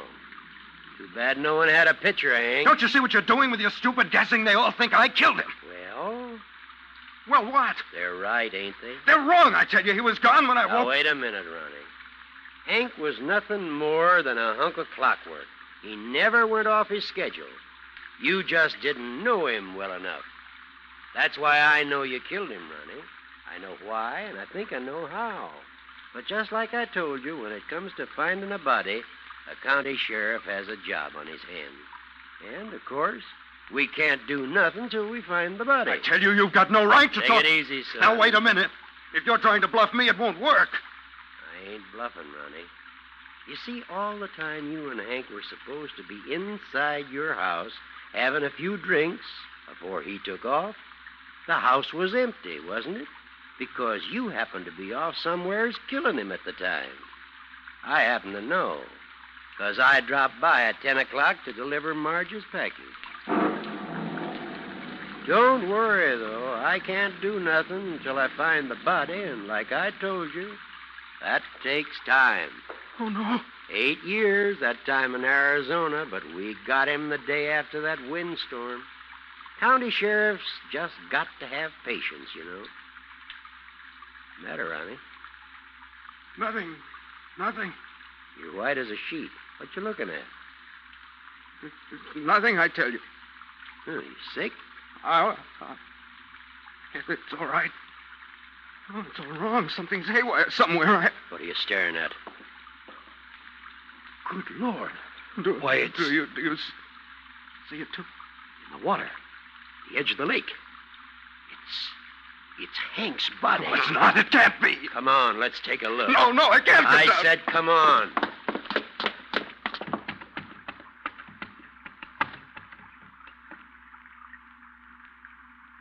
Well, Ronnie? It is Hank.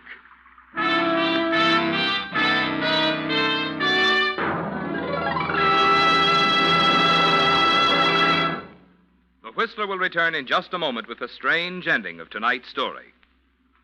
Meantime, with reconversion occupying the spotlight today, here are some facts I think you'll be interested in. You know, of course, the vital role that independent businessmen played in the building of America. And you know that today more and more men are expressing a desire to get into business for themselves. But did you know that my sponsor, Signal Oil Company, has for over 14 years sold its products only through independent businessmen, substantial, responsible men who are so earnest about their business of serving the motoring public that they're willing to invest their own money in it.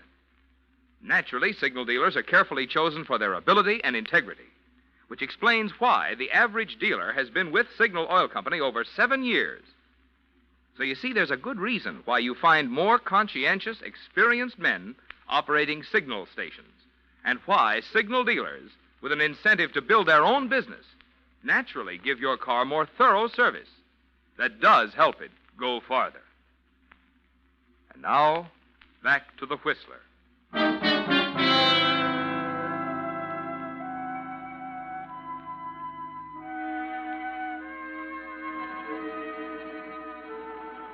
It's too much, isn't it, Ronnie? Too much after the tension of the past week to look down at Hank's body floating at the edge of the lake right under the rail of the sheriff's porch. Everything breaks loose at once. You're jabbering like an idiot, telling the sheriff it's impossible. Oh, don't lie to me.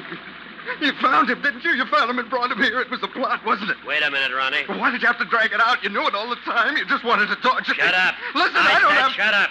That's better. Now, what in thunder are you talking about? Somebody brought him here. I put him in the cistern. Cistern? In Round Valley in the willows. Cistern in Round Valley? There ain't no such Yes, thing. there is, in the willow thicket that runs along the bottom. Wait a minute. Did it have a square wooden cover on it? Yeah. Huh. What's that mean? Looks like you sent Hank back to us special delivery, Ronnie. What? It was dry, of course, until this rainstorm. It was dry when you put him in it, wasn't it? Yeah. You see, it ain't a cistern, Ronnie. It's an underground water flume. What? A water flume. Carries the water underground from the upper lake to this one. When she overflowed up above, the water just picked up Hank and delivered him right to my door. Like I said, Ronnie, sometimes it just don't pay a county sheriff to get all excited and go running over the hills.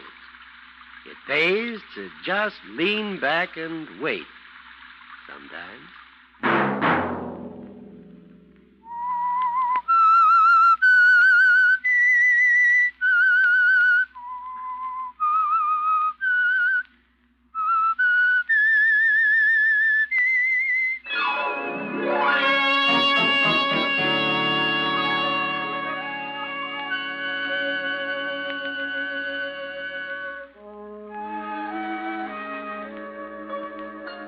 Next Monday at 9 o'clock, The Whistler will bring you another strange tale. The Whistler is broadcast for your entertainment by the marketers of Signal gasoline and motor oil and fine quality automotive accessories, and by your neighborhood Signal dealer. This program, produced by George W. Allen, with tonight's story by Harold Swanton, music by Wilbur Hatch, is transmitted to our troops overseas by the Armed Forces Radio Service.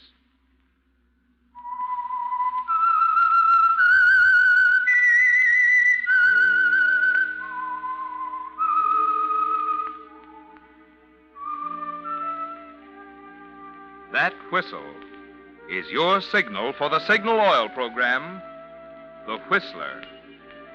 This is Marvin Miller speaking, reminding you to look for those familiar yellow and black circle signs that identify those popular Signal Oil stations in 7 western states from Canada to Mexico. This is CBS, the Columbia Broadcasting System.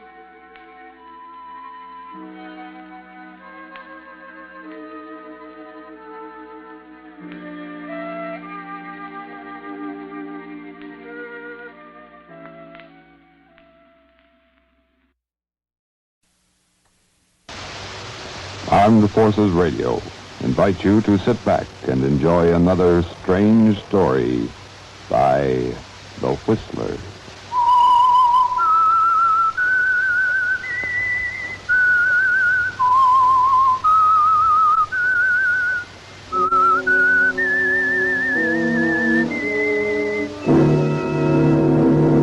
I am the Whistler, and I know many things, for I walk by night.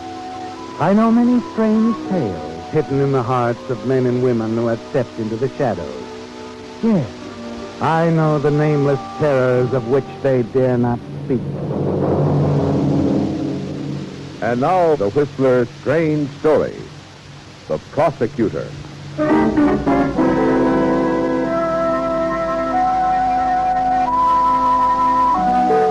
The courtroom was tense now. Assistant District Attorney Philip Graham was beginning to summarize for the prosecution in the case of the People versus Thomas Anderson. The thrill of success was in his speech as he moved in for the kill. Ladies and gentlemen of the jury, in addition to the fact that circumstance links the defendant irrevocably to the killing, he still persists in his refusal to testify. Still offers no explanation as to his whereabouts on the night in question, solely on the basis of possible self-incrimination. And you were right, weren't you, Philip? Less than 10 minutes after the jury retired, they walked back in with the verdict you knew was coming. And Tom Anderson was on his way to the cell in Condemned Row. But that wasn't all, Philip. No, far from it. Most important was what your colleagues were saying as they clustered around you. Well, this will put you to the top of the heap, Phil. You'll have that mahogany desk, old man, in the Hall of Justice. And there'll be a brass nameplate. Philip B. Graham, District Attorney. You betcha. With this conviction, you can't miss.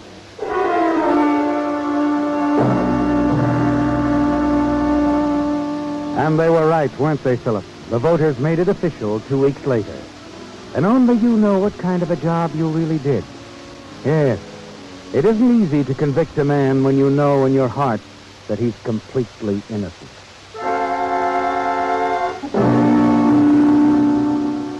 But you're not thinking about that at the victory celebration. There's too much else going on. Congratulations, backslapping, important people.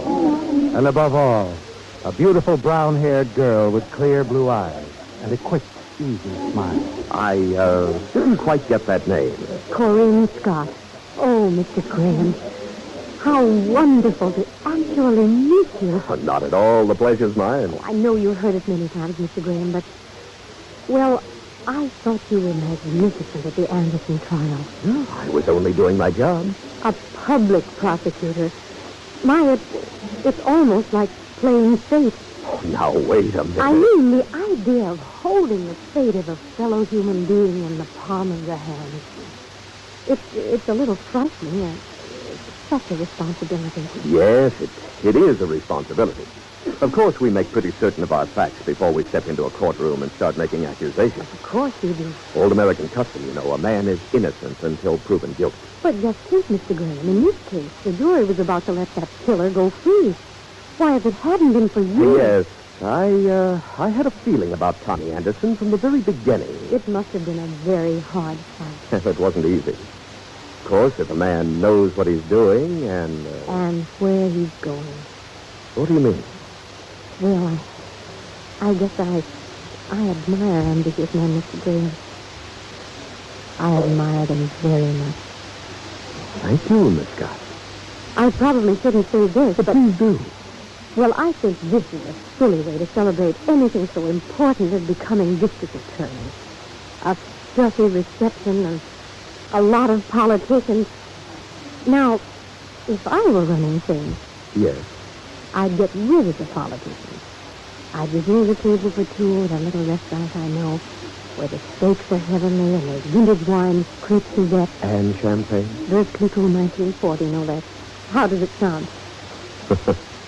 You're a pretty good salesman. Well, that's all. That's what I do. And when would you do it? Oh, tomorrow night, perhaps. Say about 9. You know I'm a married man, of course. What's that got to do with the victory celebration? Well, if that's the way you look at it. 9 o'clock tomorrow night. All right, Miss Scott.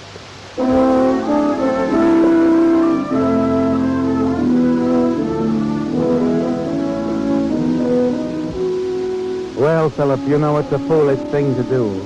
But there's something in the way she looks up at you and smiles that makes it all sound very reasonable. And you forget about everything else. Your wife, your son David in medical school, his good friend, Professor Bentley, who thinks you're the greatest man who ever lived.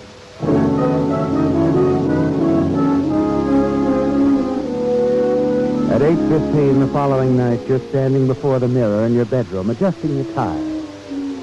Corinne is lovely, isn't she? And as you put on your dinner jacket, you're thinking of the soft lights in the music.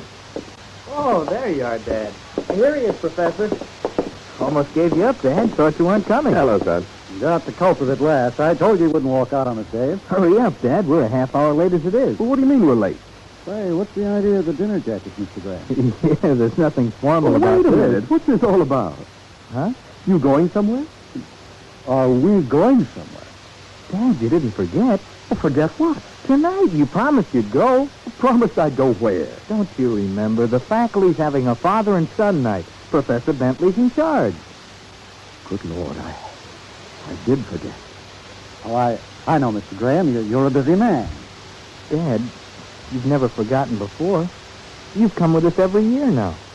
I'm awfully sorry, son. Professor, I just can't make it.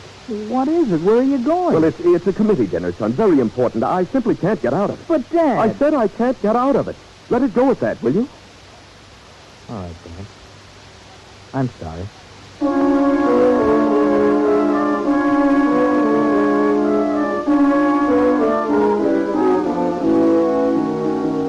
And that was the beginning, Philip. You didn't know it then, but you made a choice that night. A choice between your family, your home, and Corinne. And as you and Corinne continued to meet secretly during the weeks that followed, it began to worry you. Not your family, of course. It was your position, your reputation. Oh, Philip, I think it's wonderful. All you've accomplished. Corinne, there's something I You think... don't have to say it, Philip. I know what you're thinking. Do you? You're wondering when I'm going to tell you I want out. When I'm going to tire of loving a man I can never be seen with. Corinne, dear, Isn't that it? Well, frankly, yes. Please don't think about it anymore. I don't want to break up your home. I never will, darling. Because it would hurt the very thing I admire you for most of all. Your career. That's all.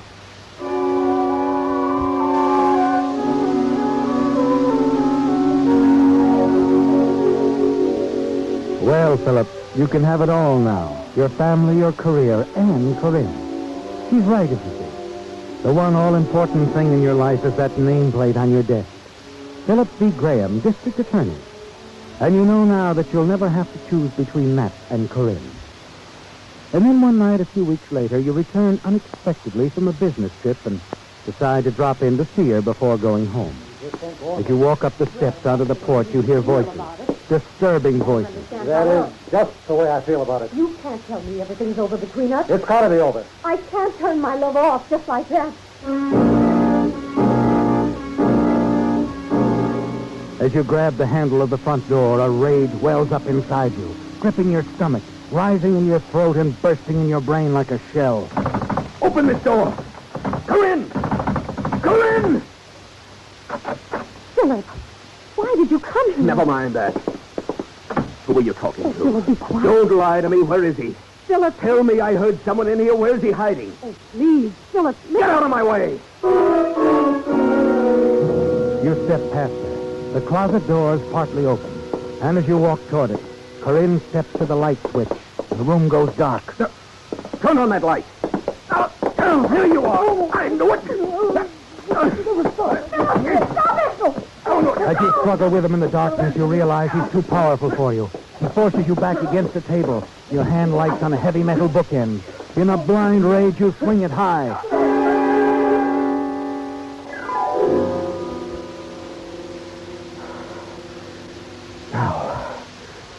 Now you'd better turn on the lights, Corinne. Philip. Hurry up. All right. Good Lord. Oh, Philip, why did you do it? He didn't mean anything to me. Nothing at all. He came here because he found out about us. He wanted me to stay away from you. Well, get some water quickly. It's no use. He's dead.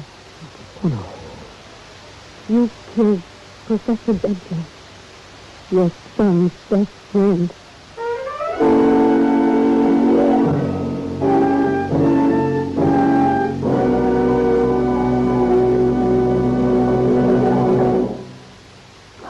This is Alfred Hotkick.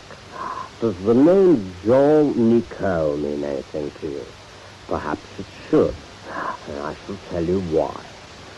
400 years ago, Jean Nicot was a respected scholar and diplomat. He wrote many learned articles and compiled a dictionary of the French language.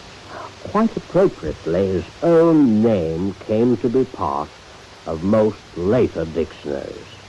For you see, while Monsieur Nicot was serving as ambassador to Lisbon, he became fascinated by a strange plant that had been brought over from the new land of America.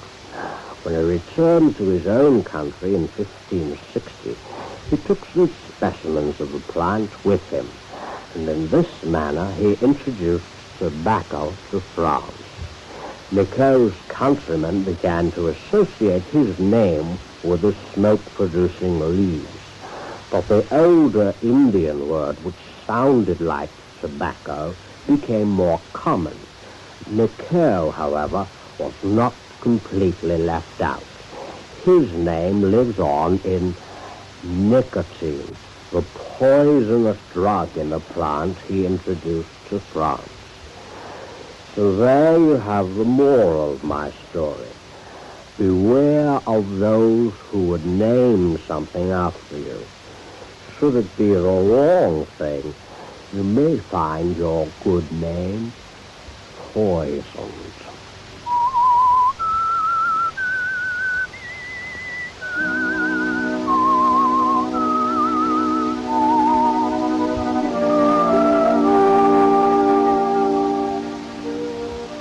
Well, Philip, you never expected anything like this. This couldn't be happening to you. It's all so horrible, so fantastic. For weeks now, your association with Corinne Scott has seemed so completely wonderful. Now, with the suddenness of the jealous rage that spurred your wild action there in the dark room, a beautiful dream is turned into a nightmare. And Professor Bentley, gentle, friendly Professor Bentley, your son David's friend, lies dead at your feet. As you stand there, son, looking down at what you've done, you're vaguely aware that Corinne has come forward and picked up the heavy bookend you used. You sink down into a chair as she moves about, straightening things up, scarcely looking at you. Slowly, you lower your hand from your face and look up at her. Corinne, what are we going to do? You killed him, Philip. You killed an innocent man who did nothing more than come here to ask me to stay away from him. Oh, I know that. As soon as the light went on and I saw who it was, I knew why he was here. Oh, Corinne, Professor Bentley was such a good friend to my son, to me. What am I going to say? How can I explain? You wouldn't have to explain if you could get him out of here, Philip. What? If he was found somewhere else, maybe miles from here. Corinne, would you help me do that? Yes, Philip.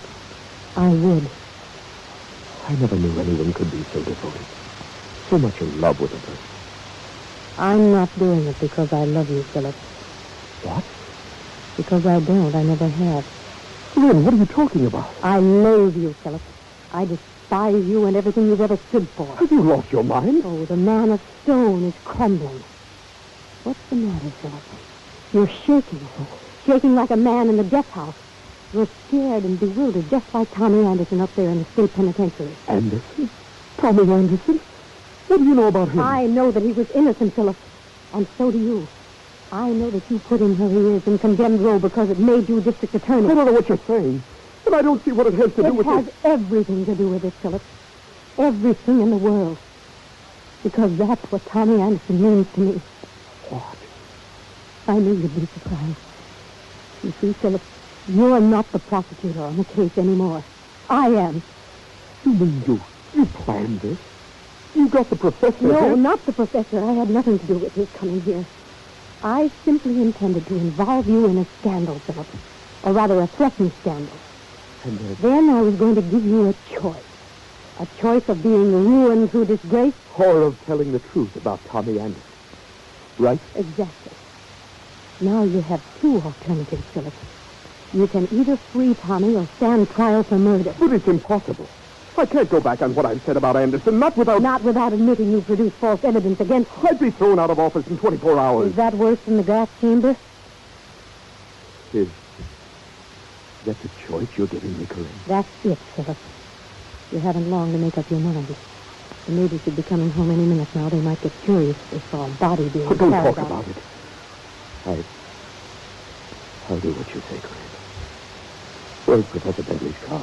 He said he parked in the next block. He didn't want to be seen. I'll go get it. I'll go with you. You don't have to. I'll come back. I'm sure you'll come back. Because, you see, while I straightened up around here, I hid that bookend. The one with your fingerprints all over it. Not missing a bit, I can't afford to. Tommy Anderson's life depends on it. Shall we go?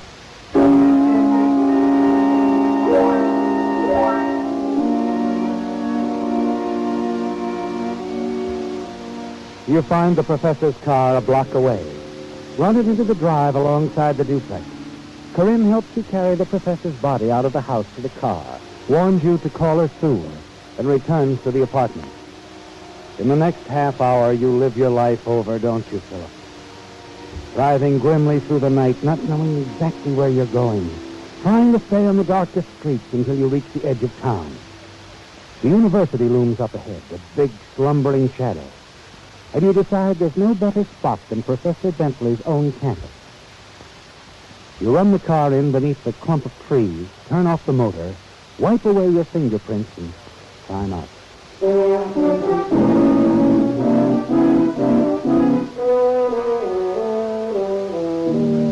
Some distance from the campus, you swing onto a trolley car and get off 20 minutes later and walk the few blocks to your home. Not much hope for sleep, is there, Philip? Nothing to do but wait for the axe to fall. The minute the morning papers hit the streets. Extreme paper, extreme university Professor Slane,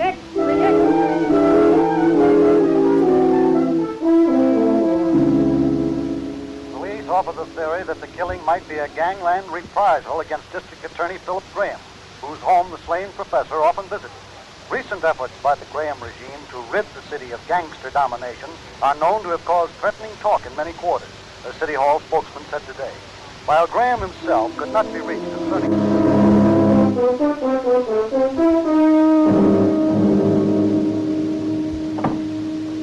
Hello, Phil. Hello, Matt. Anything new? Wish there was. The boys have been on it 48 hours now without arrest. You're not giving up, are you? You know me better than that. The day I give up, I'll resign as police commissioner. They know what the professor meant to you and your boys, Phil. We'll get the guy who did it if it takes us 20 years. Oh, just a second, yeah. It's Scott calling, Mr. Williams. Wait a minute. I told you you were busy. He says it's quite important. All right, put her on. Hello, Philip. You called at a bad time. I'm busy with the police commissioner. Go ahead, Phil. Don't mind I'll be brief, Philip. I've waited 2 days now. That's all I intend to wait. I want a signed statement about Tommy. Look, I'll have to see you first. I told you I'm not going to wait any longer. It had better be tonight. All right, tonight. 9 o'clock? Make it 10. All right, 10. And I wouldn't be late if I were you. No, of course. Goodbye.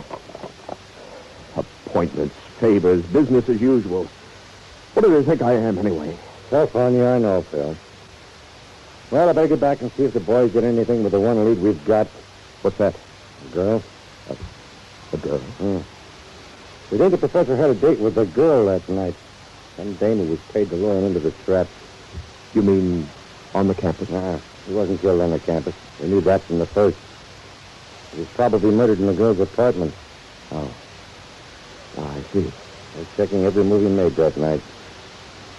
We'll find her if she's alive. What do you mean by that? Well, she's a pretty important girl. For both our side and theirs. I wouldn't be surprised to find her in the river one of these mornings. I'll see you later, Phil.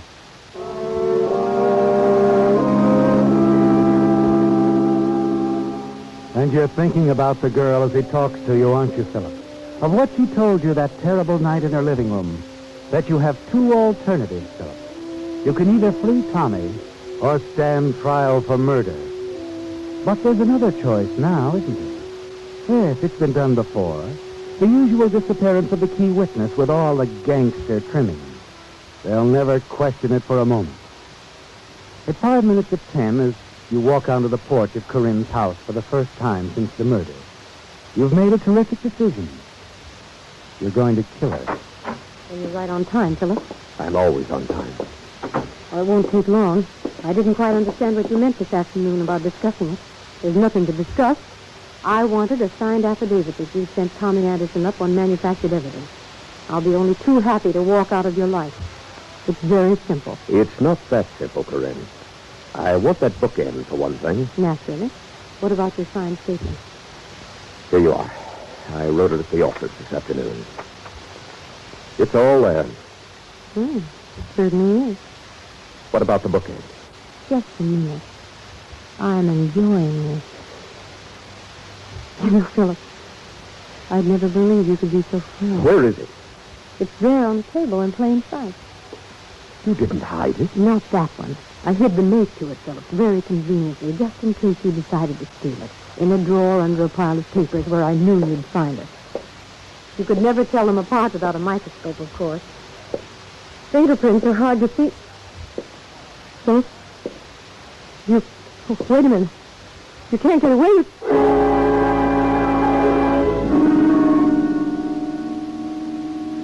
Sorry, Corinne. It's too bad you didn't realize there was a third choice.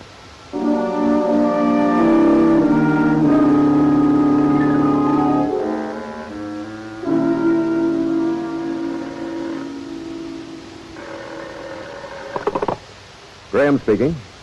Bill, there's a big break in the Bentley case. Go on.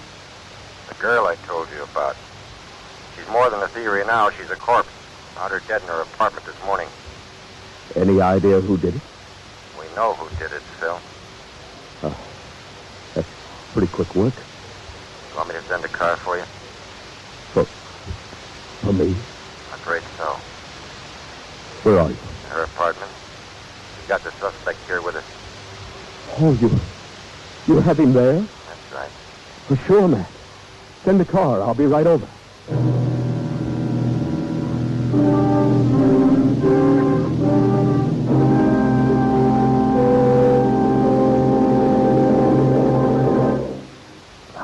Oh, this is Alfred Hopkins speaking.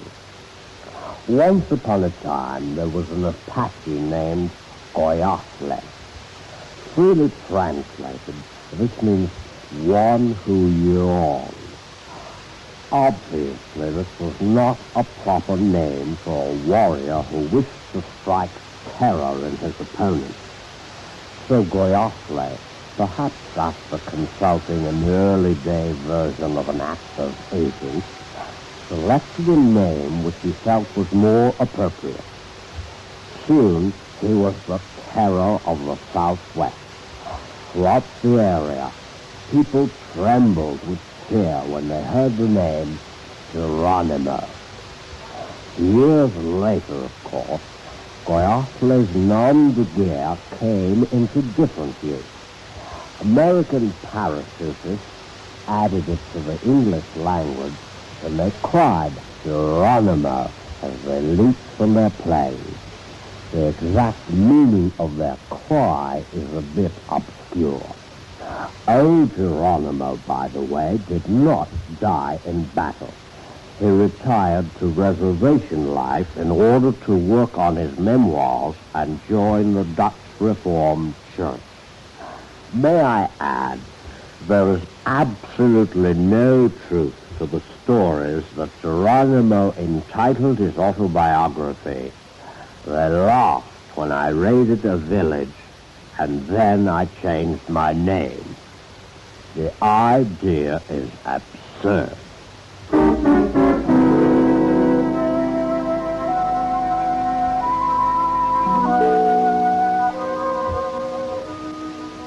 Well, Philip, it was a terrible moment, wasn't it?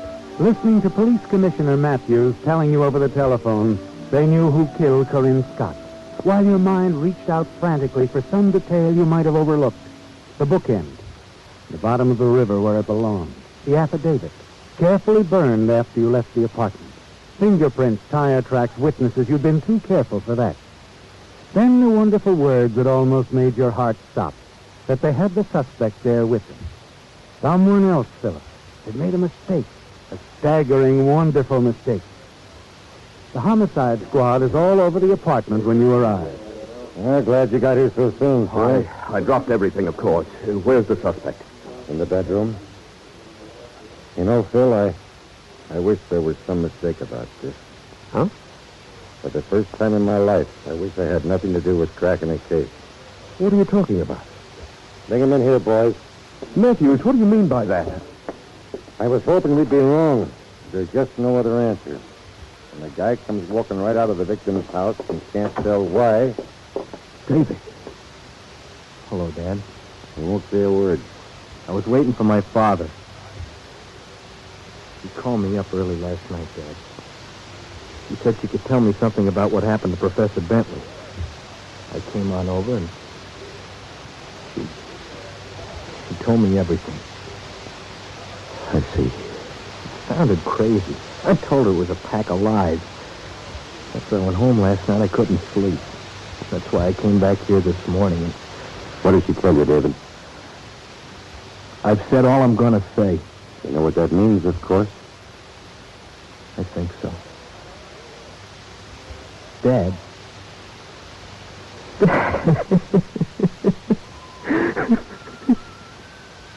Matt. Yes, Phil? You'd better get a stenographer. I've got a story to tell you. A story that begins with Tommy Anderson and ends right here.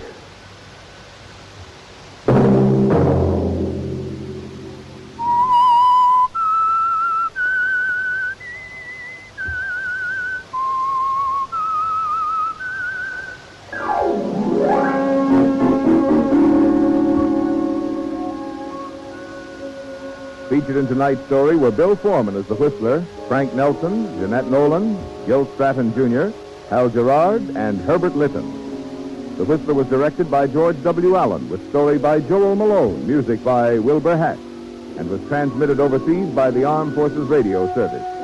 The Whistler was entirely fictional, and all characters portrayed on The Whistler are also fictional. Any similarity of names or resemblance to persons living or dead is purely coincidental.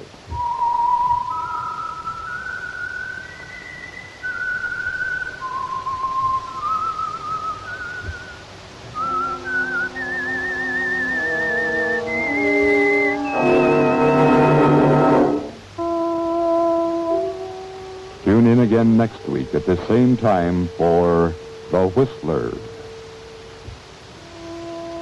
The Whistler has come to you through the worldwide facilities of the United States Armed Forces Radio and Television Service.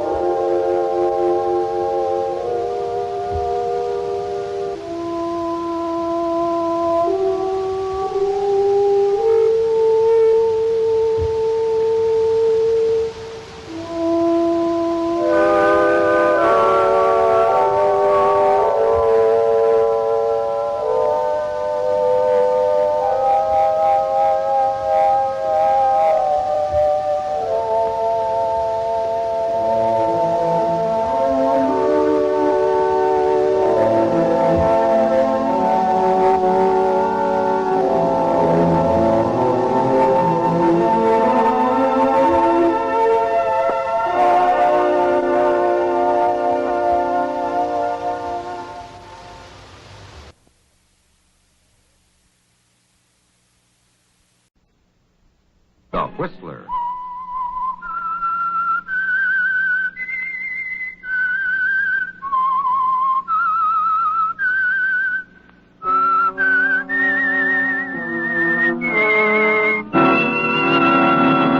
I am the Whistler, and I know many things, for I walk by night.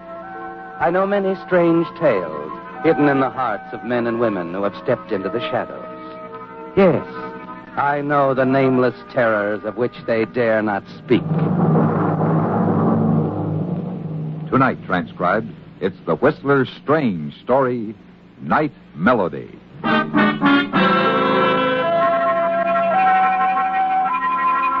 Marshall's hand shook as he dialed Helen's number from the phone in the drugstore a block away from the apartment. He realized he shouldn't be calling her now of all times. She knew he was coming back tonight, knew every step of the plan. But even though it was dangerous, he had to still that terrible, unsure feeling in the pit of his stomach. And just as he expected, Helen was angry. But I told you not to call me, Marshall. I had to, Helen. I had to make sure. Prentice is coming home at the same time? Yes, regular as clockwork.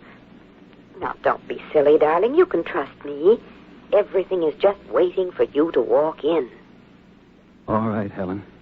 I'll be talking to Melody in 15 minutes.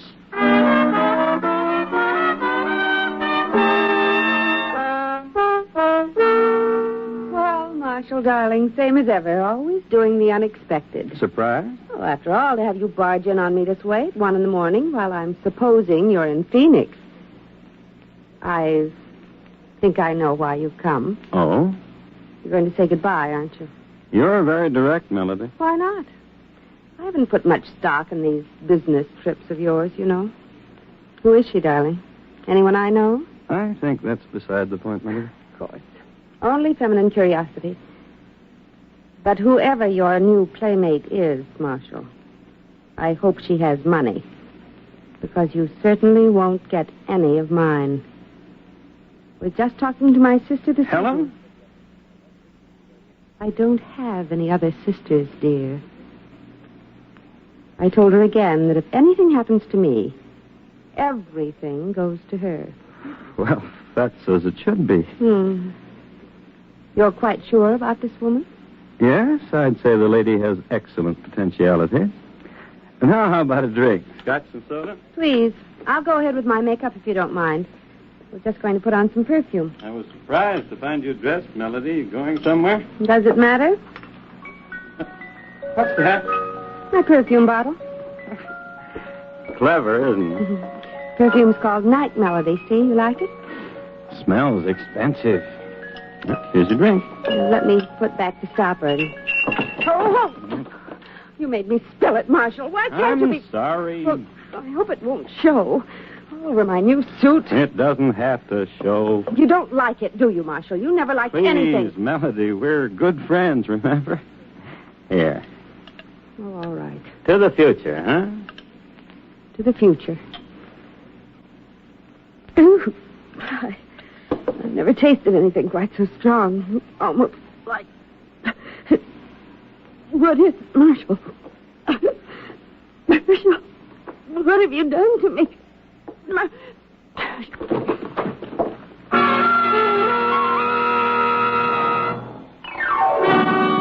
Well, it worked, didn't it, Marshal? Quickly. And 1 minute later, you're carrying Melody to the automatic elevator, held on the 4th floor by the little block of wood you left to prop the door open. You put her inside and let the door close. At 1:26, you're outside, standing in the shadows of the shrubbery near the building. At your feet, the suitcase you hid there. You wait.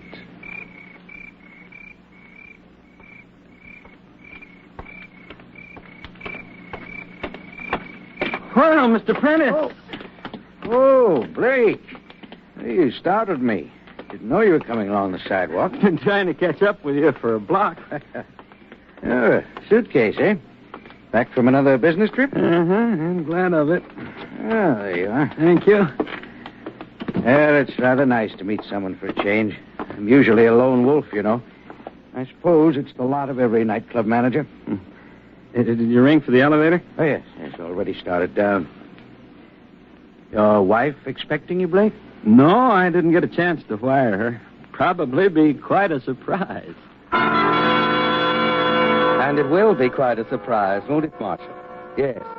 You'll probably have to pick Prentice off the floor when that elevator door opens and he sees what's inside. But most important of all, Prentice will produce an alibi no one could possibly break down. And now, as the elevator dial moves around, you begin to brace yourself. 4, 3, 2, 1.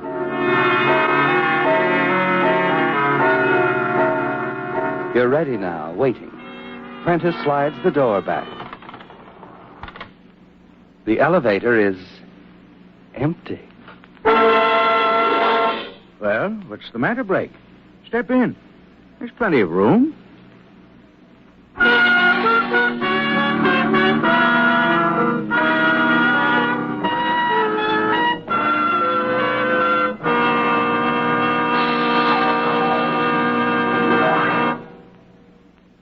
In just a minute, The Whistler will continue tonight's story. All of us are proud of our hometowns, and rightly so. In this brief moment before we continue with our program, we'd like to offer a salute to one of our hometowns in America, Detroit, Michigan. Detroit is the oldest city of any size west of the Atlantic seaboard, having been founded in 1701, more than a century before Chicago was founded. The French were the first settlers, and they gave the city its name from the French word meaning strait, a narrow passageway between two bodies of water. They referred to the 27-mile-long Detroit River, which connects Lake Erie and Lake St. Clair. The river forms part of the international boundary and marks the only point where Canada lies directly south of United States territory. Because of its strategic location, Detroit was fought over by the British, the French, and the Indians. During the Revolutionary War, it served as headquarters for the British forces in the Northwest.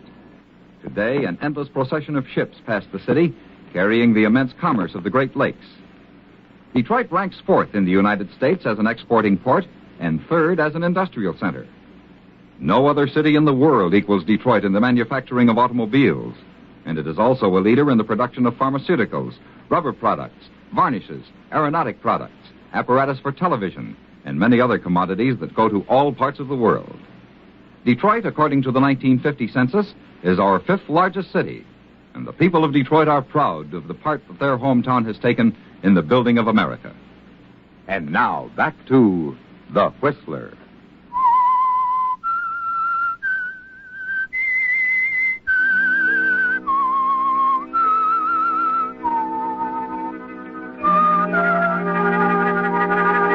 You stand there at the door of the elevator like an idiot, too stunned to speak. It's unbelievable, isn't it, Marshal? You put Melody's body in that elevator not 5 minutes ago, yet the car is empty. Now as the car starts up, you realize that you must keep Prentice with you somehow. That wherever Melody is, you've got to find her together. Prentice, I was just thinking, wouldn't you like to drop in for a nightcap? Oh, I wouldn't think of it, waking your wife at this hour. She wouldn't mind. Come on, we're just across the hall from you, just a quickie. All right, you win. Good. I know Melody'd be happy to see you. Melody? I didn't know your wife's first name, Blake. It's very nice. Lovely girls, aren't they? Your wife, your sister, Helen. So different, though. Odd that they don't see more of each other, living in the same building and all. Yes, it is. And here we are.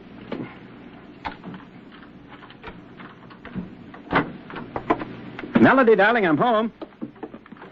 Melody, She's not here. She's not in the apartment. There's an overnight bag next to the divan. Was she going somewhere? Well, I don't know. She couldn't have... she couldn't have gone far. Oh, of course.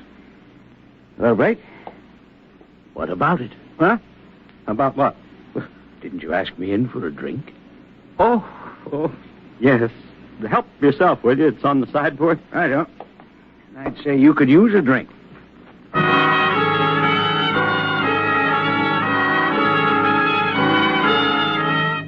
It's almost more than you can bear now, Marshal. She wasn't in the elevator. She isn't in the apartment. She's dead. You're sure she's dead. The heavy scent of her perfume in the room makes you almost feel her there, watching you. The minute Prentice goes and his door closes across the hall, you start to search the halls on the 4th floor, and then hurry down the stairs to the 3rd floor landing. Suddenly, you stop. The perfume again. The feeling that she's near you. But she's not, is she, Marshal? Frantically, you cover the 3rd floor, the perfume seeming to follow you everywhere, to fill the air around you with her presence and her brittle, mocking laugh.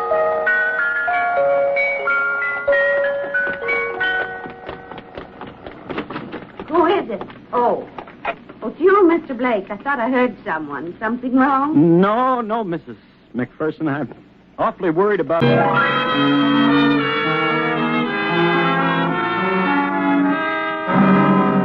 You see, you saw Mrs. Blake leave the building a short time ago, Mr. Novello. What did he say? The night man saw her leave, about 1:30 or so. Wait a minute, what is And she was carrying her overnight bag? I see. Well, thank you, Mr. Novello. Good night. Overnight? Tell me, what did he say about... She was carrying it with her. But the bag, Now, there's nothing to worry about, Mr. Blake. Come on, I'll fix you some tea. Only take a moment. That perfume. Why, it's here in your apartment, too. Isn't that odd?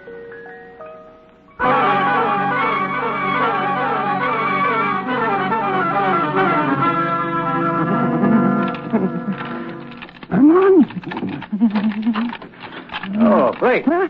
Oh, Prentice, I'm having a little trouble with my keys here. I'll get it in a minute. Oh, what's the matter? This key, the lock is... Now, here, let me... There you are. Thanks. I don't mean to be curious, but good Lord, man, there's nothing to get so worked up about. Excuse me? It's gone. Her overnight bag, Melody's. It was here a minute ago. I guess that's what she came back for. What? What did you say? Well, I thought it was she. I heard someone come and go just a moment ago. But she couldn't have. Why are you so sure, Blake? It's perfectly natural. She left without her bag, remembered, came back for it while you were downstairs. I tell you, I know something's wrong. I feel it. All right, Blake, all right. There's one way to find out. What do you mean? Isn't her sister's apartment on the 6th floor? Let's go up and check with her. But she's probably asleep. I don't want to worry her. Oh, anything's better than pacing the floor all night. Now, come on, Blake. All right, Prentice. Let's go.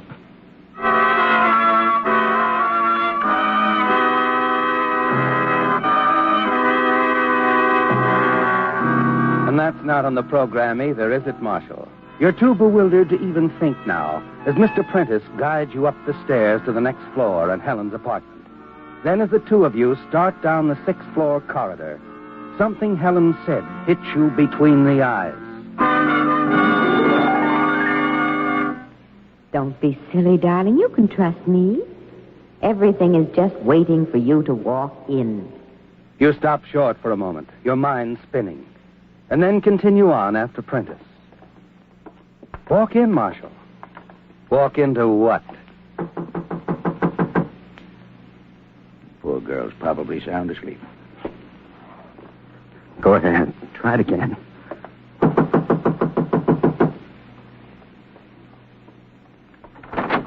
Yes? What's the matter? Why are you... Marshal, something's wrong. What is it? We didn't want to disturb you, Miss Mason. I'm a little concerned about Melody, Helen. You know, I've been in Phoenix for the past 2 weeks. I just returned unexpectedly. Tell me, Marshal, what is it? Well, she isn't at home. Isn't at home? Oh, there's really nothing to be alarmed about. You knew, of course, that she planned a trip. I can't seem to convince Blake here Please, that... Prentice, would you mind if I talk to Helen alone? Not at all. Good night, Miss Mason. Sorry to have disturbed you, but poor Blake Oh, of here... course. Come in, Marshal. Thank you, Mr. Prentice. Not at all. What's the matter? Everything. Did you do it? Yeah, right on schedule. Only one thing. What? When Prentice and I opened the elevator door, she wasn't there. What do you mean? Just that. She wasn't there. It went off perfectly. I got up to her apartment just after 1. We talked a while. I suggested a farewell drink, and then I...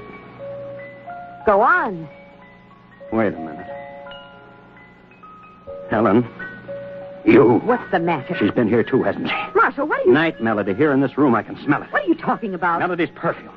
Perfume? What in the world? There's only one way it could have happened, Helen. Just one way. Marshal. You're double-crossing me, Helen, trying to use me for a fall guy. It's Melody's money, isn't it? That's all you're after. Wait a minute, What did you Marshal. do with her, Helen? What did you do with Melody? The next thing I know, she'll turn up in my lap with 15 witnesses.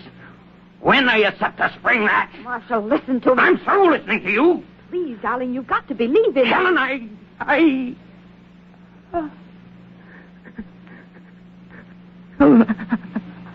couldn't believe it. Listen to me now. I know we're in this together. There's only one way we can win. We've got to stay together. Always. Oh, I love you, Helen. I love you so much. If she's gone, it's because someone found her. Because someone knows. They all know. The manager, even Prentice. There's only one way out now, Marshal. There isn't much time. What do you mean? They do know, darling. But they don't know enough. If they did, they'd be here by now. We've got to get out of here. When? Right now. My car's down in the basement garage. You can be out of the state by daylight. You know what that means? Yes, Marshal. I know what that means. From this minute on, the two of you are giving up all thought of the money, admitting to the world and the law that you murdered Melody Blake. That's it, Marshal. Get the elevator door. Huh? Oh, yeah. Car's over here. It's so dark, I can't... Take my hand. Is there anyone on duty? The night man's working upstairs, I think. Hurry, darling. What's the matter? Helen, look. On the table over there under the window. Where? I don't see it. I don't understand. They brought her down here. Melody. Melody, you are dead, aren't you? You are dead. I'm afraid she is. Oh, Mr. Blake, it's awful. I had no Please, idea when Mrs. I talked to... McPherson. Who are you? Lieutenant Brackett, homicide. Mrs. McPherson called us. But why? What are you doing here? I don't think it's necessary to explain that. Surprised, Helen?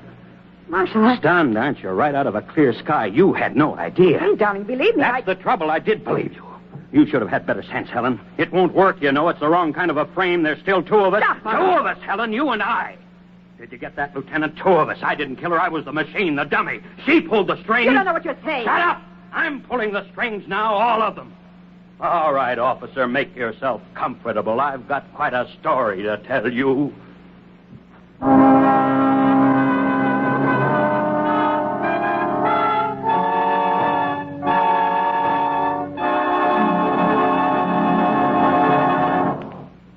be half right. Use Usafi. Are you planning to build your own home? How about the roof?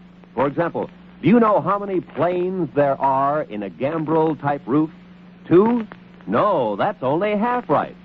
Brush up on your architecture. Tell your I&E officer you want to study with the United States Armed Forces Institute, USAFI. It's easy. It's simple. If you don't want to be half right, use USAFI. And now, back to The Whistler.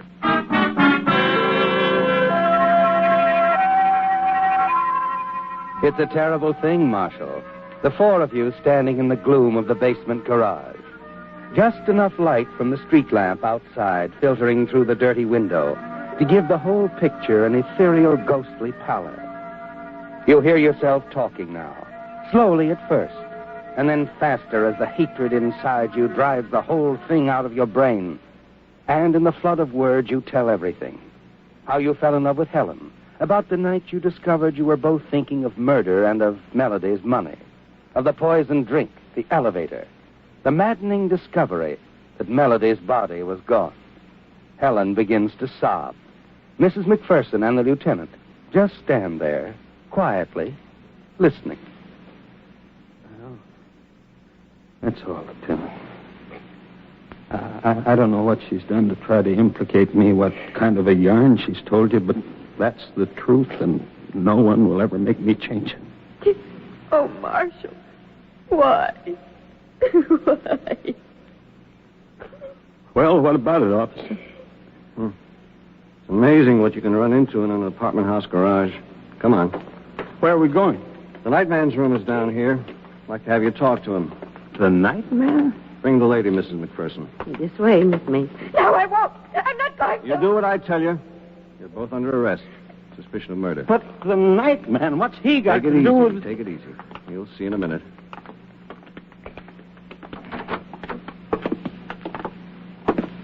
How are you now, Mr. Novello? I don't know, Lieutenant. You know Mr. Blake here. Oh, Mr. Blake. Mr. Blake, please believe me. I didn't mean to do it. I've tried to explain. After it happened, I got scared and I lost my head. That's why I lied about seeing you go out and everything. Just a minute, Mr. Novello. Tell Mr. Blake exactly what you did.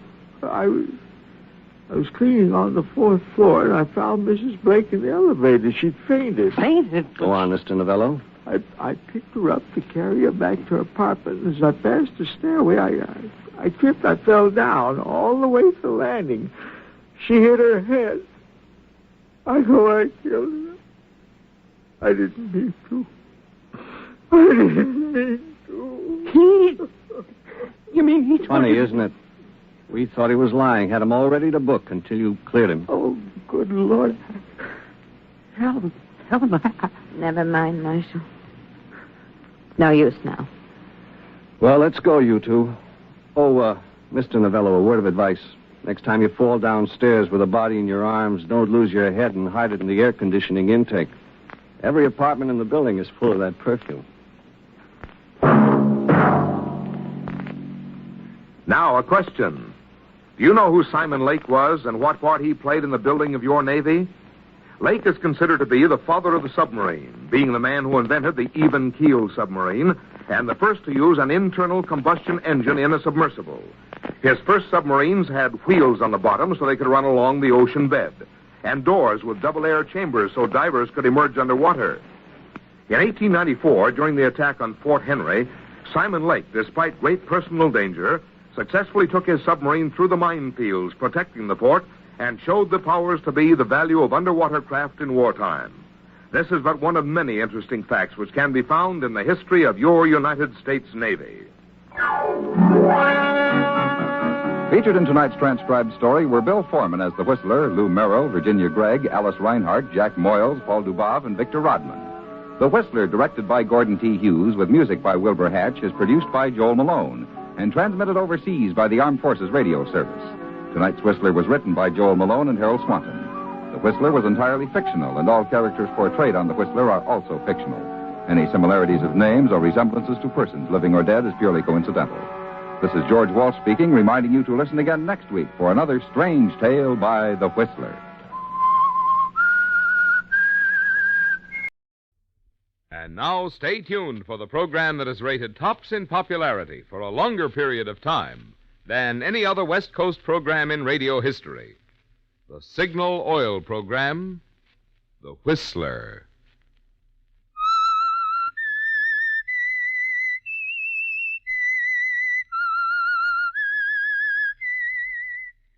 S-I-G-N-A-L.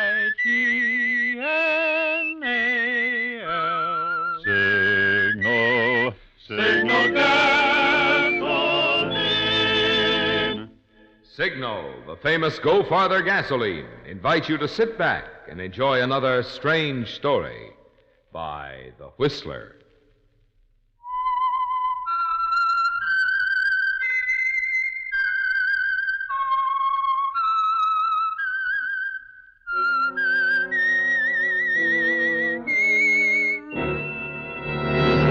I am the Whistler, and I know many things, for I walk by night. I know many strange tales hidden in the hearts of men and women who have stepped into the shadows. Yes, I know the nameless terrors of which they dare not speak. And now for the Signal Oil Company, The Whistler's strange story. You can't trust a stranger.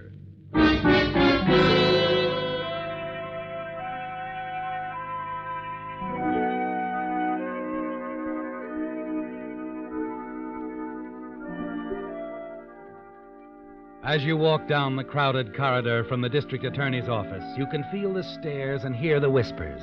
There's Frank Malloy. He's getting out, but not for long.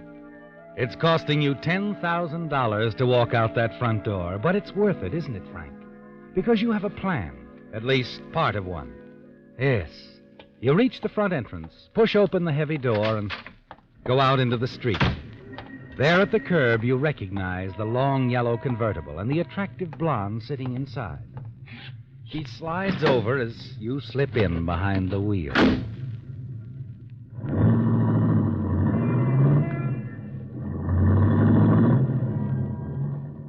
In again, out again. Yeah. How was jail this time? Lay off, Vivian. From what I read in the papers, they're going to put you away for a long, long time after the small formality of a trial. Well, don't believe everything you read. I'm not going on trial. You are? No. Not going to be around long enough to give him a chance. You're going to jump bail. That's exactly what I'm going to do. You'll lose your $10,000 bond. Doesn't matter. I've got plenty, and it's put away where I can get at it in a hurry. Where will you go? We're going together, baby. I'm ready, Frank. I don't know how or where we're going, but we're getting out of the States. We can beat it to Havana and then maybe South America. I'll get a divorce and we're all set. We've got enough money to last us the rest of our lives. That sounds wonderful, but how do you expect to get away? The moment they miss you, they'll be watching for you everywhere. Yeah, I know. DA wants to see me in a couple of days.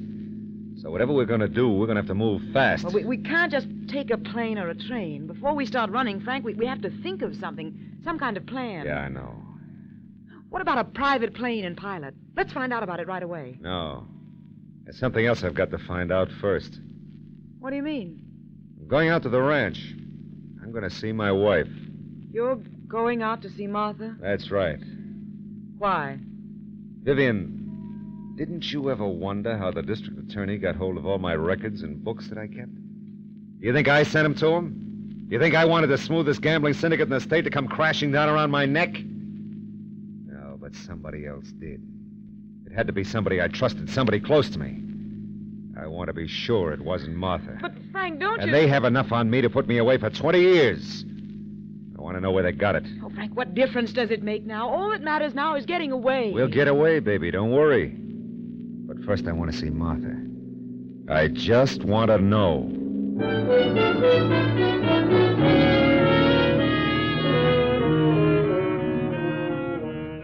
As you drive through the city and across the Bay Bridge, your thoughts dwell upon your wife, Martha, don't they, Frank? You begin to think back, wondering just how much Martha knew about you and your organization, wondering if she knew about Vivian or any of the others, wondering if it could have been Martha who brought everything crashing down, sending you to jail. And there are other things to be thought of. How will you manage to get out of the country before the district attorney knows you're gone? Chartered plane and a private pilot might work. And you do have friends in Florida who would help you and Vivian get out of the country. After an hour of driving and thinking, you're suddenly startled as Vivian pulls violently at your arm. Frank, look out! Did I hit him? I don't know. He's lying by the side of the highway. I didn't see him in time. What was he doing out in the middle of the highway? Look, he's getting up. Come on, we better have a look at him. Come on. He is getting up. Yeah. Doesn't look like he's hurt too badly. Hey, you all right? I don't know. I think so. What were you doing out in the middle of the highway? I was trying to catch a ride. Does anything feel broken? No, I don't think so. I saw you coming right at me, and I dove for the side of the road. You didn't hit me. Oh, that's a relief. Looks like my trousers are finished. You're sure you're all right? Yeah. Forget it. It's my own fault for standing in the middle of the highway. What's your name? My name? Yeah. Chuck. Why? Well, Chuck, I feel kind of bad about this. I think the least I can do is offer you a ride. Do something about those trousers, too. Forget it. It's my fault. Well, we can't leave you standing here. We're going another 10 miles. Okay. Let me get my hat out of the ditch. Frank, do you have to give him a lift? He admits it was his fault. Let's get out of here. Didn't you notice something, Vivian? Something real interesting about that fella? What are you talking about? Look, he's just turned around. Look at him. Now look at me. Notice anything?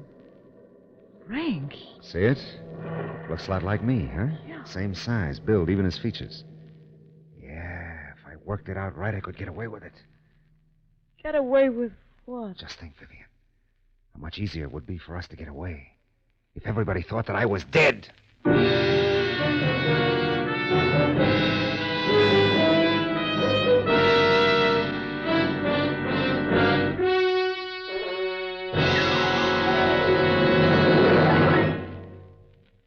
If you really want to protect the money invested in your car, then the motor oil for you is Signal's amazing new heavy-duty oil that reduces engine wear 50%. Signal Premium, heavy-duty Signal Premium. Now, there's the oil that really protects your car.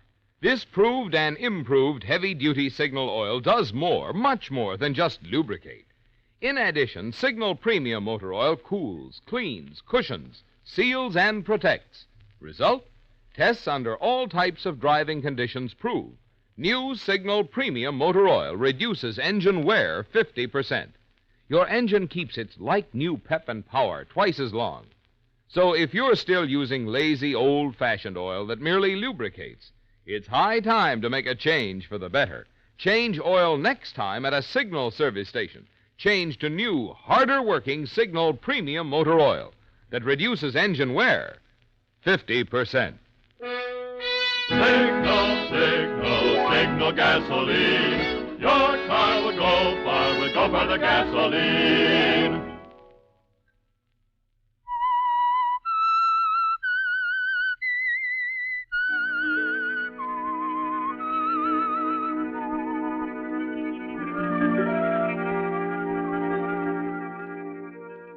Almost every piece of the plan seems to fit together, doesn't it, Frank? If the police thought you were dead, you and Vivian could take your time about getting out of the country. You could go knowing they weren't watching for you. You study the man whom you almost hit on the highway, and already you're planning the last few hours of his life. I'll be real nice to him, Vivian, and get him to talk about himself. We have to find out as much about him as we can. You just leave it to me, Frank. Okay. All set, Chuck? Yeah. Let's go then, huh?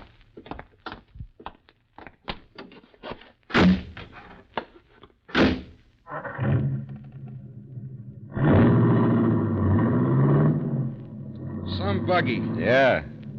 Always promised myself I'd have one of these someday. Look at me. I don't even have bus fare. My clothes are dirty and wrinkled, and I need a shave. I look like a tramp. I don't blame people for passing me by. Where were you headed, Chuck? Los Angeles, I guess. They tell me the nights are balmy down there. It makes a difference when you sleep in parked cars. But don't you have any friends in Los Angeles? I don't have any friends anywhere. Well, that's a pretty broad statement, Chuck. Must have friends somewhere. Maybe back home, huh? I wouldn't know. I haven't been home in a long time. Been everywhere else. Australia, Africa, Brazil. Been working on freighters. Just got back to the States last week. Just last week, huh? Right. Been gone nearly 5 years. Oh, where is your home? I come from a place called Hyannis. Ever hear it? It's in Massachusetts, Cape Cod. No, never heard of it. It's a fishing village. Oh. Still, it doesn't seem possible that a man doesn't have any friends. Oh, you must have a girlfriend. Yeah. Had a girl once in Hyannis. Her name was Mamie. Mamie? It was a long time ago when I was young and foolish. Whatever happened to Mamie? I wouldn't know. I wrote her for a while, but when I didn't get any answer to my letters, I just forgot about Mamie. Say, Chuck, tell me, what kind of work do you do? I'm one of those guys who can do anything until you pin me down, and then it turns out I can't do much of anything. Well, I'm sure you'll fit in somewhere, someday. Just haven't run into it yet. Maybe. In the meantime, I like drifting around the world. I'm talking too much. I don't get the chance to talk to people very often, especially about myself. Everybody likes to talk about themselves. What are you going to do when you get back to L.A.? Look for work, I guess. I'm broke. Well, if you really want a job, Chuck, maybe I can do something for you. What do you mean? Well, do you have a 10-bar? No. Well, I own a string of bars throughout the valley. If you're willing to learn, maybe I can put you to work as a bartender. Me, a bartender? A guy's on his feet a lot in that kind of work. You can make good money. Yeah, I can believe that. But tell me something. Why all the interest in me? Well, we might have run over you, maybe killed you. I think the least Frank can do is try and help you out a little. Do you think I could learn to 10-bar? Oh, I'm sure you could, Chuck. It's an interesting proposition, Mr. Malloy. Just call me Frank. I'm Vivian, Chuck. Hi. How do you like that? Yesterday I was bumming around. Today I'm going to be a bartender. Who knows what'll happen tomorrow?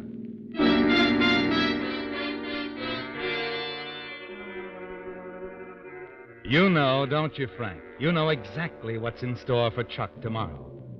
As a matter of fact, you wonder if he'll even be alive tomorrow. Because now you're certain that he will do fine as a part of your plan. No one knows about him. No one even knows where he is. No one would miss him if he disappeared. He assured you of that. As you turn off the main highway toward your small ranch, you already have the first stages of the plan ready. You stop the car at the gate. I have to take care of some business here, Chuck. You go with Vivian. She'll put you up for the afternoon. Whatever you say, boss. Take him to my apartment, huh? Here's his key. I'll call you. When? As soon as I've made the arrangements we were talking about. Will they take long? No. Everything will be taken care of by tonight. Tonight? Yeah. And take good care of Chuck, huh? Make him feel at home. Now, well, we'll be at your place. You call me. I'll call you. Well, I'll see you later tonight, Chuck. Sure thing, Mr. Malloy. Bye, baby. Bye.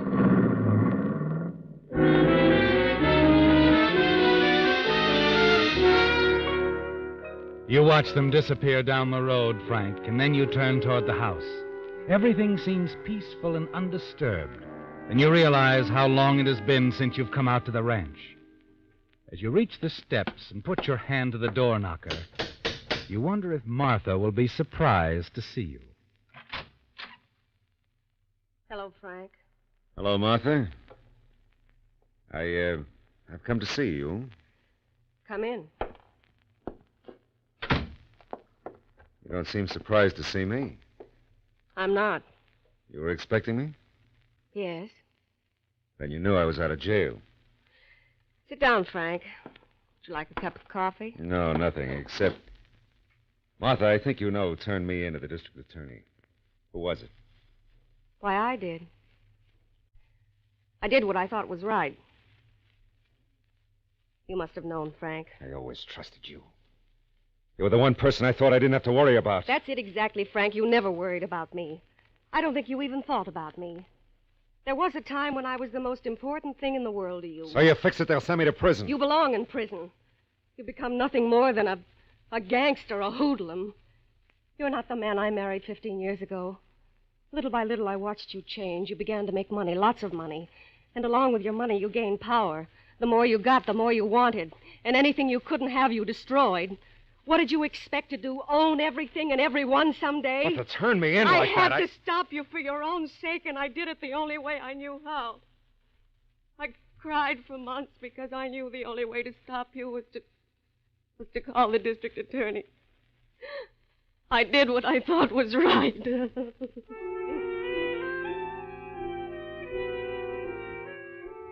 Now you know, Frank. You know who betrayed you and why it was done. You begin to pace around the room, walking faster and faster, bumping into things and knocking them over. And suddenly you stop in front of the mantel. You see the clock and the feeling of rage subsides. You realize that by 9 o'clock tonight, things will be all right. And Martha, conscientious Martha, will have a strange punishment, won't she, Frank? She'll always believe she sent you to your death. After a long silence, Martha throws a shawl over her shoulders and walks outside.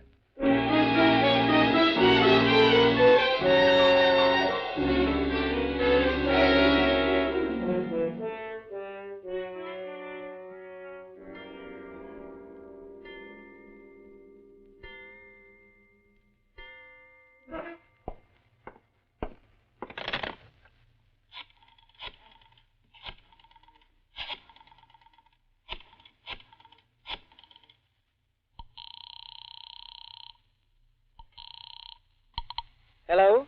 Frank, Vivian. Everything all right? Yes, I've been listening to the story of Chuck's life. Seems his girlfriend, Mamie, was quite a gal. Now our bartender's in the other room practicing with your liquor. Good. Now listen, Vivian. Get one of my suits out of the closet and give it to Chuck. Have him shower and shave and put the suit on. We're going to a party. I understand. Tell him you're meeting me at one of my places up at the lake. Leave my apartment by 8:30 and drive up on Skyline Drive to Mountain View Club. Now don't stop anywhere.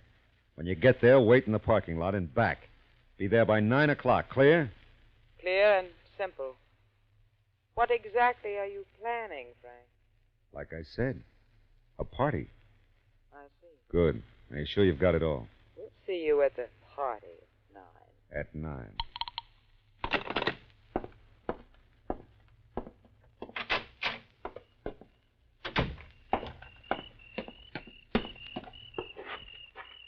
What are you doing out here, Martha? Listening to the crickets. It's a nice night. Yeah. I used to go riding on nights like this. You remember that? Of course. I'm surprised, Frank. Are you? Well, here's another surprise for you, Martha. I'm not going to do anything about the fact that you turned against me. Oh? Matter of fact, when I leave here, I'm going for a little ride. One we often used to take together. Along Skyline Drive. Frank, what have you got on your mind? Just you, Martha. I'll be thinking of you.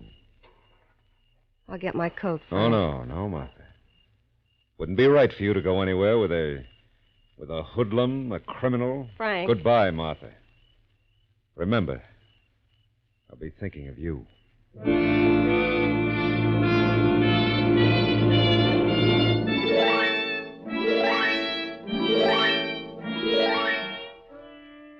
The expression on her face, in her eyes, delights you, doesn't it, Frank?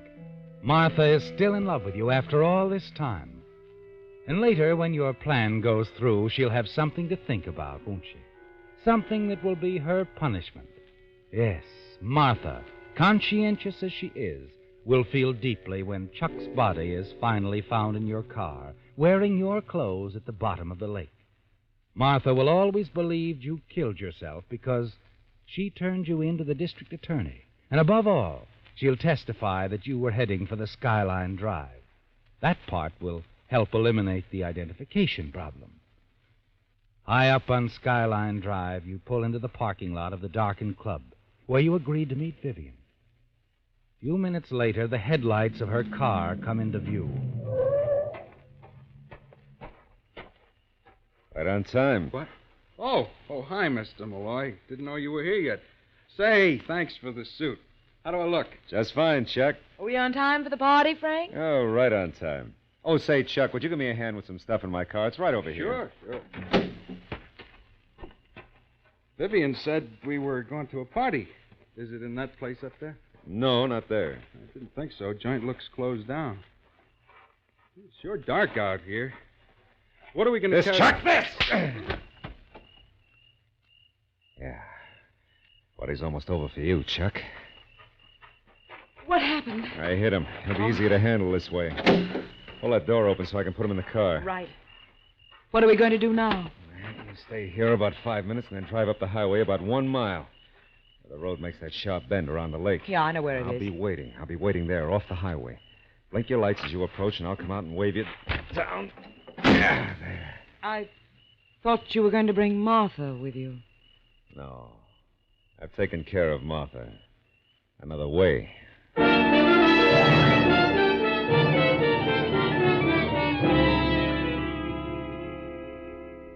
You drive out of the parking lot, and in a few minutes you reach the sharp curve in the highway, pull over and stop where the edge drops off into the deep end of the lake. And it only takes seconds to drag Chuck's body to the front seat behind the wheel. Carefully, you go through his pockets and remove everything. Then plant your belongings in his pockets. You put your ring and watch on him. Then everything is ready. You push the clutch in, put the car in gear, and as you jump back away from the car, it jerks forward and over the ledge.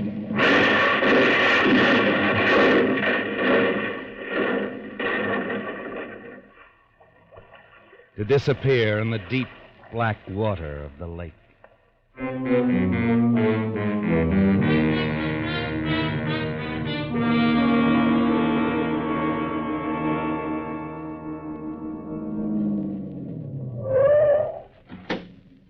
Is it all over? See for yourself. By the time they pull the car out of the water, it'll look like Frank Malloy was drowned when his car skidded off the road and crashed into the lake. Let's hope so. It'll be weeks before they find the body, and the water will make positive identification pretty difficult. But they'll find enough there to think it's me. And Martha will help, too. Yeah, all we have to do is hide out until he's found. And we'll be free, Viv. Where do we go now? Well, first we have to stop at a couple of places down the valley and pick up the money I put away. Well, that's a must. And we'll drive on to Los Angeles where we can hide out. Then we'll see. Whatever you say, Frank. Now, let's get out of here.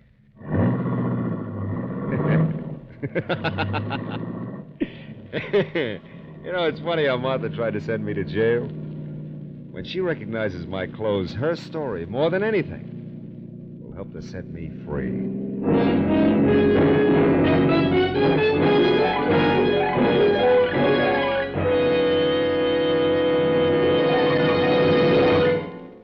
Throughout the western states, from Canada to Mexico, one gasoline is famous as the Go Farther gasoline. It's Signal gasoline. Now, naturally, we're mighty proud of Signal's good mileage, which has built that reputation. But equally important to you as a motorist is the way Signal gives you such good mileage. You see, today's Signal helps your engine run so efficiently, you save gasoline 3 ways. 1, you save gasoline with Signal's quick starting. 2, you save gasoline with Signal's smooth, obedient pickup, free from balking and hesitation. 3, you save gasoline with Signal's lively power that gets you into high gear fast, helps you stay there with a minimum of shifting on hills or in traffic.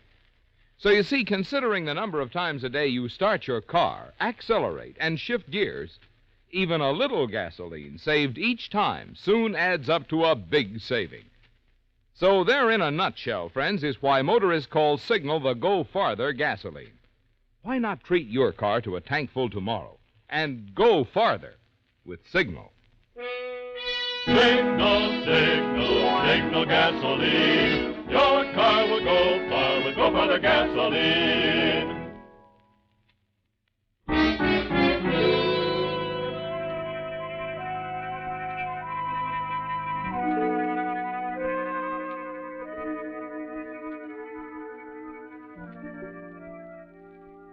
One morning, 2 months later, you open your eyes in a hotel just outside the city of Los Angeles, don't you, Frank? Yes, you've been here 2 months, waiting for someone to find the body of Chuck and identify him as you, the missing Frank Malloy. And last night's paper carried the story you've been waiting for, the story of your death. Now it'll be safe to change your name and leave the country with Vivian. Everything has gone perfectly, hasn't it, Frank? You stretch out on the bed and your hand drops down to touch the small handbag you've kept beside you. The bag containing over $100,000. Suddenly you sit up, realizing the bag is gone. You get up and search the room frantically, but the money isn't there.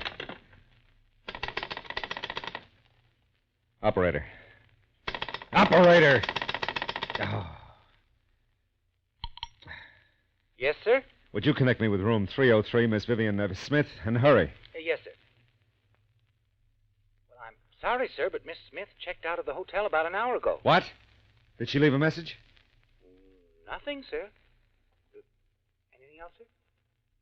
No. Nothing. Who's there? Vivian. Vivian, the bag with the... That's what you're looking for? Who are you? He's from the police department, Doc. The police? Yes, he picked me up at the airport.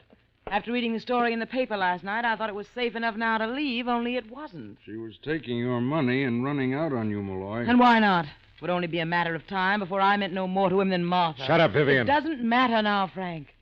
Sure doesn't. You see, the newspaper story was just to get you out in the open. Some fishermen did find a body in the lake, but after all this time, it was a little hard to identify. He was wearing your clothes, Malloy, and was in your car. Your wife thought it was you. But I don't see how that I'll could... tell you something, though. At the morgue, we found out different. You see, Malloy, it wasn't hard to figure out what you'd done when we found a tattoo on the drowned man's chest. Yeah, a tattoo of a heart with the words Chuck and Mamie.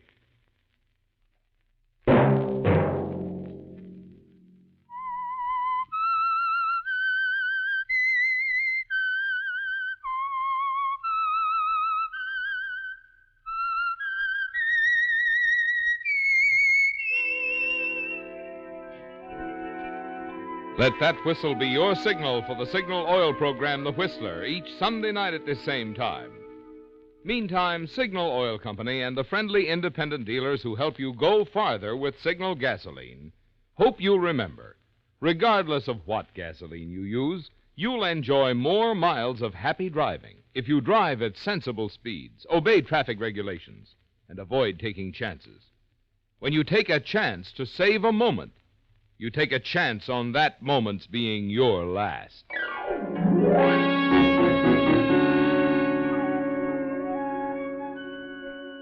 Featured in tonight's story were Bill Foreman as the Whistler, Gerald Moore, Betty Lou Gerson, Shepard Menken, and Charlotte Lawrence. The Whistler was produced and directed by George W. Allen, with story by Gus Bays, music by Wilbur Hatch, and was transmitted overseas by the Armed Forces Radio Service. The Whistler was entirely fictional, and all characters portrayed on The Whistler are also fictional. Any similarity of names or resemblance to persons living or dead is purely coincidental. Remember to tune in at this same time next Sunday, when the Signal Oil Company will bring you another strange story by The Whistler. Marvin Miller speaking for the Signal Oil Company.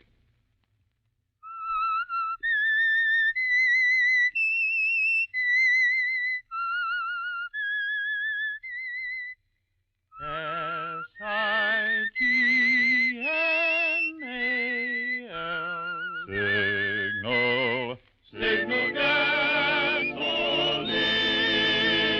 Stay tuned now for Horatio Hornblower, which follows immediately over most of these stations.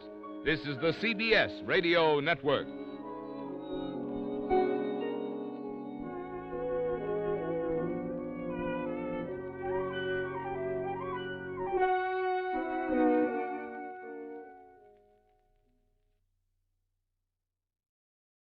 The Whistler.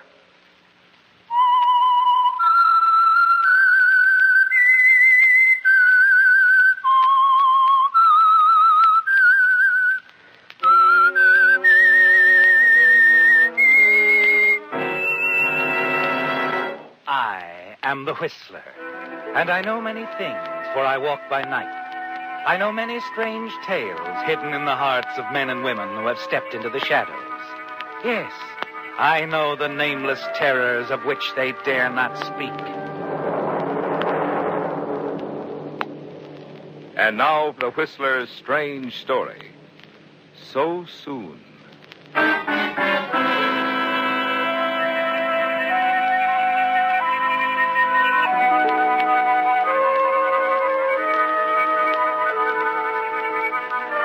Ted Gray had music in his heart. He heard a melody in the rustle of every leaf, saw a song in the bend of every river. A few years ago, Ted teamed up with lyric writer Al Wilson.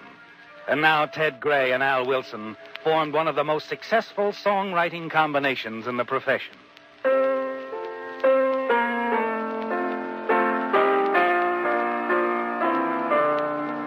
As Ted played for the 100th time his latest composition, titled So Soon, his mood was one of major harmony, except for one thing, his partner.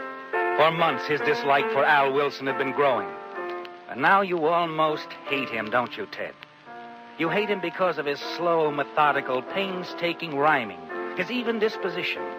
But most of all, because you're almost certain he's captured the love of the only girl you've ever truly cared for, Corinne Mitchell, once your copyist and part-time secretarial helper, now the head of her own publicity bureau.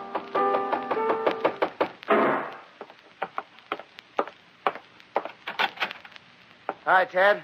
Sorry I'm late. You're always late. Did you finish the lyrics?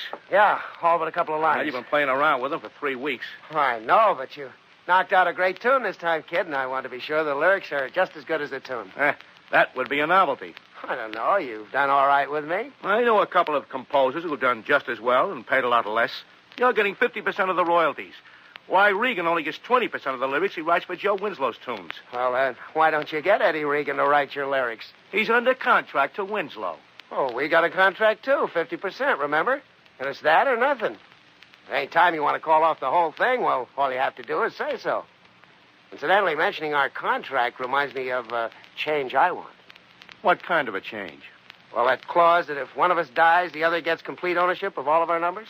How come you want that change all of a sudden?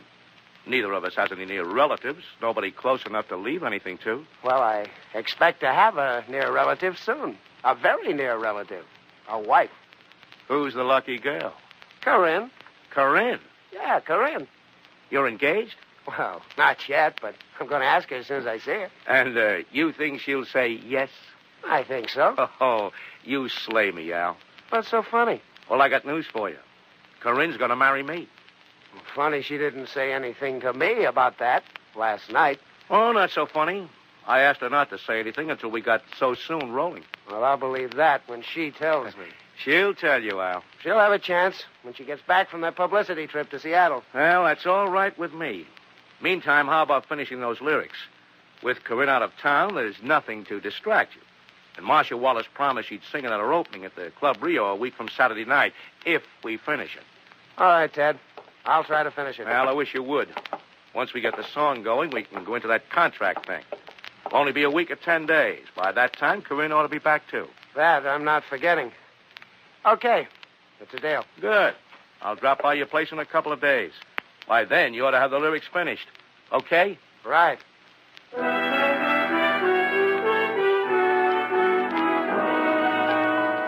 As the door closes behind your partner, you realize for the first time how much you really hate him.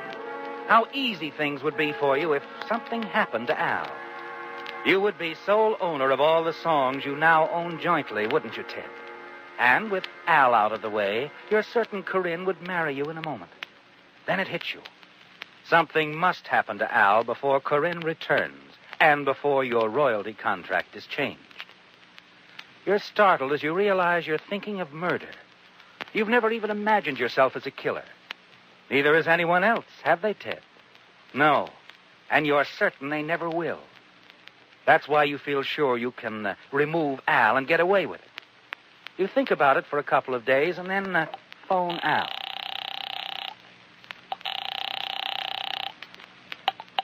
Hello? Hello, Al. Ted. Oh, how are you coming on the lyrics for So Soon? Oh, I think I'll finish it tomorrow. I only need one line. So I'm going to stick here all day if I have to. I won't even answer the phone. Good idea. Now, let's see. Tomorrow's Friday. I'll take it out to Lou late in the afternoon. He'll get the lead sheet out Saturday morning. That'll give Marcia time to learn it before her opening at the Club Rio. Plenty of time. I think I'll have it tomorrow, Ted. Well, hop to it, kid. Phone me when it's finished.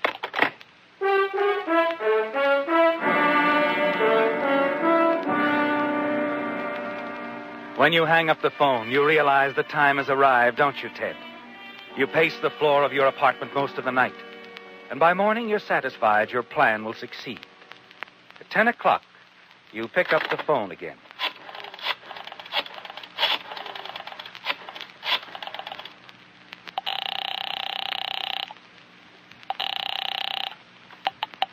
Central Publishing.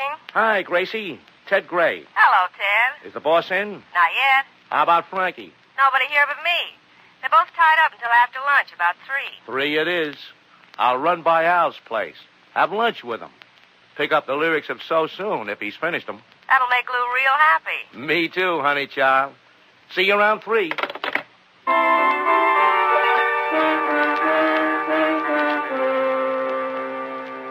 Because everyone believes you're the closest of friends, you're certain you can kill Al Wilson and get away with it, aren't you, Ted?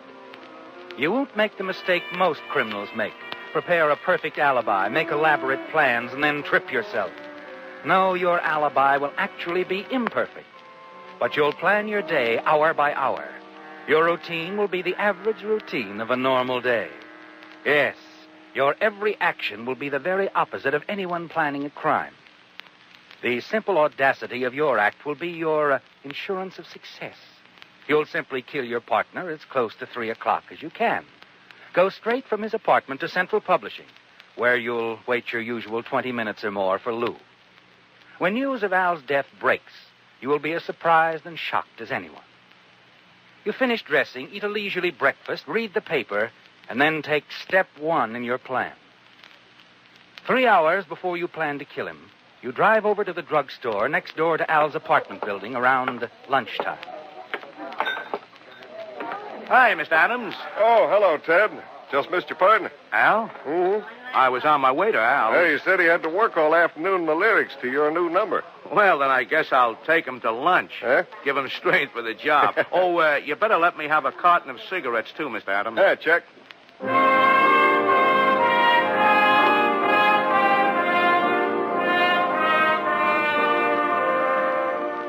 Well, Ted, you now have at least one reputable witness who, if needed, will testify you were on the way to Al's place to take him to lunch. You leave the drugstore, and just in case the druggist is watching, you enter Al's apartment building, then walk straight through the downstairs hallway to the rear entrance. You hurry down the alleyway to the boulevard where you've parked your car. Drive aimlessly for an hour or so, then return to your own apartment building, where you make certain another reputable witness will be able to testify that you were at home after your midday visit to Al. Come in? Oh, good afternoon, Mr. Gray. Oh, hello, Mrs. Carter. I was just wondering if you might have a larger apartment vacant, one with an extra bedroom. Well, I will have on the first of the month. Do you have some friends? No. Al and I thought we might get more work done if we lived in the same place. I just had lunch with Al. Oh, this will be perfect for you two bachelors. I can't show it to you right now. But Oh, that's all right. It's all right. I want Al to see it anyway. Besides, I've got a little copying to do. Then I've got to get out to Central Publishing. I just wanted to make sure you had one. We'll take a look at it Sunday.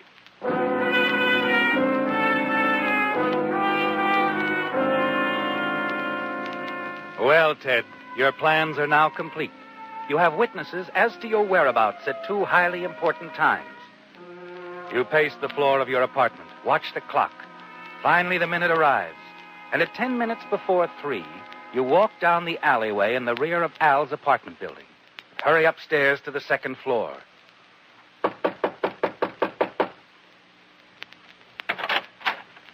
Oh, hello, Ted. Come on in. Well, how are you coming on that line? I got it. Well, let's hear it. Why must I end my dreams so soon? Like it? Why must I end my dreams so soon? Huh? That's okay. Just can't figure out how it took you so long. Well, you see, Corinne and Well, I don't want to talk about Corinne now. Well, Corinne and... Forget Corinne for now. Look, I'll take this lead sheet out to Lou North right away. He'll get it to Marshal Wallace. Okay, Ted. Look, Al, I had to skip lunch today. Have you got anything to eat in the kitchen? Oh, yeah, there's some cheese and bread back there. Well, that's enough for me.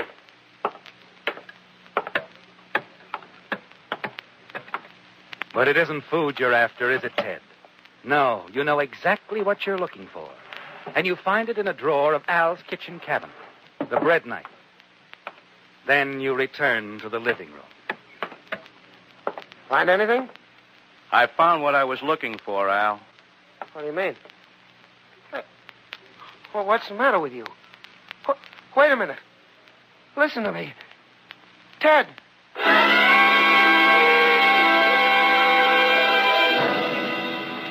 It's done, isn't it, Ted? Now you must be careful to establish the one important time factor of your day's activity. You drive quickly to an outside phone booth half a block from Central Publishing. Operator, Hello, police headquarters. just a moment.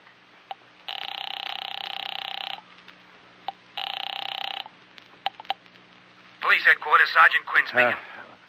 Hello. There's a dead man in apartment 203 in the Cheswell Apartments on Los Palmas. Who is this? Who's talking?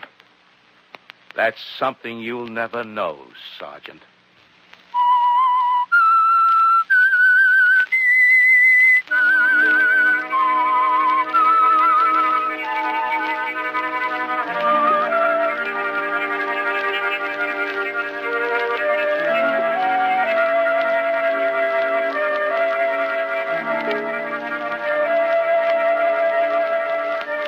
Well, Ted, it's going beautifully, isn't it? You've removed Al Wilson, and you're certain you'll never be suspected, aren't you? It's all been timed so smoothly. Within a minute after your call to the police from a public phone booth, you're at the Central Publishing offices. You planned things perfectly, didn't you? Your innocent actions throughout the day, your purchase of cigarettes before noon, your inquiry about the apartment after lunch. Yes, Ted, all that's required now is a quick finding of the body, which, of course, your phone call is taken care of. You're confident as you stroll into Central Publishing, almost on time for your 3 o'clock appointment. Hello, Angel. Boss here? Always on time, Teddy, they call him. No, Lou's not here yet. Well, that's all right. How about old Tennessee Frankie? He's here. Frankie? Yeah? Ted Gray's here. Be right out. Hi, Ted. How you, boy? What you got? Oh, just another moneymaker for Central. So soon? Yep, so soon. Did you tell Lou about it? No, you did. 30 or 40 times. Come on back. Let's take a listen.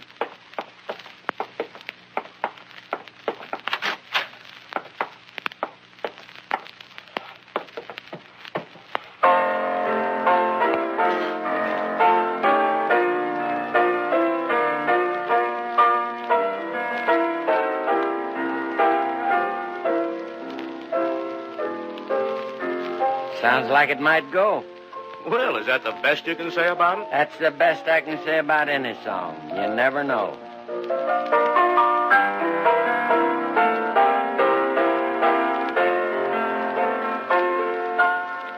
Well, look, how about getting a lead sheet on it right away, will you, Frankie? Sure. You know, I put on that line Al was having so much trouble with myself. I saw him just before lunch. He was still having trouble, so I knocked it out myself. Why must I end my dream so soon?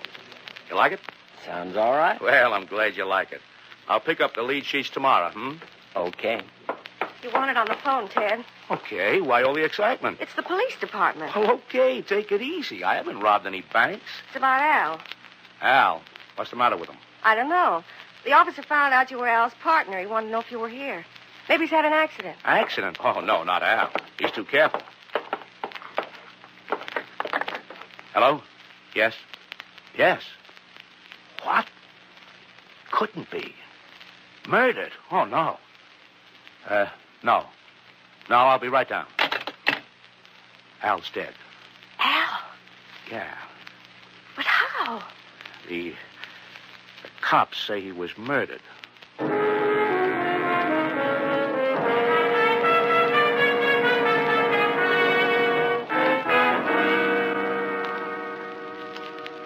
You say say you saw your partner this morning, Mr. Gray? Yeah, that's right, Lieutenant. I got over there about 11:45. Mm-hmm. He was all right? Oh, fine. He was trying to finish the lyric to our latest number. We needed only one line, so we made a couple of sandwiches and ate them in the apartment and worked on it. Can you prove you were there at that time? No, I can't prove it, but I think Mr. Adams, the druggist, will tell you I bought some cigarettes just before I went to Al's. I see. How long were you in Al's apartment? Oh, not very long. A few minutes after we finished eating, the line came to me, and I went home. Mm-hmm. Typed out the complete lyric and took it to Central Publishing Company. You can prove this? Well, no, Lieutenant. After all, I wasn't planning on having to account for my time. But wait a minute. I can prove I came back to my apartment after I had lunch with Al. I talked with Mrs. Carter, the apartment manager, about a larger apartment. Mm-hmm. Well, we'll check on your statement. The important thing is, where were you at 3 o'clock? 3 o'clock? Central Publishing, yeah. I guess there's no way I can prove it. Unless the receptionist, she will remember that I... We'll question her, of course. Oh, you're not under suspicion, Mr. Gray, any more than anyone else. I realize that, Lieutenant. But we do have to investigate every angle. Well, thanks for your cooperation. If we have any more questions, we'll phone you. And if I think of anything important, I'll phone you. Anything I can do to help catch Al's killer will be a pleasure.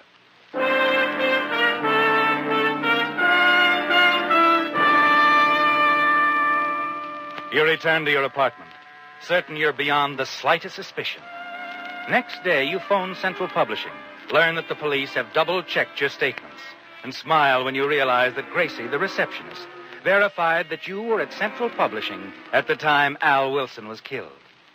2 days later, you receive a shock. You phone Corinne's office, learn she returned from Seattle the morning Al was killed, that she tried to phone you, and then left for San Diego the same evening. You get her San Diego address, send her a telegram. Tell her to be sure and be back in time for Marcia's opening at the Club Rio. The following Saturday night finds the two of you sharing a table there. You know, Ted, it seems... Well, I don't know. It was only last week that Al... Don't worry about it, honey. Al and I both promised Marcia she could sing it the minute we finished it. He wouldn't have it any other way, believe me. No, I suppose not. Now, look, Corinne. Al was the closest friend I ever had. We both agreed that if anything ever happened to either one of us, well, the other go right ahead. I know. Sure you do. Naturally, you feel low, honey. Being in love with Al and... No, Ted. I was fond of Al, but I'm surprised you thought that. I thought you knew how I felt.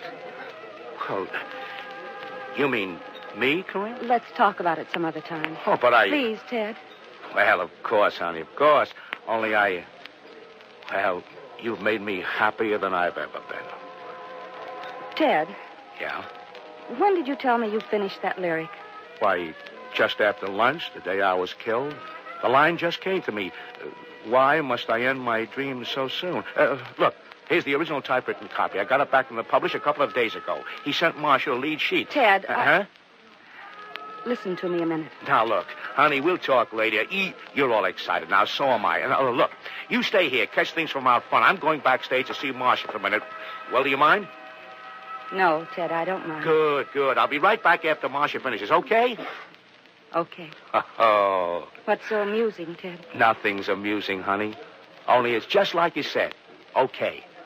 After what you told me a few minutes ago, I'm sure everything's going to be okay from now on out.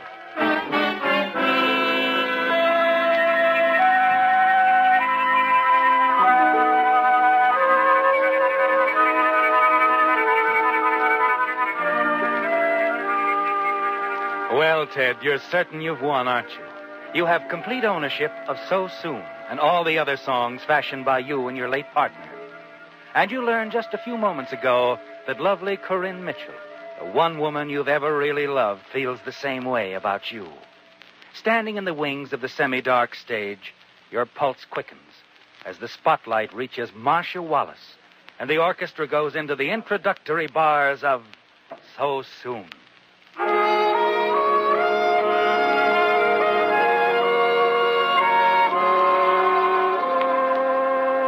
So soon to tell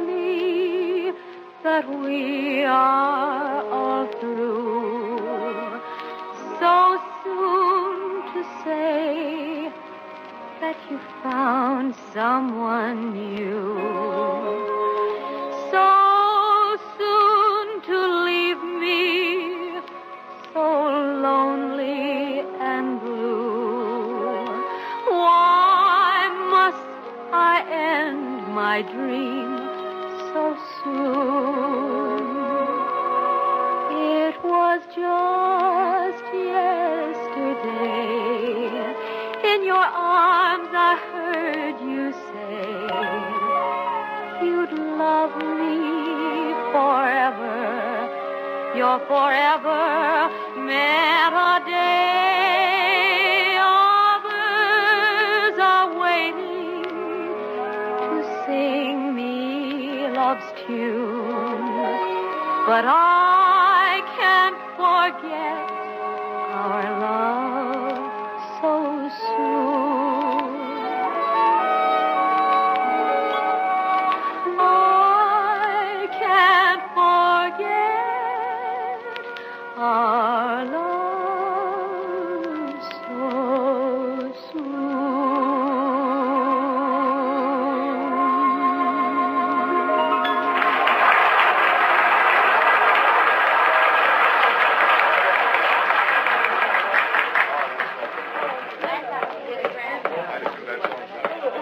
Excuse me, please. I beg your pardon. Honey, it went great, didn't it? Say, did you...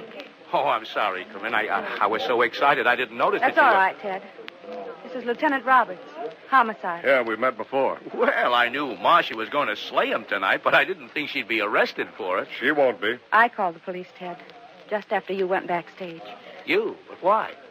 Because you killed Al Wilson. Me? Oh, you're crazy, Corinne. It Al was you. It had to be you. Now, look, That Corinne. new line you said you wrote, why must I end my dream so soon? That was the tip-off, Ted. You said a little while ago you wrote that line right after lunch the day Al was killed. That's right, I did. You're lying, Ted. When you handed me this typewritten copy a few minutes ago, you told me the whole story. That line wasn't even Al's line. It was mine. It came to me about 2 o'clock the day Al Wilson was killed. 2 hours after you say you saw Al for the last time. I typed it on my portable. Then I took it over to Al. You? You went to Al's apartment? Yes. I called you earlier. Couldn't get you, so I drove over to Al's. Well, maybe I did lie about the song, but that doesn't prove that I... It proves enough that I'm arresting you for the murder of Al Wilson, Mr. Gray. You see, Ted, I reached Al's apartment about 2:30 and left about 2:45. The coroner says Al was killed around 3. Well, maybe he was. And at 3 o'clock, You I were was in over Al's the- apartment. You had to be. Only 2 people besides me could have possibly known that line, Ted. Al Wilson and the man who killed him.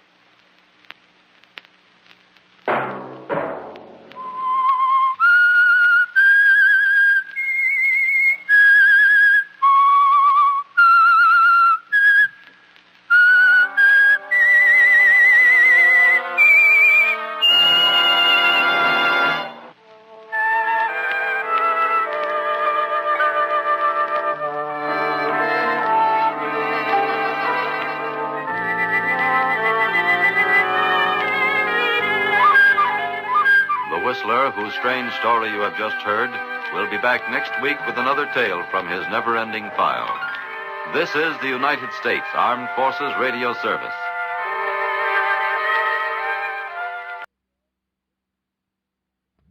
The Signal Oil Program, The Whistler.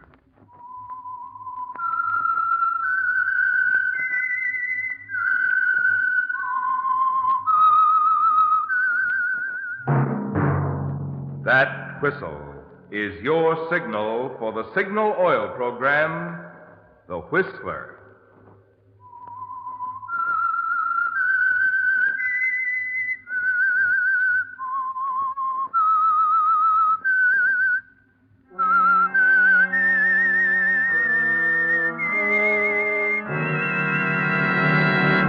I am the Whistler, and I know many things, for I walk by night. I know many strange tales, hidden in the hearts of men and women who have stepped into the shadows.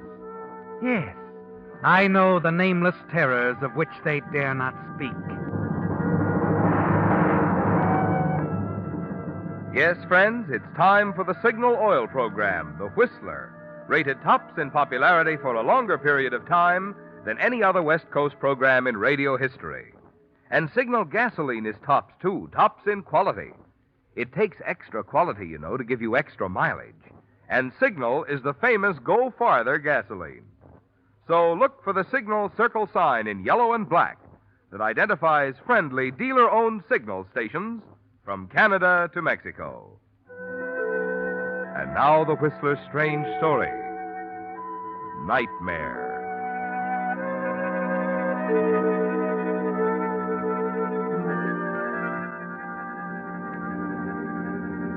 In the bouncing glare of the headlights, the narrow shoreline road twisted and turned dangerously. Signposts, clumps of pine trees, driveways to darkened estates whirled past Philip Adams as he raced through the night, and behind him the sirens grew louder and louder. As Philip Adams ran from the car into the brush, he patted his coat pocket. The bulging manila envelope was still there. Branches tore at his clothing. He stumbled on the rocky path, fell. Quickly he staggered to his feet and plunged on into the thick undergrowth. And then he heard voices and stopped to listen. Spread out. Mac, you and Charlie cover the creek there. Okay. Oh, Eddie, keep that spot on the road, will you? All right, the rest of you, come on.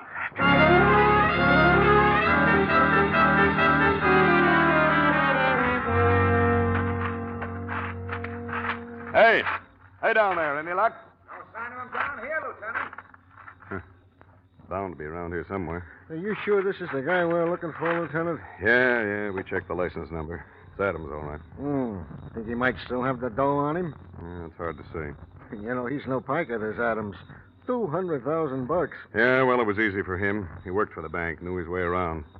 He hadn't got so anxious and barreled out so fast trying to get away. Say, Lieutenant. Huh? I wonder if he had time to make it inside one of these estates along here. Maybe. He'd have a tough time getting into this one, though. Oh, here, throw your light up there along the wall, will you? Yeah. No, don't say a thing. All right. Now, come on. Let's take a look over this way. And keep your eyes open. You know, I got a hunch he headed back across the road. As the officers move away to continue their search, you breathe a little easier, don't you, Philip? Painfully, you crawl from the underbrush and carefully hobble across the street. The entrance gate to the estate is locked, but you've got to get over that wall. A last desperate, agonizing leap gives you one more chance at freedom. But it isn't much of a chance, is it, Philip?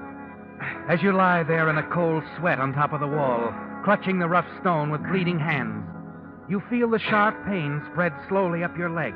My leg. You know you've hurt your ankle badly. Luck has been against you from the start. The officer was right, wasn't he? If only you'd taken your time, if you hadn't been so anxious to get away with the money, this wouldn't have happened. The perfect crime isn't so perfect now, is it, Philip?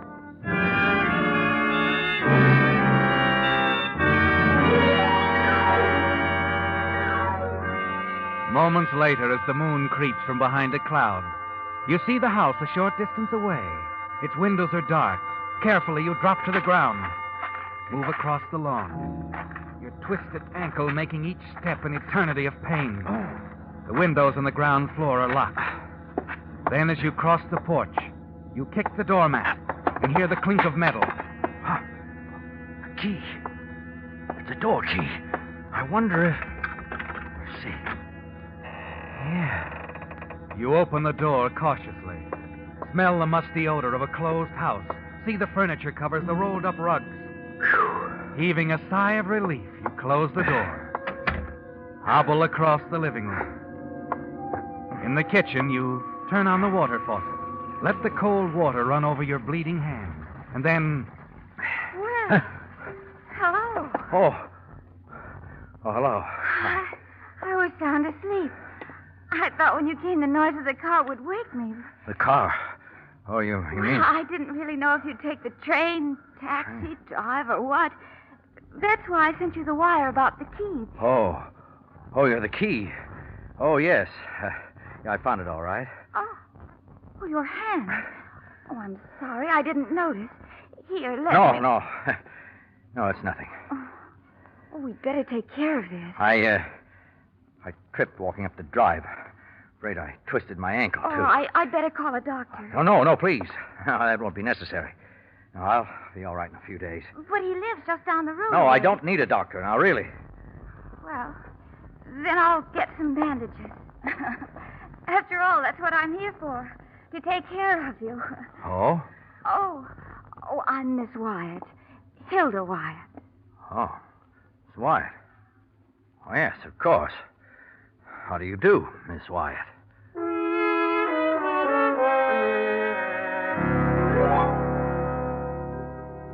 In a few moments, she's back with bandages and iodine for your bleeding hand.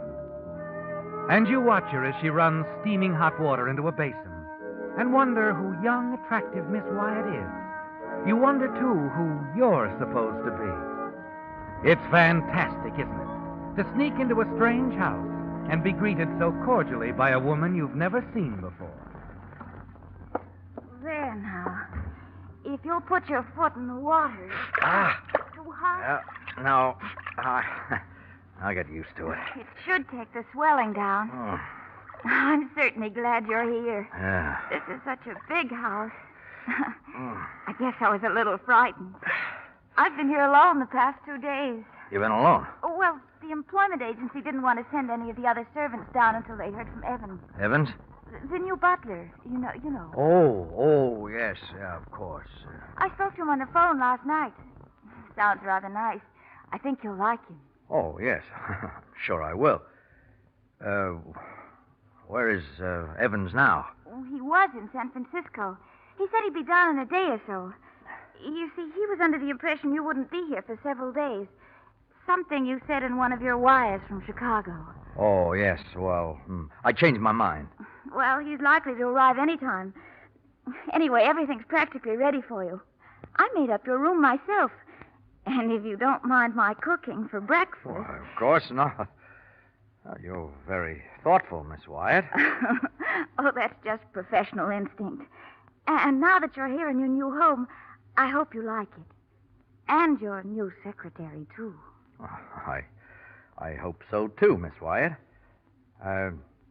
Who told you I was just moving in? The employment agency. They told me quite a bit about you. And the gardener next door is very talkative. Says he even knows what you paid for the house. Oh, ow. Easy with that hand, Miss Wyatt. Oh, I'm sorry. Not much of a brownie, I'm afraid. But I am a good secretary. Yes, I'm sure you are. I appreciate your hiring me, Mr. Crane. Oh, you do? Is something wrong, Mr. Crane? Mr. Crane? Huh? Oh, wrong? No. No, everything's fine, Miss Wyatt. Yes, just fine.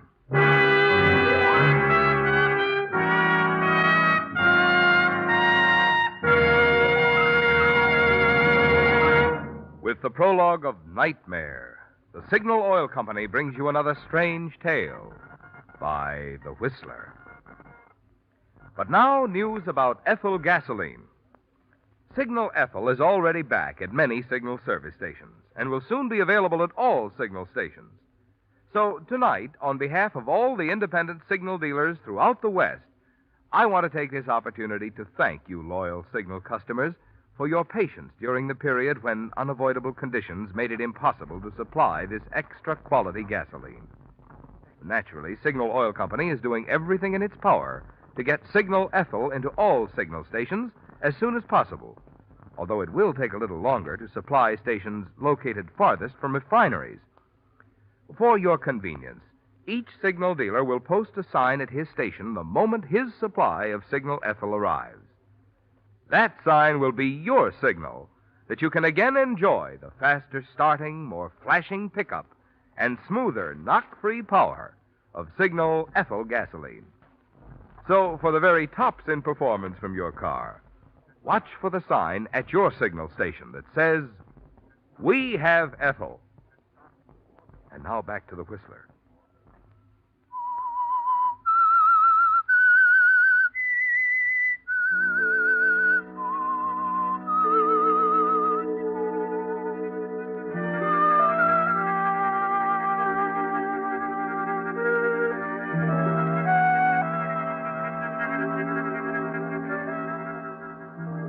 You're bewildered by the curious turn of events, aren't you, Philip? Fleeing the police in the middle of the night, entering a strange house, being greeted as though you belonged, greeted by the perfect secretary, Miss Hilda Wyatt, who somehow thinks you're the owner of the estate, a man named Crane. And now, as you stretch out on the long leather couch in the study, you can't sleep, can you? This strange refuge from the police is almost as nerve-wracking as last night's chase. Your swollen, twisted ankle makes walking almost impossible. And you know you're going to have to stay here in this house until your ankle gets better. But you think of what could happen. Perhaps the servants will arrive from San Francisco and expose you. Maybe the real Mr. Crane will show up. Something you'll say will arouse Miss Wyatt's suspicions. She'll call the police.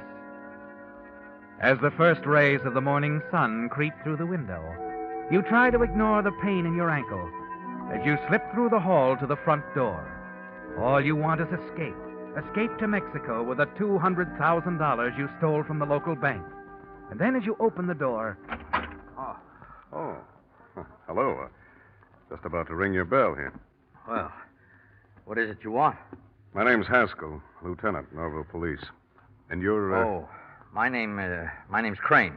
I see. You own this place? That's right. I bought it a little while back. He's Hudson Willard Crane. He owns the Oil Club near Reno. Miss Wyatt, good morning. Oh, you shouldn't be on that ankle, you know. This is Miss Wyatt, my secretary officer. Oh, how do you do, Miss White? Oh, so you're the Hudson Crane that owns the Oriole Club, huh? Mm-hmm. I see. Oh, you said you were looking for someone, Lieutenant? Oh, yeah. A man named Adams. He ran off with a couple of $100,000 from the local bank. He was in the neighborhood last night. Thought he might have climbed over the wall and gotten into the estate here. You didn't see or hear anything during the night? Why, no. No, nothing at all. Uh-huh. Well, thanks, Mr. Crane. Sorry I bothered you. Thank you, miss. Oh, it's quite all right. Goodbye. Well, Miss Wyatt, you seem to know quite a bit about me. Oh, no, not really. Actually, I only know what they told me at the employment agency. They said you were young and rather good-looking, a successful nightclub operator, but I'll learn more in time.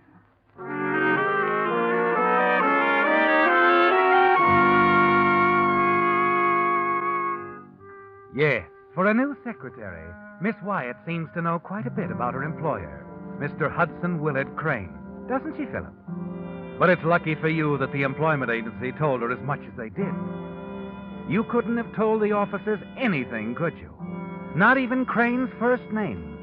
And you have to convince everyone that you are Mr. Crane for a day or so. Yes, Miss Wyatt was a lucky break for you. She's efficient, too, in many ways, as you find out the next morning. More coffee, Mr. Crane? Oh, no, thank you. This is fine.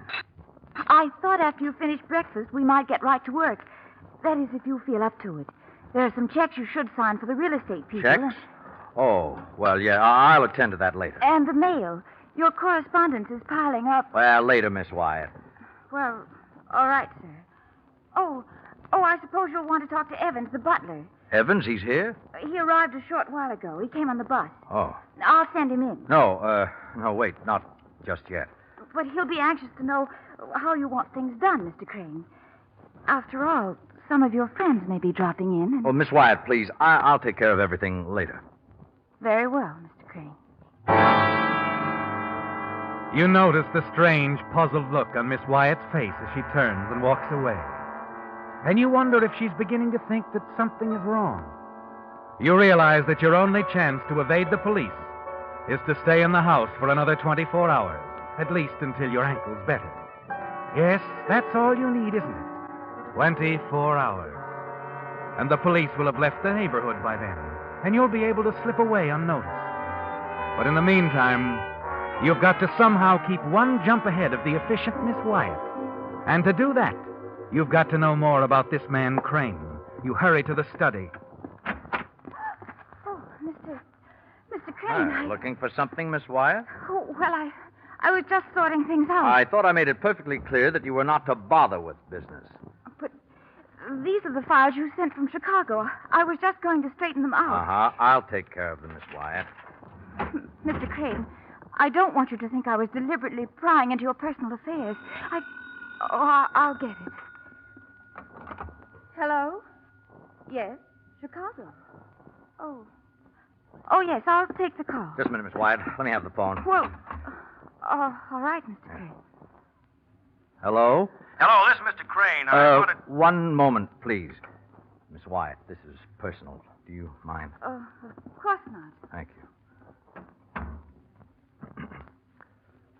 Yes, Mr. Crane? Hey, what's going on there? Oh, let me apologize for the confusion, sir.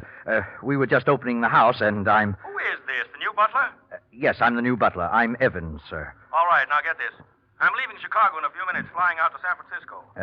Do you wish me to meet you, sir? Never mind, I'll pick up a car at the airport garage and drive in myself. Oh, very good, sir. My plane lands sometime tomorrow. Pardon, sir. Would you mind telephoning from San Francisco when you arrive? Why? Well, I want to have the house ready for you, sir. Oh, of course. You'll be bringing guests, sir? No, I'll be alone. Yes, sir. One more thing. If anybody asks you, anybody, you don't know when I'm coming back, understand? Oh, yes, of course, sir. I don't want to see anybody when I get there. Just get away from everything and everybody. I quite understand, sir. Is that all, sir? See you tomorrow, Evans. Your hand trembles as you replace the receiver. You haven't much time now, have you, Philip? And yet somehow you sense in all this a real chance for escape. A few minutes later, you put things in motion in a conversation with Evans, the new butler. And you're no longer afraid, because you know now that he's never met Crane face to face. Evans, I hate to have you just arrive and then send you off again, but something urgent's come up. Very good, sir. Whatever you wish. I'm going to have to make a quick trip to Canada. I want you to run into San Francisco and make the arrangements for me. Oh, here's some money. Buy anything you think I'll need. Well, this might all take some time, sir. It's all right. Well, I'd like to leave day after tomorrow, and you stay on in the city until everything's taken care of. Very good, sir. I'll handle everything.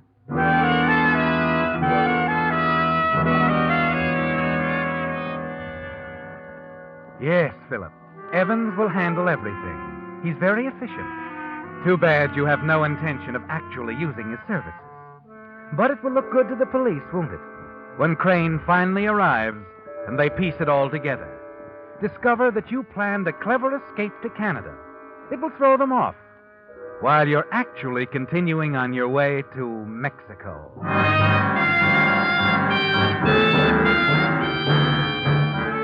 It's later that night, with Evans gone, that you decide to speak to Miss Wyatt. Plant some things in her mind that will add to your plan in evading the police. You go downstairs and wonder why it's so quiet in the house. Suddenly you feel panic. Miss Wyatt. Miss Wyatt. Miss Wyatt. You wonder if she's gone, Philip. If she learned the truth and slipped away from the house. And then you see a crack of light beneath the study door. Miss Wyatt, what are you doing? Isn't it fairly obvious? I'm going through your Chicago files again. No, your attitude's pretty hard to understand, Miss Wyatt. I think it's time we talk this over. Sit down. No, I'd prefer that we stand for this. Oh, God. Stay where you are. I wasn't sure about you until just now, Crane, when I went through your files. If I had been, I'd have killed you the first night you were here. What? Do you think it was fun fixing your ankle, cooking your meals? Now, wait a minute. You've heard of imposters, haven't you, Crane? All right, I'm an imposter, but... Look, I can make things easy for you. I've You got can't 200... give me back Joe Baldwin, Crane. Joe Baldwin? My name isn't Wyatt, Crane. It's Baldwin. Edna Baldwin. I wasn't only Joe Baldwin's girl, Crane. I was his wife. Joe Baldwin? Now tell me the name means nothing to you. Tell me that, Crane. You don't remember how you framed him, do you? Wait a minute. This is all a mistake. It's no mistake, Crane. I found out everything 5 minutes ago. I've never heard of Baldwin. You gotta listen to me. You're all wrong. I'm not the man you You're want. Hudson Willard Crane, and you framed Joe Baldwin into the electric chair. Will you wait a and minute? You double-crossed Joe and me, too, out of enough money to buy into gambling places in Chicago Now and listen Nevada. to me. And now you live like a king. Well, that's all over for you now, Crane. The law couldn't get you. But I will. You don't understand. I'm not Crane at all. My name's Don't Adam. come any closer. Come on, give me that gun. No. Look, I'm not Crane, don't you see? You must believe me. Give me that No, gun. you'd try anything, wouldn't you? But you can't get away with it with me.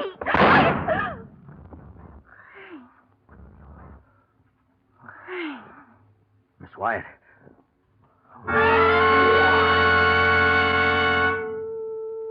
You watch as she falls to the floor. A small girl now, small and white. You don't have to feel her pulse to know that she's dead. Numbly, you sink down in the chair, sure that this is the end. A murdered girl in the house. You wanted by the police already. an ankle that won't allow you to walk 2 blocks. It's all over now, isn't it, Philip?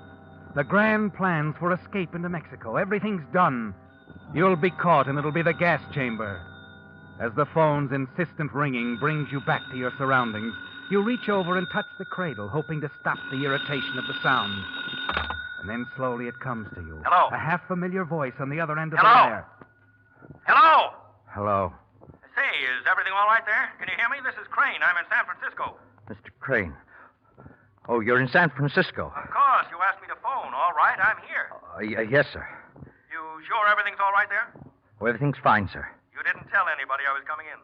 No, I didn't, sir. Good. I'll have a bite of dinner, and then I'll start. Begging your pardon, sir, but could you hurry? I thought you said everything was all right. It's something I can't discuss on the telephone, not right now, sir. But your new secretary, Miss Wyatt, I caught her looking through your personal files. What?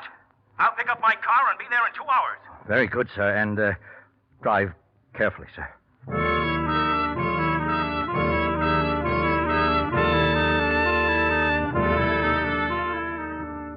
Yes, you must get Crane to hurry, Philip, because the car he's driving up from San Francisco is your way out. It all came to you when you heard his voice on the telephone. And there'll be no murder charge against you. It'll be against Crane, the one man who had reason to kill this girl. Methodically, you hobble about the room, setting the murder trap.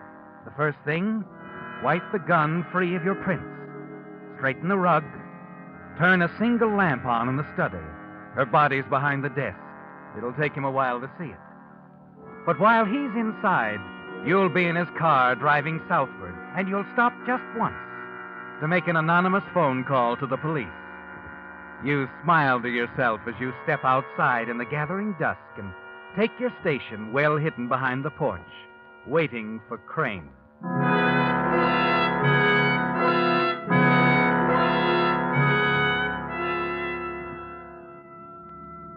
The 2 hours seem like years, but at last a black limousine pulls up in the driveway, and a tall, broad-shouldered man gets out.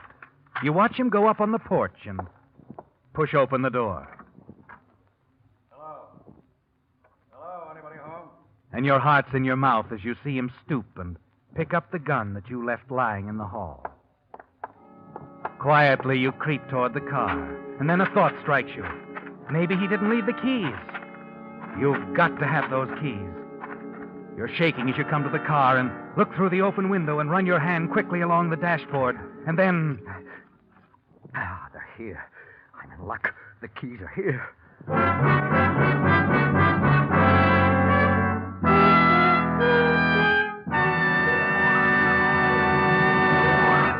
The Whistler will return in just a moment with a strange ending to tonight's story. Meantime, a tip for you drivers. Since cooler weather is here to stay, the kind of oil that you use in your motor is more important than ever. The reason? On short trips around town, your motor seldom gets warm enough to drive off the moisture that condenses in the crankcase. As a result, harmful gums may form, which can damage costly motor parts.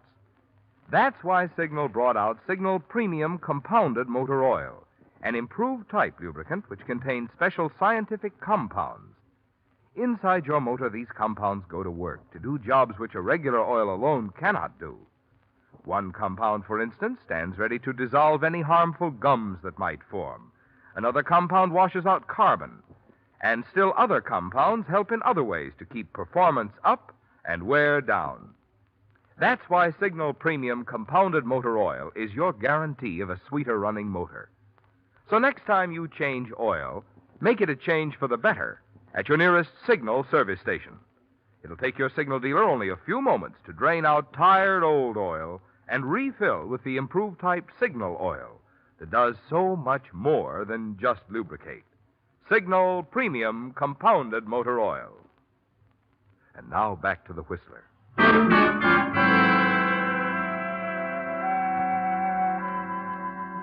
It's been a nightmare, hasn't it, Philip? Your flight, the moments of panic before your escape over the wall to the protection of Crane's darkened house, the worry and constant fear of discovery, of not being able to flee because of your swollen ankle. But it's all behind you now.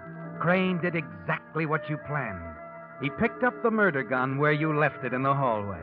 The gun you used to kill Hilda Wyatt. He's certain to be excused, and you'll see to it that with your phone call to the police. And the confusion of a murder will give you still more time to cross the border into Mexico with your $200,000. You smile to yourself as you open the door and start to slip behind the wheel. Borrowing this car, Mr. Crane? Where did you come from? I've been sitting in this back seat all the time. Look, it's a mistake. I'm not Crane. Oh, that's so? I thought I saw you sneaking out of the house. I just came by to see Mr. Crane on business. And he wasn't home, huh? That's right. You looking for Mr. Crane? Grand larceny, embezzlement, and a dozen other things. Just had a wire from the Chicago police to pick him up. Police? Yeah. Oh, I'm Reynolds, San Francisco headquarters. But Lieutenant Jeffrey's the head man. You know, he might want to talk to you. Oh, look, I don't want to get mixed up in anything. Oh, if you're on the level, you won't get mixed up. I'm in an awful hurry. I can't wait for your Lieutenant Jeffries to show up. Don't have to. He's inside now. He's... Sure. That was Jeffries that went in the house just a minute ago. You mean that wasn't Crane? I thought you said you knew Crane. Oh, well... You know, I think we'll both go inside. Lieutenant Jeffries might want to ask you some questions.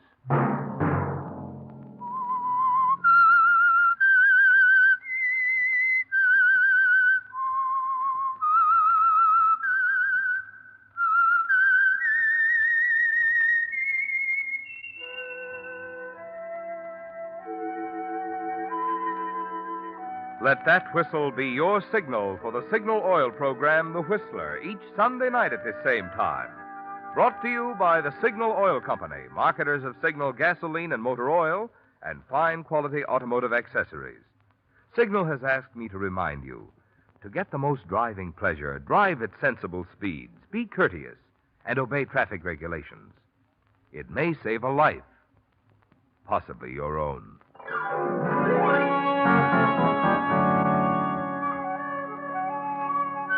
Featured in tonight's story were Joseph Kearns and Eve McVeigh. The Whistler was produced by George W. Allen and directed tonight by Sterling Tracy, with story by Robert Eisenbach and Jackson Gillis and music by Wilbur Hatch, and was transmitted to our troops overseas by the Armed Forces Radio Service. Remember, at this same time next Sunday, another strange tale by The Whistler. Marvin Miller speaking. This is CBS, the Columbia Broadcasting System.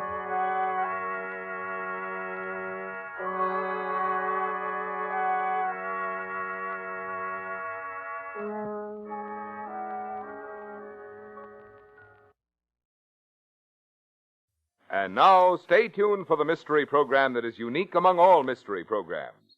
Because even when you know who's guilty, you always receive a startling surprise at the final curtain. In the Signal Oil program, The Whistler.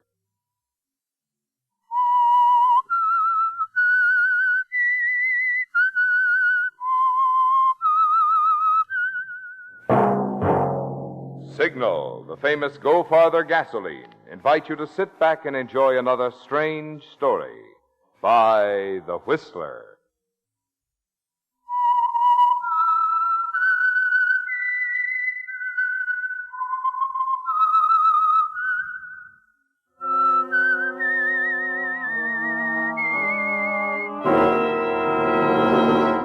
I am the Whistler, and I know many things, for I walk by night. I know many strange tales hidden in the hearts of men and women who have stepped into the shadows. Yes, I know the nameless terrors of which they dare not speak. And now for the Signal Oil Company, The Whistler's strange story, The Cliffs at Weyrum.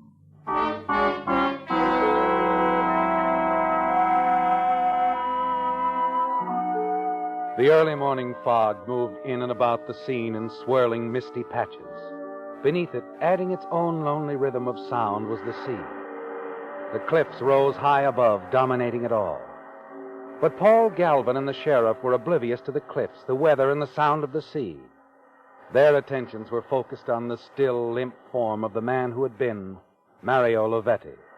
Paul Galvin had made the discovery and sent for the sheriff. Mario Lovetti. Ever hear the name, Paul?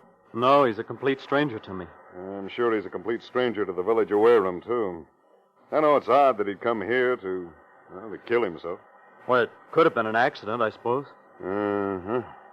Yeah, it looks like he fell from a spot very close to your place. Paul, was Mr. Galvin expecting anyone last night? Any visitors? Uncle Kurt? No, not that I know of, Sheriff. Of course, you can come up to the house and we'll ask him. Yeah, it might be a good idea. Anyway, I can call from up there. Have the body removed. Yeah, come on. We can take the path up the cliffs.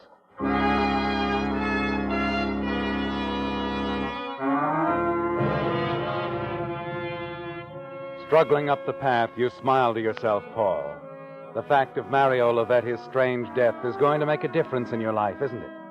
Yes, a big difference. You're disappointed that your Uncle Kurt Galvin is not in the house when you arrive with the sheriff. But it doesn't really matter. You let the sheriff use the telephone for his calls, finally bid him goodbye, and then hurry down to the village. The cabin cruiser is tied up alongside a small dock, just as you expected. And also as you expected, Kurt is on board. You can hear him whistling as you approach. He's happily polishing the brasswork on the starboard rail. Kurt? Uncle Kurt? Huh? Oh, Paul. Come aboard. Thanks. What brings you down here? There's, been an accident, Kurt. Accident? Yeah, a man fell from the cliffs. Happened during the night. Is that so? That's too bad. Yeah, isn't it? Not only for Mr. Lavetti. What are you talking about? You know, Uncle Kurt, things are going to be run a little differently around the old homestead from now on. Very differently, I should say. Oh? Yes. You see, I've wanted to take over the management of the Galvin interest for some time now. Handle my own money. Think you're big enough to handle the job, do you? I was out on the cliff path last night. I saw who pushed Mario Lavetti over. Well? The sheriff wants to talk to you. I'll talk to him. But so will I. Unless... Unless I let you start running things? Forget it, Paul. Mario Lavetti had the idea that he could change things, too. For both of us. I don't understand. Sit down, Paul. I think I've got a bit of shock for you. You're wasting your time, Kurt. We're going to have an understanding, or I'll go to the police. Sit down. We'll have an understanding, a good one. Let me light my pipe here. This is quite a story. You know, this Mario Lavetti spent some time in Italy. So? He ran into something very interesting over there. I never thought I'd have to tell you. But you're not Paul Galvin. What? No need to get excited, Paul. It's pretty simple. When my brother and his wife were killed in that auto accident over there... Oh, that was 20 years ago. What's that got to do with this? Listen, will you? I went over to bring young Paul home. I was to manage the estate till I thought he was old enough. I know all about that. But you don't know, and neither does anyone else. That young Paul died of fever at the tender age of 4. This is ridiculous. It's something you're inventing. No. I've proof, don't worry. Proof that I picked you up and passed you off as my nephew. I don't believe it. You see, I'd never had much money of my own, and, well, I didn't want to lose control of the estate. It's been a mighty comfortable arrangement for both of us. I'm not Paul Galvin. Your real name, if you're interested, is Angelo Cortesi. I believe your father was a well digger or something like that. Not Paul Galvin. That's why I had to get rid of Mario Lavetti. That's why you killed him. Shoved him off the cliff. Yes. You would have tried to change things, too. You were a wealthy man, Paul, but only as my nephew. Otherwise, you're... Nothing. You get the idea. I give you enough, my boy, more than you could acquire any other way. Unless, of course, you wanted to try working. Skip it, Kurt. Uncle. Now you're seeing the light, eh? And you won't go running to the police? Hardly. Of course not. And I'll go right on running things, won't I, Paul?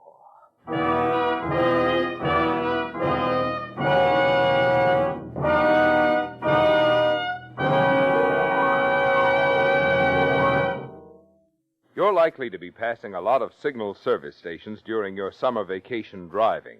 So it occurred to me that you might like to know a little more about this friendly organization, which brings you the Whistler. Well, first of all, signal products have always been sold through independently operated stations. The reason? Signal Oil Company believes that a man who has his own business naturally has more incentive to serve you better. Secondly, because you want top-quality products for your car, each and every signal station is backed by an organization which serves the many hundreds of signal dealers throughout the western states, with facilities to bring you every latest advance in petroleum science. Obviously, drivers must like this combination of Signal's personalized service plus fine quality Signal products when you consider how fast Signal has grown into an organization serving the entire West Coast from border to border. To see for yourself one of the good reasons for this increasing popularity, drop into a Signal station tomorrow. Fill up your tank and discover the good mileage and performance of Signal, the famous Go Farther gasoline.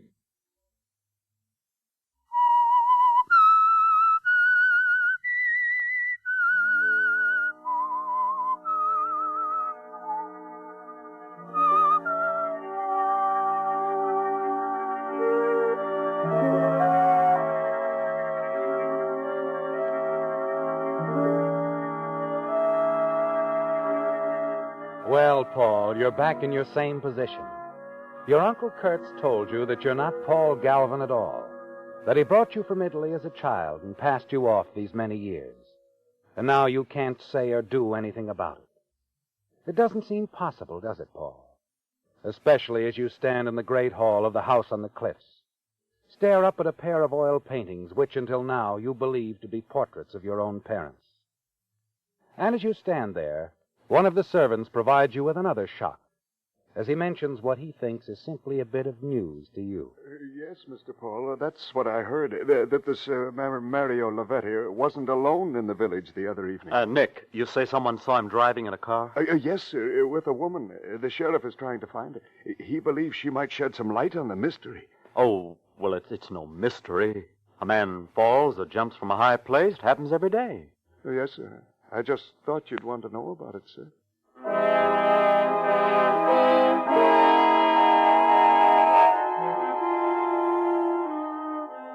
Yes, Paul, you do want to know about it. And Kurt must be informed right away. Must be told that there's someone else, a woman, who might have shared the information that brought on Mario Lavetti's sudden death.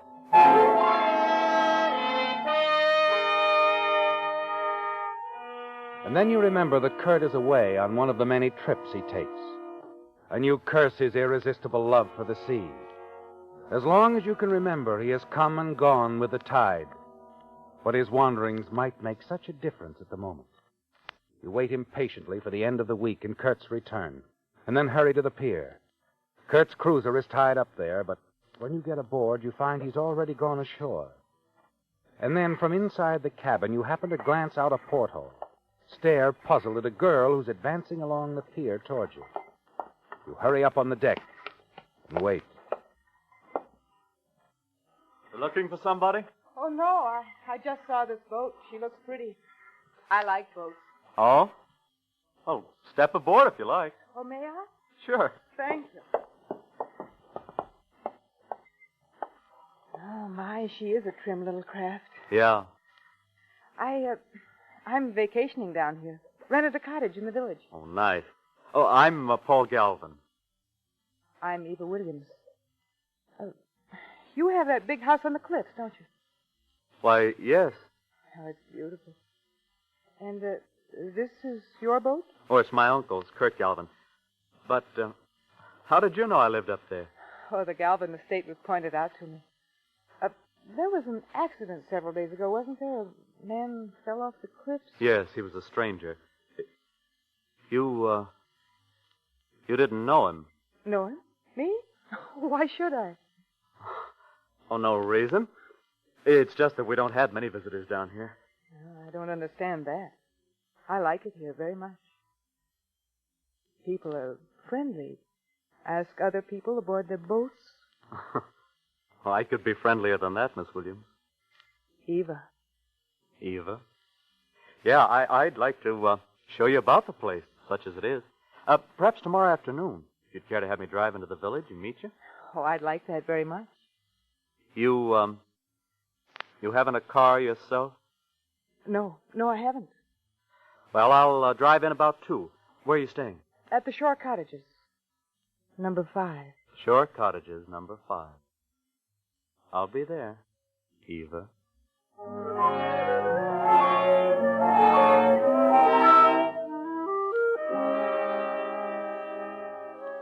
You're not quite sure of this Eva Williams, are you, Paul?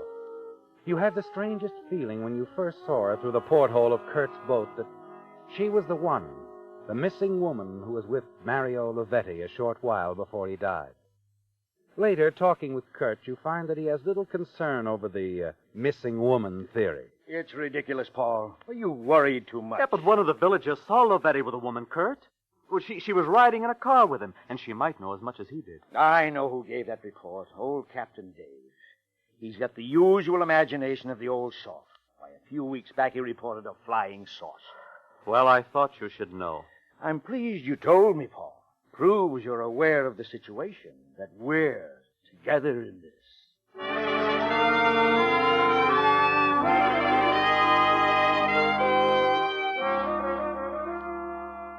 Perhaps he's right about the mystery woman, Paul.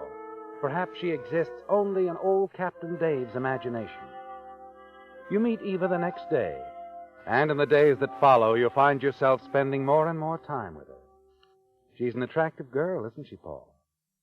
And you're becoming quite fond of her and sense somehow she's interested in you, too.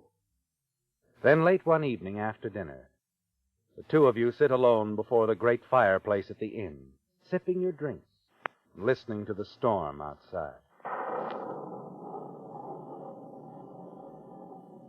You've been kind of quiet all evening. Was something on your mind? Yes. You want to talk about it? Yes, I guess I do. You know, it's funny sometimes, the way things work out, just the way you expected. I knew a long time ago, Paul, it would happen this way. And it has. What do you mean? When the real thing came along, I'd know it in an instant. I knew it the day we met at the boat. Eva, are you telling me that... I'm in love with you, Paul. Oh, Eva, darling. No, wait, Paul. There's something I've got to tell you. It's very important. My name isn't Williams. It's Lavetti. Lavetti? That man... Found at the bottom of the cliffs? My brother. I see. Then you were Yes, I was with him that night. He'd asked me to drive him down here. He got out of the car not far from your house and told me to wait for him in the village. Well, I waited all night. The next morning, I heard he'd been found at the cliffs. An accident, of course. You know, that path is rather treacherous. I don't think it was an accident, Paul. Oh? Mario was up to something. He wouldn't tell me what, but I had an idea that whatever it was, it wasn't very honest. One thing I do know. He was to meet a man named Galvin. He told you that? Yes.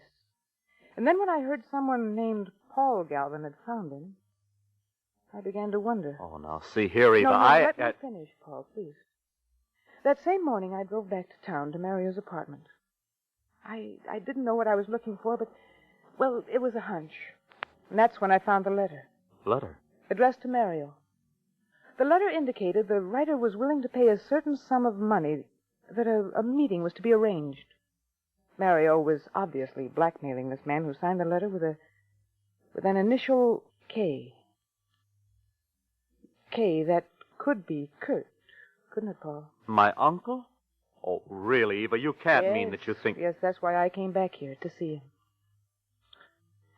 Instead, I ran into you first. And it happened to me. Just like that. Look, Eva, I'm sure Kurt had nothing to do with your brother's death.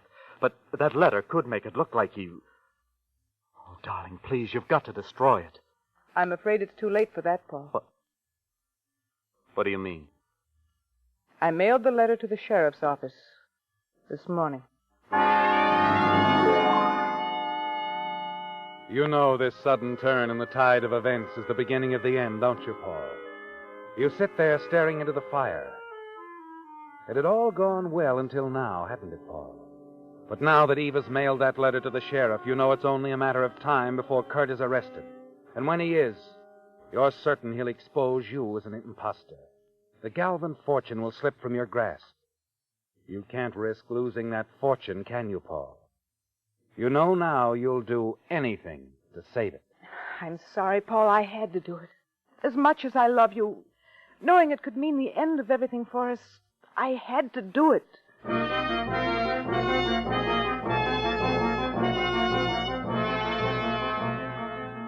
You stalk out of the inn, leaving Eva without explanation. Get in your car and drive up the narrow road to the house on the cliffs. Suddenly you realize there's a slim chance the sheriff hasn't yet received the letter. As you reach the house and skid to a stop, you find another car parked in the driveway. The sheriff's car, Paul. And you know you're too late. You get out of the car and look up to see the sheriff coming down the steps. But he's alone, Paul. Oh, Paul, have you any idea where Kurt is? Kurt? Uh-huh. Isn't he home? Nope, your housekeeper said he left this afternoon. Oh, that's right, he did. Did he say where he was going? No, he didn't say. Why, Sheriff, is there something important? Yes, very important. Well, now, look, if you want to leave a message, I'd be glad to see that he... I'll take care of it. Personally. Good night.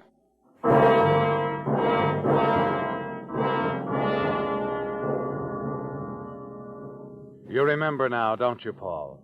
Kurt told you he was driving into the city, having dinner with an old friend tonight. But you couldn't tell the sheriff that, could you? You hurry into the house, to Kurt's desk in the study. You're looking for the small black book of telephone numbers when your hand closes over the gun. Kurt's gun. You pick it up, stare at it, and suddenly a thought strikes you. You see a way out, don't you, Paul? You slip the gun into your pocket, and a moment later put in your call to the city. Finally, Kurt's voice. What is it, Paul? You'd better get back here as soon as you can. Something's happened. Oh? The sheriff was here asking for you. What did he want? I can't tell you now. Now, look, I'll be waiting for you at the boat. You'd better hurry. Oh, and, Kurt, don't let anyone see you.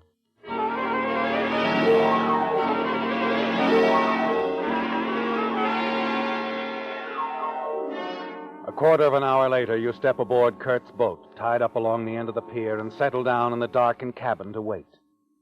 Time drags. Midnight. There's still no sign of Kurt. And 1 o'clock, 2, and the panic within you grows with each passing minute. Finally, you hurry off the boat, and as you start down the pier, you see someone approaching. Kurt? That you, Paul? What kept you so long? Road's blocked off 5 miles back. Landslide. Had to take a detour. What's up? That girl I told you about, Eva. She's Lovetti's sister. I see. She found a letter you'd written to Lovetti about the blackmail and the meeting with him. How does she know I wrote that letter? I only signed my initial. Yes, well, she seems to figure that K stands for Kurt. And Lovetti told her he was meeting a man named Galvin. Uh-huh. That's not good, is it, Paul? Now, listen, you've got to get out of here right now. Yes, I suppose that would be the wise thing to do. Of course, you understand, Paul, Well, it's going to take money, a lot of money to run and keep running. I'll expect you to send me whatever amount I ask for from time to time. Yes, I'll take care of it, Kurt. Be sure you do. You wouldn't want me to get caught, would you? Come on, let's get aboard.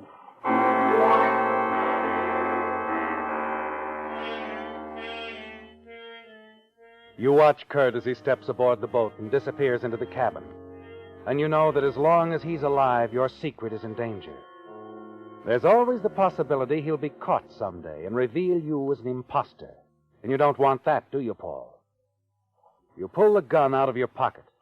And as you do, a car comes to a stop under the streetlight at the far end of the pier. The sheriff's car, Paul.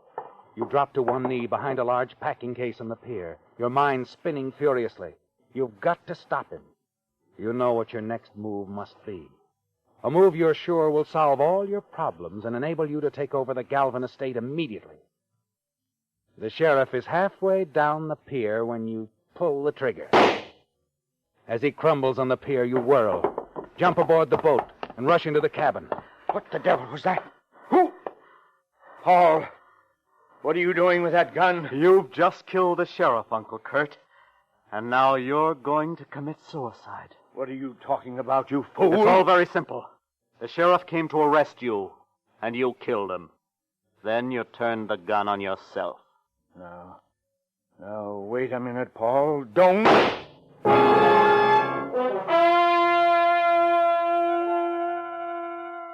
It's done, isn't it, Paul? Kurt is dead. You step over his body, press the gun into his right hand. Then you hurry up on deck and race down the pier to a telephone.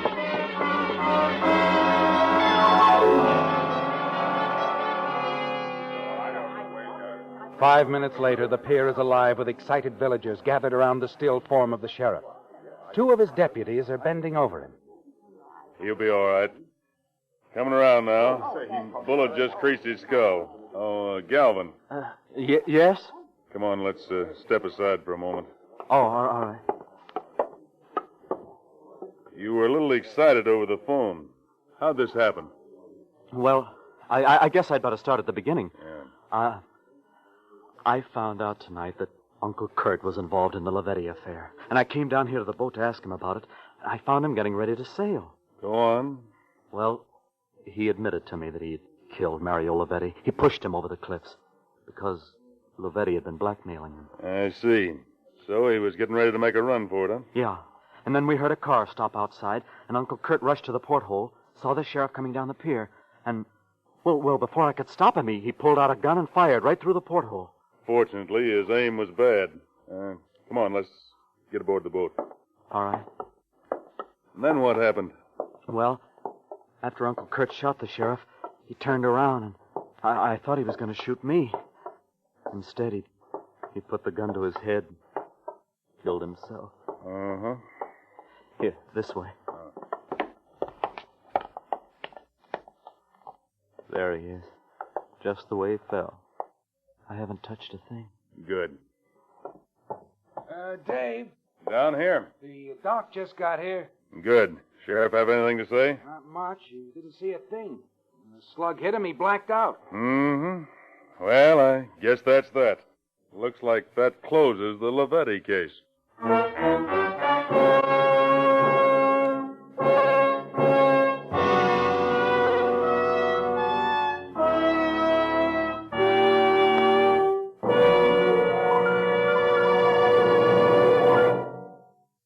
Here's some hot weather mathematics for drivers. Take the temperature of the day. Add 2,800 degrees, the temperature inside the cylinder head of the average motor. That adds up to a lot of heat. Good reason why your motor needs the protection of the improved type Signal oil that's engineered to stand up under heat. Signal Premium Compounded Motor Oil. You see, in addition to its 100% pure paraffin base, Signal Premium contains scientific compounds that do things which oil alone cannot do. One of these compounds, for instance, keeps Signal Premium from breaking down at high temperatures and forming harmful gum or varnish. Another compound prevents bearing corrosion, and still another compound actually removes carbon. That's why we call Signal Premium the oil that does so much more than just lubricate. So if you want your motor to stay young, get your next oil change at a Signal station. Change to the improved type Signal oil that stands up under heat. Signal Premium Compounded Motor Oil.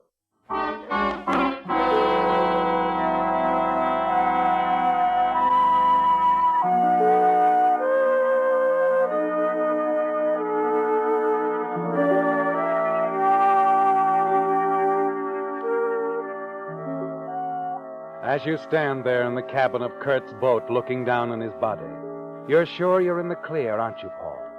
Certain that the deputy sheriff believes your story. Yes, Kurt first tried to kill the sheriff, then turned the gun on himself, committed suicide. And in the deputy's own words, it looks like that closes the Lavetti case. You turn away now and look up at him. If you don't mind, I'd like to run along. I'm not... Just a minute, Paul. Afraid I'm going to have to ask you to come down to headquarters. Headquarters? What for? Paraffin test. Ever hear of it? I want to see if there are any traces of gunpowder on your hand. I think there will be. What are you driving at? I'm pretty certain now that Kurt didn't fire that shot at the sheriff. And that he didn't commit suicide. Oh, that's crazy. I tell you, That was a pretty solid story you gave me, Paul. Except for one thing. You tell me your uncle was standing at the porthole. Fired a shot through it at the sheriff. Yes. Step over here, will you? Look, I don't know what you're trying to prove. According to you, this all happened not more than 10 minutes ago. That's right. Take a look out of the porthole. Well, sure, but I don't understand what... Yeah. You're looking right at the pilings of the pier. No. Oh, no, it can't be. This porthole is at least 2 feet below the surface of the pier. You didn't figure on the sea when you dreamed up your story, did you, Paul? The tide's been going out for the last 3 hours.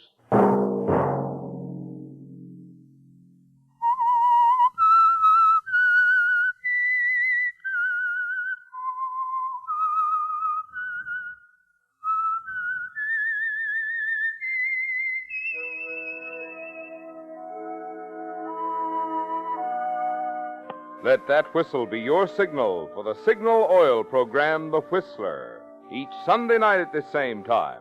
Brought to you by the Signal Oil Company, marketers of Signal gasoline and motor oil, and fine quality automotive accessories. Many drivers, when buying gasoline, forget what a big part of the price goes for tax. In fact, in the average Western city, for every dollar you pay for gasoline itself, you pay an additional 33 cents in tax. So figure it up. The tax you pay on 3 would buy you another gallon free.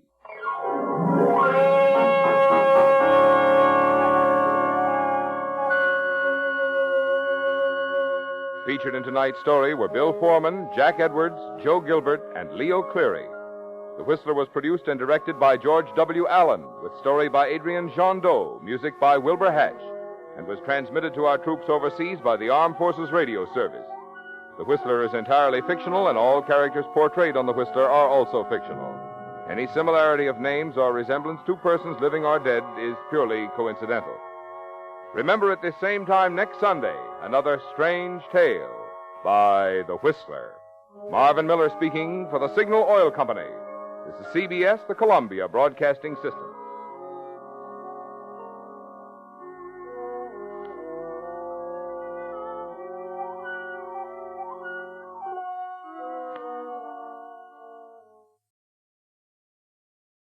Listen.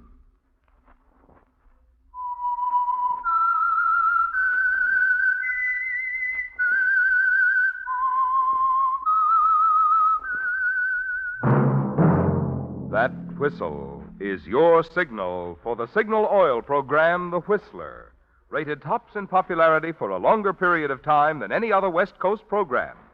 And Signal gasoline is tops, too, tops in quality.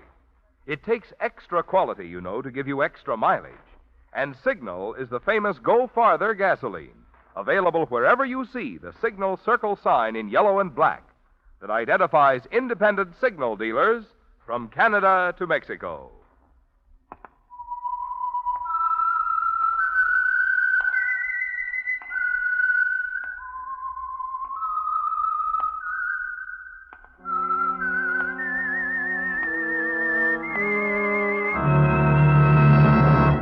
I am the Whistler, and I know many things, for I walk by night.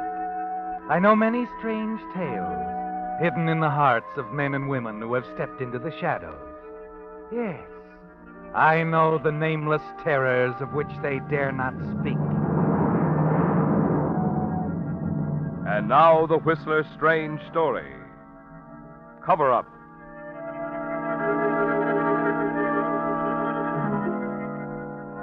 As the cold gray dawn broke over the fog-shrouded coastal village of Benton Cove, death came to the big house on the hill. Moments after the chimes of the hall clock had echoed 6 times through the silent house, A door along the upstairs corridor closed quietly, and Joan Harper, white-faced, nervously twisting a handkerchief in her fingers, moved slowly down the great circular stairway. At the foot of the stairs, she stopped, looked back over her shoulder for an instant, and then hurried into the library. As she picked up the phone, placed her call with the operator, her thoughts raced back to a moment 2 years ago, to a bright, warm spring morning in the garden when David Blaine had come to her. Joan? Joan? Here I am, David. Over here. Hard at work, I see. Well, these plants certainly do need a lot of care. I don't suppose you'd be interested in some spade work, Mr. Blaine? Well, might be. Good. And after that, I'll have something else for you to do. The hedge along the... Joan. Yes, David. I suppose you couldn't help overhearing that row upstairs. Well, Adele's voice has a way of... No use, Joan. I've tried to make it work, but it just won't. I'll be leaving in a day or two, moving into an apartment in Los Angeles. I see. Of course, there'll be no divorce. If Adele was well and strong, well, that would be another matter, but she isn't, and, well, I know, David. I'll do all I can for Adele, of course. Adele has more than enough money to take care of everything. I just can't stay on here any longer. It wouldn't be good for Adele either. You understand why I can't stay, don't you, Joan? Yes, I understand. David. Yes. Nothing. It's nothing.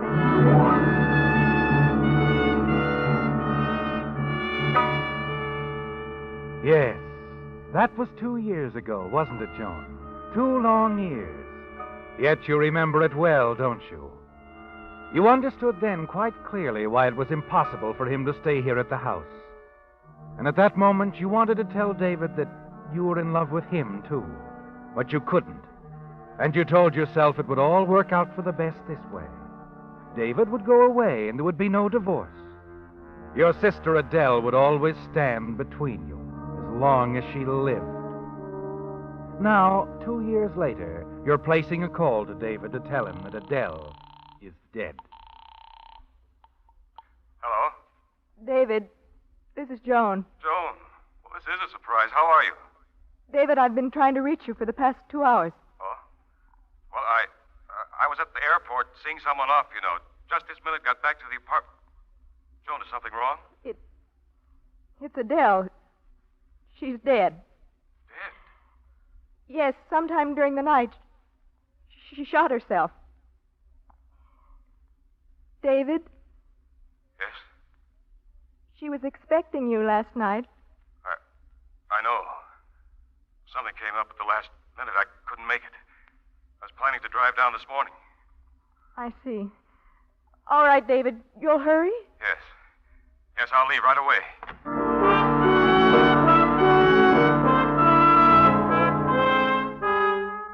Your hand is trembling as you replace the receiver. There's a tight, hard knot in your throat. The mere sound of his voice can do that, can't it, Joan? But there's something else. David's manner.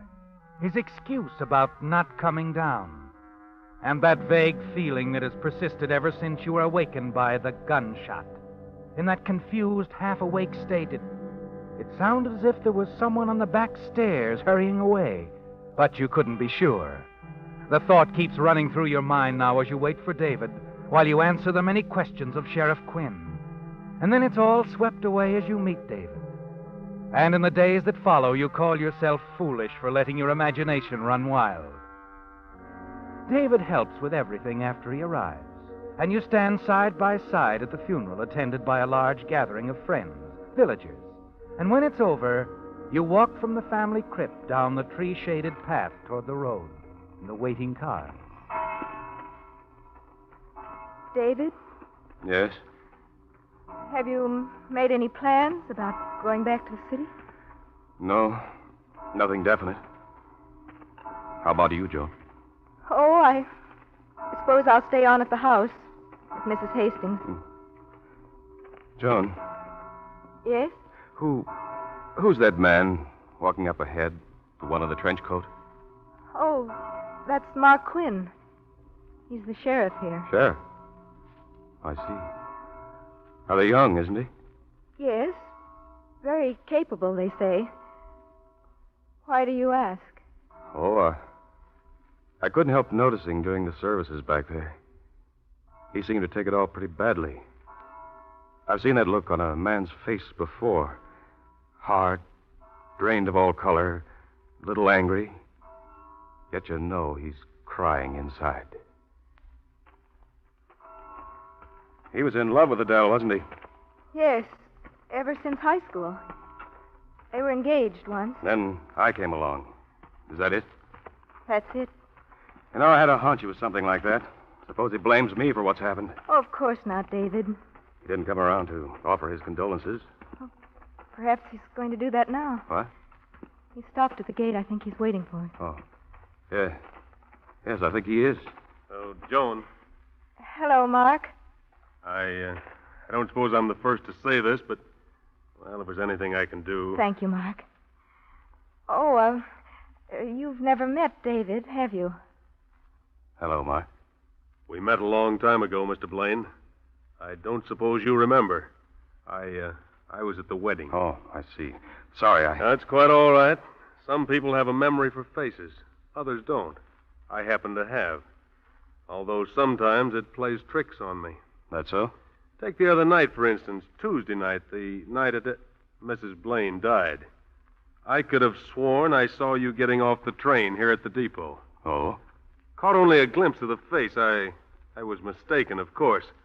You couldn't have been on that train. No, I didn't arrive till the following morning. I drove down. Uh-huh. Well, I know you're anxious to get back up the hill, Joan. I won't keep you. Remember, if I can be of any help. What? Oh, yes, thank you, Mark.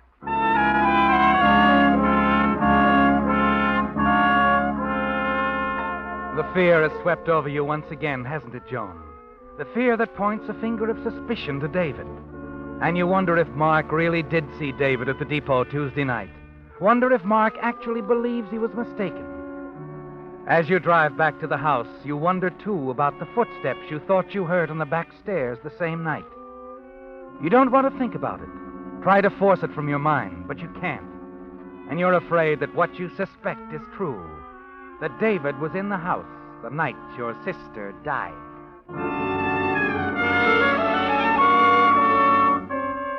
When you return to the house, you leave David downstairs in the library. Hurry up to your room. Pick up the phone. And moments later, you're talking to the telephone operator at David's business office. I'm sorry. Mr. Blaine is out of town. Oh, yes, I remember now. He said something about going down to Benton Cove. When did he leave? He left Tuesday on the afternoon train. Tuesday afternoon? You're certain? Yes, I'm quite certain. I made the reservation myself. Oh, I see. Thank you. He was here that night. David was here.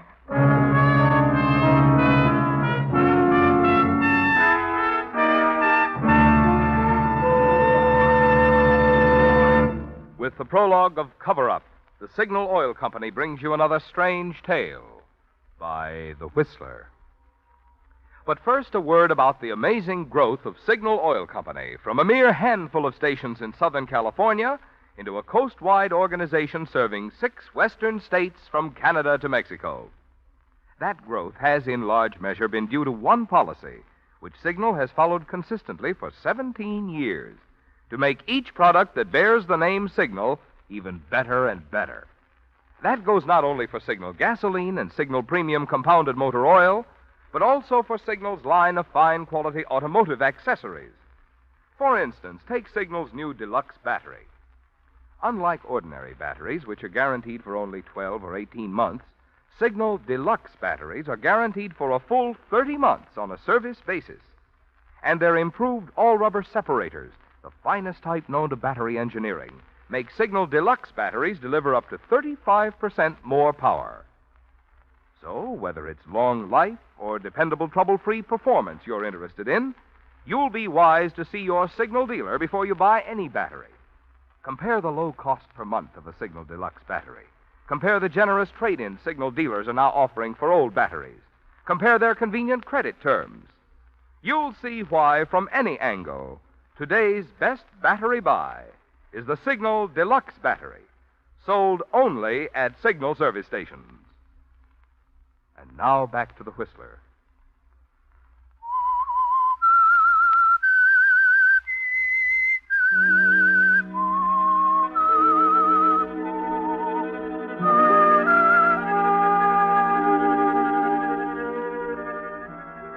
There's little doubt in your mind now, is there, Joan?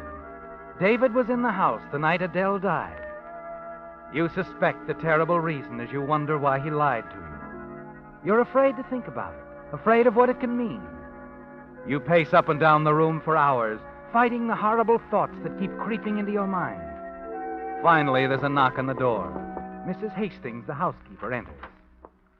Dinner will be ready in about an hour, Miss Jones. Dinner? Oh, I don't... Mr. David was wondering if you'd like to join him in the library for a cocktail before... No, I don't think I'll come down tonight, Mrs. Hastings. I'm not feeling well. You really should have something, Miss Jones. I'll be all right. Perhaps after I rest a while. Very well.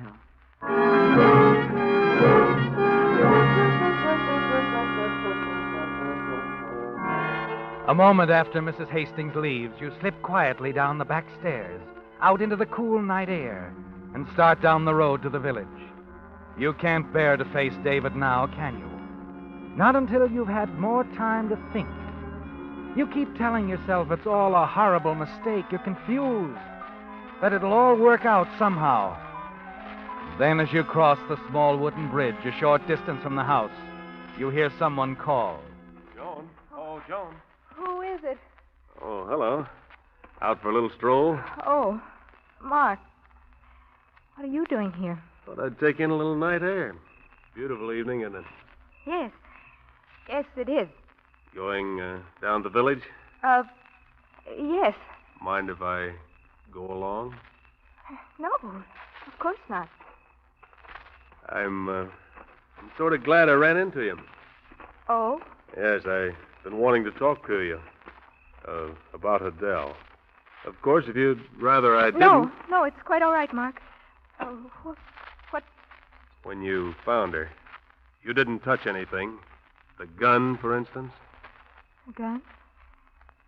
Why, no, I didn't even notice it until later, after Dr. Kempston had arrived. It had fallen from her hand. Why do you ask? Well, there's something rather odd about the fingerprints on it. Adele's prints. What do you mean? The position of the prints is rather unusual. Would seem more like that gun had been placed in her hand. Then the hand had been closed tightly around the handle to make the print. Oh, I see. It doesn't seem natural to me the way the gun was held. Oh? But then, who knows? I guess it's entirely possible. Mark, I don't believe I'll go down to the village after all. I just remembered something. Oh? I'll have to go back to the house. You go on. Something important? Yes. Yes, it's quite important.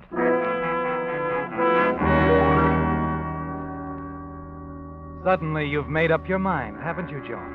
Yes. You've got to see David right away. You've got to know for certain. You hurry back to the house, to the library. David isn't there. You go on up to his room. Knock on the door. No answer. David.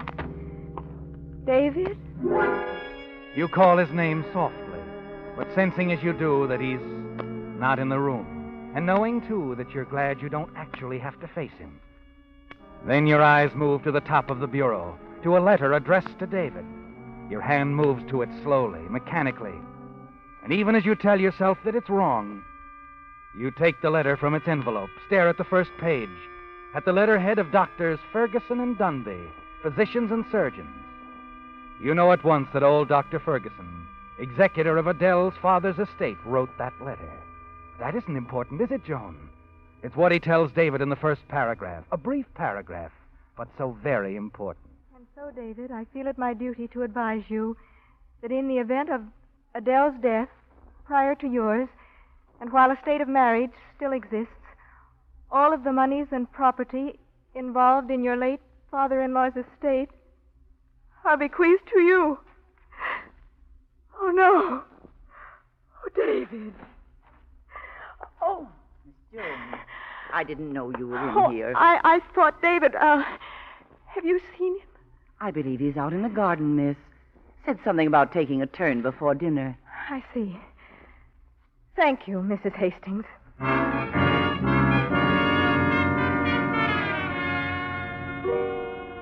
You tremble as you go downstairs and out into the garden. It was wrong of you to be in David's room. Wrong to take his letter. But somehow you couldn't help it. And those words keep blurring in your mind as you walk quickly toward the rose arbor. David had a motive to kill her, didn't he, Joan? A strong one. And no matter how hard you try to fight down your fears, they persist. Suddenly, you're aware of David's voice, and you step back. Stand behind the protection of the rose arbor, listening as he questions old Ben, the gardener. What you mean to say is, Ben, you didn't do as you were told that night. Well, Mr. David, I didn't mean to go against Miss Adele's wishes, but I was tired. I saw no reason why I should go into town. But all the other servants did go into town. Yes, sir. Oh, if only we had known what poor Miss Adele was planning to do to herself. It might have been prevented, yes. But what I was wondering about, Ben, from your cottage, didn't you hear the shot? Yes, but I thought it was only a car backfiring. You didn't go out, look around in the yard? You mean there might have been someone here, Mr. David, that it might not have been suicide? I'm asking the questions, Ben. Did you see or hear anyone? No, sir. No, sir. I didn't. That's all I want to know. But I guess there could have been someone, Mr. David. I had no idea anyone even suspected. No one does, Ben. Forget it. Forget we even discussed the matter. The tone of David's voice frightens you, doesn't it, Joan? You draw back into the shadows as the two men start away toward old Ben's cottage. Then you turn and hurry back to the house. Enter the library, the letter still clasped in your hand. You want to read that terrible, frightening paragraph again, but David suddenly calls your name. John! John! You whirl around, frantically wondering if he saw you, knows that you were listening outside. John! Then, as you hear him coming toward the library, you remember the letter, know that you must hide it. You turn hurriedly, slip the letter behind a heavy oil painting on the mantelpiece. Oh, there you are, Joan. I've been wanting to talk to you. I was in the garden. Oh? David, is there anything special you want to tell me? Why, yes. Joan, when everything is cleared up here, I'll be going away again. If I sent for you, say, in 6 months, would you come to me? I don't know, David. You don't know? No, I don't, David. It seems there are more important things we should be talking about. More important things? What could be more important than you and I? You know why I went away the first time. You must know now that I'd do anything for you. Yes, I believe you would do anything. What are you talking about, John? David, where were you the night Adele died? I told you. I was in Los Angeles. Joan, where are you going? Leave me alone, David. I've got to think.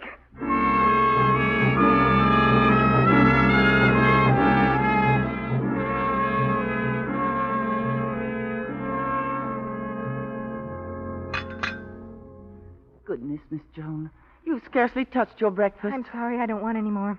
My dear, you simply must calm yourself. I know you didn't sleep at all well last night, Mrs. Hastings, I'm going to drive into town. If you have to reach me for any reason, I'll be at Dr. Ferguson's office. All right, Miss Joan.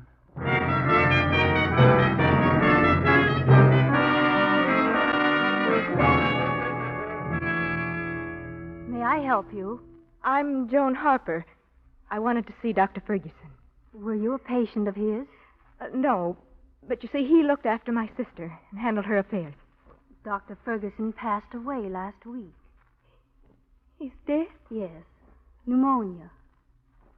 Oh, I see. Could Dr. Dunby help you? No, I'm afraid not. It wasn't anything important anyway.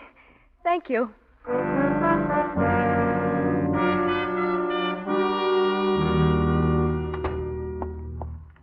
Is that you, Miss Joan? Yes, Mrs. Hastings? Oh, goodness, Miss Joan, I didn't know whether to call you or not. But Mr. David has decided to leave.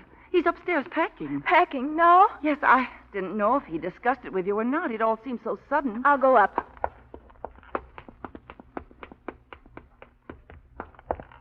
David. Oh, it's you, Joan. I thought you... David, why are you going away? I told you. But only last night.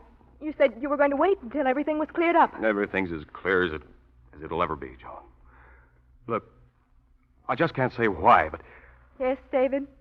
Well, I can't stand it around here. This house, the memories. Is that all that bothers you, David? Joan, I wish that... In a minute, Mrs. Hastings. I'm sorry, but Sheriff Quinn is downstairs. There's a man with him. He insists on seeing Mr. David. Sheriff. Oh, David. I'll go talk to him. No. I want to go with you, David. We'll talk to him together.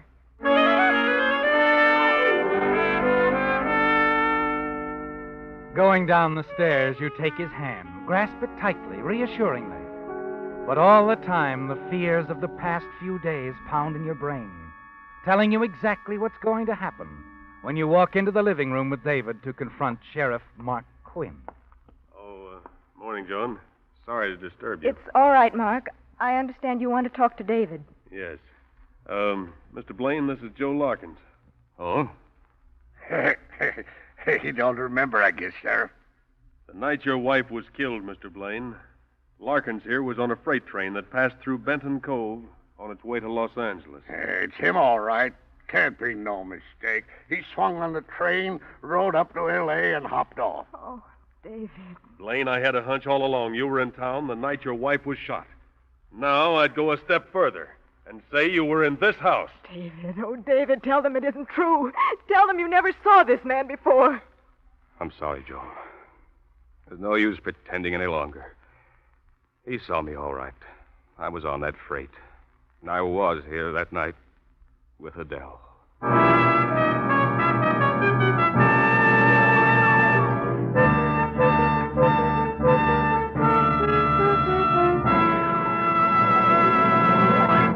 The Whistler will return in just a moment with the strange ending to tonight's story. Meantime, since thorough scientific lubrication is even more important to your car during the rainy season, I'd like to tell you about some of the extras you get in a Signal lube job. You see, Signal dealers, being in business for themselves, do go out of their way to give you the kind of job they're proud to stand back of. That's why, for instance, they take no chances on memory when they lubricate your car. Instead, they check against Signal's factory-recommended lubrication chart, which shows every lubrication point on your car. And they use 9 specialized Signal oils and greases, so each part will have the exact type of protection it needs. But do they stop there? No, sir. Just to make doubly sure not a single part has been overlooked, they check each point again, which is why it's called Signal Double-Check Lubrication. Now, that's the kind of lube service you want if your car is to give you the long, trouble-free service that was built into it. And that's the kind of lubrication you get from friendly, independent Signal dealers. And now back to the Whistler.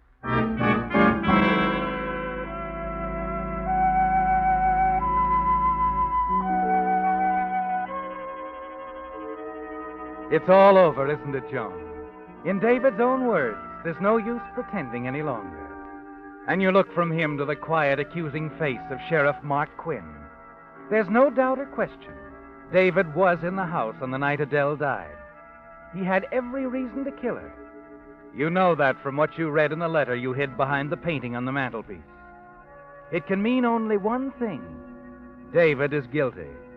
And then you're suddenly aware of his voice, speaking quietly, futilely, telling Sheriff Quinn another version of what happened the night he came here to see Adele. I suppose there's little use telling it.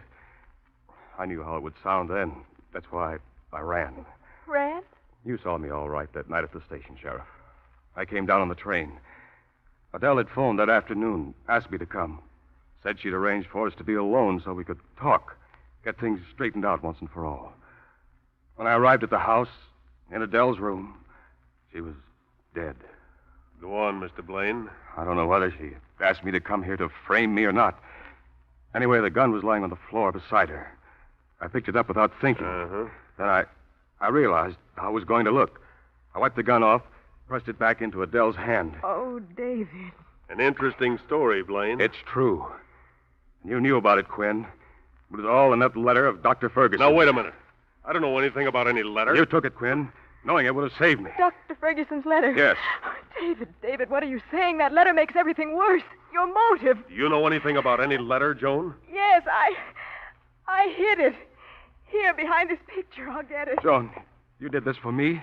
Oh, I knew it was wrong, David, but I couldn't help it. I just knew you didn't do it.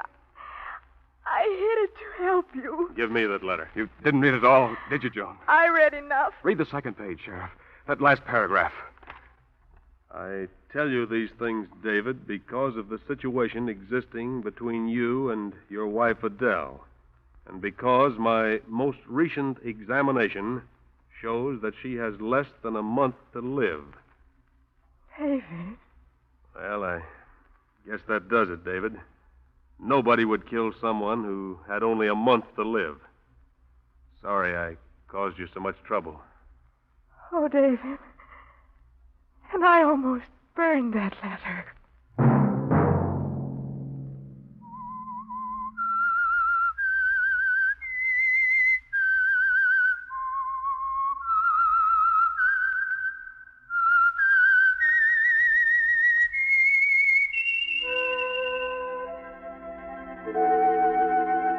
Let that whistle be your signal for the Signal Oil program, The Whistler, each Sunday night at this same time.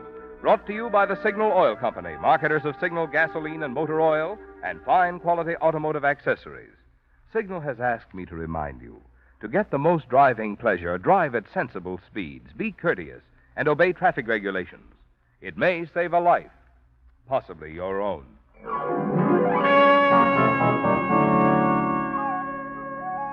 Featured in tonight's story were Lorette Philbrandt and Nett Lefevre. The Whistler was produced and directed by George W. Allen, with story by Lewis Hampton and music by Wilbur Hatch, and was transmitted to our troops overseas by the Armed Forces Radio Service. Remember, at this same time next Sunday, another strange tale by The Whistler. Marvin Miller speaking. This is CBS, the Columbia Broadcasting System.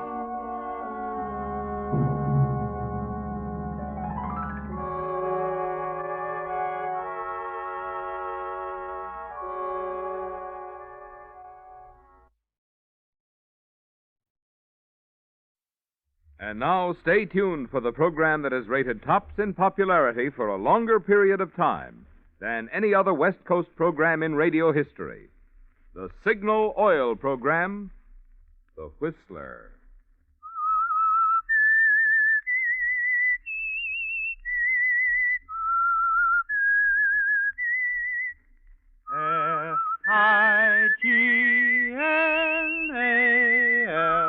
Signal.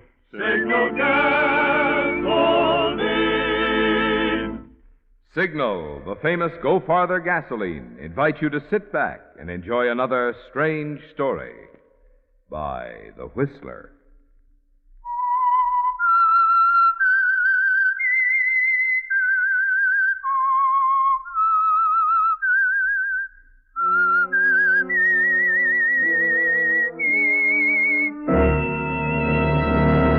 I am the Whistler, and I know many things, for I walk by night. I know many strange tales hidden in the hearts of men and women who have stepped into the shadows. Yes, I know the nameless terrors of which they dare not speak. And now for the Signal Oil Company, The Whistler's strange story, Night Flight.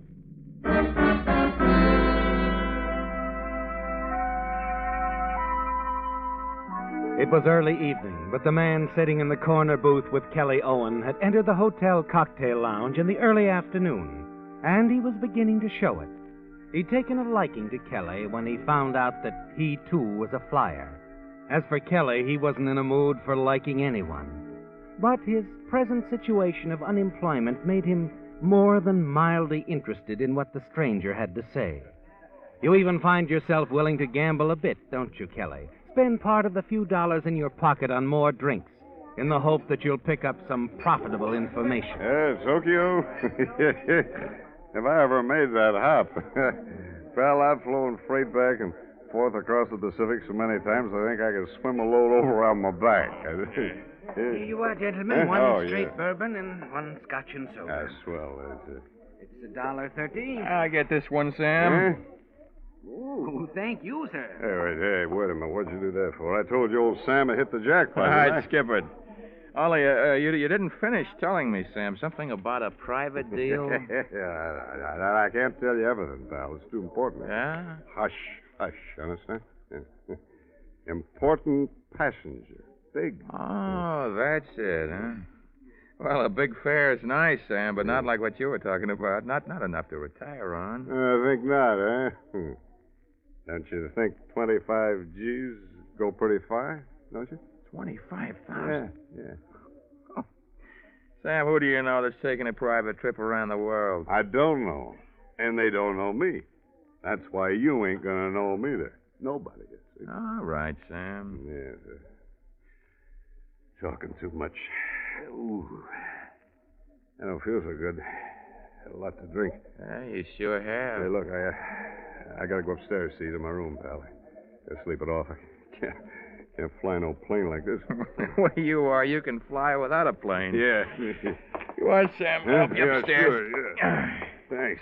Oh, hey, you tell the desk clerk for me, will you, huh? I'll go. Tell him what? Yeah, you call me about 10 o'clock. They're picking me up here in a car. Oh, yeah, sure, I'll tell him. Come on upstairs. Yeah, that's it. You don't look so good.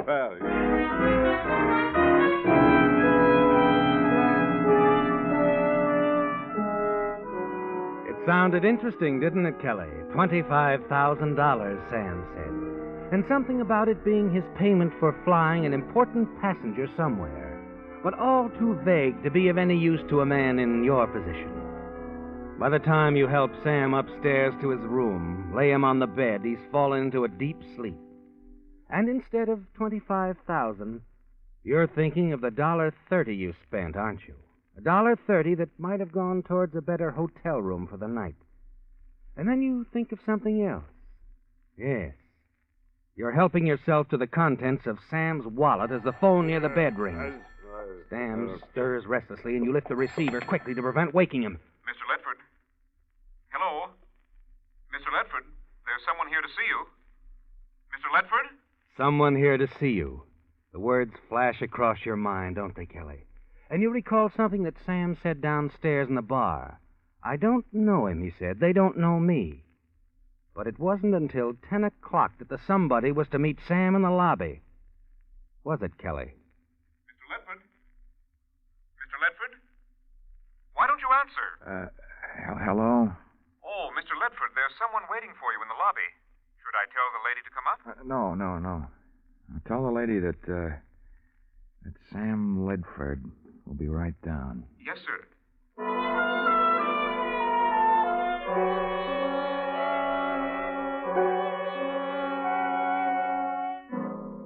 It's a chance, isn't it, Kelly? A chance you've decided to take. And with Sam Ledford's wallet, identification, and pilot's license in your coat pocket, you let yourself out of his room and go downstairs. There's a girl in the lobby, a dark-haired, very attractive girl. She's alone, waiting impatiently. Miss Martin? Yes? You wanted Sam Ledford? And supposing I did? Well, you don't have to look any further. Oh, well, I didn't realize. That's okay. I suppose you're ready, Sam. Oh, I didn't expect anybody until 10 o'clock. Well, that's right. Well, quite frankly, when I talked to you on the telephone, you sounded like you just might be in the mood for too much celebrating, but... Oh, that's so? Yes. That's why I came earlier, Sam. I know $10,000 is something to celebrate, but... You're awful little there, aren't you, Miss Martin? I understood I got $25,000 for this job. All right, Sam, so we won't bargain anymore. Not at this late date. Okay. You won't mind leaving now, though. Anything you say, Miss Martin. Now, later, you're running it. Mm-hmm. Well, I'm glad we understand each other. All right, Sam, there's a cab outside. Wait for me. I've got one quick call to make. Wait in the cab. Okay, Miss Martin. You You won't be long, will you? No, Sam, I won't be long.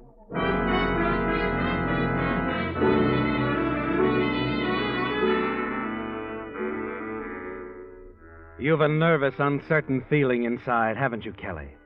Miss Martin seems to have accepted you as Sam Ledford. But walking out to the taxicab parked in front of the hotel, you wonder about her reference to a quick call. Wonder if perhaps the call is in some sort of a checkup with whoever made the original arrangements with the real Sam Ledford. But there's nothing to do but sweat it out, is there, Kelly?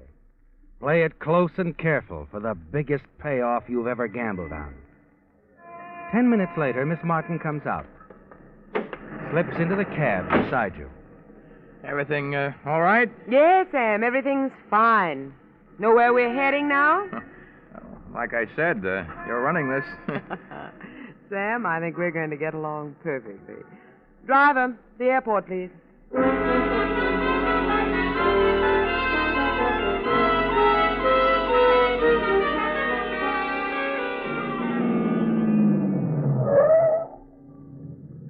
You understand everything now, Sam? I think so. Be sure you rent at least a 3-place ship and make certain of the fuel. You haven't told me yet exactly how far we're... Never mind. I'll tell you that part after we're in the air. Check. You're not coming with me? I'll wait here till you get the plane. Tell them you want it for a sightseeing hop over the city. Tell them I'm the girlfriend. The girlfriend, huh? Okay.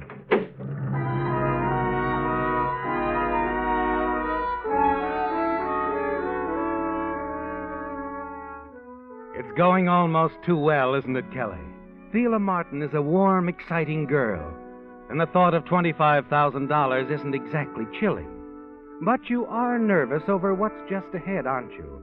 The renting of the plane in Sam Ledford's name. It has to be done that way, just in case Thela should check at the last minute. You cross toward one of the rental hangars, hoping whoever's in charge doesn't know you or Sam Ledford.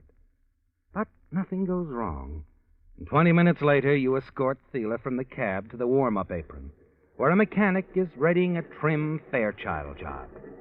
You help Thela into the front seat and step back as the mechanic finishes the warm-up. Nice clear night for sightseeing hop, miss. Hope you enjoy it. Thanks, I'm sure I will. You're in good hands, all right. Understand Sam Ledford's taking you up. Yes, that's You right. freeze at the mechanic's words, leap back toward the tail of the ship, trying to avoid him. Thela can't see either of you, can she, Kelly? But the mechanic is waiting between you and the door to the ship. Then, in absolute desperation... Hey! Yeah? Isn't there something wrong with this tail assembly? Wrong? I don't think so, Mr. Ledford. We just... Hey, what is this? You're not Mr. Sorry, pal, but I got a date with $25,000. And nobody's getting in my way.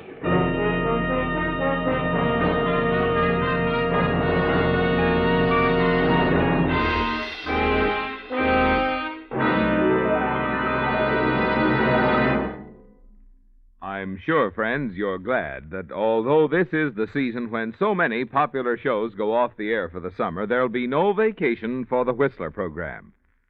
Thanks to your loyalty to the Whistler, which has made this the most popular West Coast program in radio history, plus your loyalty to Signal dealers, which made this last year the greatest year in Signal history.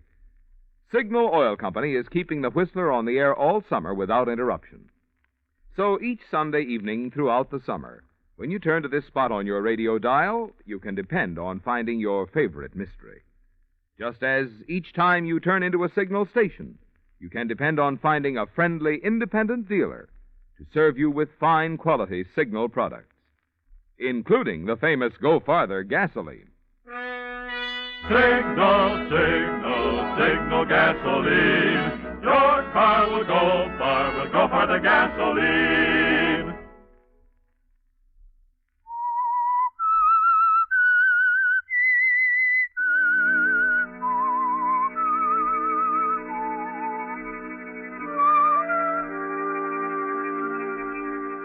You've managed every step, haven't you, Kelly? Every one since the telephone rang in the sleeping Sam Ledford's room. The moment when you decided to take his place with the unknown air passenger who would pay $25,000 for a single mysterious flight in a rented plane. The last step was a dangerous one, wasn't it? Knocking out the mechanic at the airport, a man who realized that you weren't Sam Ledford. But it's going to be all right, isn't it, Kelly? And as you level out high above the twinkling lights of the city, you glance over at Thela in the seat beside you. Well, Thela, you said once we were in the air. Yes, I know. All right, Sam, we fly almost due south to a spot near Rosarito Beach. Across the border? Yes, there's a landing strip there. We'll sit down, wait. It's been a lot of waiting. You're getting a lot of money. So I am. All right, Thela, settle back. Grab a few winks if you like. I'll wake you up at Rosarito Beach.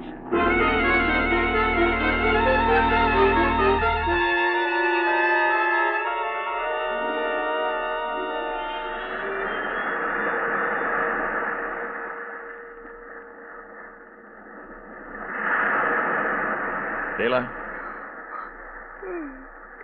I think they're here. Car just pulled off the highway. All right.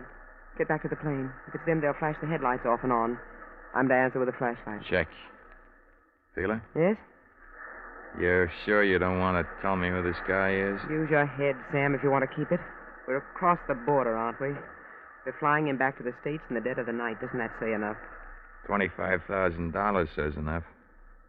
And by the way, we're not taking him back to that airport, you know. Of course not. We've got a spot all picked out on the desert. There's a car waiting, everything. Yeah, everything.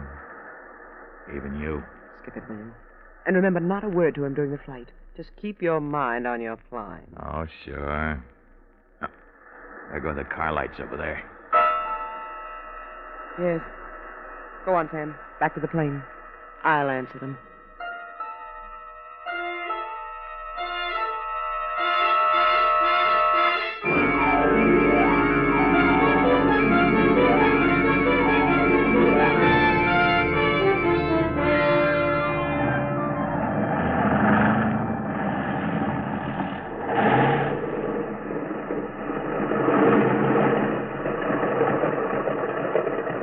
Okay. End of the line. Wait here, Mr. Ledford. Wait. What for? I'm flying back with you. We'll return the plane. Yeah, but I got him into the States now. What about my money? You'll get your money, Mr. Ledford. Just do as you're told. But I said do as you're told. What about this guy, Thela? Look, Nick, this plane has to go back and be set down from where it took off, and 2 sightseers have to get out of it. You don't want to leave any trace. Sure. All right, flyboy. You wait for the lady, huh? Look, I'd like to go into town for a little while. Why? I didn't mention it, but I was having a little trouble. A fuel line. I'd feel safer if I could ride in and buy some stuff for it. What do you think, Thela? Is it necessary, Mr. Ledford? Very necessary, Mrs. Martin. The plane won't be safe otherwise. Well, Nick, I'll be flying back with him. All right. So he goes into town. Come on.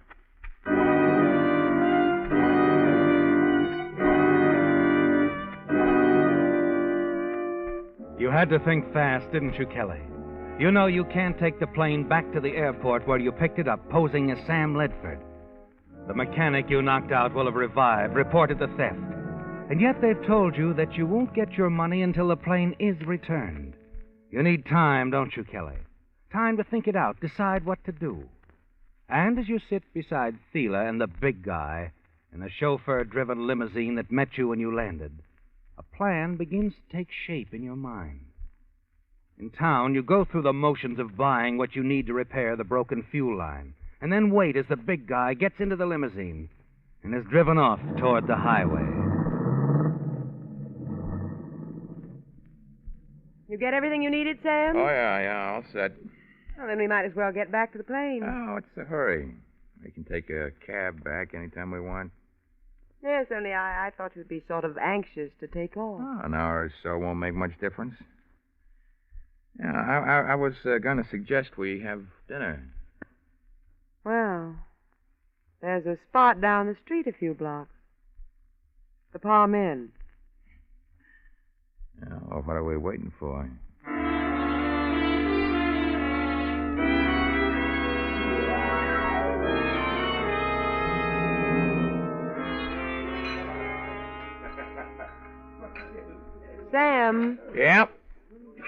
I've been wondering. If I was going to buy another brandy? Sure. No, I was wondering about that 25,000. What are you going to do with it? Oh, I don't know. Got a girl? Nope. Why? Oh, I don't know. Don't you ever think of the cottage small, white picket fence, roses around the door? Quit kidding, Thela. Anyway, I'm not in the market for real estate. Yeah, so, you're the big guy's girlfriend, huh? That's right, meaning... Nothing. All right, so he buys me everything I need. Oh. Have fun while you're young, I say. You know something? I like you. I like you a lot, Eddie. Eddie? You're a little mixed up, aren't you? Eddie, Frank, Harry, Sam. What's the difference? What are you driving at, sweetheart? What is your name, really? Sam Ledford. You see, I closed this deal with Sam Ledford in person long before you showed up. Okay. So where does that put us? It's up to you. You went along with the deal even though you knew I wasn't Ledford? I was in the market for a new pilot. Sam was too talkative. Besides, I like you. I like your nerve. Something for a girl to fall back on. Well, you're pretty okay in my book. Kelly. First to last. Kelly Owen. Kelly Owen. I like that, too. Yeah, so let's get down to business, and let's start with my 25 grand. So I'm not Ledford, but I pull the job. I'm entitled to dough. Of course you are. And more. Oh? How would you like to split $100,000, darling? $100,000. Sound interesting? Very, very. Tell me more. Let's get back to the plane. You have work to do. Work? The fuel line, remember? Oh, sure, yeah. Kelly. Yeah. Was that fuel line really giving trouble? What do you think?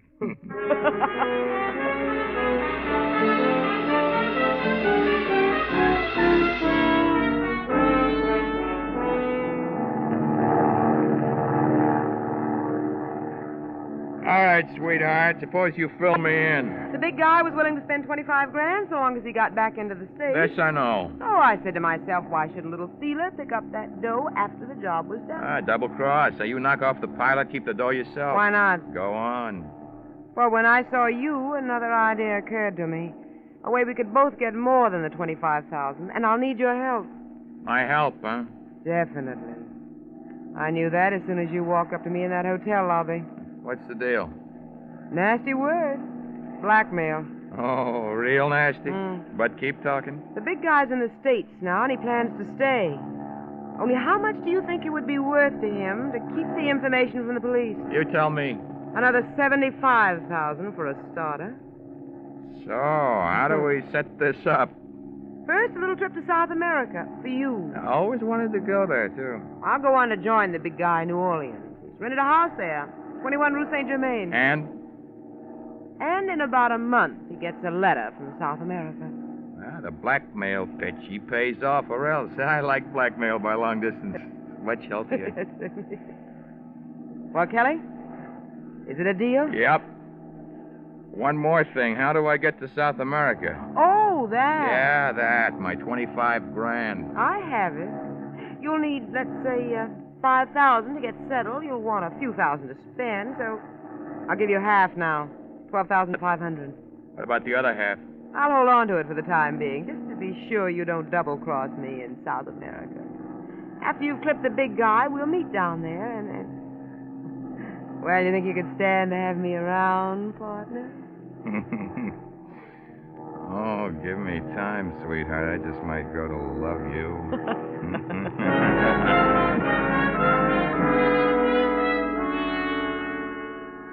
Flying north along the coast, your mind is spinning, isn't it, Kelly?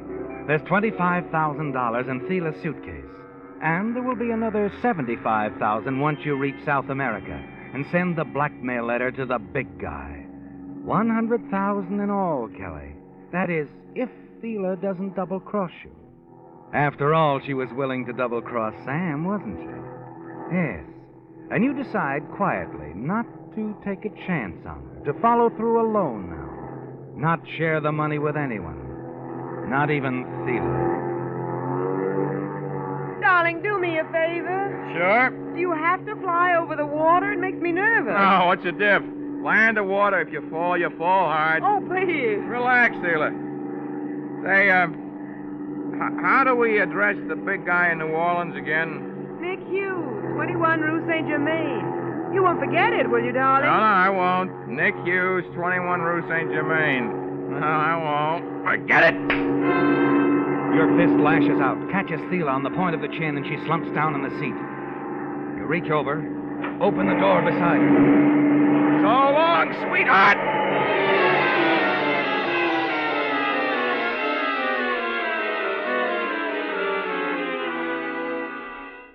It's over quickly, and you're alone in the plane with a full $25,000.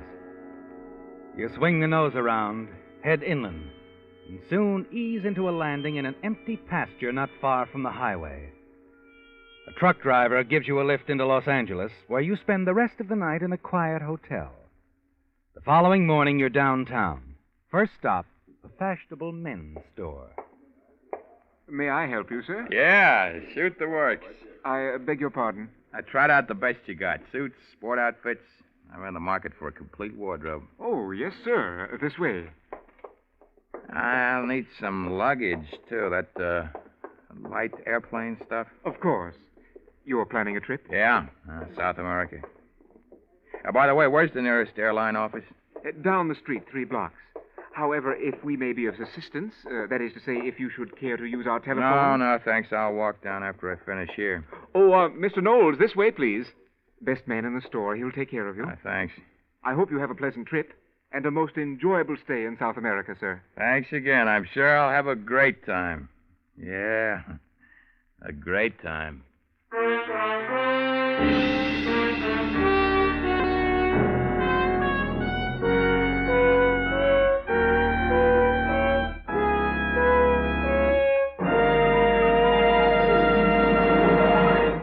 A friend of mine was telling me last night that when he's eating out, he always chooses a restaurant that's crowded. They must have something, he says, to be so popular.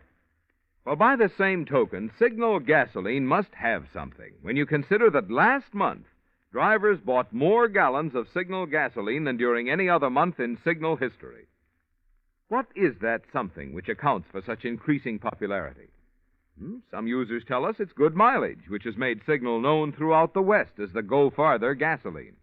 Others say it's the life and pep and smooth, easy response they get with the gasoline that's engineered to help your motor run more efficiently.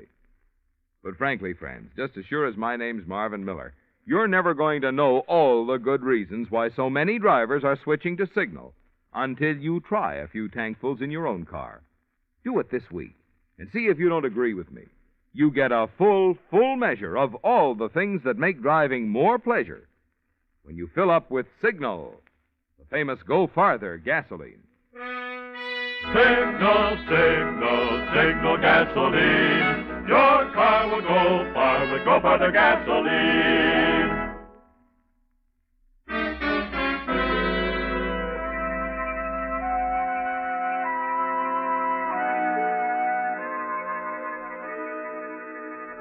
The future looks bright, doesn't it, Kelly? Very. And you're looking forward to your trip to South America. You're carrying close to $25,000 with you now, and this to be more. A great deal more.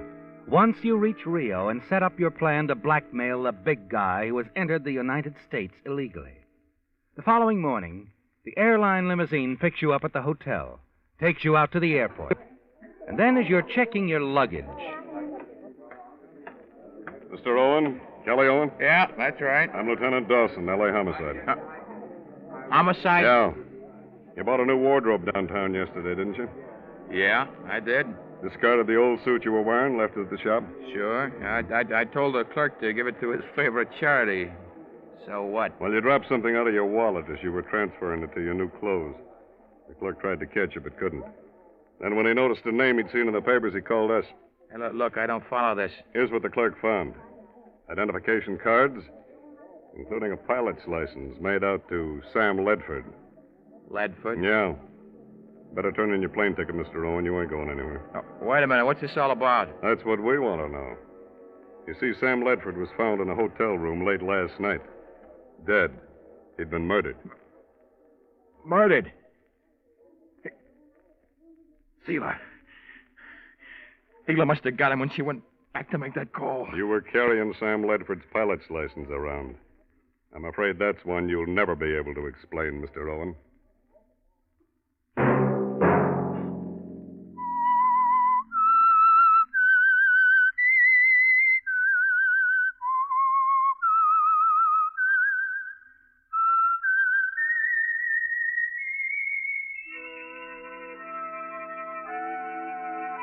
Let that whistle be your signal for the Signal Oil program, The Whistler, each Sunday night at this same time.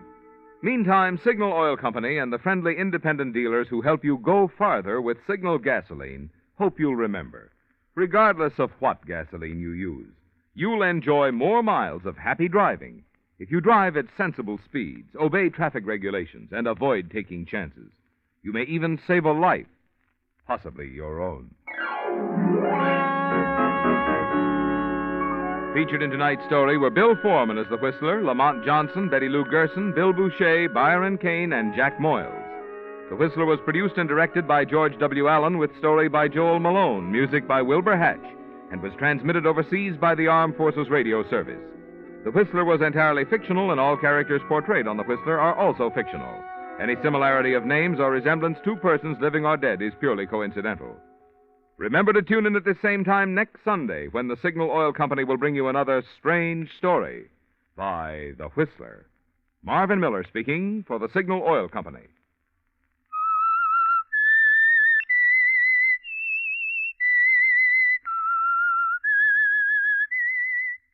S-I-G-N-A-L Signal, Signal Gasoline.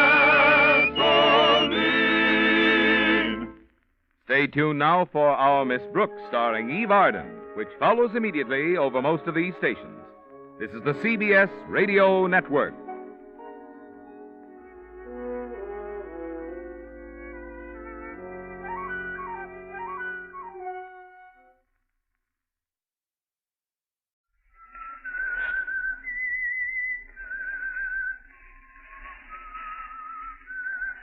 The Signal Oil Company is bringing you The Whistler. Today we will tell you a tale of avarice and greed, the awful price John Hendricks paid for selling his soul to the devil. The story of Death Demands a Payment. But first, if you'll bear with me for a moment, I'd like to make a suggestion about your car, because right now it's a very valuable possession. One you won't be able to replace until 6 months or a year after the war. Keeping your present car running is dependent on current lubrication, more so than most people realize. When you leave your car anywhere handy and just, say, grease it, you're likely to find later that certain hard-to-find lubrication points have been missed. And in these times, even minor repairs can lay a car up for days. If lubrication fails on parts you can't repair or replace, then you're really out of luck. Doesn't seem worth that much worry, does it? Especially when getting acquainted with a convenient signal dealer can relieve you of it. He knows his stuff, uses the auto manufacturer's own lubrication chart in taking care of your car. In fact, checks every lubrication point twice. You see, he's not just an attendant, but an independent businessman in his community, with a genuine interest in keeping his customers' cars in service. I think you'd find it pleasant and profitable to have him count you as one of his regulars. So stop by next week for a really correct lubrication job, or anything else on which your signal dealer can help you out. I believe you'll thank me for the tip. And now?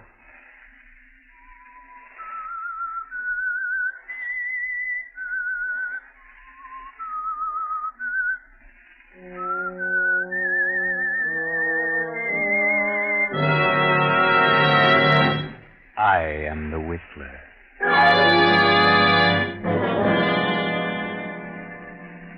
And I know many things, for I walk by night. I know many strange tales, many secrets, hidden in the hearts of men and women who have stepped into the shadows. Yes, I know the nameless terrors of which they dare not speak. A huge, sprawling stone structure surrounded by high gray walls appears against the storm-lashed, lightning-streaked night sky. The state penitentiary. In a cell in this dismal building sit two men. One is John Hendricks, a man of 60, a lifer, sentenced 10 years ago for the murder of his wife and stepson. Murdered Martha and her simple-minded son for the $10,000 she kept hidden in the big house on the outskirts of town. John's cellmate is one Bill Smith, otherwise known as number 1014. Bill has changed in the 5 years he's been here. He's decided to go straight, if he ever gets out. Bill Smith started reading here, reading philosophy and so forth. Bill Smith has changed, but John Hendricks hasn't changed. Not Hendricks, because he has a plan. He has a clever plan in mind. Well, all I got to say, Bill, is that I think you're crazy not to make the trial with me. It's a matter of opinion, Hendricks. It's all fixed. Not a chance of a slip-up. Don't tell me you got the break fixed with the warden. What difference does it make who it is, so long as the whole thing is set? Hendricks, I think you're nuts. They're crazy.